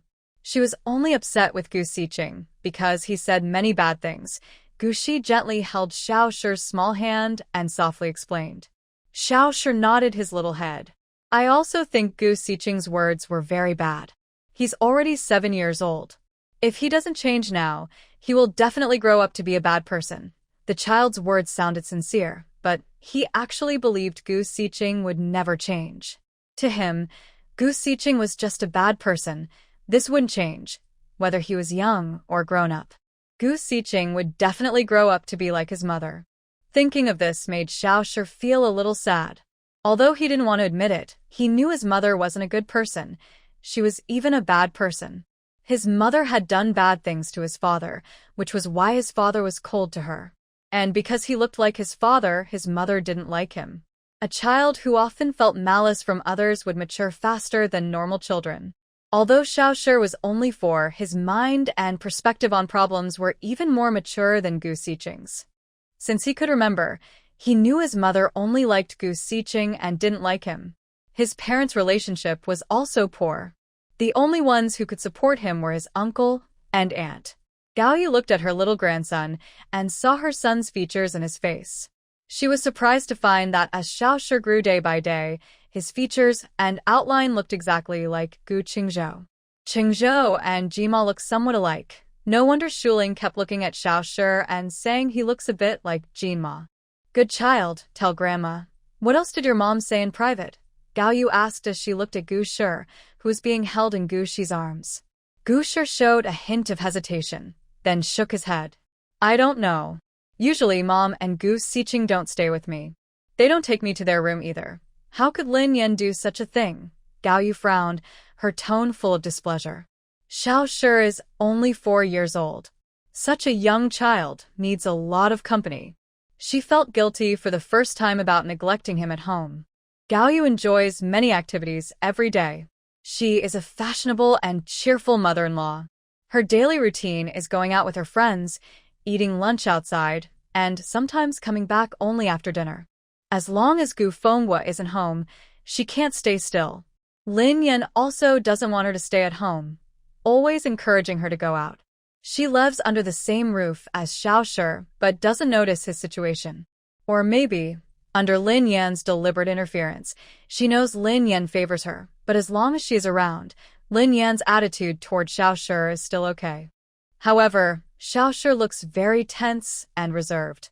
She used to think Xiaoshi was just shy, never suspecting Lin Yan's attitude was the main reason for his nervousness and restraint. Gu Shi saw Gaoyu get angry and immediately shook his little head. He said seriously, Grandma, it's okay. Mom not taking me is fine. I can play by myself or go out to find friends. No need to be upset about this.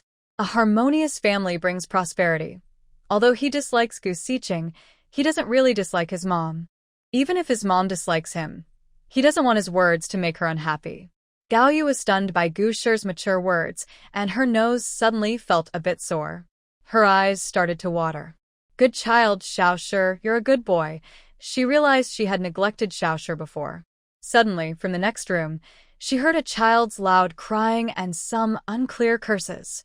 Without listening carefully, she could tell Gu Siqing was yelling at someone.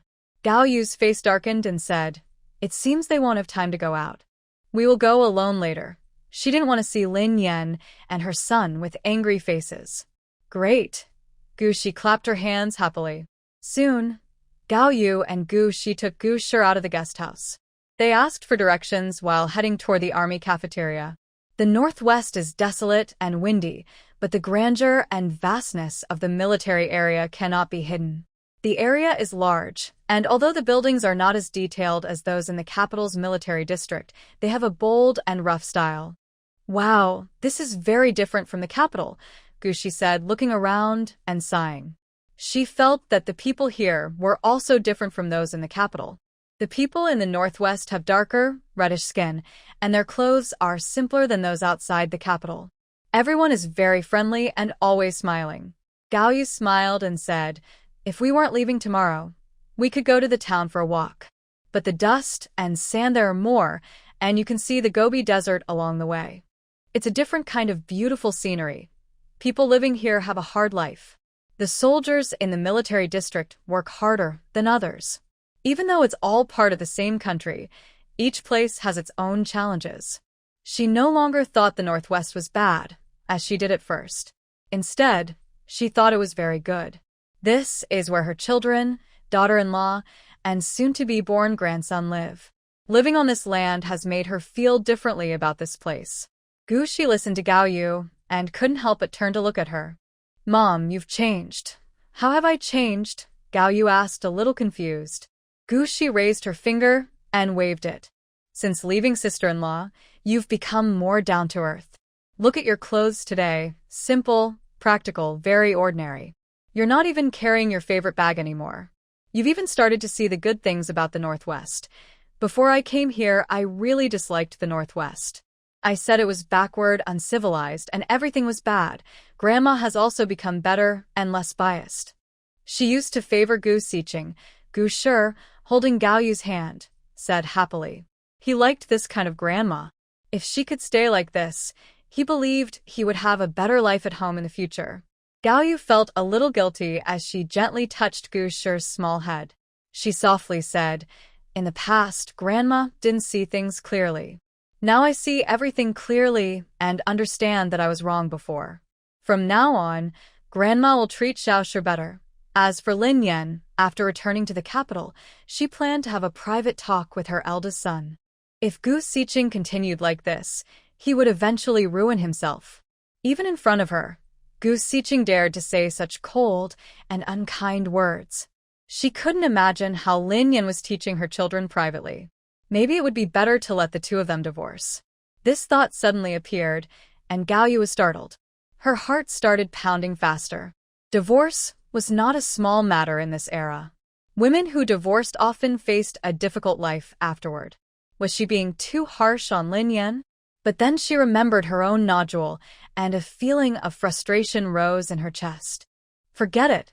When she returned to the capital, she would first share her thoughts with Fenghua. Gao Yu, along with Gu Shi and Gu Shi, walked happily toward the military cafeteria, chatting and laughing, creating a warm and joyful atmosphere. Meanwhile, at the guest house, Gu Siqing held Lin Yan and cried loudly for a long time. After she calmed her son down, she went outside and saw that the door to the next room was already tightly shut. Could they be resting? Lin Yan stood at the door, knocking for a while, but there was no response. She didn't think her mother-in-law and the others had left. In her view, no matter how harsh Gu Siqing's words were, they were still the grandchildren of the Gu family. She had given birth to 2 grandchildren for the Gu family, and she was a great contributor. Moreover, Gu Shi had been too aggressive earlier, slapping Gu Siqing twice. When she checked her wound, she saw that Gu Siqing's mouth was also injured.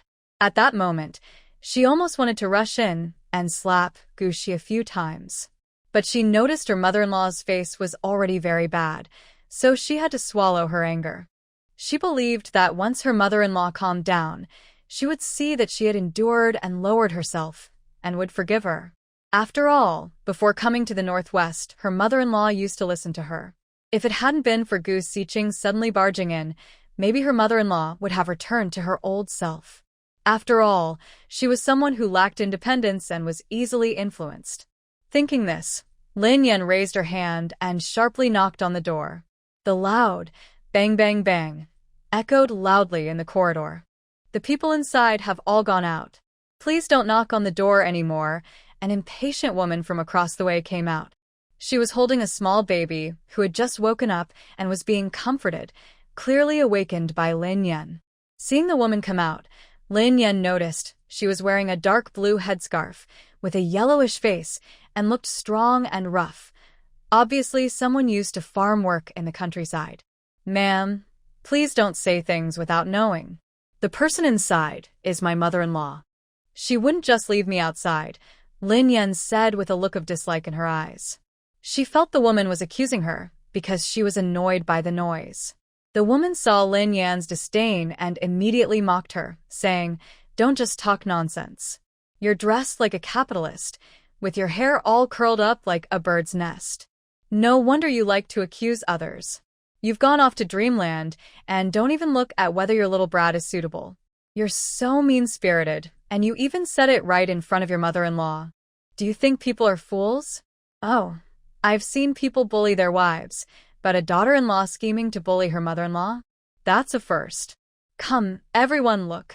Capitalists oppressing the common people, As she spoke, she suddenly started singing loudly, startling Lin Yan so much she hurried back to her room and slammed the door shut with a loud bang.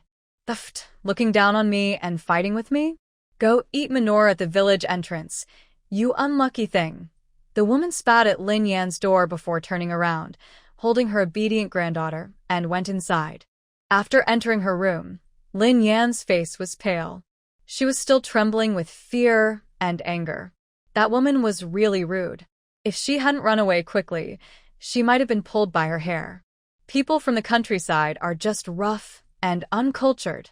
Lin Yan had already mentally blocked out her rural background.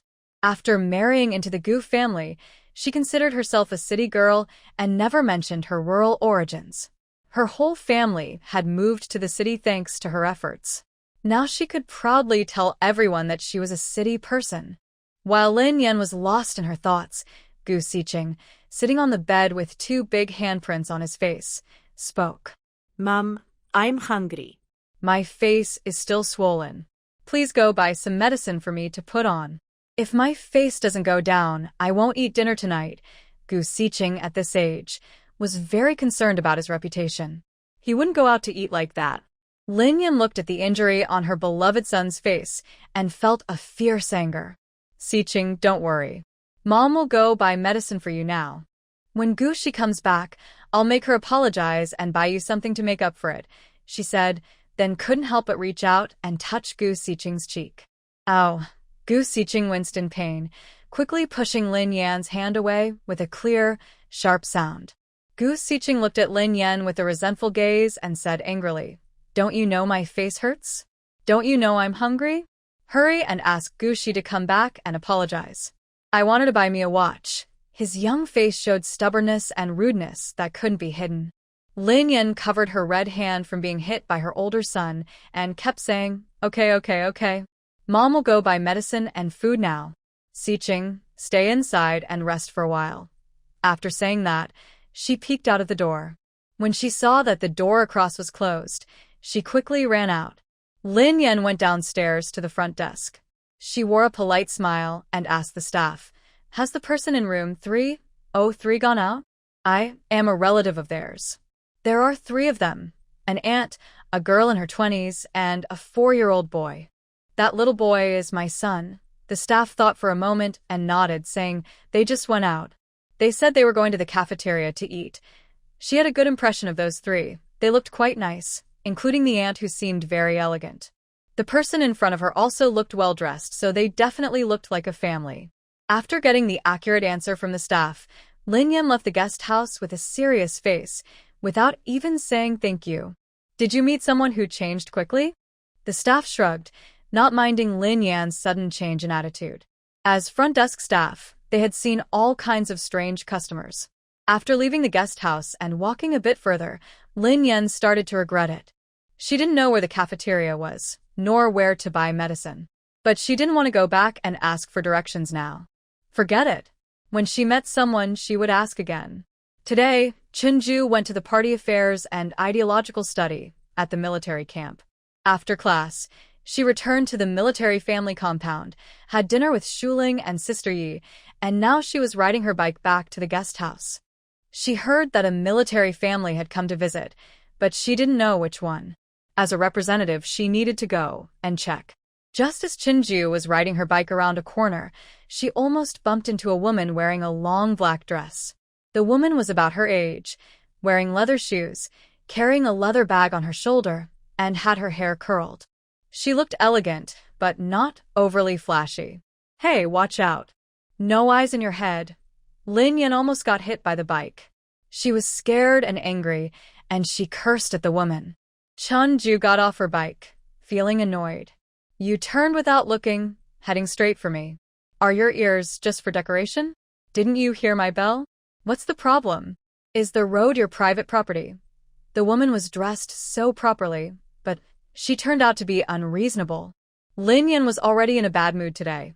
Her son had been beaten, her useless mother-in-law had scolded her badly, and she was just now being yelled at by a rural person from across the street. Her mother-in-law even deliberately left her and Siqing to eat alone. She was already angry inside. When Chunju snapped at her, her anger flared up. She pointed at Chunju's nose and said, "Is this the kind of behavior you people from the Northwest Military District have? Full of foul language. Do you even know who I am? I advise you to apologize right now, or I'll make sure you regret it." Lin Yan thought she could still use the reputation of Commander Gu Jinma. "I don't care who you are. Why should I apologize to you? Don't you know to give way to pedestrians? Plus, this is a turn. It's your fault if you can't see clearly. You're the one with the problem. How? Do you want to bully people with your power? Let me tell you, I, Chinju, am upright and proper. If you have the guts, go tell your leader. I'm not afraid of you," Chinju said, patting her chest. Lin Yan didn't expect Chinju to be so tough. She was surprised, but also started to hesitate. Her son was still hungry. If she kept arguing with the other woman, what would happen if her son went hungry? Thinking this, Lin Yan pointed at Chinju and said fiercely, "Just wait. After I eat, I'll come find you at the military family's residence." Lin Yan was so angry she almost lost her mind.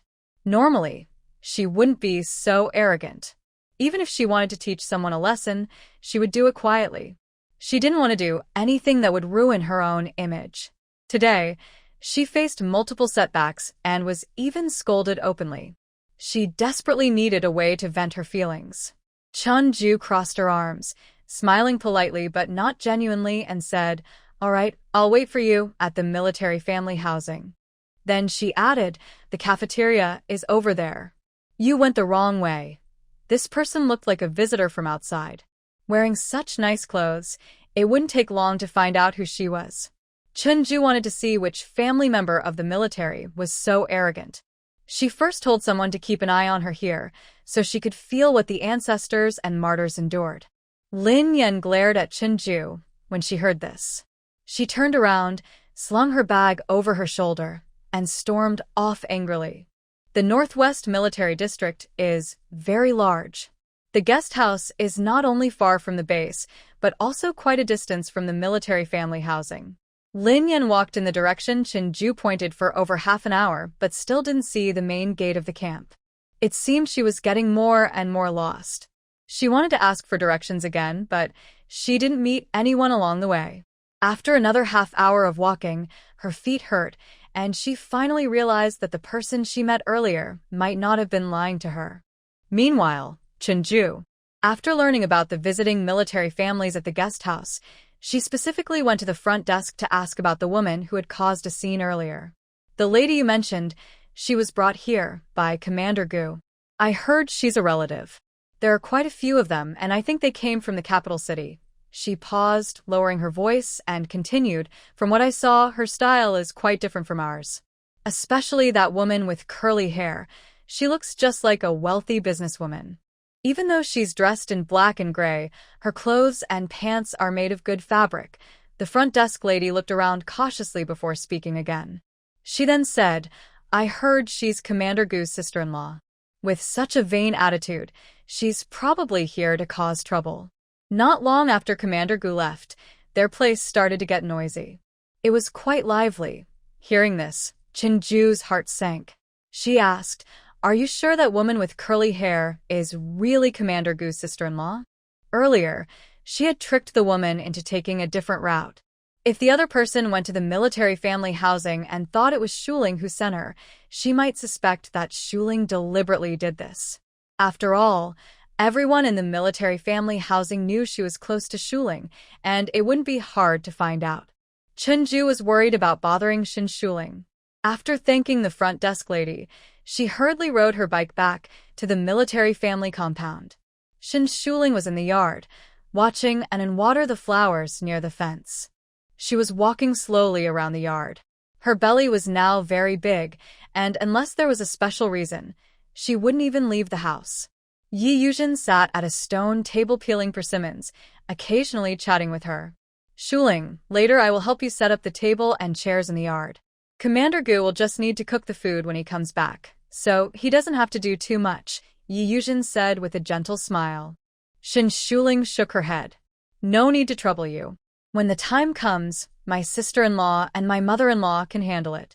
Usually, she was already a bother to Aunt Yi, so it wouldn't be polite to trouble relatives when they visit. Yi Yuzhen didn't insist. She and Shuling were so familiar that if she refused, it was probably because she was being polite. The persimmons are peeled. Come and eat, she said happily, inviting the two.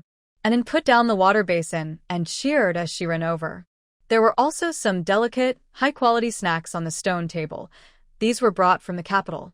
Shuling went to the table, picked up a well-peeled persimmon from the porcelain plate, and took a bite. The sweet flavor spread in her mouth, not at all bitter. This persimmon is so sweet. Many people bought it today at the service station. It's not very big, so Shuling, one is enough for you. Pregnant women should eat fewer persimmons, just taste it. And then you can have two, Yi Yuzhen said while handing the persimmon to Anin. Wow, the persimmon is peeled so nicely. The flesh isn't broken at all. It looks super delicious. Thank you, Aunt Yi, Anin flattered her as usual. Yi Yuzhen's eyes crinkled happily.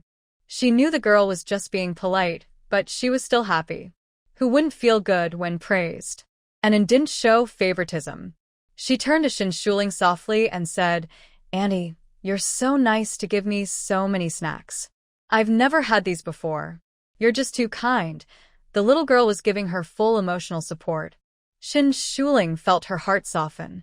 Auntie, you can't finish all these snacks by yourself. Anin should help share some.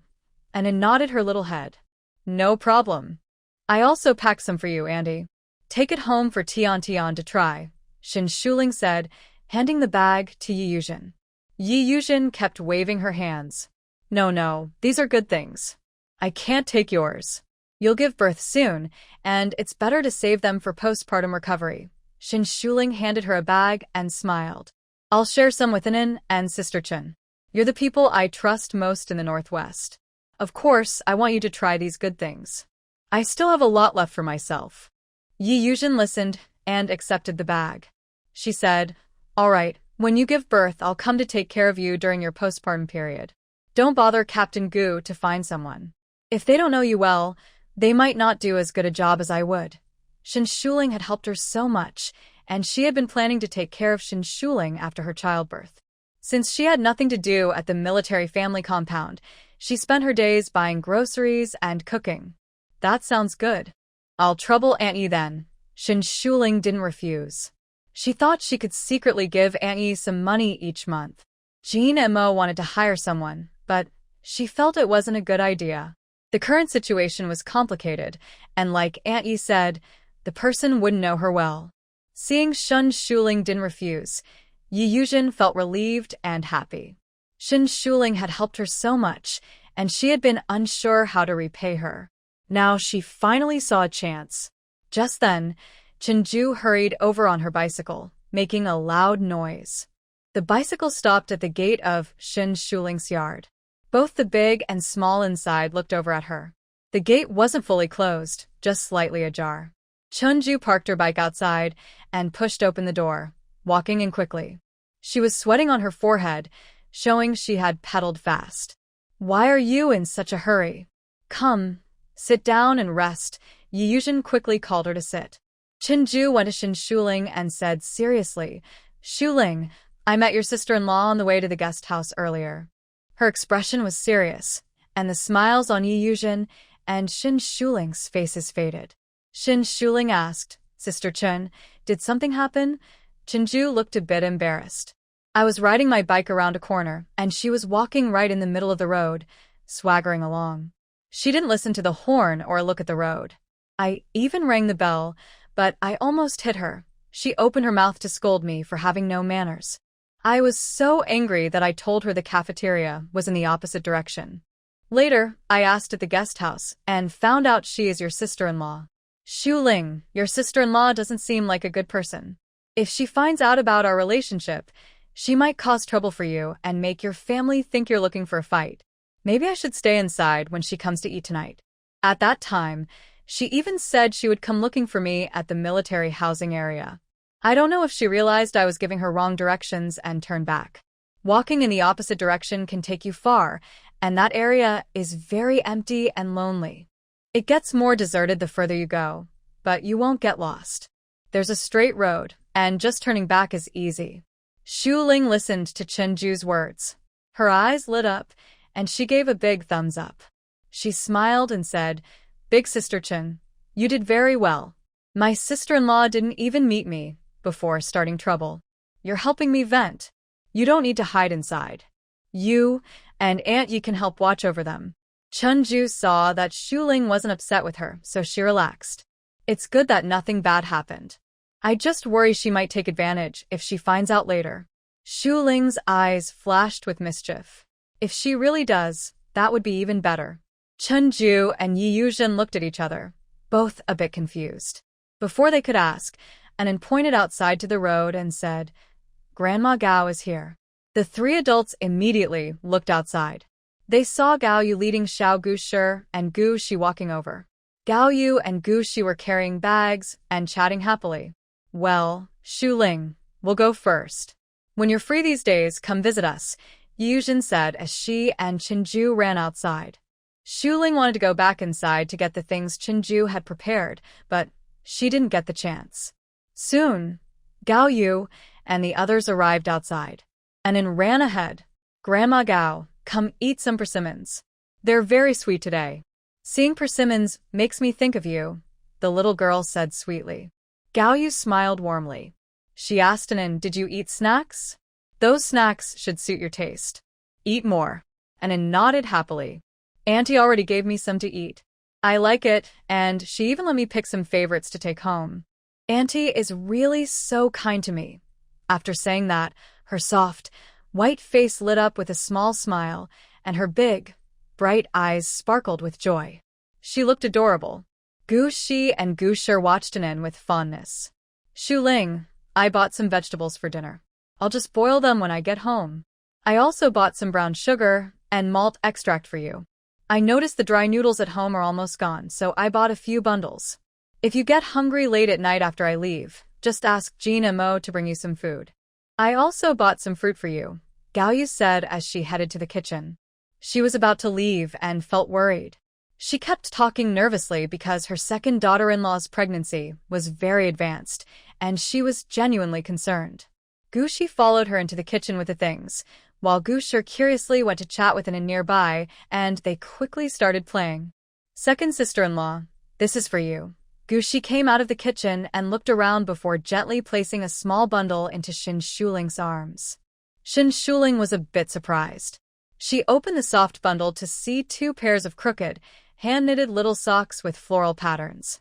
The patterns were a bit messy, so although you could tell they were flowers and grass, they didn't look very neat.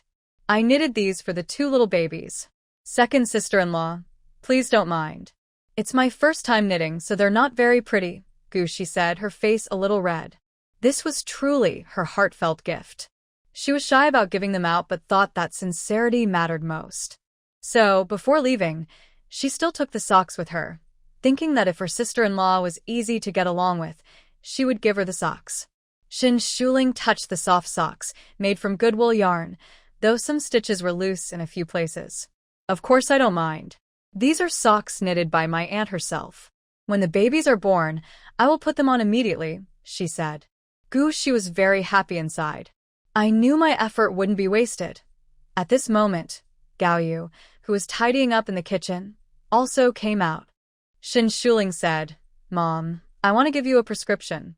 When you return to Beijing, just follow the instructions and take the medicine. While Lin Yan and her son were away, she planned to check her mother-in-law's pulse and prescribe some medicine to help her recover.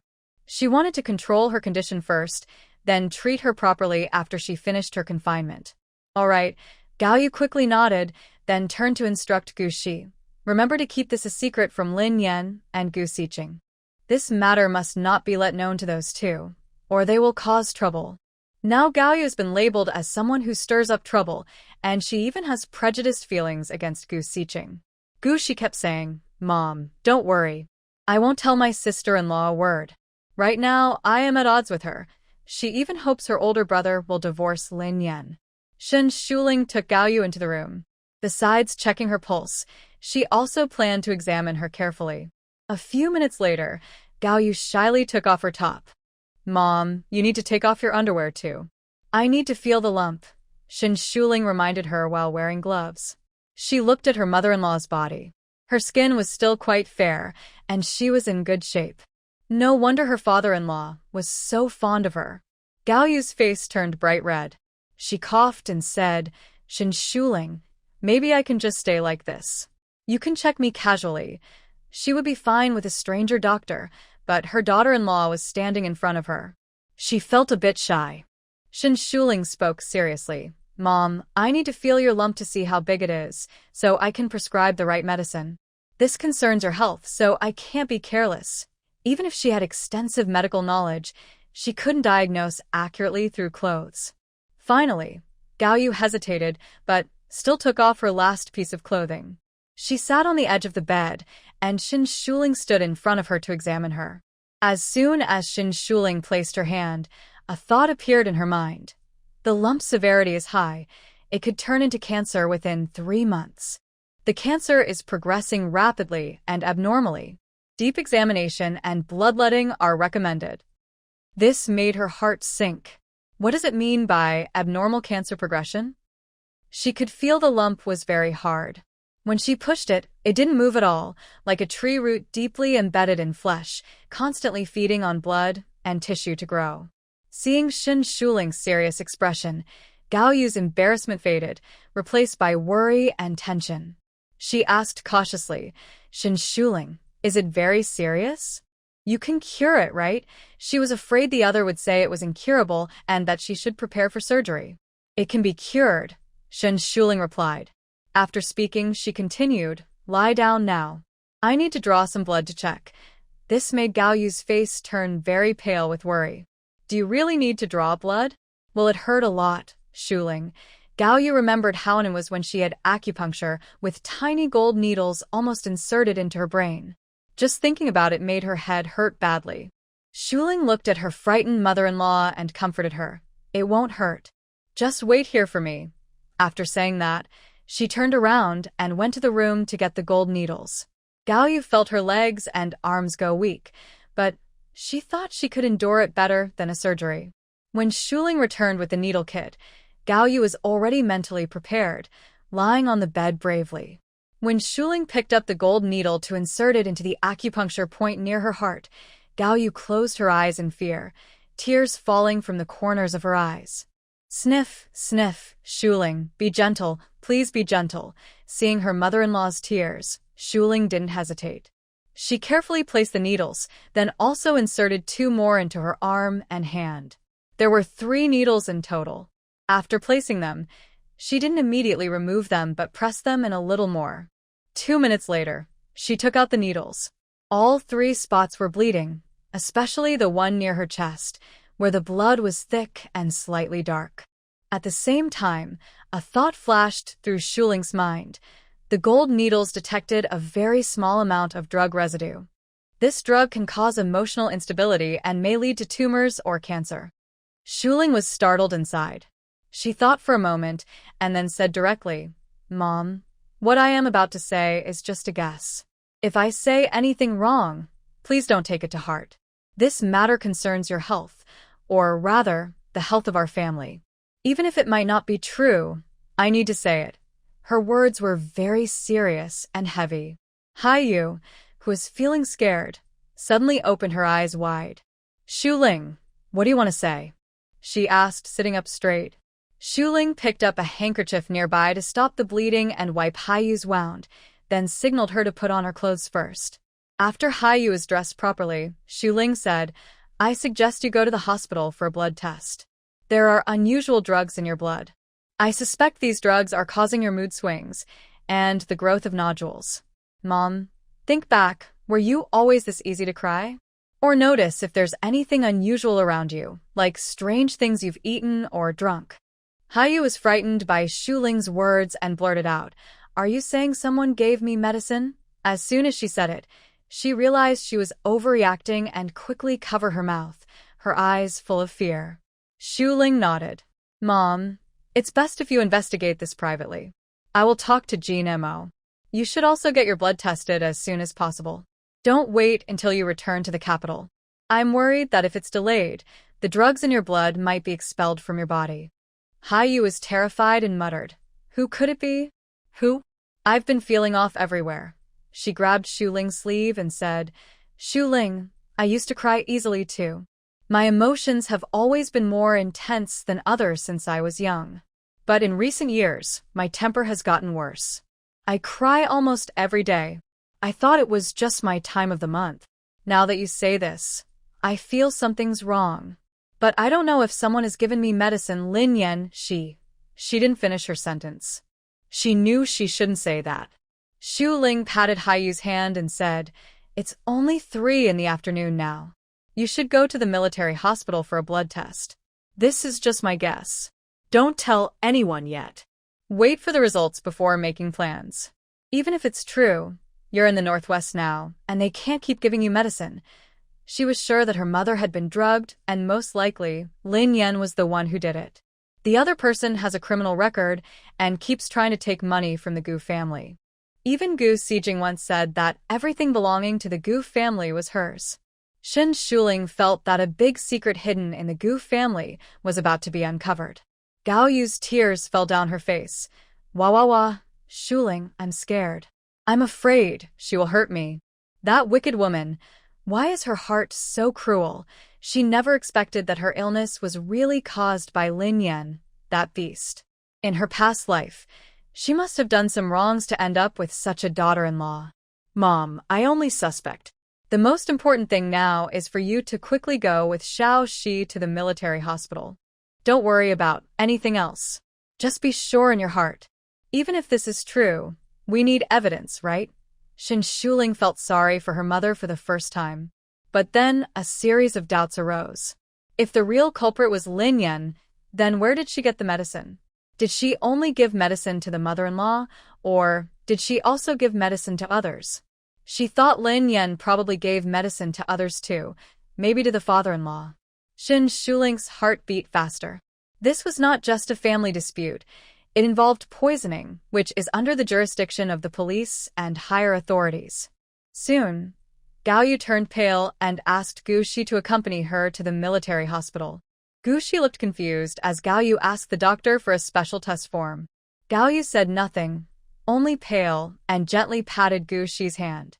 Xiao Shi, you're lucky you've been studying outside, Gao Yu said somewhat relieved. But as soon as she thought about Feng Gu, who was always at home like herself, her relief turned into worry. Over the past year, Feng Gu had been feeling unwell after getting angry, sweating and feeling weak. Recently, Feng Gu even went for a checkup and blood tests, but nothing was found. She worried that her own health might also show problems. The more Gao Yu thought about it, the more scared she became. She was convinced Lin Yan was the main culprit. If not, why would Gu Sijing say such lawless things? Once people believe something, they will do everything to justify it. Even without proper logic or evidence, they fill in the gaps with their imagination. In the end, Gao Yu even considered ignoring everything and just arresting Lin Yan. That woman was so vicious, she might have poisoned the entire Gu family. Haiyu was trembling with fear, and Shen Shuling from the military family compound asked Aunt Yi to help her go to the camp area. This matter must be reported to Gu Jinma immediately. When Gu Jinma hurried home, she immediately shared all her guesses. Jinma, I'm not sure if the hospital can detect drug residues. I hope this is just my imagination and guess. Shen Shuling's tone was heavy. Gu Jinma looked cold. He slowly shook his head and said, Dad started having health problems this year. After emotional outbursts, he sweats and feels weak all over. My older brother took him for a full checkup several times this year, but everything was fine. Just a few days ago, Xiaoxi came, and Dad even broke out in a sweat because of the fight between Gu Sixing and Xiaoshi. Shen Shuling, I don't think this is just your guess or imagination. How did the other person get the medicine, and what do they want to do to our family? We must find out the truth this time. By the end, Gu Jinma's tone even carried a hint of anger. Whoever got hold of such medicine must have powerful connections and influence. The truth will be uncovered soon. At least tonight, he must control the person responsible. At around 4 o'clock in the guest house, Lin Yan, whose legs were weak and who had returned empty-handed, entered the room. Immediately, screams and the sound of things being smashed came from inside. "Where's my lunch? Where's my lunch? And my medicine? Get out! Get out! You don't love me at all. You don't even give me food or buy me medicine. How could I have a mother as cruel as you?" Gu Sixing shouted and pushed Lin Yan out. His stomach was already growling from hunger, and he was very angry. More than half an hour after Lin Yan left, Gu Sixing, starving and unable to bear it, wanted to go out and look around.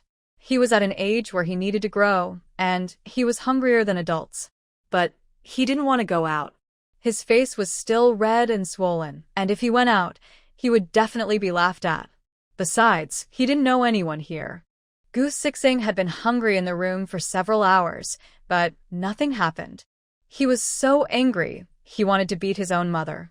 Lin Yan was pushed into the corner by something flying toward her. She kept explaining, "Siqing, I didn't mean not to buy you anything. It's because Mom listened to that bad woman who gave me the wrong directions. She deliberately pointed me the wrong way. I almost got lost. I had to go around many times before I finally found my way out. That mean woman intentionally gave wrong directions, making her walk a long way. When she turned back, she inexplicably went in circles several times before finding the right path. She almost thought she was lost." Later that evening, when she went to the military family compound, she planned to find out who that mean woman was and where she got the courage to mess with her. Lin Yan was about the same age as Chenju. Although Chenju lived in the northwest, she didn't look much older. Gu Sijing listened to Lin Yan and stopped what he was doing with the things he was throwing. He said, "Then hurry up and go buy some things for me. I'm starving, and my face is still swollen. If it doesn't go down soon, I won't eat tonight. Siqing, Mom packed some cookies in your clothes bag. Did you forget? Eat some cookies first to fill your stomach. I'll find some hot water to put on your face. Once your face gets better, we'll go to the military family compound for dinner." "Okay," Lin Yan said quickly, her tone a little cautious. Her precious son was usually brave, but also a bit bossy. She thought that was good. Siqing would grow up to be a strong man, and a little bossiness wasn't a bad thing. She believed only such a man could achieve great things. "Why didn't you tell me earlier? I want to eat imported cookies and drink soda. Hurry up and give them to me," Gu Sijing shouted. Lin Yan stood up from the corner, smiling affectionately.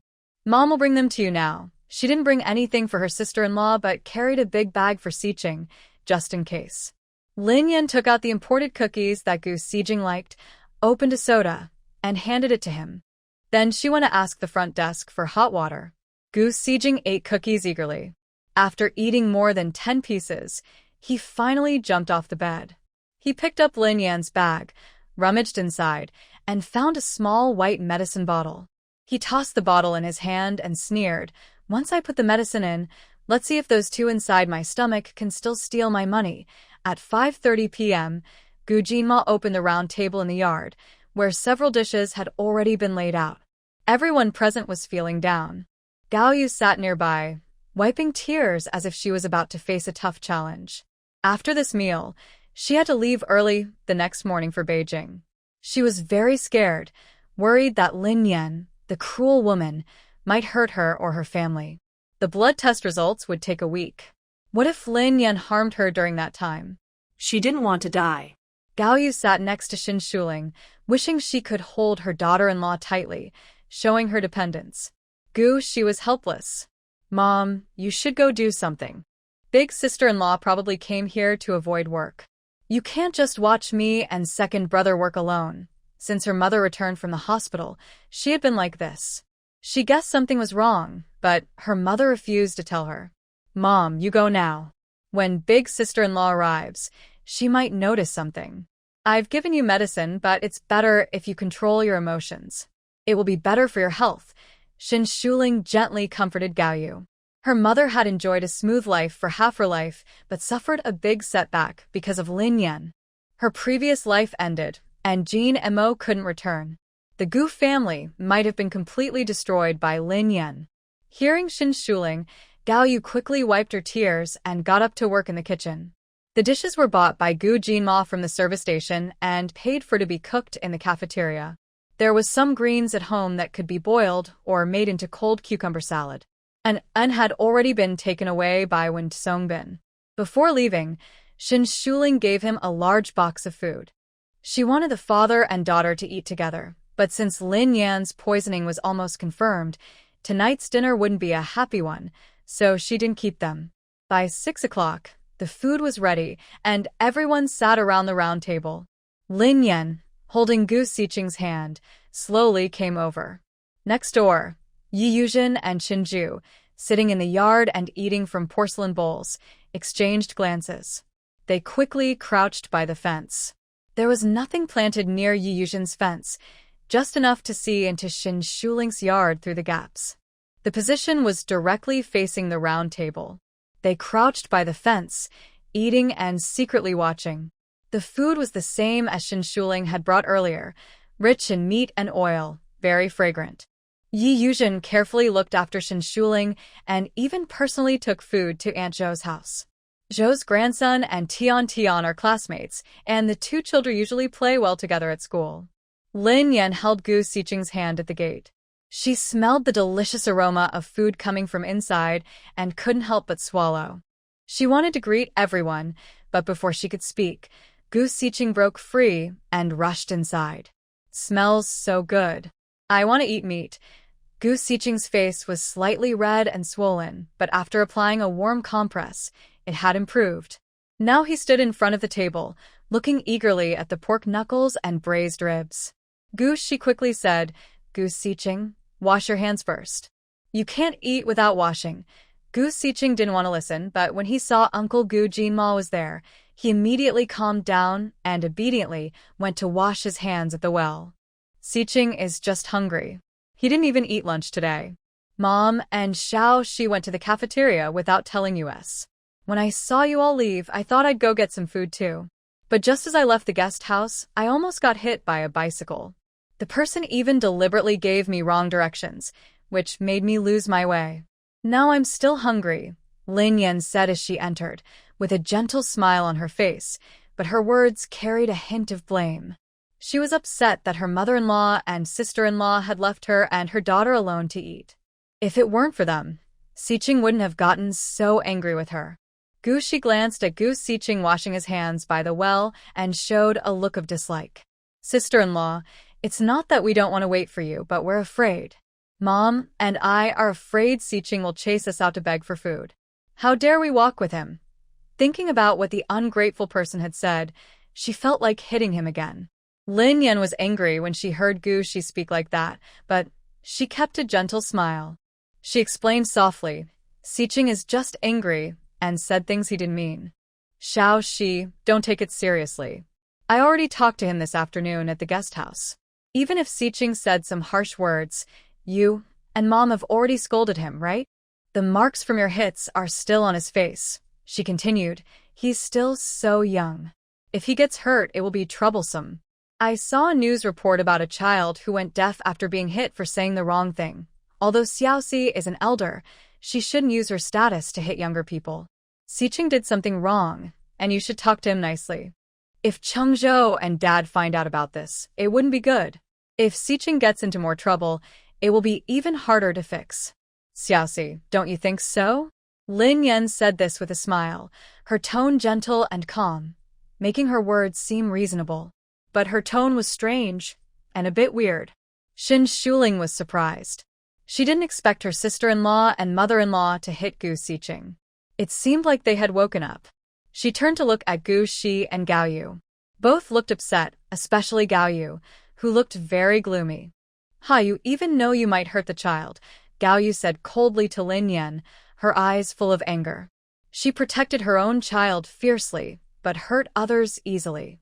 She seemed like a mean woman. Gao Yu thought this and accidentally saw Gu Shi sitting quietly next to Gu Shi. An idea flashed in her mind, but she didn't catch it in time. Lin Yan, sitting nearby, was frightened by Gao Yu's cold stare. She felt like Gao Yu was looking at her like she was a dangerous enemy. At that moment, Gu Xiqing finished washing his hands by the well and ran over. He sat at the table and picked up clean bowls and chopsticks, ready to grab some meat. Just as he was about to reach for the big pork knuckle, a pair of chopsticks shot toward him and hit his wrist precisely. With a loud snap, Gu Siqing felt pain in his wrist, and his chopsticks fell onto the table.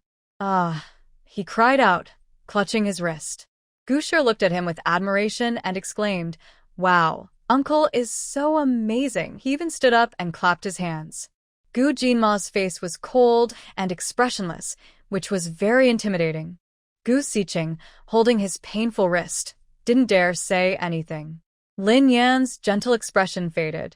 She quickly checked her precious son's wrist, looking very worried.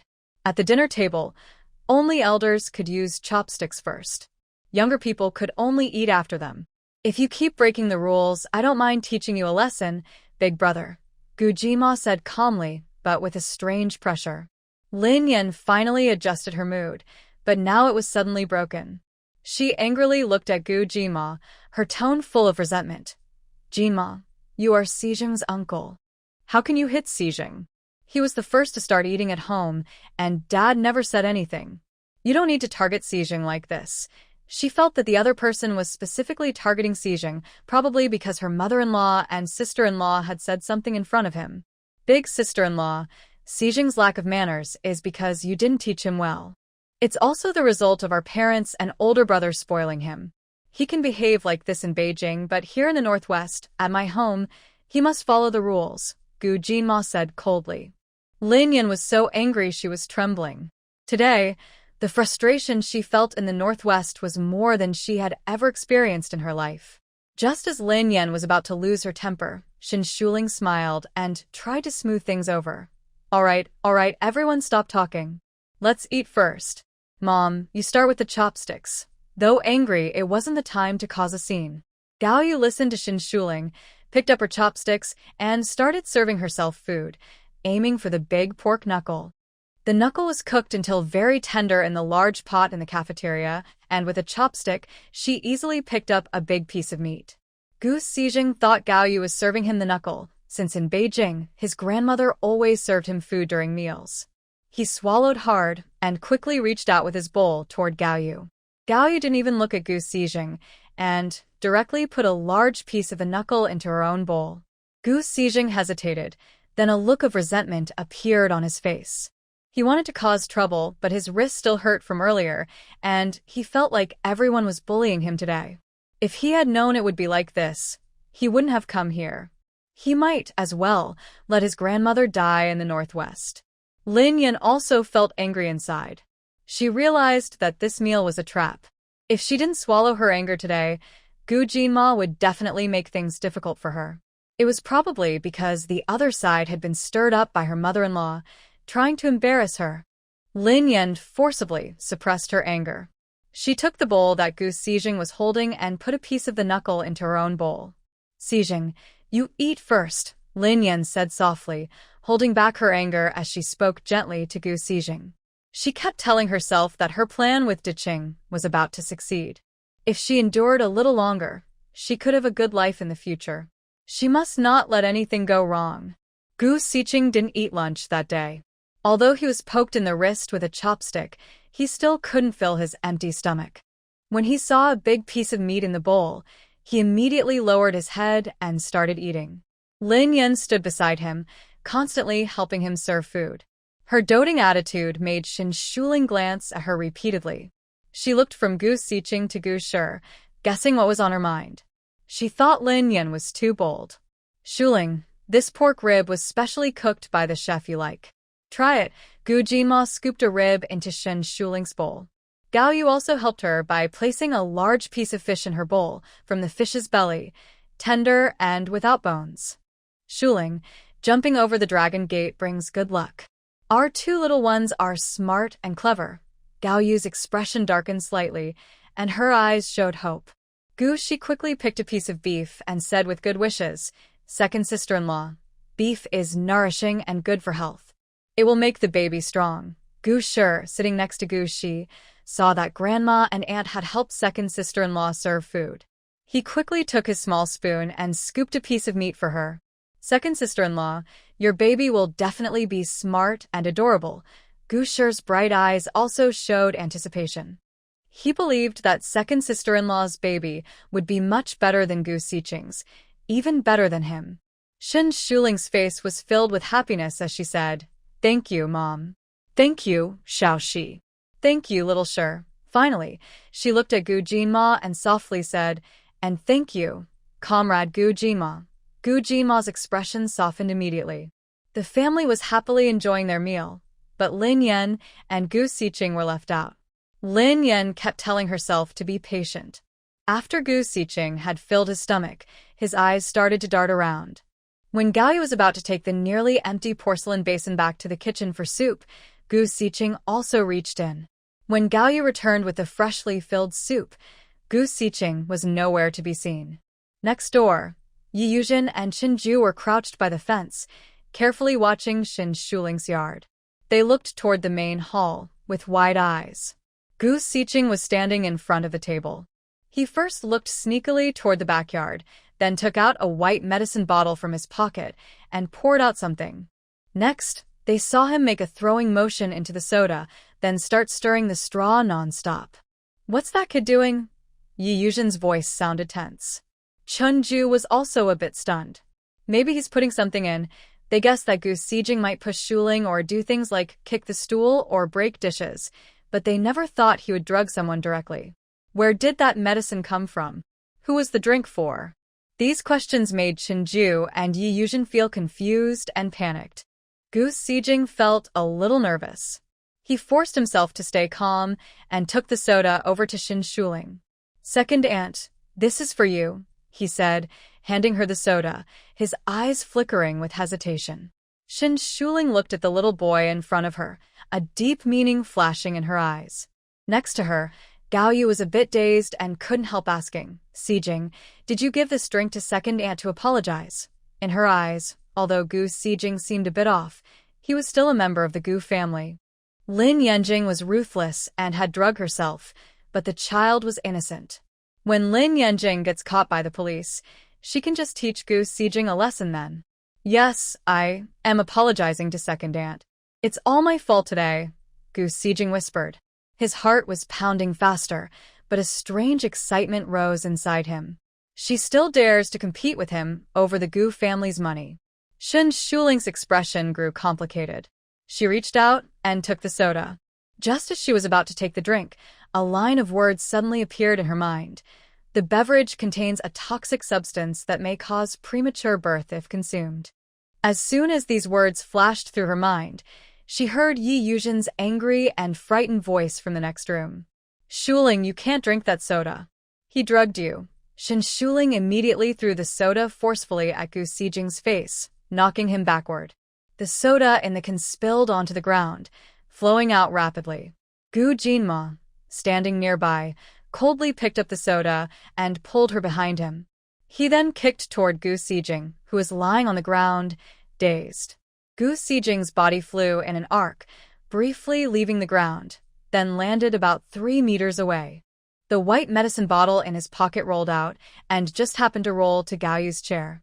"Ah!" Xijing. Lin Yan was extremely frightened and immediately ran to Gu Xijing's side, carefully checking on him with a face full of pain and fear. Gao Yu and Gu Xia were both stunned by the sudden situation. They sat there blankly, turning their heads to look at Lin Yan, who was crying loudly on Gu Xijing. Gu Xijing was knocked out by a kick from Gu Jinma. Shin Shuling was a bit worried.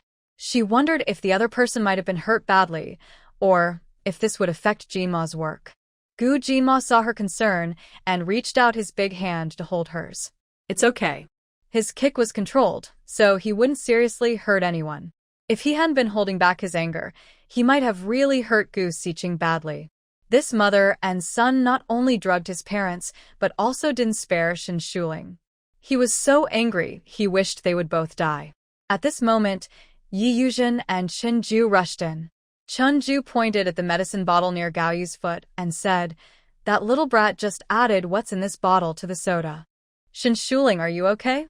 If you ate that, not only would you lose the baby, but you might also lose your life." Yi Yuzhen cried out loudly. Hearing this, Everyone looked at the medicine bottle beside Gao Yu's chair. Even Lin Yan, who was crying on Gu Xiqing, stopped moving. She looked at the bottle on the bench, her heart filled with pain turning into fear. Wasn't that the bottle in her bag? How did it end up on Xiqing? She had come out intending to add more medicine, but not for Shen Shuling. She wanted to drug Gao Yu, the mother-in-law. Gao Yu had a lump, but it could be removed or treated. She brought this bottle on purpose, hoping to give her target more medicine, maybe even make her get cancer immediately. Don't blame her for being ruthless. Gao Yu had deliberately caused trouble for her, making her travel all the way from Beijing to the northwest to meet her. Since Gao Yu didn't care about her, why should she care about her? But before she could act, the medicine somehow ended up in Xiqing's hands. She believed Xiqing took the medicine because he saw her suffering at the Gu family's hands and wanted to help her get revenge. Gu Jinma stepped forward and picked up the bottle, speaking seriously. Deliberate poisoning. Even if he doesn't get sent to the hospital, he'll have to stay in jail. He would not let the mother and son go. Lin Yan trembled upon hearing this. She no longer cared about Gu Xiqing, who was unconscious on the ground, nor about the medicine bottle. She kept speaking. Xiqing didn't drug anyone. Don't spread false accusations. Just send the soda and pills for testing, and you'll see. This kind of medicine isn't something kids can get. Sister-in-law, where did you get it? Shen Shuling stared at the pale-faced Lin Yan. She was very curious about who gave her the medicine or who wanted to harm the Gu family. This seemed like a plan to completely destroy them. How could someone do such a thing without a deep grudge? Lin Yan clenched her teeth and refused to admit it. I haven't seen this medicine before. Besides, how can you be sure these pills are poison? She wouldn't admit anything until the test results came out. As soon as she finished speaking, Gu Shi strode over and grabbed her hair, then slapped her several times. The force was strong, filled with anger and hatred. You wicked woman. First, you drugged my older brother to get into our Gu family, then you drugged my parents. Now you won't even spare my second sister-in-law. Do you have no conscience? No bottom line? She couldn't hold back anymore and wished she could beat Lin Yan to death right there. Hearing this, Lin Yan's face turned even paler. Her fear grew rapidly, and her pupils dilated uncontrollably. She never thought this matter would be exposed. Why you? Don't slander me. I didn't drug anyone. It's your parents' health that's bad. How can I be responsible? Lin Yan screamed, clutching her head. She was about to break down, her mind completely shattered. Smack. A loud slap. Gu Shi harshly struck Lin Yan, making her shut her mouth. You really can't raise a decent person. What has our Gu family done to deserve this? Even if you drugged my older brother to get into our family, we never mistreated you. Even your poor family members who scrape by in the countryside, we brought to the city. Your dying gambling-addicted brother, we paid off his debts, arranged a job, and even paid for his wedding. You ungrateful woman. How do you repay us? You drugged my father, drugged my mother, and now you want to harm my second sister-in-law's 2 children. You heartless, broken woman. Today, I will deliver justice. After Gu Shihong finished speaking with teary eyes, she turned around and viciously hit Lin Yan on the head with a stool. She specifically aimed to hit her head, intending to seriously hurt her. After several hits, Lin Yan's head was bleeding, and she was crying and begging for mercy while clutching her head. Just as Gu Shihong was about to continue, Gu Jinma and Qinju stepped forward and pulled her away. Xiao Shi, it's not worth dirtying your hands over someone like her, Gu Jinma said coldly. Shen Shuling also spoke to stop her. Yes, Xiao Shi, let's hand her over to the leaders and the police. They will punish this criminal. There are probably more people behind her, and the authorities will catch them all. Outside the yard, many neighbors had gathered to watch and also spoke up. Oh dear, young lady, you should be careful not to get yourself involved. Let the leaders and police handle that wicked person. I always wondered what was wrong with Gao Ani's health. Turns out she was drugged, and it was her own eldest daughter-in-law who did it. Her conscience is completely gone. She's not afraid she'll have no children. That's not right to say. She's had 2 sons, right? The one who drugged Shin today is her eldest son. I think they should also catch her son. It's outrageous. Raising a little beast. I heard that the eldest son is a troublemaker, protected by that wicked woman, while the younger son is good but often ignored. Don't you think there's something wrong with this? Jung Daimiai, you hit the nail on the head. That wicked woman clearly doesn't care about the Gu family at all. Why is she so nice to her eldest son? Maybe she's even cheating on her husband. You shouldn't say that. Why not? I'm just saying, the Gu family is full of good people. That troublemaker's son probably isn't even related to the Gu family. The village chief's son is the village head. Look at that troublemaker lying on the ground. He looks just like his mother. The second son was taken to the neighbors earlier, but I've seen him. He looks honest with bright eyes. They're clearly father and son. The Gu family wouldn't have a bad seed like that. The people outside the yard kept talking, guessing, and speculating, their voices filling everyone's ears inside.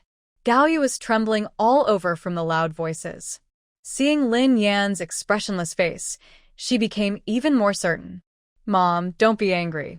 It's not your fault. Being angry isn't good for your health. Xin Shuling gently comforted her.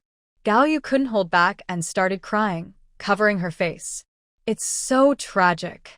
She had been biased toward Lin Yan's broken shoes for 6 years. Her obedient grandson must have suffered a lot. At this moment, Xiao Mao and Qin Ju, along with the senior officer and a large group of soldiers, arrived. The senior officer looked stern and commanding, with a strong, sharp presence. He strode quickly to Gu Jinma and looked around at everyone with a powerful gaze, finally focusing on Xin Shuling, who was pregnant. Comrade Shen, if you're feeling unwell, you should rest inside. Don't worry, I am here with Xiao Gu, the senior officer said kindly. This, Comrade Shen, seemed very kind. No wonder Xiao Gu cared so much about her. Xin Shuling nodded. Thank you for your concern, sir. She didn't know the man in front of her, but she felt his strong aura, as if she could see the past chaos and danger in his tired but sharp eyes. The senior officer nodded and then looked at Gu Jinma. Old chief, Gu Jinma saluted respectfully, then explained everything clearly. Lin Yan had been sitting on the ground the whole time, looking numb and hopeless. She knew she was doomed. When Gu Jinma insisted that Suqing also be punished, Lin Yan finally blinked her dry eyes and quickly got up. She started kowtowing to the senior officer repeatedly. Kneel down, please. I was the one who ordered Suqing to do those things. Please, sir, spare him. He's from the Gu family. Please consider the future of the Gu family and let him go. She spoke sincerely, even bleeding from her forehead from the force of her blows. This was her last hope. The senior officer signaled to the soldiers beside him. 2 soldiers stepped forward and stopped Lin Yan from continuing her blows, holding her up. Who exactly is Gu Siqing's child? By this time, you still have the nerve to beg and say such things? Gu, she said angrily. Her heart was filled with rage. She wanted to rush forward and hit Lin Yan, but Yi Yuzhen quickly stopped her. Lin Yan, covered in blood, looked at Gao Yu and stubbornly said, Mom, Siqing is Qingzhou's child. You can't just abandon Siqing because of what I did. She was trying to make Gao Yu feel sorry for her. Gao Yu looked at Lin Yan, who appeared so miserable and pitiful, but she said nothing. Her fists clenched tightly. Lin Yan, I know you had a boyfriend before giving medicine to your older brother. I heard your family didn't agree, so you turned your anger on him. I also heard that Gu Siqing was born prematurely, Xin Shuling said softly. Her words were like a thunderclap. Gu Shi was the first to jump up. You wicked woman. I will kill you. How dare you scheme against the Gu family? You deserve to die. May you be struck by lightning. As she spoke, she tried to rush toward Lin Yan. Because she was so angry, she used all her strength, and Yi Yuzhen couldn't stop her. Gu Shi reached Lin Yan, who was held by soldiers, and kicked her hard in the stomach. Then she punched her face repeatedly, once, twice, 3 times. She was so fast that by the time others reacted, Lin Yan was already bleeding from her nose. This time, Gu Shi didn't smash her with a stool, so she wouldn't kill her. Qin Ju shouted symbolically, Hey, stop. Stop now. The people watching just looked on silently. No one spoke, and no one came to stop her. People who cheat and have affairs deserve to be beaten, no matter where they are. The soldiers holding Lin Yan didn't move either. They waited for their leader's command before acting. The old leader was pretending not to see, staring at the sky and the ground. Lin Yan was beaten so badly that her head hurt, and her mind was buzzing. She was dazed. When she finally tried to struggle, she found she couldn't move at all. She was held tightly by soldiers on both sides, unable to dodge or escape, just taking the beating. After she hit Lin Yan 5 or 6 times. Gu Jinma finally spoke up to stop him. She was pulled aside by Chunju. The old leader looked at Lin Yan, who was bleeding again, and cleared his throat. First, take the person to the guard station of the security department, then follow the procedures to report to the police. Usually, when military family members commit crimes, the security department handles the investigation, with cooperation from the local police. Both sides transfer the suspect to the police within 24 hours. Later punishments are carried out by the local police. That dead kid should go too. He almost caused my second sister-in-law and 2 unborn babies to be harmed. She stepped forward, angrily pointing at Gu Xiqing, who was fainted on the ground. She hoped both mother and son would be taken away for punishment. No, no, no. It was my fault that Xiqing did it. Just arrest me. Please don't hurt Xiqing. He's still a child, Lin Yan begged tearfully. Xiqing hasn't even started his life yet. How can he be taken away? He's only 7 years old. This caused a wave of disapproval from the people around.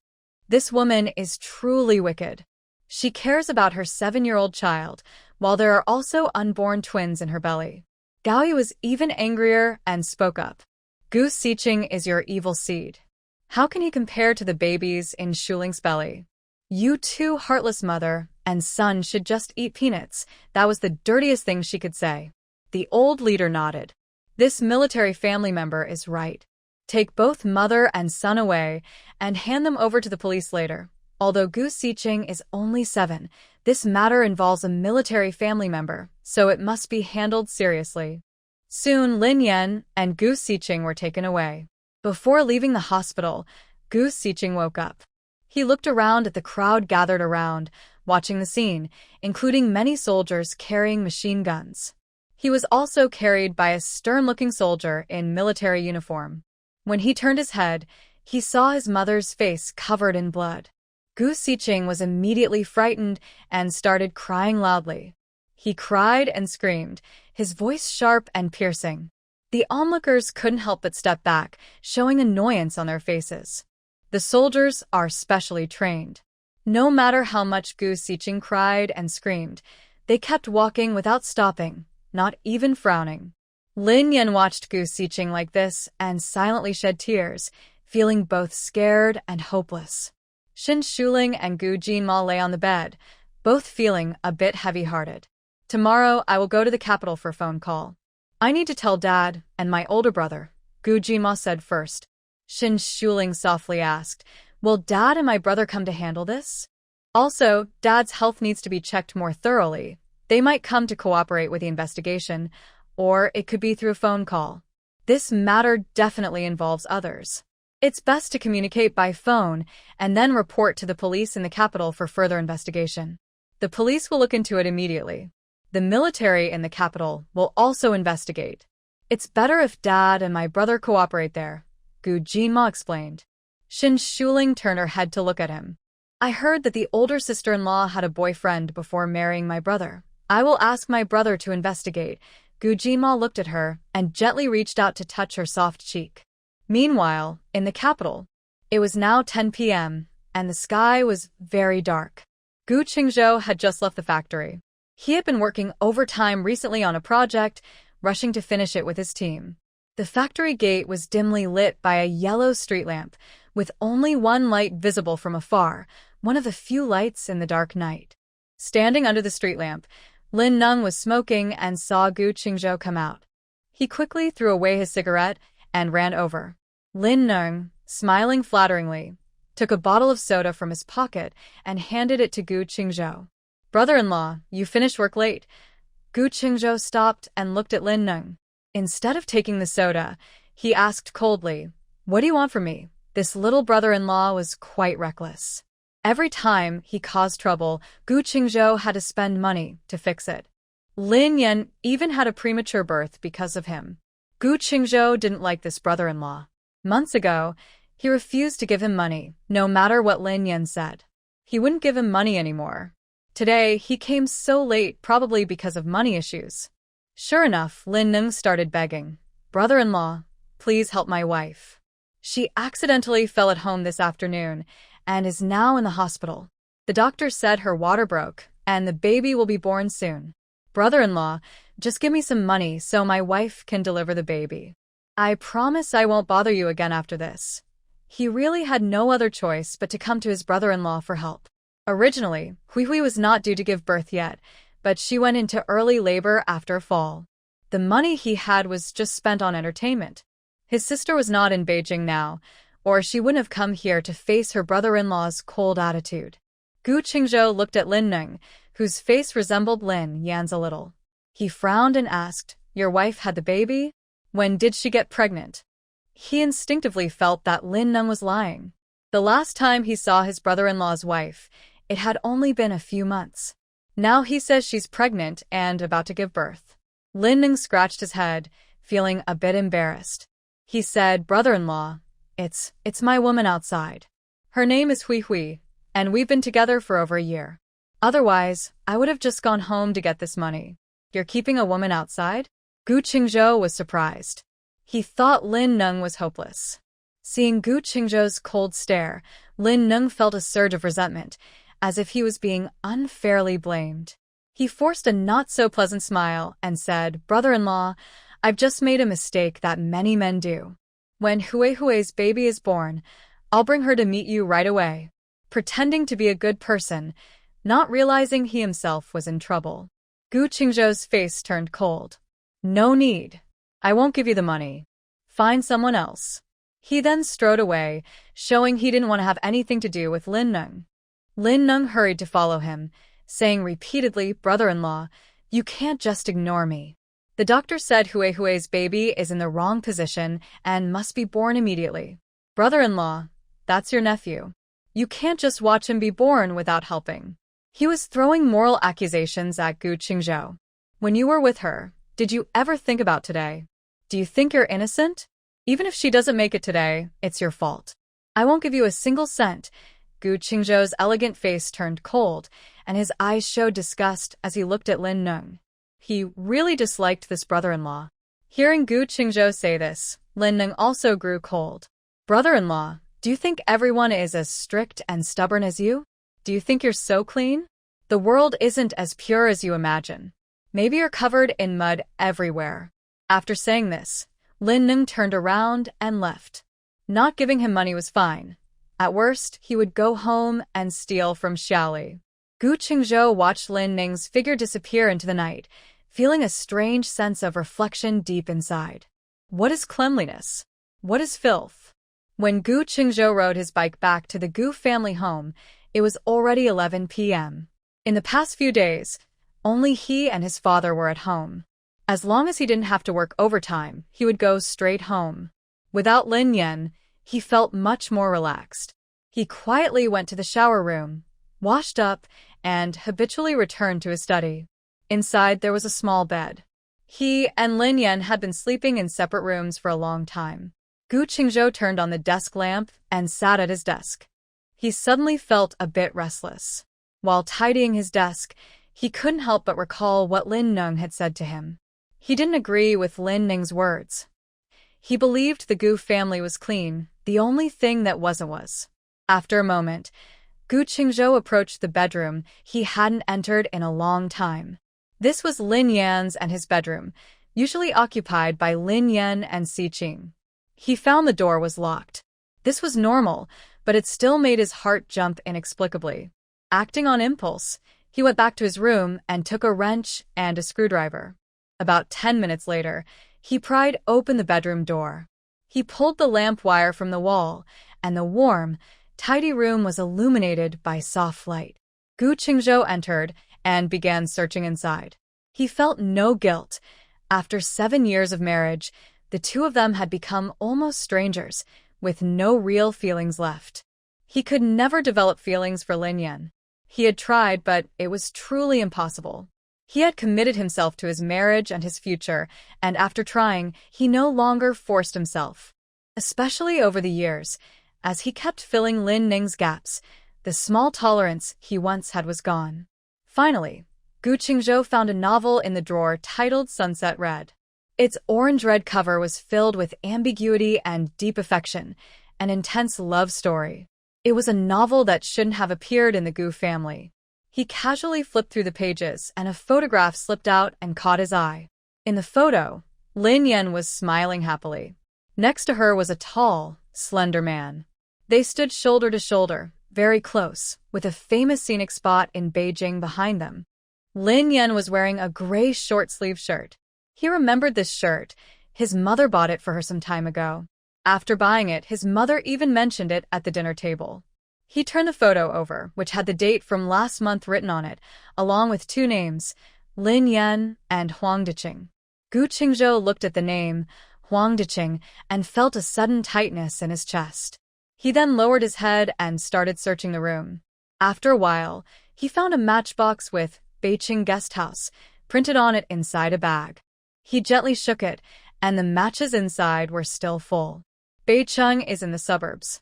Riding a bike there and back takes about an hour and a half, and it's quite far from the Gu family's house.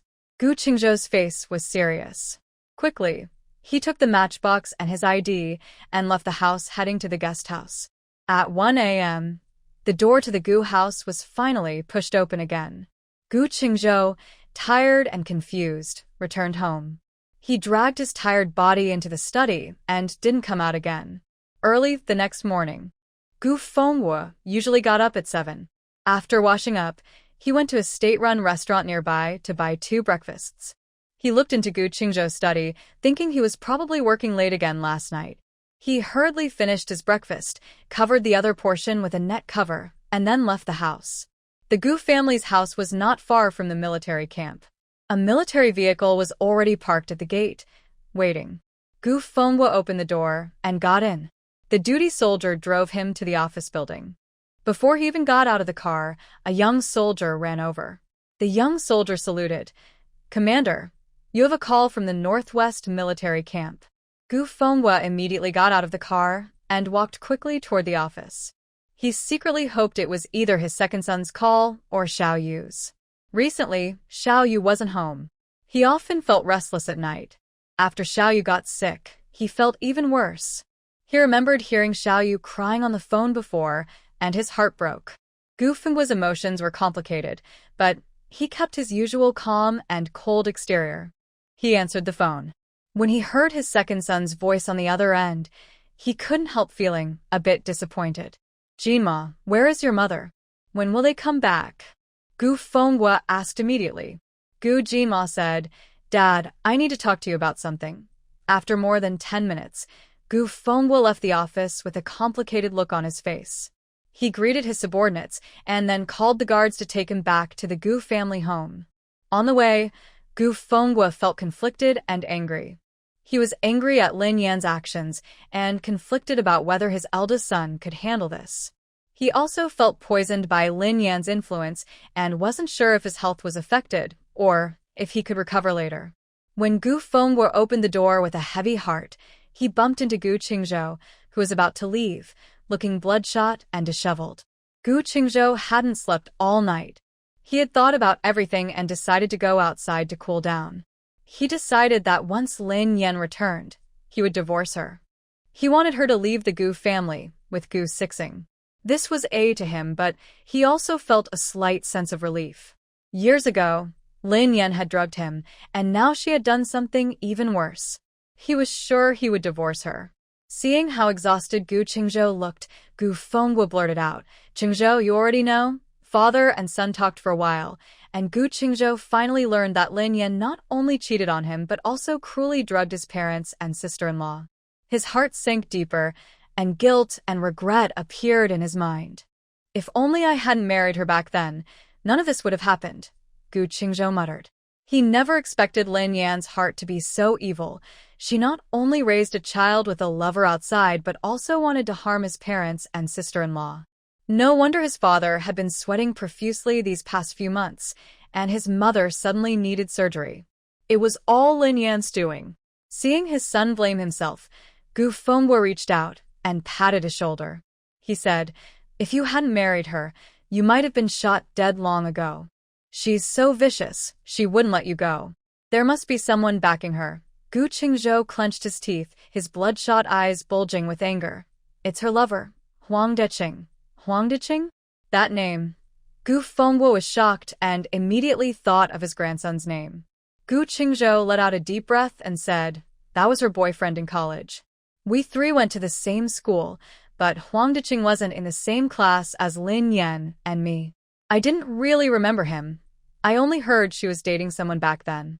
Last night, I saw a photo and finally understood everything. After Gu Xijing was born, Lin Yan used the excuse that I caused her to have a premature birth. She not only made me pay her brother's gambling debts, but also didn't let our Gu family get involved in even naming her." Gu Fengbo nodded and said, "I remember the naming issue. From what I saw back then, our Gu family really owed her. She has a right to be upset. Now it seems she might have planned all this." "Dad, I will go to the police station to report now, then I'll go with you to get checked," Gu Qingzhou said with a very serious face. "I also need to go back to the army to make arrangements. Once you're done, come find me at the army," Gu Fengbo said in a very serious tone. The father and son started to act separately. At the Northwest military residence, Xin Shuling woke up early, but Gu Jinma had already left the house. The bed beside her was cold. She stretched lazily and, as usual, went into her space to take a bath before coming out again. Breakfast was already set in the main room. Gao Yu, Gu Shi, and Gu Shi were sitting at the table eating. Shuling woke up. "I'll go get you a bowl." Gao Yu saw her come out and immediately got up to go to the kitchen. Gu Shi, with slightly red and swollen eyes, greeted Xin Shuling. "Auntie, come eat breakfast." Last night, he cried for a long time. The scene from yesterday scared him a little. Although he was taken away by an aunt after everything started, he still knew what happened. He knew his mother made a big mistake. She not only gave bad things to Grandpa and Grandma, but also made Gu Xijing harm Xin Shuling and the 2 babies in her belly. He knew his mother might have to pay for what she did. He understood there was no way to avoid it, and that this was the best way to handle it. Last night, Grandma and Annie held him, and he cried for a long time until he finally let out his sadness. His eyes were a little red and swollen this morning. Xin Shuling looked at Gu Shi's small, bunny-like eyes and felt a deep sense of pity. She softly said, "Thank you, little one. You are a good child." The situation yesterday made it impossible for Gu Shi to leave early. Even if he had left, he would still have to face the truth. This event has always been very cruel to 4-year-old Gu Shi. Gu Shi smiled at Xin Shuling and said, "Auntie is also very good." After breakfast, the 2 adults and the child finished eating. Soon an aunt arrived.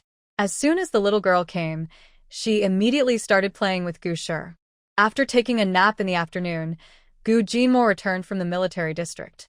He brought news and a certificate of honor. The certificate had the words, "Outstanding Member," written on it, with Xin Shuling's name filled in. "This is a reward from the leaders above. Besides that, there is also 100 yuan," Gu Jinma said as he took out 10 copies of the Great Unity certificate and handed them to Xin Shuling. The recent special agent operation went very smoothly, and they even broke up a hideout. That's why they rewarded money. "Wow, second sister-in-law, what did you do to get such a good certificate?" Gu Shi's eyes lit up. She thought second sister-in-law was truly extraordinary. Not only did she have a banner, but now she even has a certificate. Who in the military family compound could be so impressive? Xin Shuling smiled and took 5 of the 10 Great Unity certificates to give to Gao Yu. "Mom, the last time we caught the spies, you also played a part. If you hadn't cooked that big pot of fish, the spies wouldn't have been exposed." Gao Yu was stunned. She didn't expect she also had a part in this. Gu Jinma cleared his throat and said, "Mom, you really did contribute. The leaders even mentioned you specifically. But because the fish you cooked at that time caused some trouble in the military family compound, you didn't get a certificate. Gao Yu accepted the money Shin Shuling handed her. Looking at the money in her hand, her previous frustration and embarrassment from apologizing to neighbors one by one suddenly disappeared. Her eyes sparkled with excitement and joy. It's not really a big deal. I just follow the party and remember the teachings of the leaders.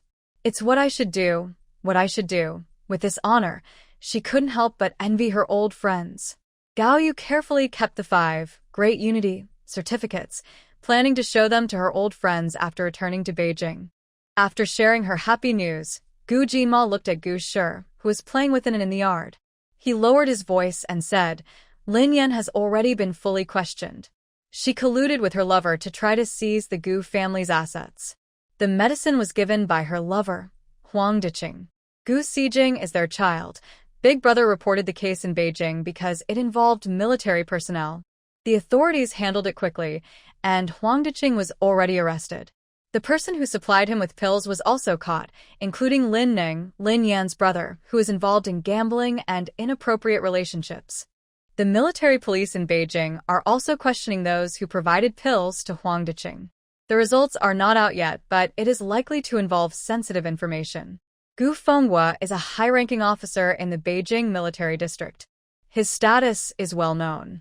Gu Jinma, his son, is very talented, and his future achievements might surpass his father's. However, there are always some hidden people with bad intentions. That troublemaker Lin Yan, when will she and those people be punished?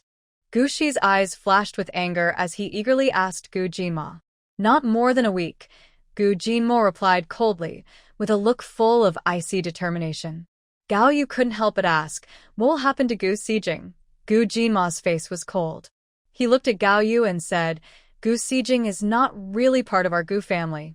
Since this involves soldiers and their families, he can't escape punishment. Mom, he's been spoiled for a long time. Don't worry about this. Let the higher-ups handle it. I won't interfere, he added. What he said earlier about not interfering was not entirely true. He wanted Gu Xijing to face the proper punishment. This child has antisocial tendencies, and he must learn to be afraid. Lin Yan and Huang Diqing are likely to be labeled as enemies trying to approach the military intentionally. Gu Xijing being influenced by them is considered the same. People like this will definitely face strict punishment from above. Gao Yu listened to her son and kept shaking her head. No, I just want you to ask the authorities to punish Gu Xijing severely. He's so bad. Shuling's baby isn't even born yet. It's best if he never gets close to Shuling in his life. Thinking about it now, she feels scared. Lin Yan's arrest for shooting practice is a fact, but Gu Xijing is like a ticking time bomb. Last night, she kept recalling everything Gu Xijing had done over the years. She hadn't thought much about it before, but now she realized many things seemed off. Gu Xijing is like a mischievous child. Usually at home, he not only bullies younger kids but also argues with elders. When outside, he is very rude and often causes trouble and comes back. Like Xiaoxi said, Gu Xijing is a born troublemaker. Children like him should never be near Xiaoxi and her 2 upcoming grandchildren. Mom, you're right to think that way. You should have thought of it earlier. Gu Shi's eyes showed both surprise and happiness. Shin Shuling also looked at Gao Yu with some surprise. Her mother-in-law is really starting to understand things. Gao Yu sighed and said, My husband and I are both harmed by their mother and son. If I still feel soft-hearted toward them, I'm only hurting myself. She knows she doesn't always see things clearly, but she's not stupid. If someone is trying to harm her for money, she won't be soft. Gu Jinma listened to Gao Yu and said directly, The authorities will definitely punish them strictly. I will do my best to prevent any future problems for our family. He has a wife, children, and elders. He can't hesitate in such matters. In the main study of the Gu family in Beijing, Qingzhou, you need to go northwest and cooperate with the local police. Lin Yan, your current wife, has been asking to see you since she entered. I think you should meet her. Maybe she has some new information. Gu Fenghua wasn't worried that his eldest son would feel soft-hearted after seeing her. He's already been betrayed and helped raise another man's child for 7 years. That's a lifetime shame and hatred for anyone. If his eldest son can still feel soft-hearted about this, Gu Fengbo wouldn't want him anymore. Chengzhou sat in a chair. His bloodshot eyes had recovered, his hair was neatly combed, and he looked as elegant as before. He nodded and said, "I'll buy a ticket and go today. The sooner this is handled, the better. Dad, you should also take good care of your health." After finishing their work yesterday, father and son went to the hospital. The full-body checkup showed no problems, which suggests the source of the medication must be unusual. Gu Fengbo waved his hand and said casually, "We'll deal with it once everything is clear." He believes that stopping the medication will restore his health. Although doctors aren't sure, he believes that's the case. Gu Fengbo's health had been good for most of his life. In his mind, going to bed early and waking up early, along with daily jogging, always helped him stay healthy. Gu Qingzhou frowned, but didn't say anything. Right now, the most urgent thing was to handle this matter. After everything was settled, he would ask a doctor to come and help his father recover. After a while, Gu Qingzhou finally left the study. He went straight downstairs to buy train tickets. Just as he was pushing his bicycle out the door, a woman dressed in a dark blue patched outfit ran over, accompanied by a thin little girl. The woman was Peng Li, Lin Ning's wife, and the little girl was their child. Peng Li's eyes looked a bit red. She asked, "Brother-in-law, do you know where Lin Ning has gone? He hasn't come home since last night." In fact, Lin Ning often didn't come home. Today, Peng Li was so anxious because she had heard some news. Her neighbor, Aunt Jean, told her this morning that Lin Ning probably had another woman outside, and that woman was in the hospital giving birth. Lin Ning had come home briefly in the middle of the night and then left again. Aunt Jean advised her to go home quickly and check if the money was still there. Peng Li returned home with a pale face and opened the cabinet. Sure enough, the money was gone. Now she really didn't know who to turn to. Her mother-in-law didn't like her or her daughter, and her own family wasn't in the city to support her. The only person she could think of was her brother-in-law. She wasn't very upset about Lin Ning having another woman. She was more worried that life might become even harder in the future. Gu Qingzhou looked at Peng Li, who seemed anxious.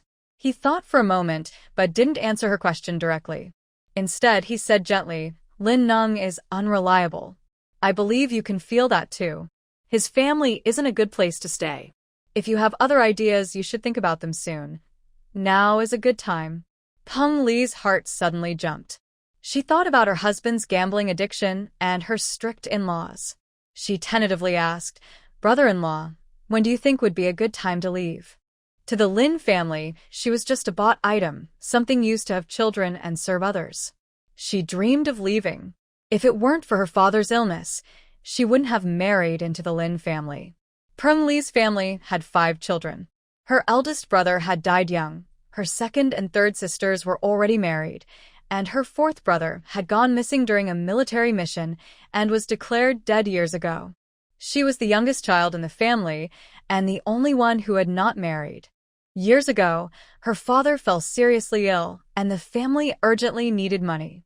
They accumulated a lot of debt, and her older sisters also borrowed money because of her father's illness. She couldn't just watch her father die. The only choice was to marry someone. The Lin family offered good conditions.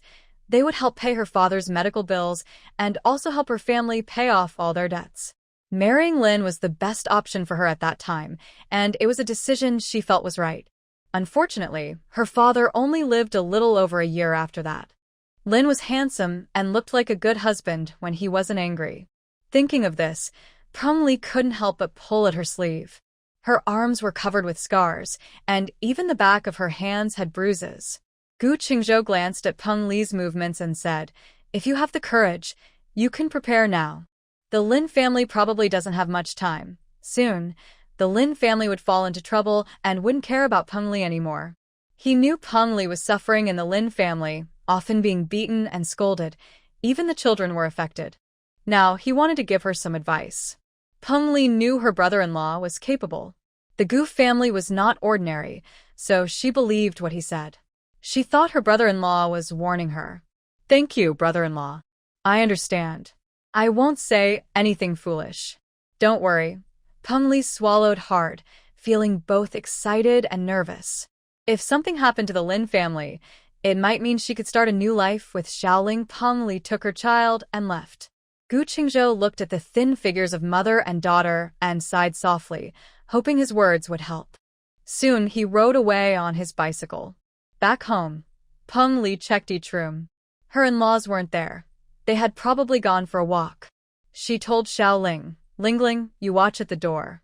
Mom is going inside to pack. If Grandma and Grandpa come back, you shout loudly for them. Make sure Mom can't hear you from inside." Xiaoling nodded and quietly asked, "Mom, are we leaving now?" Although she didn't speak earlier, she could sense something from the adult's words. Peng Li was very nervous. She nodded and said, "Yes, Mom is taking you back to Grandma's house for a while. Please watch the door for me."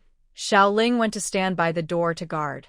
Peng Li first went into her own room to pack a few pieces of clothing for herself and her daughter. Then she went to her in-laws' room. Her heart was pounding, and she tried to stay calm as she opened the closet and looked inside.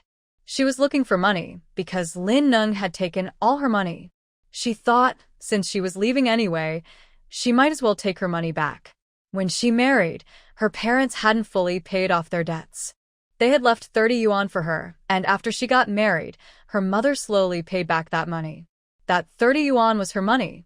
Peng Li found the place where her in-laws kept their money. Inside, there were 28 yuan. She counted it and then put all of it into her bag. When Peng Li was about to leave with her bag, holding Xiaoling's hand, she saw Lin's parents coming back from their walk. "You're a hen that doesn't lay eggs. Where are you going with that stuff?" Lin's mother stepped forward, cursing as she tried to chase Peng Li. Peng Li ran quickly, with Xiaoling. If she was caught, she and Xiaoling would both be punished. Lin's mother immediately chased after her but was stopped by 5 police officers walking toward her. "Are you Lin Ning's mother?" one officer asked seriously. Lin's mother looked worried and nervous. "Comrade police, has something happened to Xiaoning? Could Xiaoning have caused trouble again outside?" The 2 police officers at the front looked at each other. One of them said seriously, "Lin Neng is suspected of poisoning and espionage. Please come with us." They needed to bring her to the police station for investigation and also check her home. They might find something suspicious. Lin's mother felt her heart sink. She quickly said sharply, "There's no way Xiaoning would do such a thing." She said this, but she also remembered the medicine at home and the times she had gone to get medicine. She knew this was serious, but Xiaoning hadn't said it was poison, and it probably wasn't poison. Those pills were given by the doctor. Lin's mother was panicked but tried to stay calm. Her sharp voice attracted the neighbors' attention. The police's voice was not loud, but her shouting made everyone come over, curious and guessing that Xiaoning might have been involved in poisoning someone. Ultimately, Lin's mother and father were taken away by the police. The police also searched the Lin family thoroughly and found a white medicine bottle. Just as the 2 of them had recently arrived at the police station and were about to board a bus, Peng Li and her daughter were also stopped by the police. As Lin Ning's wife, she was required to cooperate with the investigation. The difference was that Lin's parents knew about Lin Ning's actions, which involved criminal behavior and would lead to their continued detention. After being questioned, Peng Li was soon released. After cooperating with the police, Peng Li stood outside the police station. It was already late at night, and her daughter's thin bodies looked especially small and fragile in the dark. "Mom, it's so late. We can't go back to Grandma's house now." Xiaoling hugged her mother's arm. She didn't want to go back to that home anymore. Her grandparents and father would hit her and call her useless. But more than that, she was afraid her mother would be hurt. Her mother had been hit many times, and her grandparents and father had hit her harder. She was scared her mom might be hurt badly. Peng Li gently touched her daughter's head and smiled. "Lingling, don't worry. We can go to Grandma's house. Your grandparents and dad won't hit us anymore." After saying this, she took Xiaoling's hand and walked into the night. The only light was from the flashlight they held tightly, guiding them like a clear path toward hope.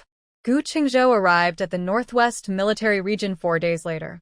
He went straight to the military family compound, first visiting Gao Yu and Gu Shi. They had a meal together and rested for a while before Gu Jinma took him to the police station. Lin Yan and Gu Xiqing's mother and son had already been transferred to the local police for processing. Their final outcome would be communicated with the military authorities. At the police station, Gu Qingzhou first cooperated with the police for questioning and investigation. He filled out many forms, even including details about how he met and married Lin Yan. The methods Lin Yan used back then were clearly considered intentional. Coupled with the influence of the Gu family in the military and Lin Yan giving drugs to Gu Fenghua, it was seen as a serious act of rebellion. After completing his cooperation, it was already evening. The police officers took Gu Qingzhou into a room. Inside, there were many iron tables and chairs, about 20 or so. Gu Qingzhou sat down at the middle table as indicated by the police. Soon, Lin Yan was brought in. She looked very tired, with swollen eyes and bloodshot eyes, her eyelids almost drooping to her mouth. She had silver handcuffs on her wrists, and her clothes had been changed to prison uniform. Her curly hair was simply tied at the back of her head. She looked much more worn out and exhausted than a few days ago, when Gu Qingzhou saw her. After all, she was just a woman who had been betrayed and was raising a child from another man. Lin Yan was about to face serious trouble, and her beloved eldest son was also in danger. When Lin Yan saw Gu Qingzhou, her dull eyes suddenly lit up. She quickly walked over. Qingzhou, you finally came. Don't listen to their lies. I didn't do anything wrong to you. Xiqing is your child. Look at his hands, they look exactly like yours. I swear to heaven, if Xiqing isn't your child, then let me be struck by lightning. She swore confidently, her eyes full of pleading and sadness. These words were what she had been thinking over and over in the past few days. She was willing to die herself, but she wanted Xiqing to live and live well. Gu Qingzhou looked at Lin Yan, who was swearing to the sky. His gentle face showed no emotion. It had been several days since everything happened. He had calmed down and thought everything through. This marriage was just a calculated move for him, with no real feelings involved. Even if Xiqing is my child, it doesn't erase the crimes he has committed, Gu Qingzhou said slowly, looking at Lin Yan. His words completely ignited the fire in Lin Yan's heart. She kept saying, Yes, I know you can do it, Qingzhou. Xiqing is our child. I was the one who encouraged him to take the medicine. He didn't want to do it, and he didn't understand the consequences. He didn't even know what that medicine was. I was the one who hurt him. I should take all the blame. If you're angry, just send him to my parents' house. When your anger passes, you can go see him. After all, he's only a 7-year-old child. He doesn't deserve to die. It's me who should be punished. As she spoke, tears also flowed from her red eyes. Her love for her child was real, but Gu Qingzhou found it somewhat amusing. Gu Qingzhou said in a deep voice, Lin Yan, do you think that saying a few words and shedding a few tears can make Gu Xiqing come out? But Xiqing is your child. I planned against you. I am cruel, but you can't even care about your own son. Your own bloodline? Lin Yan reached out to hold Gu Qingzhou's hand, but he avoided her. Gu Qingzhou's eyes were very cold. Lin Yan, it's not that I don't want to care, but I can't. This matter is too serious. You should know that my father is a soldier, right? You should also know that my mother and sister-in-law are both military family members. Gu Xiqing will definitely be sentenced harshly. He deserves it. After saying this, he made a move to leave. Lin Yan, panicking, quickly spoke up, What if I tell everything honestly? She wanted to find a way out for Xiqing. She had thought about doing this before, but she was afraid Gu Qingzhou wouldn't help her. If Gu Qingzhou decided that Xiqing wasn't his child, or even wanted to harm Xiqing, she didn't want to waste her effort. She would keep these secrets inside, and not give those people any chance to prepare. Gu Qingzhou paused and looked at her. What other chips do you have? I do have some, but you have to help me. Xiqing is still our blood, Lin Yan said tearfully. As long as Gu Qingzhou believed Xiqing was his child, Xiqing would still have hope and could live peacefully. With the strength of the Gu family, they didn't need to do much, just a little care for Xiqing. Xiqing was her only child, and she had to ensure he lived on safely and securely. Lin Yan kept calculating in her mind. Gu Qingzhou exchanged a secret glance with the police officers guarding the door. After a moment, Lin Yan and Gu Qingzhou sat down again to talk seriously. When they finished, Lin Yan was taken away, and Gu Qingzhou immediately told the police everything he had learned, exactly as it was. "Comrade Gu, do you want to see the child?" the police asked while taking notes. He had raised the child for 7 years. Even if he wasn't his own, he was still a bad seed. Gu Qingzhou smiled. "Thank you, Comrade Police, but no need." After saying this, he got up and left. That night, Gu Qingzhou stayed at a guest house. He didn't even go to the military family residence for dinner. He went alone to the cafeteria and ate a little. Xin Shuling lay on the bed, gently pinching the strong arm of the man beside her.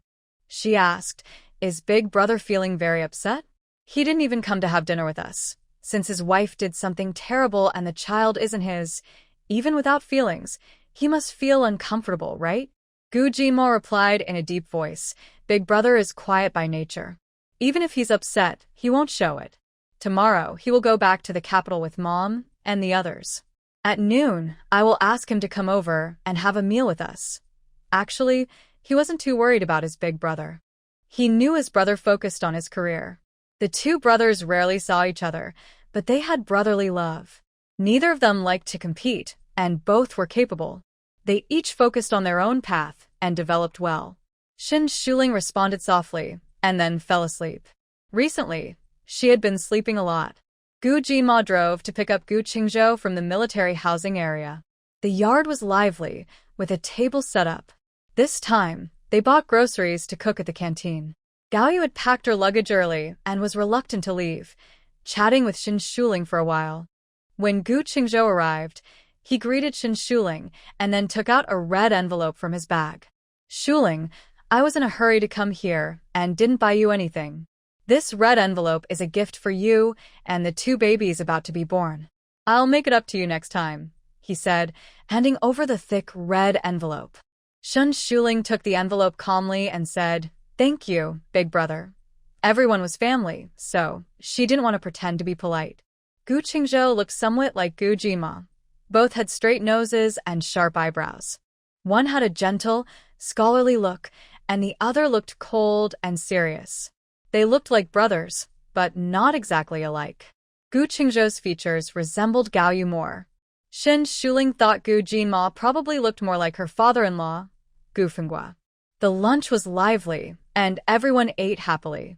The atmosphere in the yard was very peaceful. After lunch, Xiao Mao quickly arrived in a military vehicle at the gate to pick up Gaoyu and the others to go to the train station. "Shuling, you must take good care of yourself. You're about to give birth, so don't overexert. The doctor said twins are prone to early labor. Don't do dishes or sweep the floor, and don't even wipe the table. Be very careful." Gaoyu's eyes were full of tears, looking very reluctant to leave. However, after only a short time, her feelings for second daughter-in-law Xin Shuling had greatly improved. Now, the second daughter-in-law not only cherished her family, but also held her mother-in-law's life in her hands. She depended on her daughter-in-law more than ever. Xin Shuling had spent some time with Gaoyu, so she understood her mother-in-law's personality. She said, "Mom, you don't need to worry about me. I know all this. When you go back, make sure to take your medicine properly." Gaoyu nodded repeatedly. "Second auntie, after you have your baby and recover, you must come to Beijing to visit. This is your home too. We are all family," Gu Shi also said, reluctant to part. He thought second auntie was very nice and was already looking forward to seeing her again. In the past few days, Gu Shi's mood was quite good. During the day, he didn't seem sad about Lin Yan's departure, but at night, he still felt emotional. Fortunately, Gao Yu and Gu Shi stayed with him. Now, Gu Qingzhou had also come, and with so many family members around to comfort him, he would gradually forget his sadness. Gao Yu said goodbye to her second daughter-in-law in the yard, tears streaming down her face. She wiped her tears with a handkerchief that was soaked through. Gu Jinma carried her luggage to the trunk, opened the car door, and handed her a tissue. Gao Yu took the tissue and started to nag. "Jima, you must take good care of Shuling. You're now the father of 2 children. When Shuling has the baby, tell me immediately. I'll buy a ticket to come over. You must not mistreat Shuling. Gaoyu was crying and sniffling. Gu Jima. Mom, stop crying. It's a happy thing that the second sister-in-law is about to have her baby. If you keep crying, you'll lose your good luck. Gu Shi rolled his eyes slightly. He had known since he was young that his mother loved to cry, and was a bit dramatic. He was used to it. Luckily, no one in the family followed her example, or it would be very troublesome. This remark successfully made Gaoyu stop crying and not dare to cry anymore. Grandma, don't cry anymore. Second auntie will have her baby very soon. When that happens, we'll come together to visit her. Next time, we'll bring some gifts for our little cousin. Gu Shi's eyes, clear and bright, were full of anticipation. He was not only looking forward to meeting his little cousin, but also to seeing Anan. Gaoyu looked at him with love and couldn't help but hug Gu Shi. Little Shi is truly a good older cousin. Now, the more she looked at him, the more she liked him.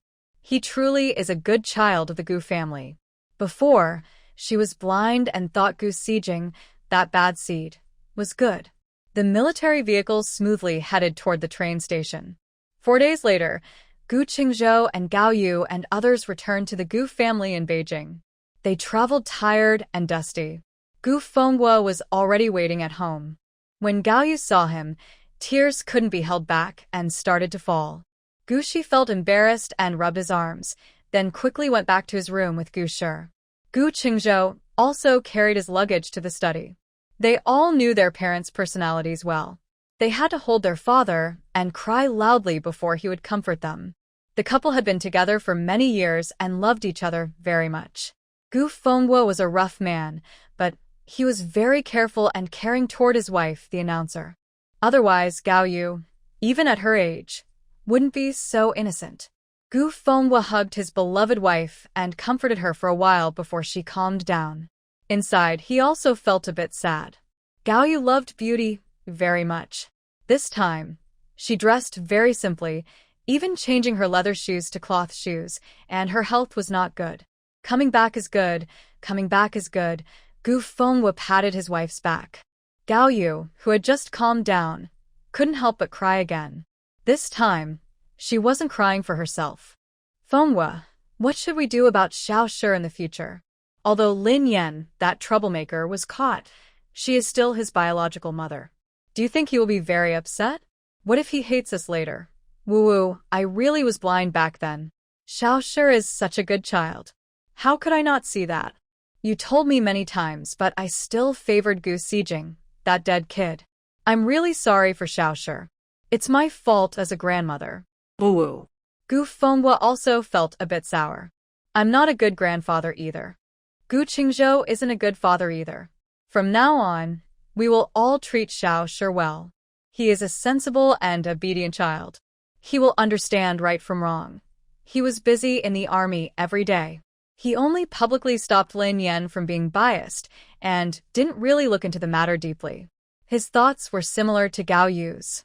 He believed that under the same roof, no matter how biased Lin Yan was, it wouldn't be too much. This morning, Jima called him. Lin Yan had been secretly adding medicine to milk and soup. Xiao had drunk it a few times when he was young.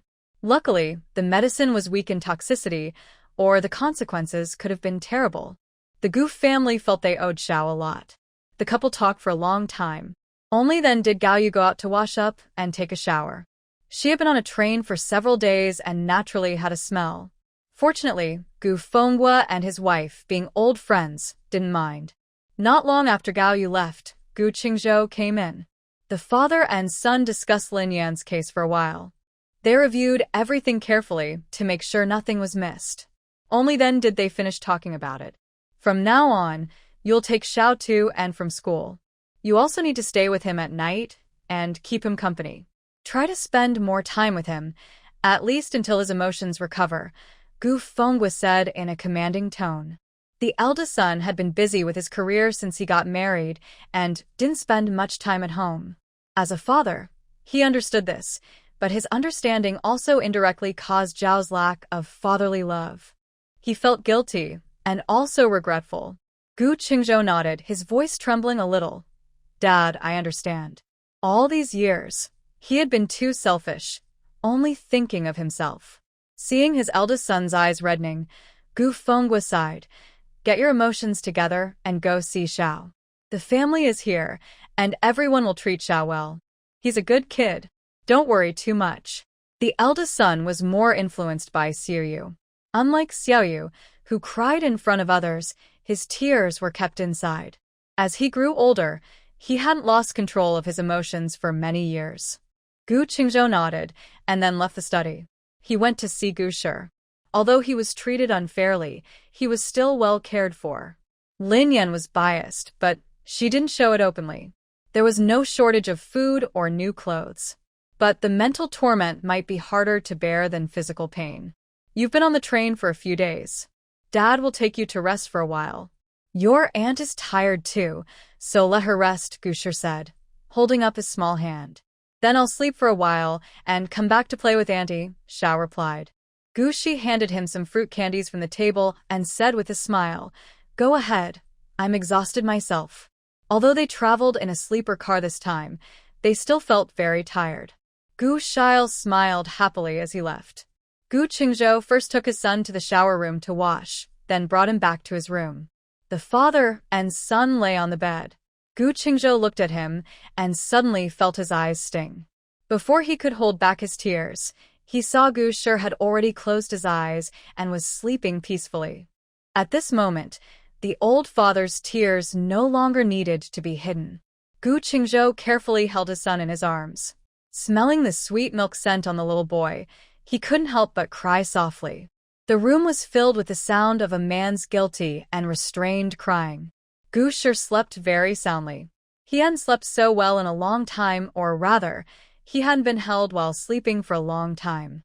He had gone to sleep early on his own. He was just over 4 years old now, at an age that needed companionship. When Lin Yan was around, she never stayed to sleep with him. When Gu Shi woke up full and found himself in his father's arms, a warm feeling filled his heart. He liked this feeling. Compared to his mother's harshness, he thought his dad was much better. His mother never wanted to stay and sleep with him, not even when he begged her to stay until he fell asleep. Although Gu Shi didn't want to admit it, he still felt happier at home when his mother and Gu Sijing were around. Just a little bit. Just a little. At dinner that night, Gao Yu directly served Gu Shi a big chicken leg. All the delicious dishes were placed in front of him.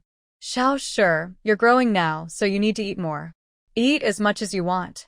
If you want to eat or drink anything in the future, just tell Grandma, and she'll buy it for you, Gao Yu said while eagerly piling food into Gu Shi's bowl.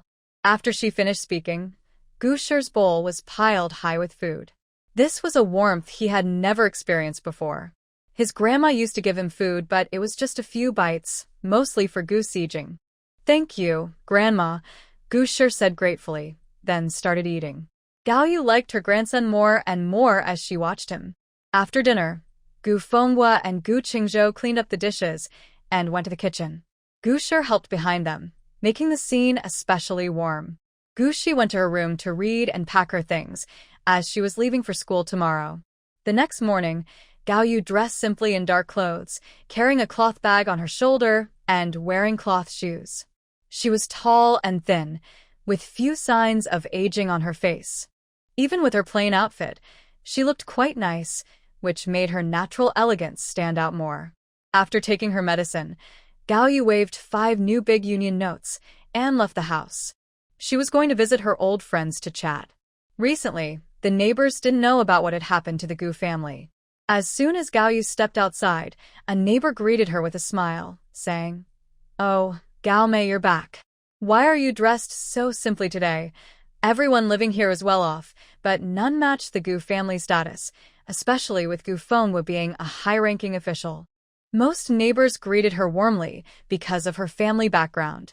Gao Yu looked up and said, "Now everyone promotes frugality, so I want to follow along." She no longer wore her old clothes, especially those bought by Lin Yan, who had tricked her into buying them.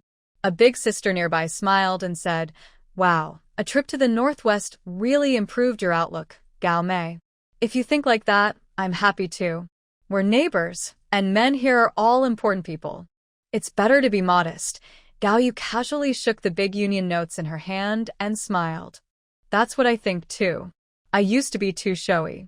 Being modest is better. The country and the party teach us to be good comrades of the working class. She explained that she had seen many beautiful sights in the Northwest and realized her past shortcomings. The money she received was a reward from her second son's military leader. Wow. That's a lot of money. Gao Mei, did you do something good to get such a big reward from your leader? The big sister looked at her with admiration and envy. This comment drew the attention of people passing by. That much money must come with a certificate or a banner, right? Gao Auntie, did you get a medal from the organization? I didn't expect Gao Auntie to be so impressive. No wonder she's changed so much after coming back.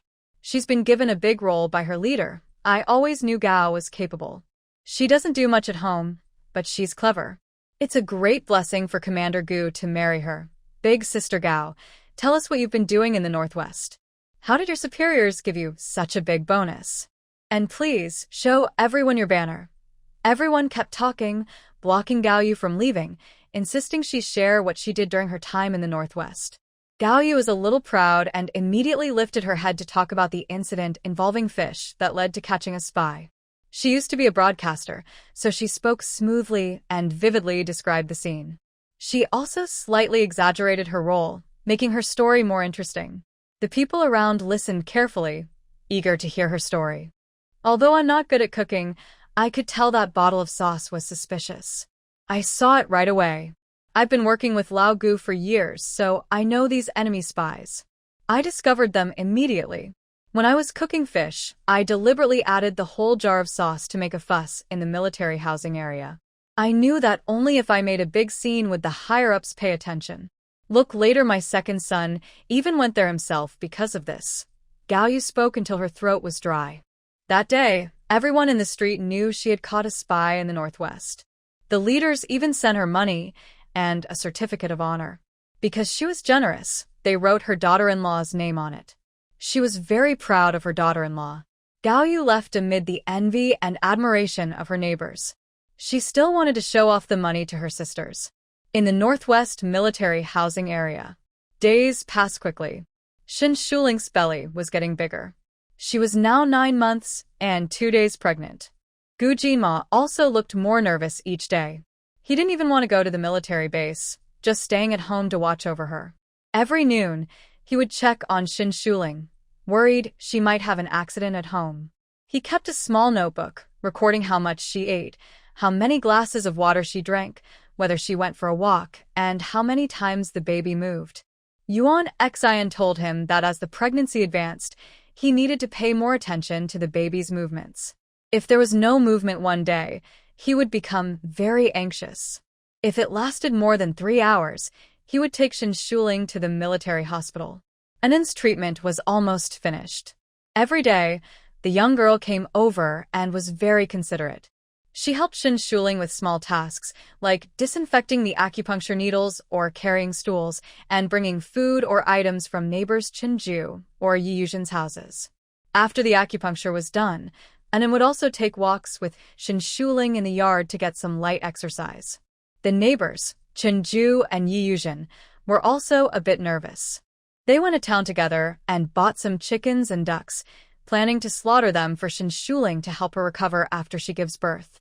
The relationship among the 3 families was even closer than that of relatives. At exactly 6 o'clock in the evening, Gu Jinmo returned to the military residence on time. This time, he drove the military vehicle back himself, which he had borrowed from his superiors.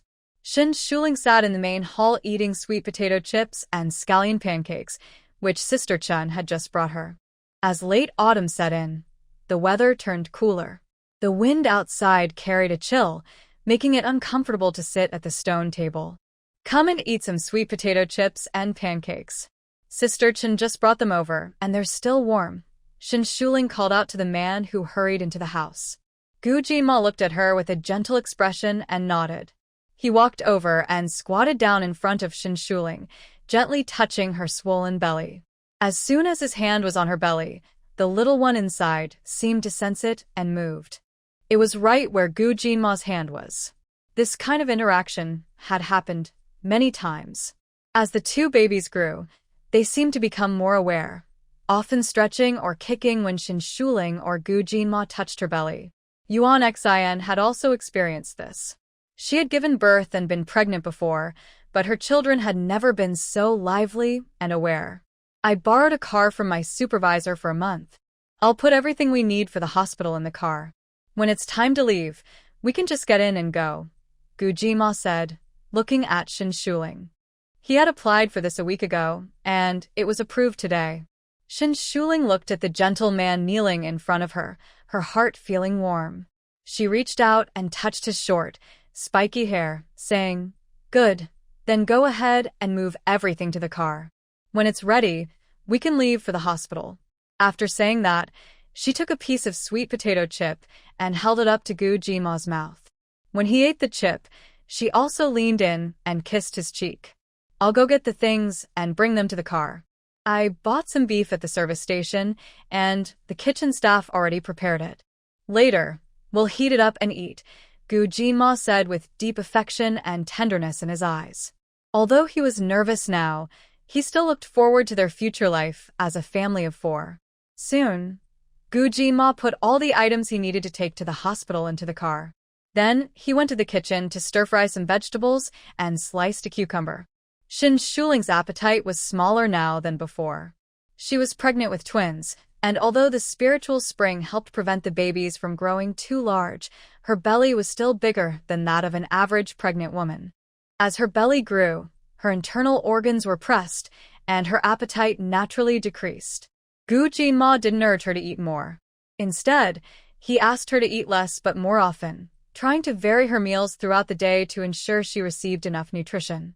The house's snacks, like buns and meat pies, were still available daily. Now that the weather was cooler, there was no need to worry about them spoiling. Shin Shuling ate a small bowl of rice with some stewed beef, which she ate quite a lot of, and also drank a bowl of beef soup. She also ate plenty of vegetables and cucumber. After eating, she sat down on the sofa. She looked at her swollen belly and then touched her arm, feeling that she had gained some weight. Her thighs had also become a bit thicker. Pregnancy made it hard to keep limbs slim. The body needed some fat to support such a large belly. She didn't mind much because with the spiritual spring water, once the babies were born, her figure would recover quickly. Gu Jinma was still sitting at the table eating. When he saw her touch her arm, he thought she felt she had gained weight. "After the babies are born and you've finished your postpartum rest, I'll take you to exercise so you can regain your shape quickly." But you look good now. "I don't think you're fat, just that your belly is big," Gu Jinma said seriously. He truly believed this. Although Shin Shuling's arms and legs had gained some flesh, they were still much thinner than those of other pregnant women. Sometimes he even thought she was a bit too thin. Because of this, he specifically asked Dr. Yuan about it. When told it wouldn't significantly affect her, he finally relaxed. Shin Shuling listened to Gu Jinma and smiled. "I still need to breastfeed later, so I'll control my diet for now. After the postpartum period, exercising might not be good for my health." A month after giving birth, her had not yet fully recovered. She wouldn't start exercising right away. Instead, she preferred to soak in the spiritual spring water in the space. Gu Jinma saw that she had a plan and was not anxious, so he quietly relaxed his mind. He read in a book that women often have big mood swings during pregnancy. They might suddenly get angry or feel very sad. These feelings are caused by hormones in the body and are a result of pregnancy. These mood swings do not disappear after childbirth. In fact, they often become more intense, leading to emotional outbursts.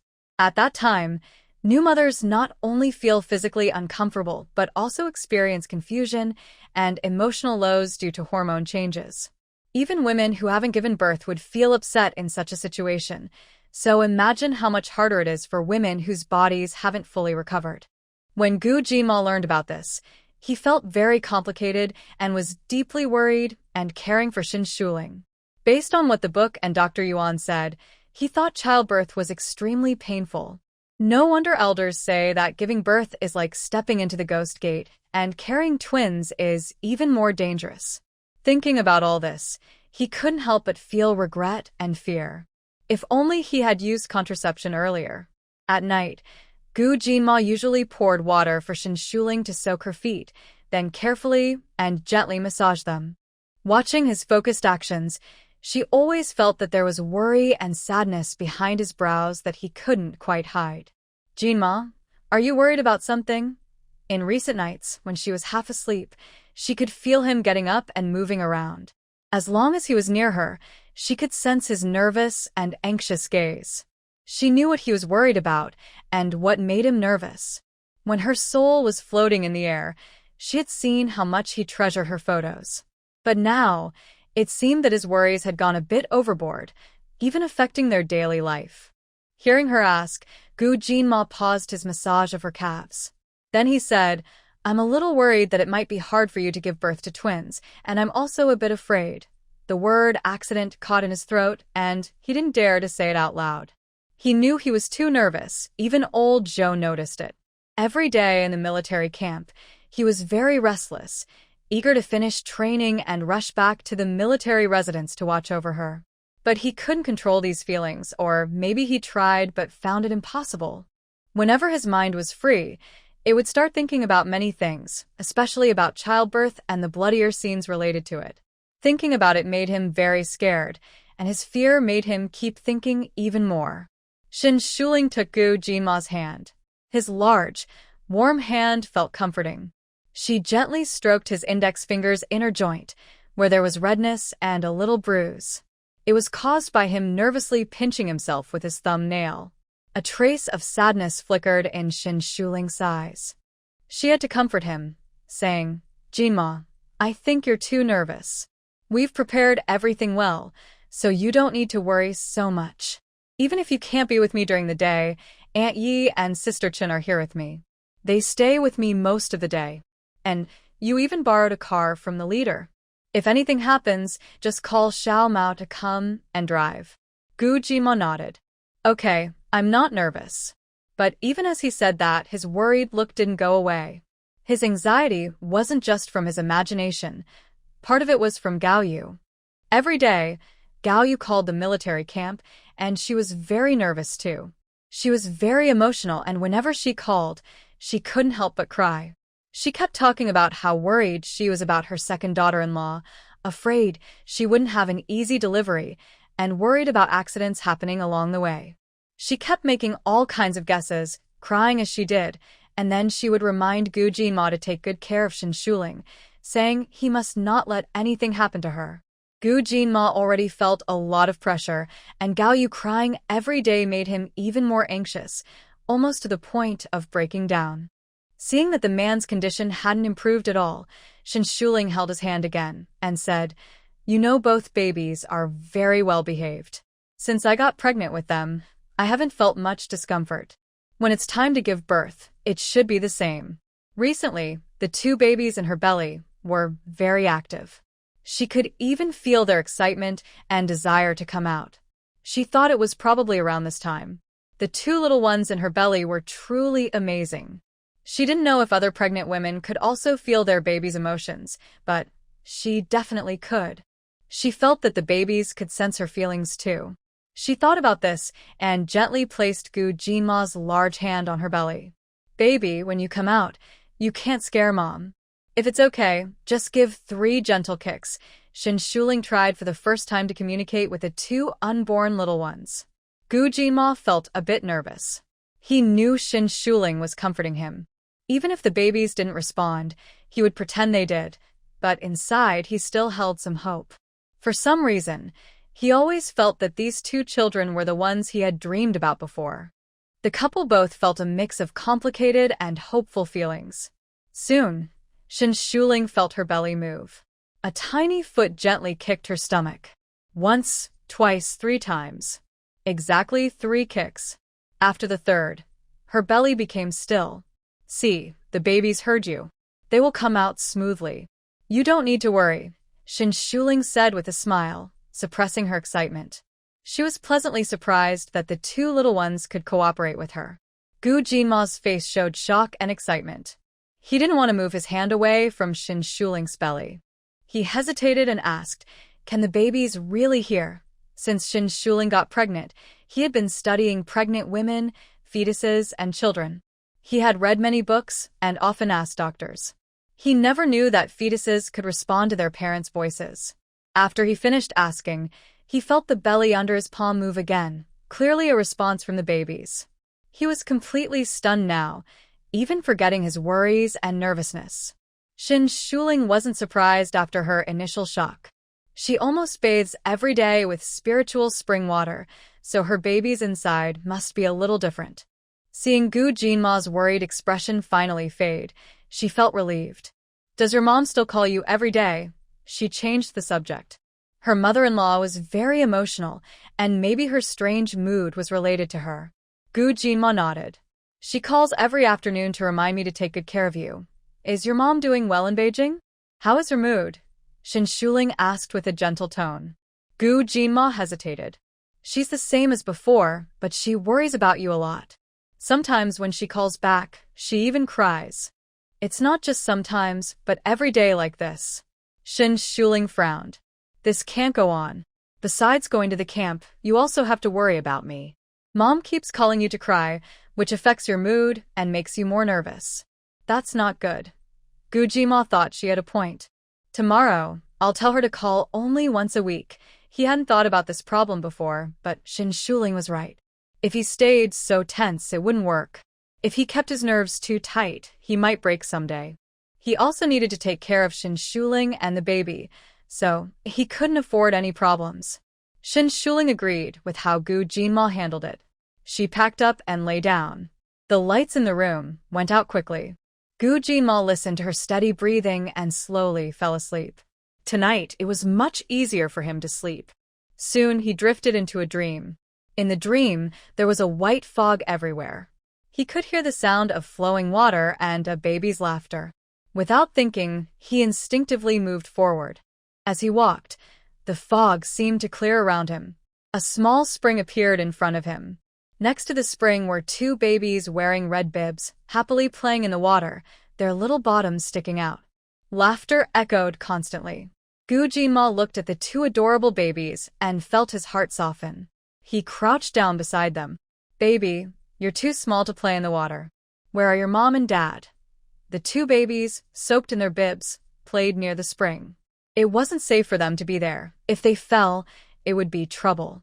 As soon as he said that, the two babies stopped playing and looked at him with big, dark eyes like grapes. One of the babies, wearing a bib, reached out with a chubby hand. In a soft, baby voice, they said, "Baba, it's me.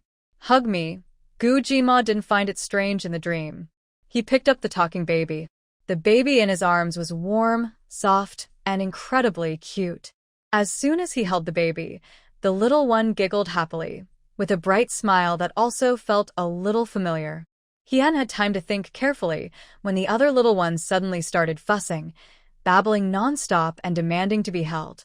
He said this while wobbling to his feet, then reached out and hugged his leg. Gu Jinma's heart unexpectedly softened. He bent down and picked up the small baby clinging to his leg. One on each side, one in each arm. "Bobby-a, Bobby-a, Bobby-a, Bobby-a." Gu Jinma woke up to the sound of the two little babies calling Bobby-a repeatedly. He opened his eyes, feeling a bit stunned. This was the third time he dreamed of those two babies wearing little tunics. The image of the babies was still fresh in his mind. The way they kept calling Dad was both adorable and funny. He turned his head to look at his wife, who was still sleeping peacefully. Her beautiful features looked clear and calm. Suddenly, he realized that the eyebrows and eyes of the two babies in his dream seemed somewhat similar to Shuling's, maybe about 20 or 30%. No, maybe about 40 or 50%. His heart started pounding faster, uncontrollably. He shifted his gaze to Shin Shuling's rounded belly. Were the babies in his dream his children? A strange thought surfaced, and he couldn't suppress it anymore. About 10 minutes later, Gu Jinma quietly got out of bed, washed up briefly, and then went to the cafeteria to buy breakfast. That day, he felt distracted all day, and his worries about Shin Shuling lessened a bit. In the afternoon, Gu Jinma received a call from Gao Yu, as usual. Listening to her choked-up chatter, his mood remained unaffected. After Gao Yu finished crying, he said, "Mom, what do you think the two babies will look like? Are they going to be adorable and delicate?" Gao Yu was momentarily stunned by her son's question, then quickly replied, "Of course they'll be adorable. I can tell through her belly. The two grandchildren will definitely be the most well-behaved and cute." After saying this, she hurried to add, "When I was little, I was also very obedient and cute." Since Xiao Shi wasn't with her now, she truly believed that. During this time, Xiao Shi had been very well-behaved at home, very sensible, and her personality had become much brighter. She thought it was about time to get rid of Lin Yan and that little wild girl. Now, the atmosphere in the Gu family was especially good. Recently, she had even fallen in love with cooking, and Xiao Shi was the biggest supporter. Gu Jinma felt a little unhappy when Gao Yu mentioned the two grandchildren. He couldn't help but correct her, saying, "Maybe it's one boy and one girl, or maybe it's two girls. All right, anything is fine as long as they are from our Gu family." "Mom just said it wrong. It's a well-behaved granddaughter," Gao Yu said excitedly. Just thinking about the little kids made her very happy. After the incident with Lin Yan, she changed her view about grandchildren. As long as they are not outsiders' children, she likes them all. The Gu family has a strong family line, and both boys and girls are welcome. Hearing Gao Yu say this, Gu Jinma finally felt a bit more relaxed. "Mom, please don't call every day asking about Shuling. Once a week is enough. If Shuling has a baby, I will call you," he said. If it weren't for his mother truly caring about Shuling, he might have said this sooner, without Shuling needing to remind him. Gao Yu looked a little upset. "Jinma, do you think I'm annoying? Right now, Shuling is the only thing I care about. I have many things to do too. Your daily calls and crying waste time and affect my mood. I can't help but think the worst," Gu Jinma said very straightforwardly. Gao Yu's tears almost fell. In the end, Gu Fengwa took the phone and said to Gu Jinma, "Second brother, don't worry. I'll make sure she calls once a week." The father and son exchanged a few words and then hung up. "What are you doing?" Gao Yu clenched her fists and hit Gu Fengwa angrily in the chest. Gu Fengwa hugged her to comfort her. "Every time you call, Jinma has to make a special trip. Plus, you cry and make a fuss. That really affects him. Shuling is also at a critical stage now. Jinma is already nervous. If you cry again, he'll get even more anxious. If you really want to cry, do it in front of me. Don't keep calling Jinma and causing trouble." Hearing this, Gao Yu's tears started to fall, and Gu Fengwa comforted her again and again. In the following days, Gu Jinma kept dreaming about two little babies at night. He was sure that each dream was the same. Every night, he dreamed of being a father. During the day, he felt distracted and sometimes lost focus. Strange thoughts kept appearing in his mind, but he pushed them down. He didn't tell Shuling about this because he was afraid he might be wrong. If the baby wasn't a pair of twins, Shuling would definitely be disappointed. But Shuling soon noticed his strange behavior. "Jinma, why have you seemed distracted lately?" Shuling was eating a bun when she saw him staring at her belly, lost in thought. A few days ago, he was worried. Now, he just looked absent-minded, clearly thinking about something. Gu Jinma hesitated for a moment after she asked, then tentatively spoke. "Shuling, I think I had a dream about two babies." He had been thinking for days and believed that the two babies in his dream, whom he was supposed to hold, were probably the ones Shuling was carrying now. Just thinking about it made him feel amazed.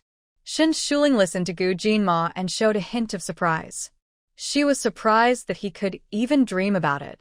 Since she became pregnant, she often dreamed of two babies. She was used to it. Seeing her surprise, Gu Jinma thought she didn't believe him and said, "In my dream, the two babies wore little cloths and looked very cute. I kept dreaming about them for several days. They even called me Dad." He gradually stopped speaking at the end, feeling that he was saying something strange. Shuling touched her growing belly and smiled. "Then let's wait until the two little ones are born and see if they are really adorable." She didn't tell him about her own dreams. Gu Jinma's eyes were full of tenderness. He nodded. Just after they finished eating, Xiao Mao arrived in a military vehicle. After getting out, he went to the trunk, carrying things and calling out, "Gu Tuan, I brought the two packages for sister-in-law. I took them directly here. Both packages were sent from Beijing, and they were addressed to Shuling. One was sent by Gao Yu, and the other by Li Changda. Li Changda probably knew about Shuling's pregnancy. Sister-in-law, and here's a letter for you. Xiao Mao handed her the letter. Shuling's heart moved. She guessed it was Uncle Li's letter. She quickly opened it and started reading. In the letter, Uncle Li congratulated her in advance on everything going smoothly. He briefly told her about his current situation and mentioned that he was doing very well in Beijing, not busy at all, and living a very comfortable life. After reading the letter, Shuling felt warm inside. She knew Uncle Li didn't earn much money in Beijing, or even had no salary, but he still sent her gifts. This made her very touched. She opened the package and looked inside. There was a jar of honey, some snacks, and children's clothes. Although there weren't many things, they were full of love. Then she looked at the things sent by Gao Yu. Most of them were children's toys, along with some food and daily items. The gifts weren't many, but the toys looked very nice, and the fabric of the clothes was good. It was clear that a lot of money had been spent at the department store. When we go back to Beijing someday, we can visit Uncle Li. Gu Jima knew that Li Changda was a good friend of Shuling's parents and one of the few people who had been kind to her in this world. Shuling nodded. Then let Uncle Li see the babies. After chatting for a while, Gu Jima started packing the 2 parcels. At night, Shuling wanted to eat noodles. Just as she sat down and took a few bites, she felt a warm, uncontrollable flow down her legs. Her water had broken. She swallowed the noodles in her mouth quickly and finished the remaining in the bowl before speaking to the man beside her. "Are you done eating? I think my water broke." Shuling spoke very calmly. Cough, cough. Gu Jinma was choked and looked panicked. He put down his chopsticks and immediately stood up. Clatter. The sound of a chair falling. Shuling, how are you? Gu Jinma asked anxiously, pacing around. The color on his face quickly faded, making him look pale. He even stumbled on his left foot, almost falling to the ground. Gu Jinma had rehearsed many scenarios in his mind, but now his mind was blank. He didn't know what to do next. Suddenly, he remembered he needed to go to the hospital immediately. He rushed out, forgetting about Shuling, the pregnant woman. Shuling looked at his hurried back and sighed, holding her forehead. "Come back. Take the car keys and carry me to the car. It's best for her to stay lying down when her water has broken." Gu Jinma hurried back, trying to carry Shuling. "First, get the car keys." Shuling couldn't help but raise her hand and give Gu Jinma a light slap. Smack. She used enough force to wake him up, so he wouldn't drive the car into a ditch later. Gu Jinma, with tough skin and flesh, barely felt the hit. His initial panic eased a lot. After a moment, Shuling was carefully carried into the military vehicle, which quickly sped toward the military hospital. Not long after the vehicle started, Ju and Yi Yuzhen ran out from the next door. They saw that the military vehicle parked at Gu's house was gone. Shuling is about to give birth. Both Yi Yuzhen and Ju spoke at the same time, their voices full of excitement. "Yuzhen, go to the hospital and check. I'll go catch a chicken and prepare some food. This is her first baby, so it shouldn't be too quick. I'll make some chicken soup and fry some meat pancakes," Ju said happily. She was eager to meet the 2 little ones and had been looking forward to it. Yi Yuzhen hurried back to the yard, quickly told Su Shuyuan, and then rode her bicycle away. Her daughter-in-law Yuan Xian was still at the hospital and hadn't finished her shift. Shuling was just about to give birth, so it was the right time. Shuling lay on the hospital bed, a thin layer of sweat on her forehead. Her contractions came in waves, painful like menstrual cramps but much worse, and the pain was increasing. Because her water had broken first, her was opening faster, but she hadn't yet reached 3 centimeters.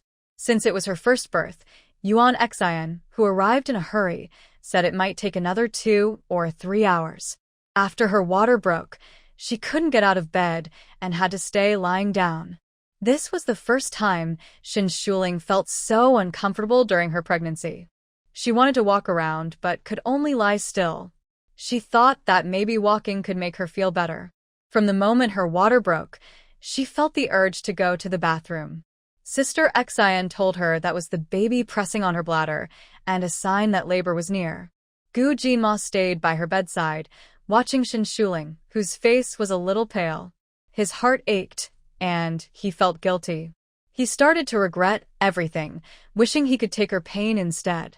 Yi Yuzhen sat nearby, holding Shin Shuling's hand and talking to her.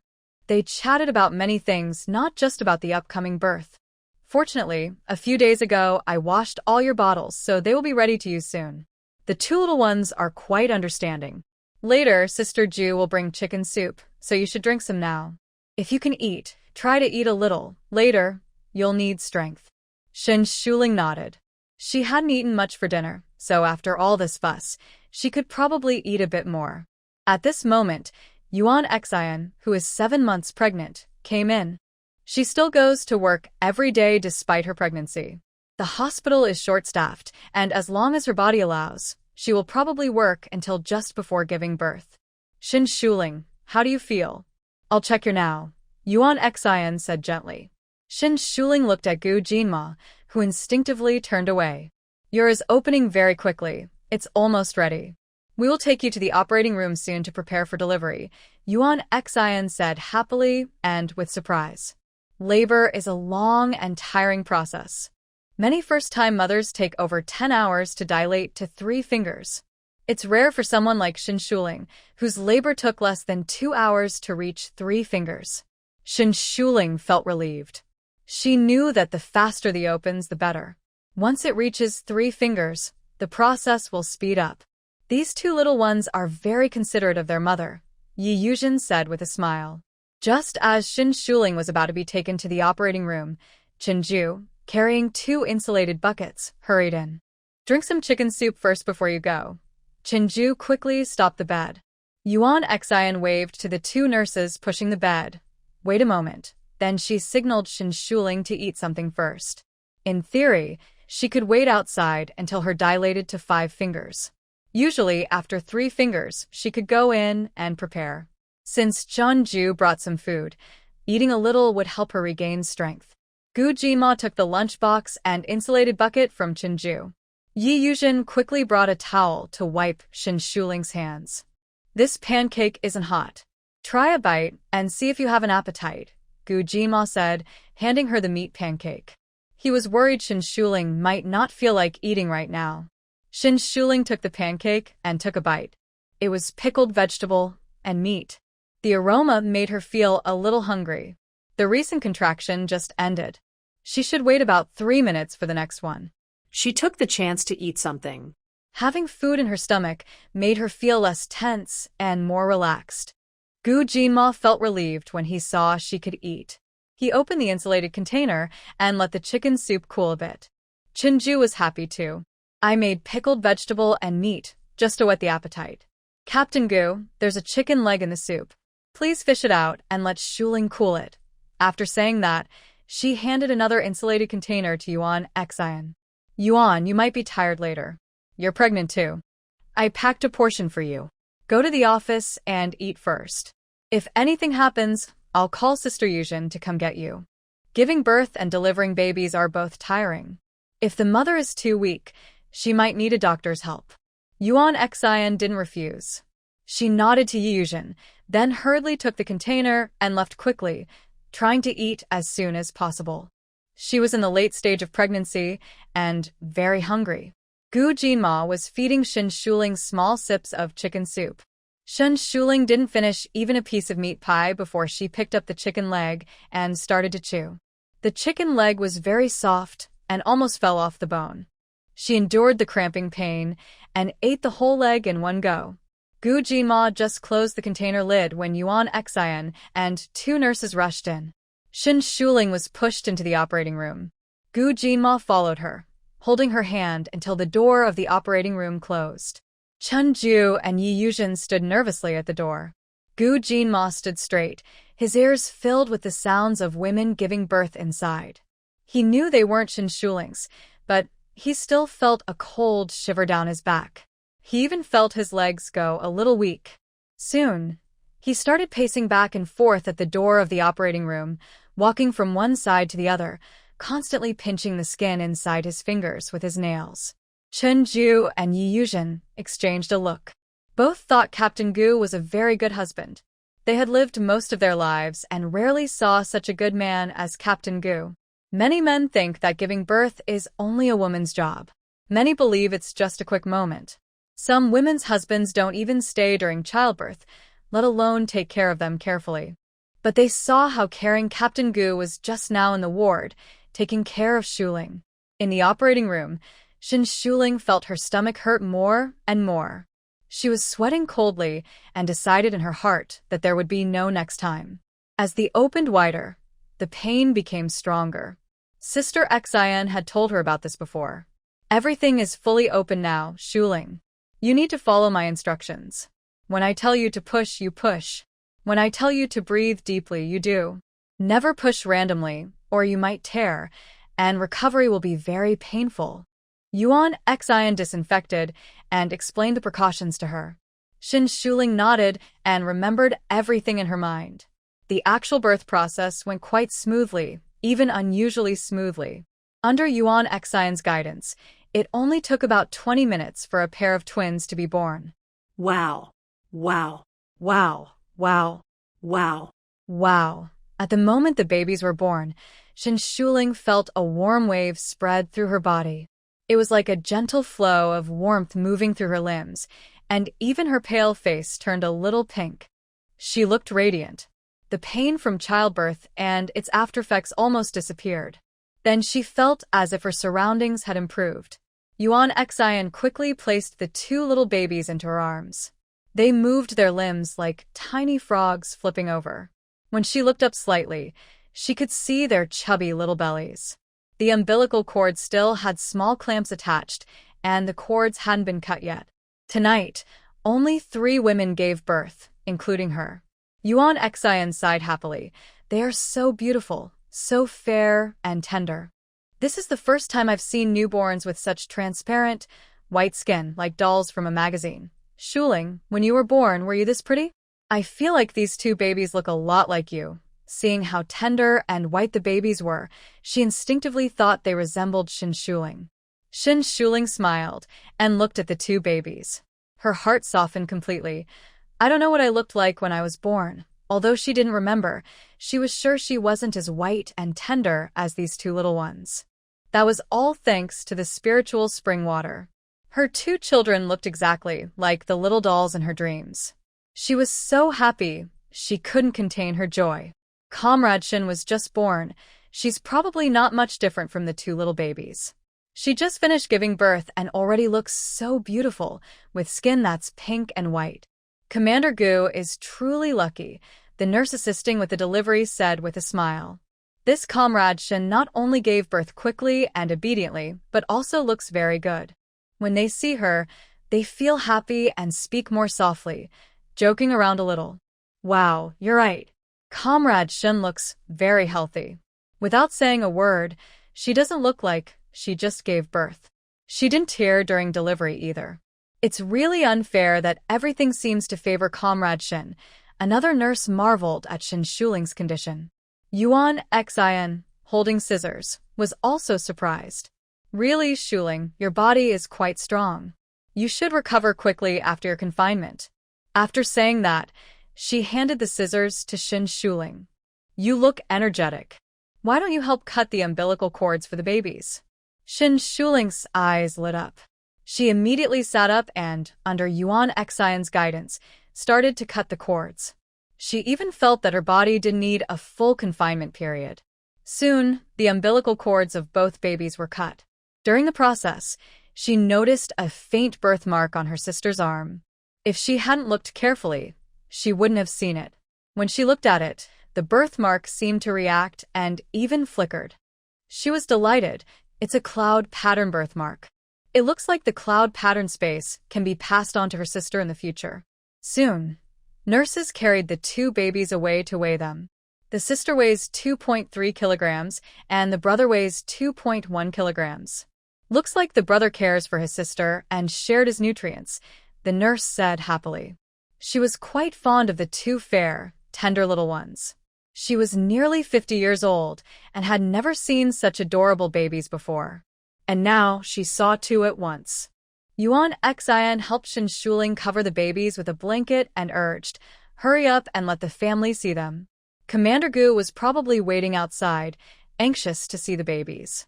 Shen Shuling needed to stay in the operating room for 10 to 15 minutes for observation before being moved to the ward. The nurse came out smiling, carrying the two tender babies. Tonight, not many people gave birth.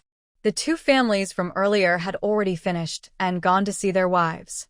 Now, only Gu Jinma, Chen Ju, and Yi Yuzhen were left in the corridor.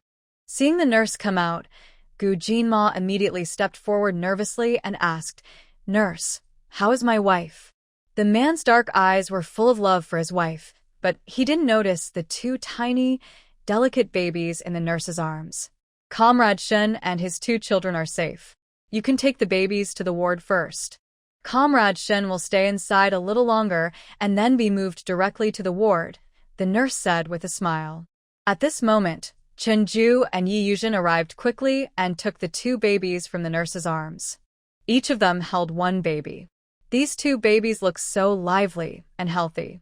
"I've never seen such bright and lively babies born in any family," Chen Ju and Yi Yuzhen exclaimed in amazement.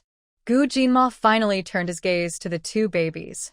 The two babies were wrapped in blankets, only their tiny hands and heads visible. They were a little smaller than normal infants, but didn't look weak. Their hair was thick and their skin was fair, not red or yellow at all. They looked more like babies who had been well cared for some time, rather than newborns. Gu Jinma's heart moved. He noticed that these two little ones looked very much like the two children in his dream. Aside from their size difference, they were almost identical. His tense heart suddenly relaxed. These were his children, the children from his dream. In his dream, both of them said that Shuling would be safe and sound. This one is the sister, and this one is the brother. The sister is a little heavier than the brother. Although these two babies are smaller than single births, they are very healthy and look very beautiful. "I've never seen such fair babies right after birth," the nurse said softly, looking at the two little ones with gentle affection. It's known that normal newborns often experience some bruising or purple marks from the birth canal. But these two babies not only had clear, fair faces, but their entire bodies were also clean and white. "I've lived most of my life, and I've never seen such beautiful little babies," Yi Yuzhen said tenderly, her eyes fixed on her own child, unwilling to look away. Chunju looked even more tender and envious as she gazed at her own baby. After handing the children back to them, the nurse returned to the operating room. "Commander Gu, shall we go back to the ward first?" The nurse said they will soon move Shuling directly into the ward, and we need to wait inside. Yi Yuzhen asked Gu Jinma questions. Usually, after holding the baby, family members go straight back to the ward. Gu Jinma looked at the baby in Yi Yuzhen and Chenju's arms and said, "Please, Aunt Yi and Sister Chen, take the baby back to the ward. I will wait here for Shuling to come out." Having just come back from the brink of death, she must be very scared. Yi Yuzhen and Chenju both knew about their relationship. After exchanging a glance, they carried the baby and went to the ward. It was already midnight. The newborn baby must not be exposed to the wind. When they returned to the ward, they need to change the baby's diaper and clothes. The corridor was now empty except for Gu Jinma. He looked at the closed door of the operating room, and his heart started to race again. Although the nurse said the mother was safe, he was already worried about Shuling's wound healing. Having a baby is a big event, even more exhausting than surgery. The main difficulty is that the mother needs to recover and also breastfeed during her postpartum period, which is very tiring. He could help change the diaper and soothe the baby, but he couldn't breastfeed. Thinking about Shuling's body not fully recovered yet and having to start breastfeeding made Gu Jinma feel like a dark cloud was gathering over his head. Maybe they should just use formula milk all the time? Their home already had a lot of formula, mostly brought by him and his older brother, besides a few cans given by others. Since they are raising twins, they might run out of milk, so he could keep getting more formula. Gu Jinma was calculating in his mind, and the more he thought about it, the more anxious he became. 10 minutes later, Nurse Shun pushed out Shin Shuling, with Yuan Xian following beside the bed. Shuling, you've worked hard. You've worked hard. Gu Jinma immediately went to the bedside when he saw Shin Shuling being pushed out. Looking at her lying on the bed, his heart was full of pain, worry, and tenderness. His eyes even turned a little red. The feeling was worse than if he were lying there himself. Shin Shuling looked relaxed, and there was no sign of fatigue. She smiled at Gu Jinma and said, I'm fine. You don't need to worry. Since the baby was born, their space had been upgraded, and her body quickly recovered from the toll of pregnancy and childbirth. Gu Jinma felt she was just trying to hold on. His feelings of sadness and guilt grew stronger. He pushed the bed and strode toward the ward. Shuling needed rest now. Hey, Yuan Xian called from behind. She made a sound, but Gu Jinma didn't hear her. His steps even quickened. The midwife smiled and said, Comrade Shun is in good health, so there's no need to remind him. Commander Gu is very caring for his wife and is eager to send Comrade Shun back to rest. Dr. Yuan, you look tired too, so go home and rest quickly. I heard from the staff that Captain Su is waiting downstairs for you. If it weren't for assisting Comrade Shin, Dr. Yuan would have finished his shift long ago. Yuan Xian also felt a bit tired. She nodded and said, Thank you, Sister Zhou. Please watch over things for me. I'll go home and rest now. Tonight, Sister Zhou and a few others are on duty. In the ward, after Shin Shuling was brought in, Gu Jinma asked, Shuling, are you hungry? Do you want to eat something? Shuling wasn't hungry. She hadn't finished adjusting her chicken leg and meat pie. She shook her head. Then I'll make you a cup of brown sugar water, Gu Jinma said, getting up. Drinking brown sugar water is good for the body and is said to help with milk production. Shuling said, I want to drink honey water. Okay, Gu Jinma agreed without hesitation. There are many things good for new mothers. Replacing the brown sugar water with honey water is no problem. Soon, Shuling received a warm cup of honey water. After sipping half of it, Yi Yuzhen came over with the baby. This is your sister. Let her help you with breastfeeding, Yi Yuzhen said as she placed the baby on the bed. This ward was arranged by Gu Jinma in advance. No other new mothers were staying here, so the maternity ward at the military hospital wasn't crowded. He knew Shuling didn't like having outsiders around. Shuling lay on her side on the bed. After unbuttoning her clothes, she moved the baby closer. The little one, instinctively, seemed to smell food and immediately opened its mouth to start nursing without needing to be coaxed. The pain of milk coming in for a new mother might be worse than childbirth, but thanks to space and the spiritual spring's help, Shuling didn't suffer much. She only felt a slight in her chest, but she quickly adapted and relaxed. Watching the little baby nurse in her arms, Shuling's heart softened completely. The two children filled her with happiness, erasing her past regrets and pain. They are her angels. Shin Shuling gently touched the face of the little one who was eating seriously and softly said, Yueqing, little Yueqing, you are my sister. Yueqing is the sister's name, and Xingqi is the brother's name. These names were decided after many phone calls between Gu Jinma and Gu Fenghua. The little moon slept after just 2 minutes of feeding. Newborn babies have small appetites, about the size of a grape. Shin Shuling handed the little moon to Gu Jinma. Xingxing also finished her milk and fell asleep. Most of the time, the babies sleep. As long as they are fed, they can sleep for over 10 hours. Chunju was reluctant to put Xingxing in the crib. She wanted to hold the baby again, but knowing that it's best not to disturb the sleeping baby, she held back. She couldn't let her personal liking cause trouble for Shin Shuling when she took care of the children later. After feeding the babies, Shin Shuling quickly fell asleep. Gu Jinma told Chinju and Yi Yuzhen to go back and rest. Yi Yuzhen refused to leave, knowing from experience how to care for a new mother. In the end, Gu Jinma drove Chinju home and then came back to stay by the bed. Yi Yuzhen also lay down on the bed near the door to rest. In the middle of the night, both Little Moon and Xingxing woke up once to feed. Gu Jinma and Yi Yuzhen each fed one and changed their diapers. Gu Jinma immediately took the used diapers to the water room to wash, not hesitating at all. His movements with the babies, apart from being a little stiff at first, quickly became skillful. Before the babies were born, he had practiced many times with an An's doll. He privately gave red envelopes to Chinju and Yiyuzhen, saying it was to bring good luck, but the money inside was quite a lot. They still had many things to do for the children. The next morning, Shin Shuling just got up and fed milk to Little Moon and Xingxing. Her milk had come in, so their first meal of the day was enough. But as the babies grew, their needs increased quickly. She didn't plan to let the children always rely on milk. She didn't want to worry about feeding issues. Many people were troubled by insufficient milk and kept drinking brown sugar water or eating things to boost milk supply. She thought if she had milk, she would feed them. If not, she would use formula. She had stocked plenty of formula just in case. At this time, Chinju also brought breakfast.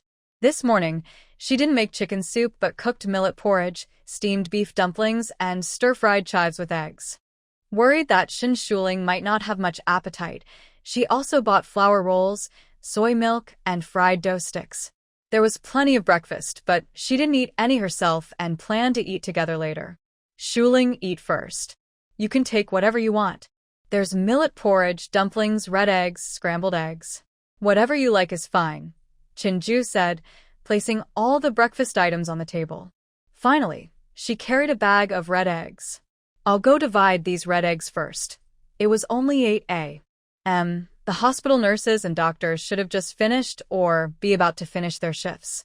Since there weren't many people around, it was a good time to divide the eggs. Gu Jinma immediately stood up. Sister Chin, let's go together. These red eggs were dyed together with Sister Chin and Aunt Yi, and they made a big bag of them. Let's go. In the future, Little Moon and Star will be prosperous, and life will get better and better, Chinju said with a big smile. Gu Jinma also smiled and, after greeting Shin Shuling, left. That morning, each person in the obstetrics department received a red egg. The midwives and nurses responsible for Shin Shuling each received 2. Red eggs are valuable and nutritious. Usually, when a woman gives birth, she only receives things like peanuts. During this shortage of supplies, sharing red eggs was quite rare and showed how much they valued the mother and baby. While Gu Jinma and Chinju were dividing the eggs, Dr. Li, who had heard the news, hurried to the ward. Comrade Shun, mother and baby are safe. I just heard this morning that you gave birth, so I came quickly to see if you need any help. If you do, just say, Dr. Li said as he entered, placing a big red envelope next to Shin Shuling's pillow. This was his little gesture. Such red envelopes shouldn't be refused. It was a sign of good relations. Maybe someday, Comrade Shin will decide to work at their military hospital. Shin Shuling was a bit surprised. She didn't expect Dr. Li to remember her. The last time she declined his job offer, they hadn't met again. Thank you, Dr. Li, for coming all this way, she said gratefully from her bed, also handing over a red egg. She smiled and was friendly, knowing that people don't refuse kindness easily, especially when there's no reason to do so. Just now, Gu Jinma and Chinju left a small bag of red eggs in the hospital room, worried someone might come to see her during this time. Dr. Li cheerfully took the red eggs and then went over to look at the babies in the crib. When he saw the 2 sleeping babies in the crib, he couldn't help but exclaim in surprise. Oh wow, these 2 little babies are so lively and bright. Are they from the Northwest? I've never seen such lively little ones before. They look so healthy and adorable. Dr. Li blinked his eyes happily, full of admiration. Those aren't from the Northwest. Shuling is a proper person from Shuijing City, and Captain Gu is from Beijing. Plus, Shuling is naturally very beautiful, so her babies are bound to be even more attractive than usual. Yiyuzhen felt proud, as if the 2 babies were her own children. Dr. Li nodded repeatedly. Yes, that's right. These 2 must have inherited from Comrade Shin. Little Gu, with his tough skin and strong body, couldn't be this lively. It's all thanks to Comrade Shin. After saying that, he looked around and then leaned closer to Shin Shuling, asking Little Shin, are you interested in arranging a marriage for the babies? I have a little grandson who is 3 years old. I think he would match well with Little Moon. Although he couldn't tell which baby in the crib was Little Moon, he was sure that choosing now would be a good deal. Shin Shuling smiled and politely declined. Dr. Lee, we're in a new society now. We don't follow old customs anymore. Let the children decide about marriage when they grow up. Dr. Lee felt a bit disappointed. It would be hard to find such a lively girl like her in the future. The three of them hadn't talked for long when Shinju, carrying Anan and her father, came in. Gu Jinma went home to wash up and make a call to notify people in Beijing. Auntie, are you having a brother or a sister? I brought gifts for both, Anan said excitedly, holding 2 dolls. These 2 dolls were her favorites. She decided to give them to her younger brother or sister because she believed they would need them more than she did. As the older sister, she wanted to take care of her younger siblings. Shin Shuling gently patted An's head.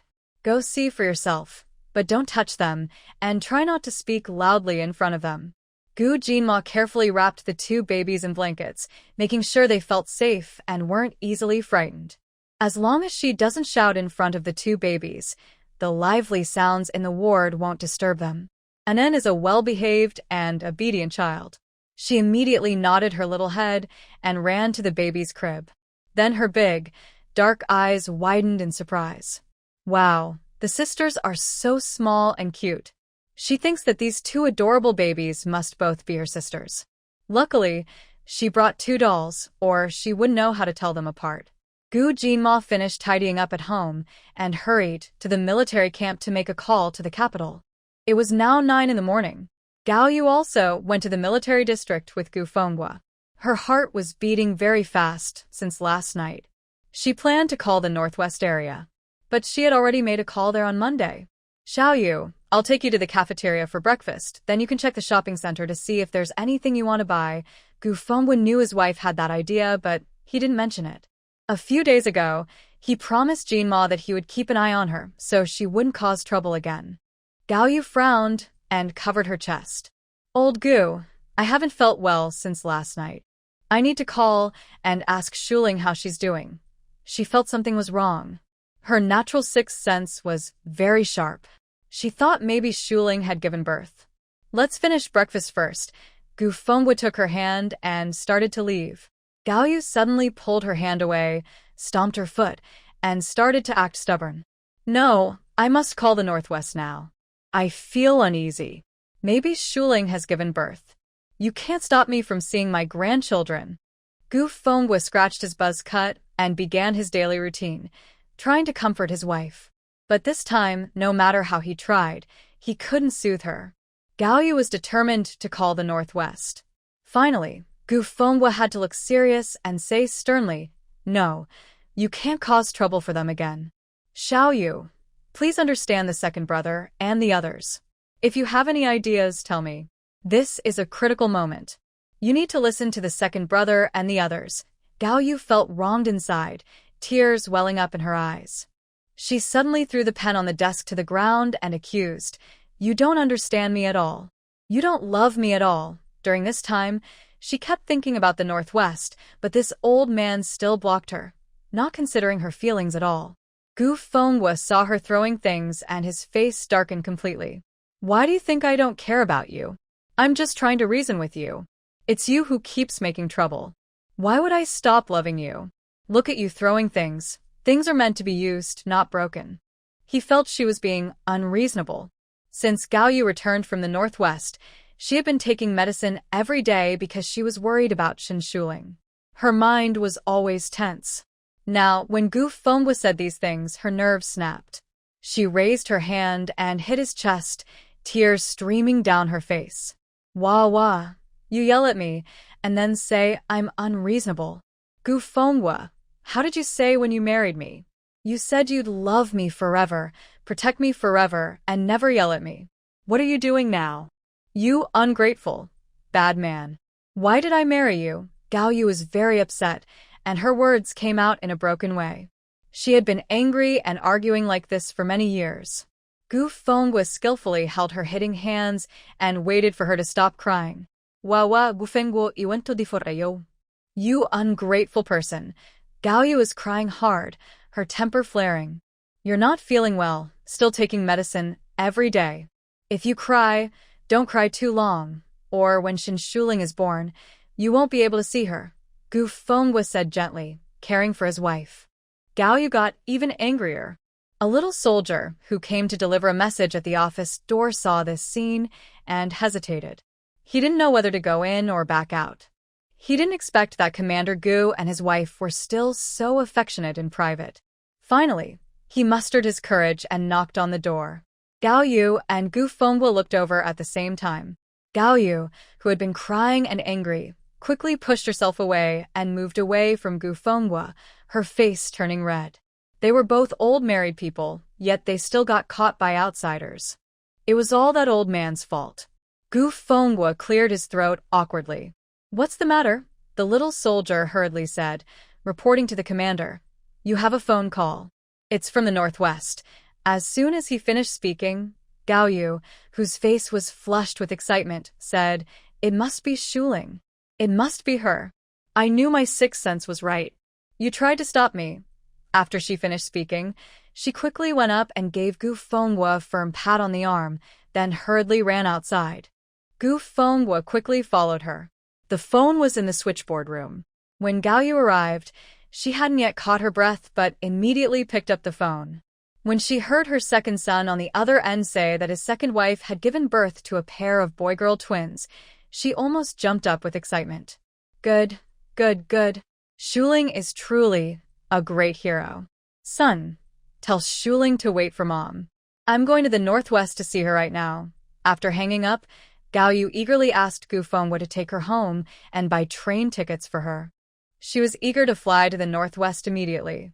This time, she had prepared many things for her grandchildren. Last night, she was restless and, upon waking, put the money she planned to give to Shuling into her bag. She was always ready to go. On the way, Gu Fengwa was a bit worried.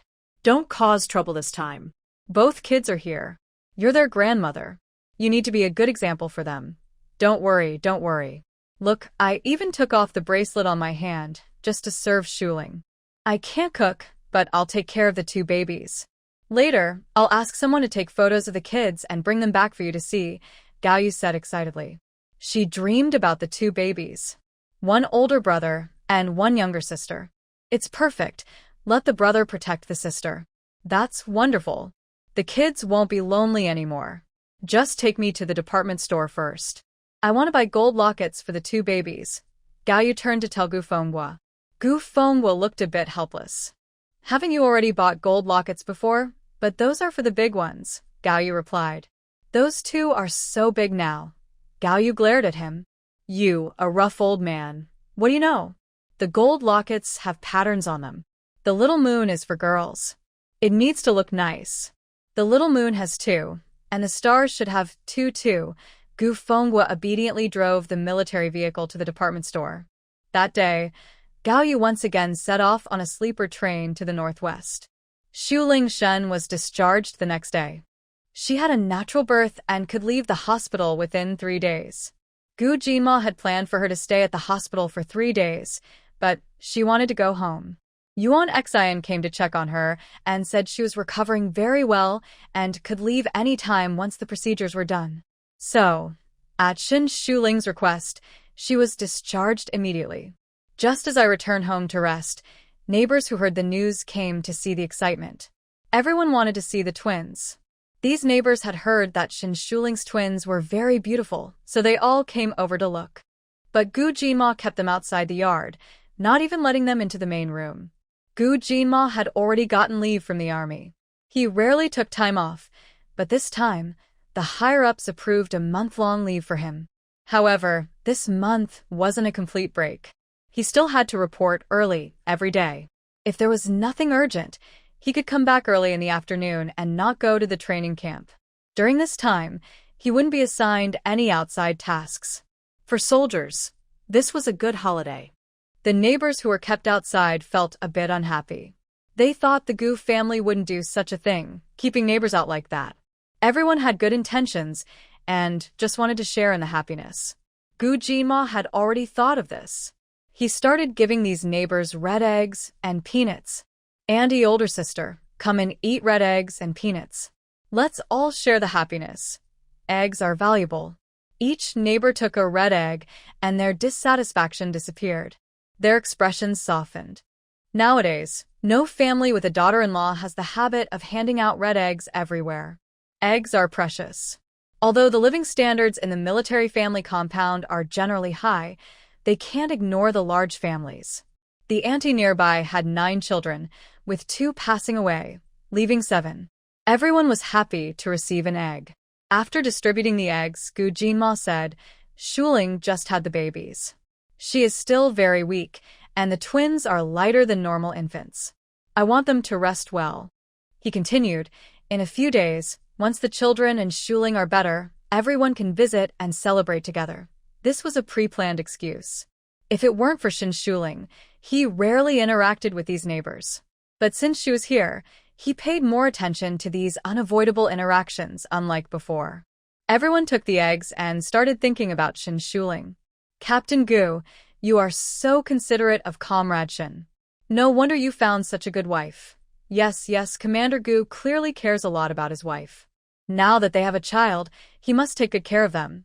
The twins need careful attention, and Shuling wasn't born full term, so we should be extra careful. Let's all go back first. We'll come to see the twins in a few days. I heard they are very beautiful. Of course, Shuling looks good, and Commander Gu has many female colleagues who like him. Both of them are so excellent, so their children will definitely be even better. After these neighbors finished talking, they happily carried their red eggs and left. Inside the house, Chenju was feeding milk to Xingxing. She was facing the window, peeking into the yard. "Commander Gu is really good. He even kept those neighbors away. He truly cares," Chenju said with a smile. Shuling sat on the bed, covered with a new quilt that Gu Jinma had specially aired out a few days ago. The little moon, who had eaten well, was lying in the nearby crib, sleeping peacefully. "He knows I don't like noise. I'm not in a good state to deal with outsiders now. The little moon and Xingxing are still very young. I don't want them to be carried out for others to see. The weather is getting colder. If the children are taken outside, not only will they catch a cold, but they might also get sick if they are held by different people." Tian, you know that. Shuling, you're right. Not long ago, a daughter-in-law in our yard had a baby. That baby was chubby and adorable, and everyone loved her. Her mother-in-law was so proud. As soon as she brought the baby home from the hospital, she started inviting neighbors to see her. The weather was windy, and even inside the main hall, they had to pull the curtain when someone entered. That night, the baby developed a low fever. It was really unfortunate. That mother-in-law isn't a good person either. When the baby had a fever, she didn't admit her mistake. She even said it was the daughter-in-law's milk that made the baby sick. Can you imagine how unfair that is? I've also met the daughter-in-law. She's honest and hardworking. She only had her baby a few days earlier than you. Now she's already back to work in the fields. Yet her mother-in-law isn't satisfied and keeps saying she lies in bed all day. Such mistreatment of the daughter-in-law. What is she thinking?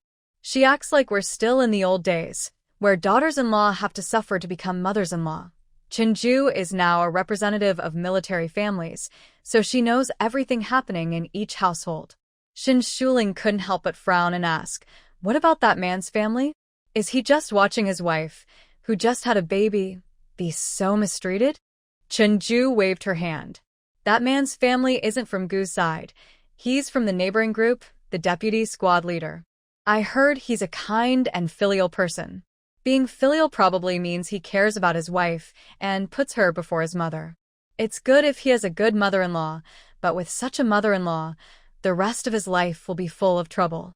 Not every man is as clear-headed as Captain Gu. Even her own husband sometimes isn't very clear about things." Shin Shuling nodded, understanding what Chenju was saying. At this moment, Gu Jinma came in, holding a bowl of freshly steamed chicken and egg custard. This was what Shin Shuling had said she wanted to eat today.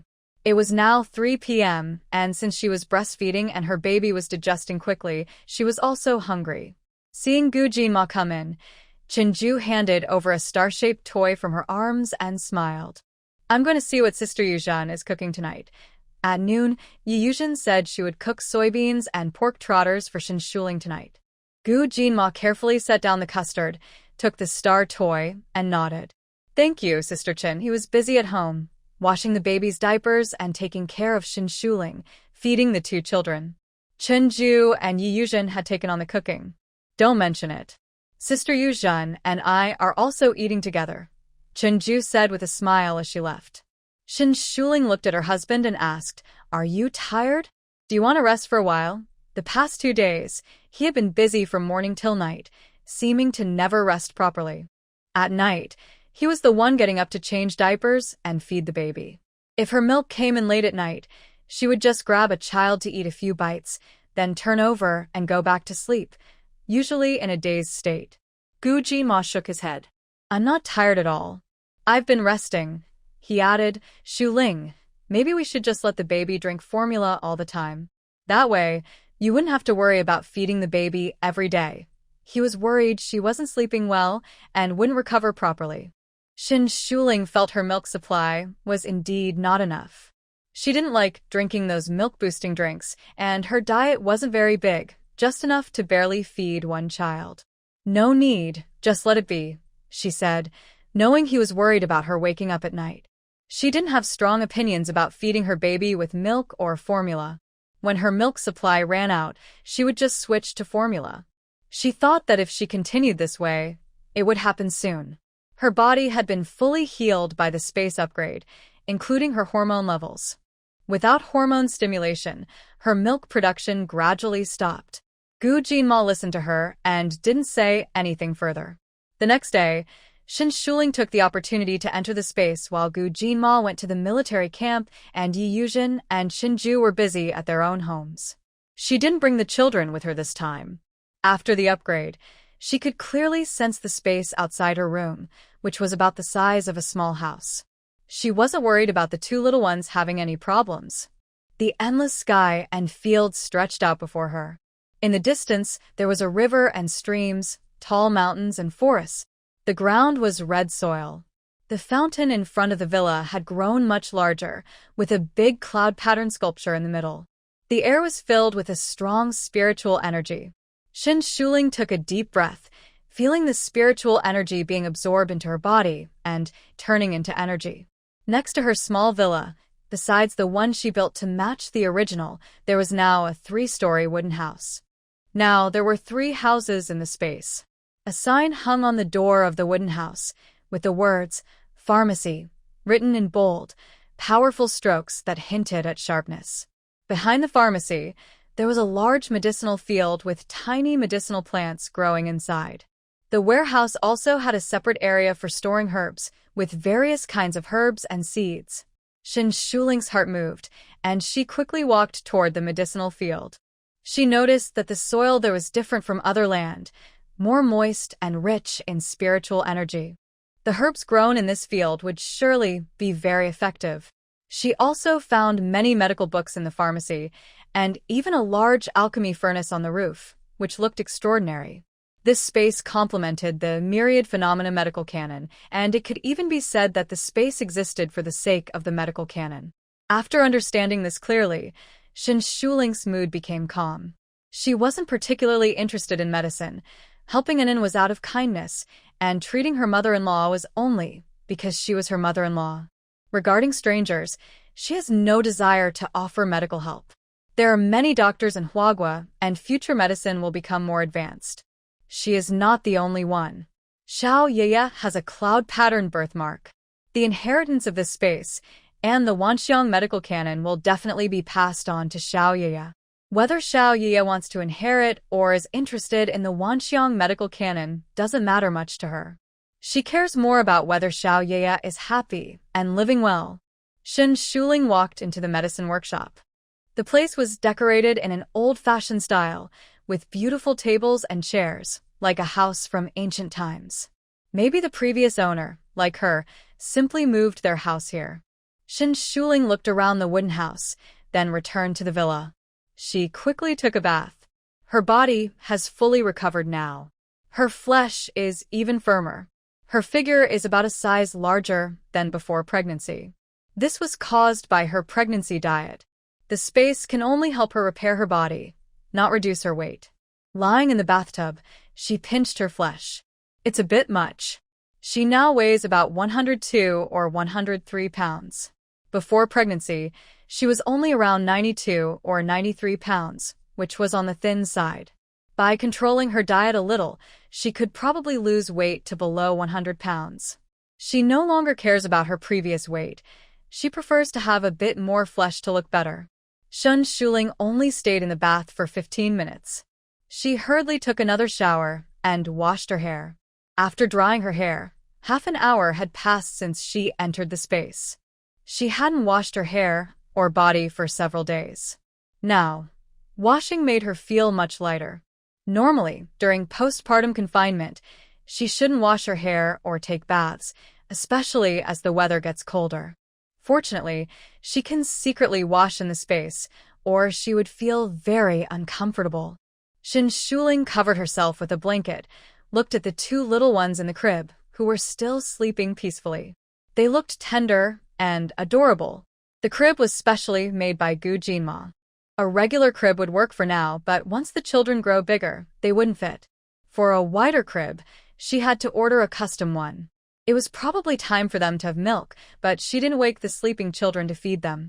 Babies need a lot of sleep, and these two can sleep for a long time without eating. Both Aunt Yi and Sister Chen were worried that the children might be hungry. After 2 or 3 hours, they wanted to wake the babies to feed them, but Gu Jinma stopped them. The babies have small appetites and will wake up naturally when they are hungry. Also, they don't sleep this long all the time. After a while, the babies will sleep less. Yuan Xian also said that the babies should sleep well. The two little ones are underweight. Sleeping is how they grow. Shen Shuling sat on the bed, looking at the two sleeping babies with a gentle face. Her heart was full of love. The room was quiet. The windows and curtains were closed, and it was warm inside. Suddenly, there was a knock at the door from outside. Su Posey was holding a baby and called out, Captain Gu, Comrade Shen. Shen Shuling paused but did not respond or get up to look. Almost everyone in the military compound knew she had just given birth. They also knew that Gu Jinma had not allowed visitors these days. Despite knowing this, some still came to the door. She didn't want to pay attention. It was better to pretend she didn't hear. Su Posey called for a while, but no one came out. She frowned, looking a little impatient. Gu's family was definitely home. His wife was resting after giving birth. Where could they go? It was obvious they didn't want to see her. Now it was almost winter. The northwest wind was getting stronger, bringing coldness. Oh, isn't that Su Posey? You're holding your newborn grandson, right? The weather is windy, and you just brought the baby outside? Yi Yuzhen, who was cooking in the kitchen, came out.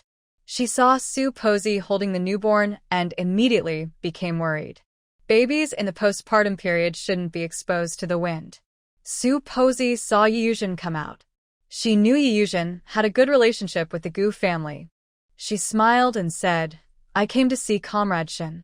I called but no one answered. She's probably asleep. I'll wait here for her. It's okay. She stomped her foot, and the baby in her arms started crying. She quickly rocked him, showing her concern on her face. Yi Yuzhen saw the situation and kept speaking. Come on. I'll take you inside to talk. Super. You shouldn't bring the baby out, especially with something important to discuss. Just the other day, the baby had a fever. If he gets sick again outside, it would be bad. Babies are very fragile and easily get sick. She kept talking on and on. Yi Yuzhen had to open the door to Shin Shuling's yard and lead the person inside. She was really worried that Supa would just stand at the door and refuse to leave. This is a newborn baby, and if something happens, it would be a big problem for Shuling. Thinking this, she felt a bit impatient and annoyed. Supa was not a kind person. No wonder she was so harsh to her new daughter-in-law right after giving birth. She had already gotten out of bed to do chores less than 10 days after the birth. She was a typical mean mother-in-law. Shin Shuling listened to the sounds outside the yard and slowly sat up straight. The next moment, Yi Yuzhen pushed aside the curtain and came in. She told Supa to wait outside. She went in first to see if Shuling was awake, so they could talk. The room was warm and filled with the smell of the baby's milk. There were various snacks on the table, along with some toys that weren't needed now, bottles, and 2 large pots of hot water. There was also malt extract, honey, and milk powder on a nearby shelf. Yi Yuzhen looked at Shin Shuling when she entered, then walked over and lowered her voice. Outside is the same woman that Zhu Jie mentioned before, the mean mother-in-law. She was just holding the baby, who's not even a month old, and wanted to come in. She said she was waiting outside for you. I was worried something might happen to the baby, so I decided to bring her in. Shin Shuling, think carefully before you answer what she says later. I don't think it will be anything good. That Supa looked like a ruthless person. She was eagerly waiting for her first grandson, and she already took him out before he was a month old. If that's not cruelty, what is? Shin Shuling nodded. Although she was in the room, she was sharp-eyed and heard some of the conversation. The snippets she caught made the situation clear. Uncle Yi, please put the milk powder and malt extract in the cabinet. Yi Yuzhen understood immediately. She quickly did as asked, not only putting the milk powder and malt extract into the cabinet, but also placing the toys and snacks inside. Then she went out and brought Supa inside. As soon as Supa held the baby and entered the room, she couldn't help but sigh aloud. Wow, this house is so warm. There's no fire pit, yet it feels cozy. My home is cold even with the door and windows closed. No wonder this is the captain's house. The feng shui looks good. She said this while glancing around nervously. Shin Shuling looked at Supa, who had a gaunt face, slanted eyes, high cheekbones, thin lips with the corners turned down, and a calculating look in her eyes. She definitely fit the typical image of a mean mother-in-law. Supa's son is named Guo Jigang. He is the deputy squad leader of the neighboring group. Guo Jigang is her youngest son. She was 39 when he was born, so people call her Supa instead of Aunt Sue. Hello, is there something you want to talk to me about? Shin Shuling responded politely but distantly, ignoring the other person's rambling. Supa's eyes reluctantly looked away and then turned to the woman sitting on the bed, who was postpartum. She couldn't help but sigh again. No wonder you're the captain's wife. Even after giving birth, you look so fresh and lively. Your skin is so fair. She had lived most of her life and had never seen such a beautiful woman. Usually women after childbirth look tired, but this woman looked so good. It seemed a bit dangerous. Fortunately, her daughter-in-law was very safe and easy to handle. Beautiful women are harder to keep. Supa's small eyes rolled around. Hearing this, Shin Shuling didn't reply but said, Supa, your grandson hasn't turned a month old yet. It's better to go back soon, so he doesn't attract too much attention. Supa looked at the cradle. The two little ones were wrapped in blankets, and she could only see what looked like 2 pillows. The babies had woken up but weren't crying immediately. They were quietly waiting, their fingers, as if waiting for their mother to finish her business. Supa smiled and said, the 2 babies are very good. They listen and don't make noise. Unlike my tiger, who is very lively. I even cried once on the way here today. She sighed. My tiger also isn't lucky. His mother can't produce milk. He's already 8 days old, but he hasn't had much milk. I was thinking, since Comrade Shin just had a baby too, maybe Tiger could come borrow some milk from you. You have good luck, and your postpartum care is good. Your milk must be plentiful and nutritious, Grandmother Sue said as she tried to hold Tiger Boy closer to Shin Shuling. Yen Yuzhen nearby quickly stepped forward to stop her. Yen Yuzhen frowned and said, how can you just borrow milk like that? Besides, Shuling is having twins, and her milk is already limited. If you give milk to your grandson, her 2 children might not get enough. She found this person really unreasonable. Shin Shuling also frowned. Grandmother Sue was really shameless. She usually didn't greet anyone politely, but today she just came over with a child to borrow milk. Whether her milk was enough or not, even if she had extra, she wouldn't give it to other children. It wouldn't feel right to give someone else's child her milk. Her face darkened, and she said, Grandmother Sue, please take the child back. My 2 children's milk isn't enough for them. Hearing Shin Shuling and Yen Yuzhen say this, Grandmother Sue was a bit upset. She couldn't help but say, our family can't afford formula powder. The children are still very young and can't eat rice porridge, so I thought I'd bring the child here to ask for some milk. After all, we all live in the same courtyard as military families. Neighbors should help each other. She also heard that before Shin Shuling had her babies, She had several cans of formula. If her children didn't have enough milk, they could drink formula. Knowing that Commander Gu's family had formula, she brought her child here. Thinking this, she added, "How about this? If Shin Shuling doesn't want to feed Tiger Boy, why not share a can of formula with me? I'll send over 2 big roosters tomorrow to help you recover." My son Jigang isn't very capable, unlike Commander Gu, who's wealthy enough to buy formula. She spoke while pretending to be pitiful, occasionally glancing at Shin Shuling. Shin Shuling had previously received a banner and awards, and she knew Shun was not short of money. She looked like a kind-hearted person. Today, she brought her grandson over to act pitiful and ask for milk. She had heard that wealthy people's milk was good, and their children could grow up strong and successful. Her tiger boy was a big golden dragon. If Shin Shuling fed him just once today, she could keep bringing Tiger Boy over regularly, and Shin wouldn't refuse. Over time, Shin might develop feelings for Tiger Boy and maybe even become his godmother. Having a squad leader and his wife as godparents, why couldn't her Tiger Boy become a dragon? Then she wouldn't have to worry anymore.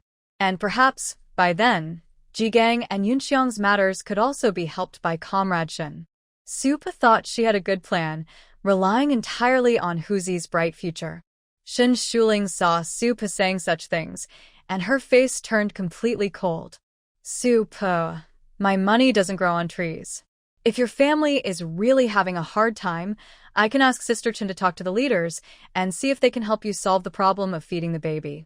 This was clearly an attempt to take advantage. She clearly thought she couldn't see through it, or that she was weak and easy to manipulate. Yi Yuzhen's tone was also quite harsh.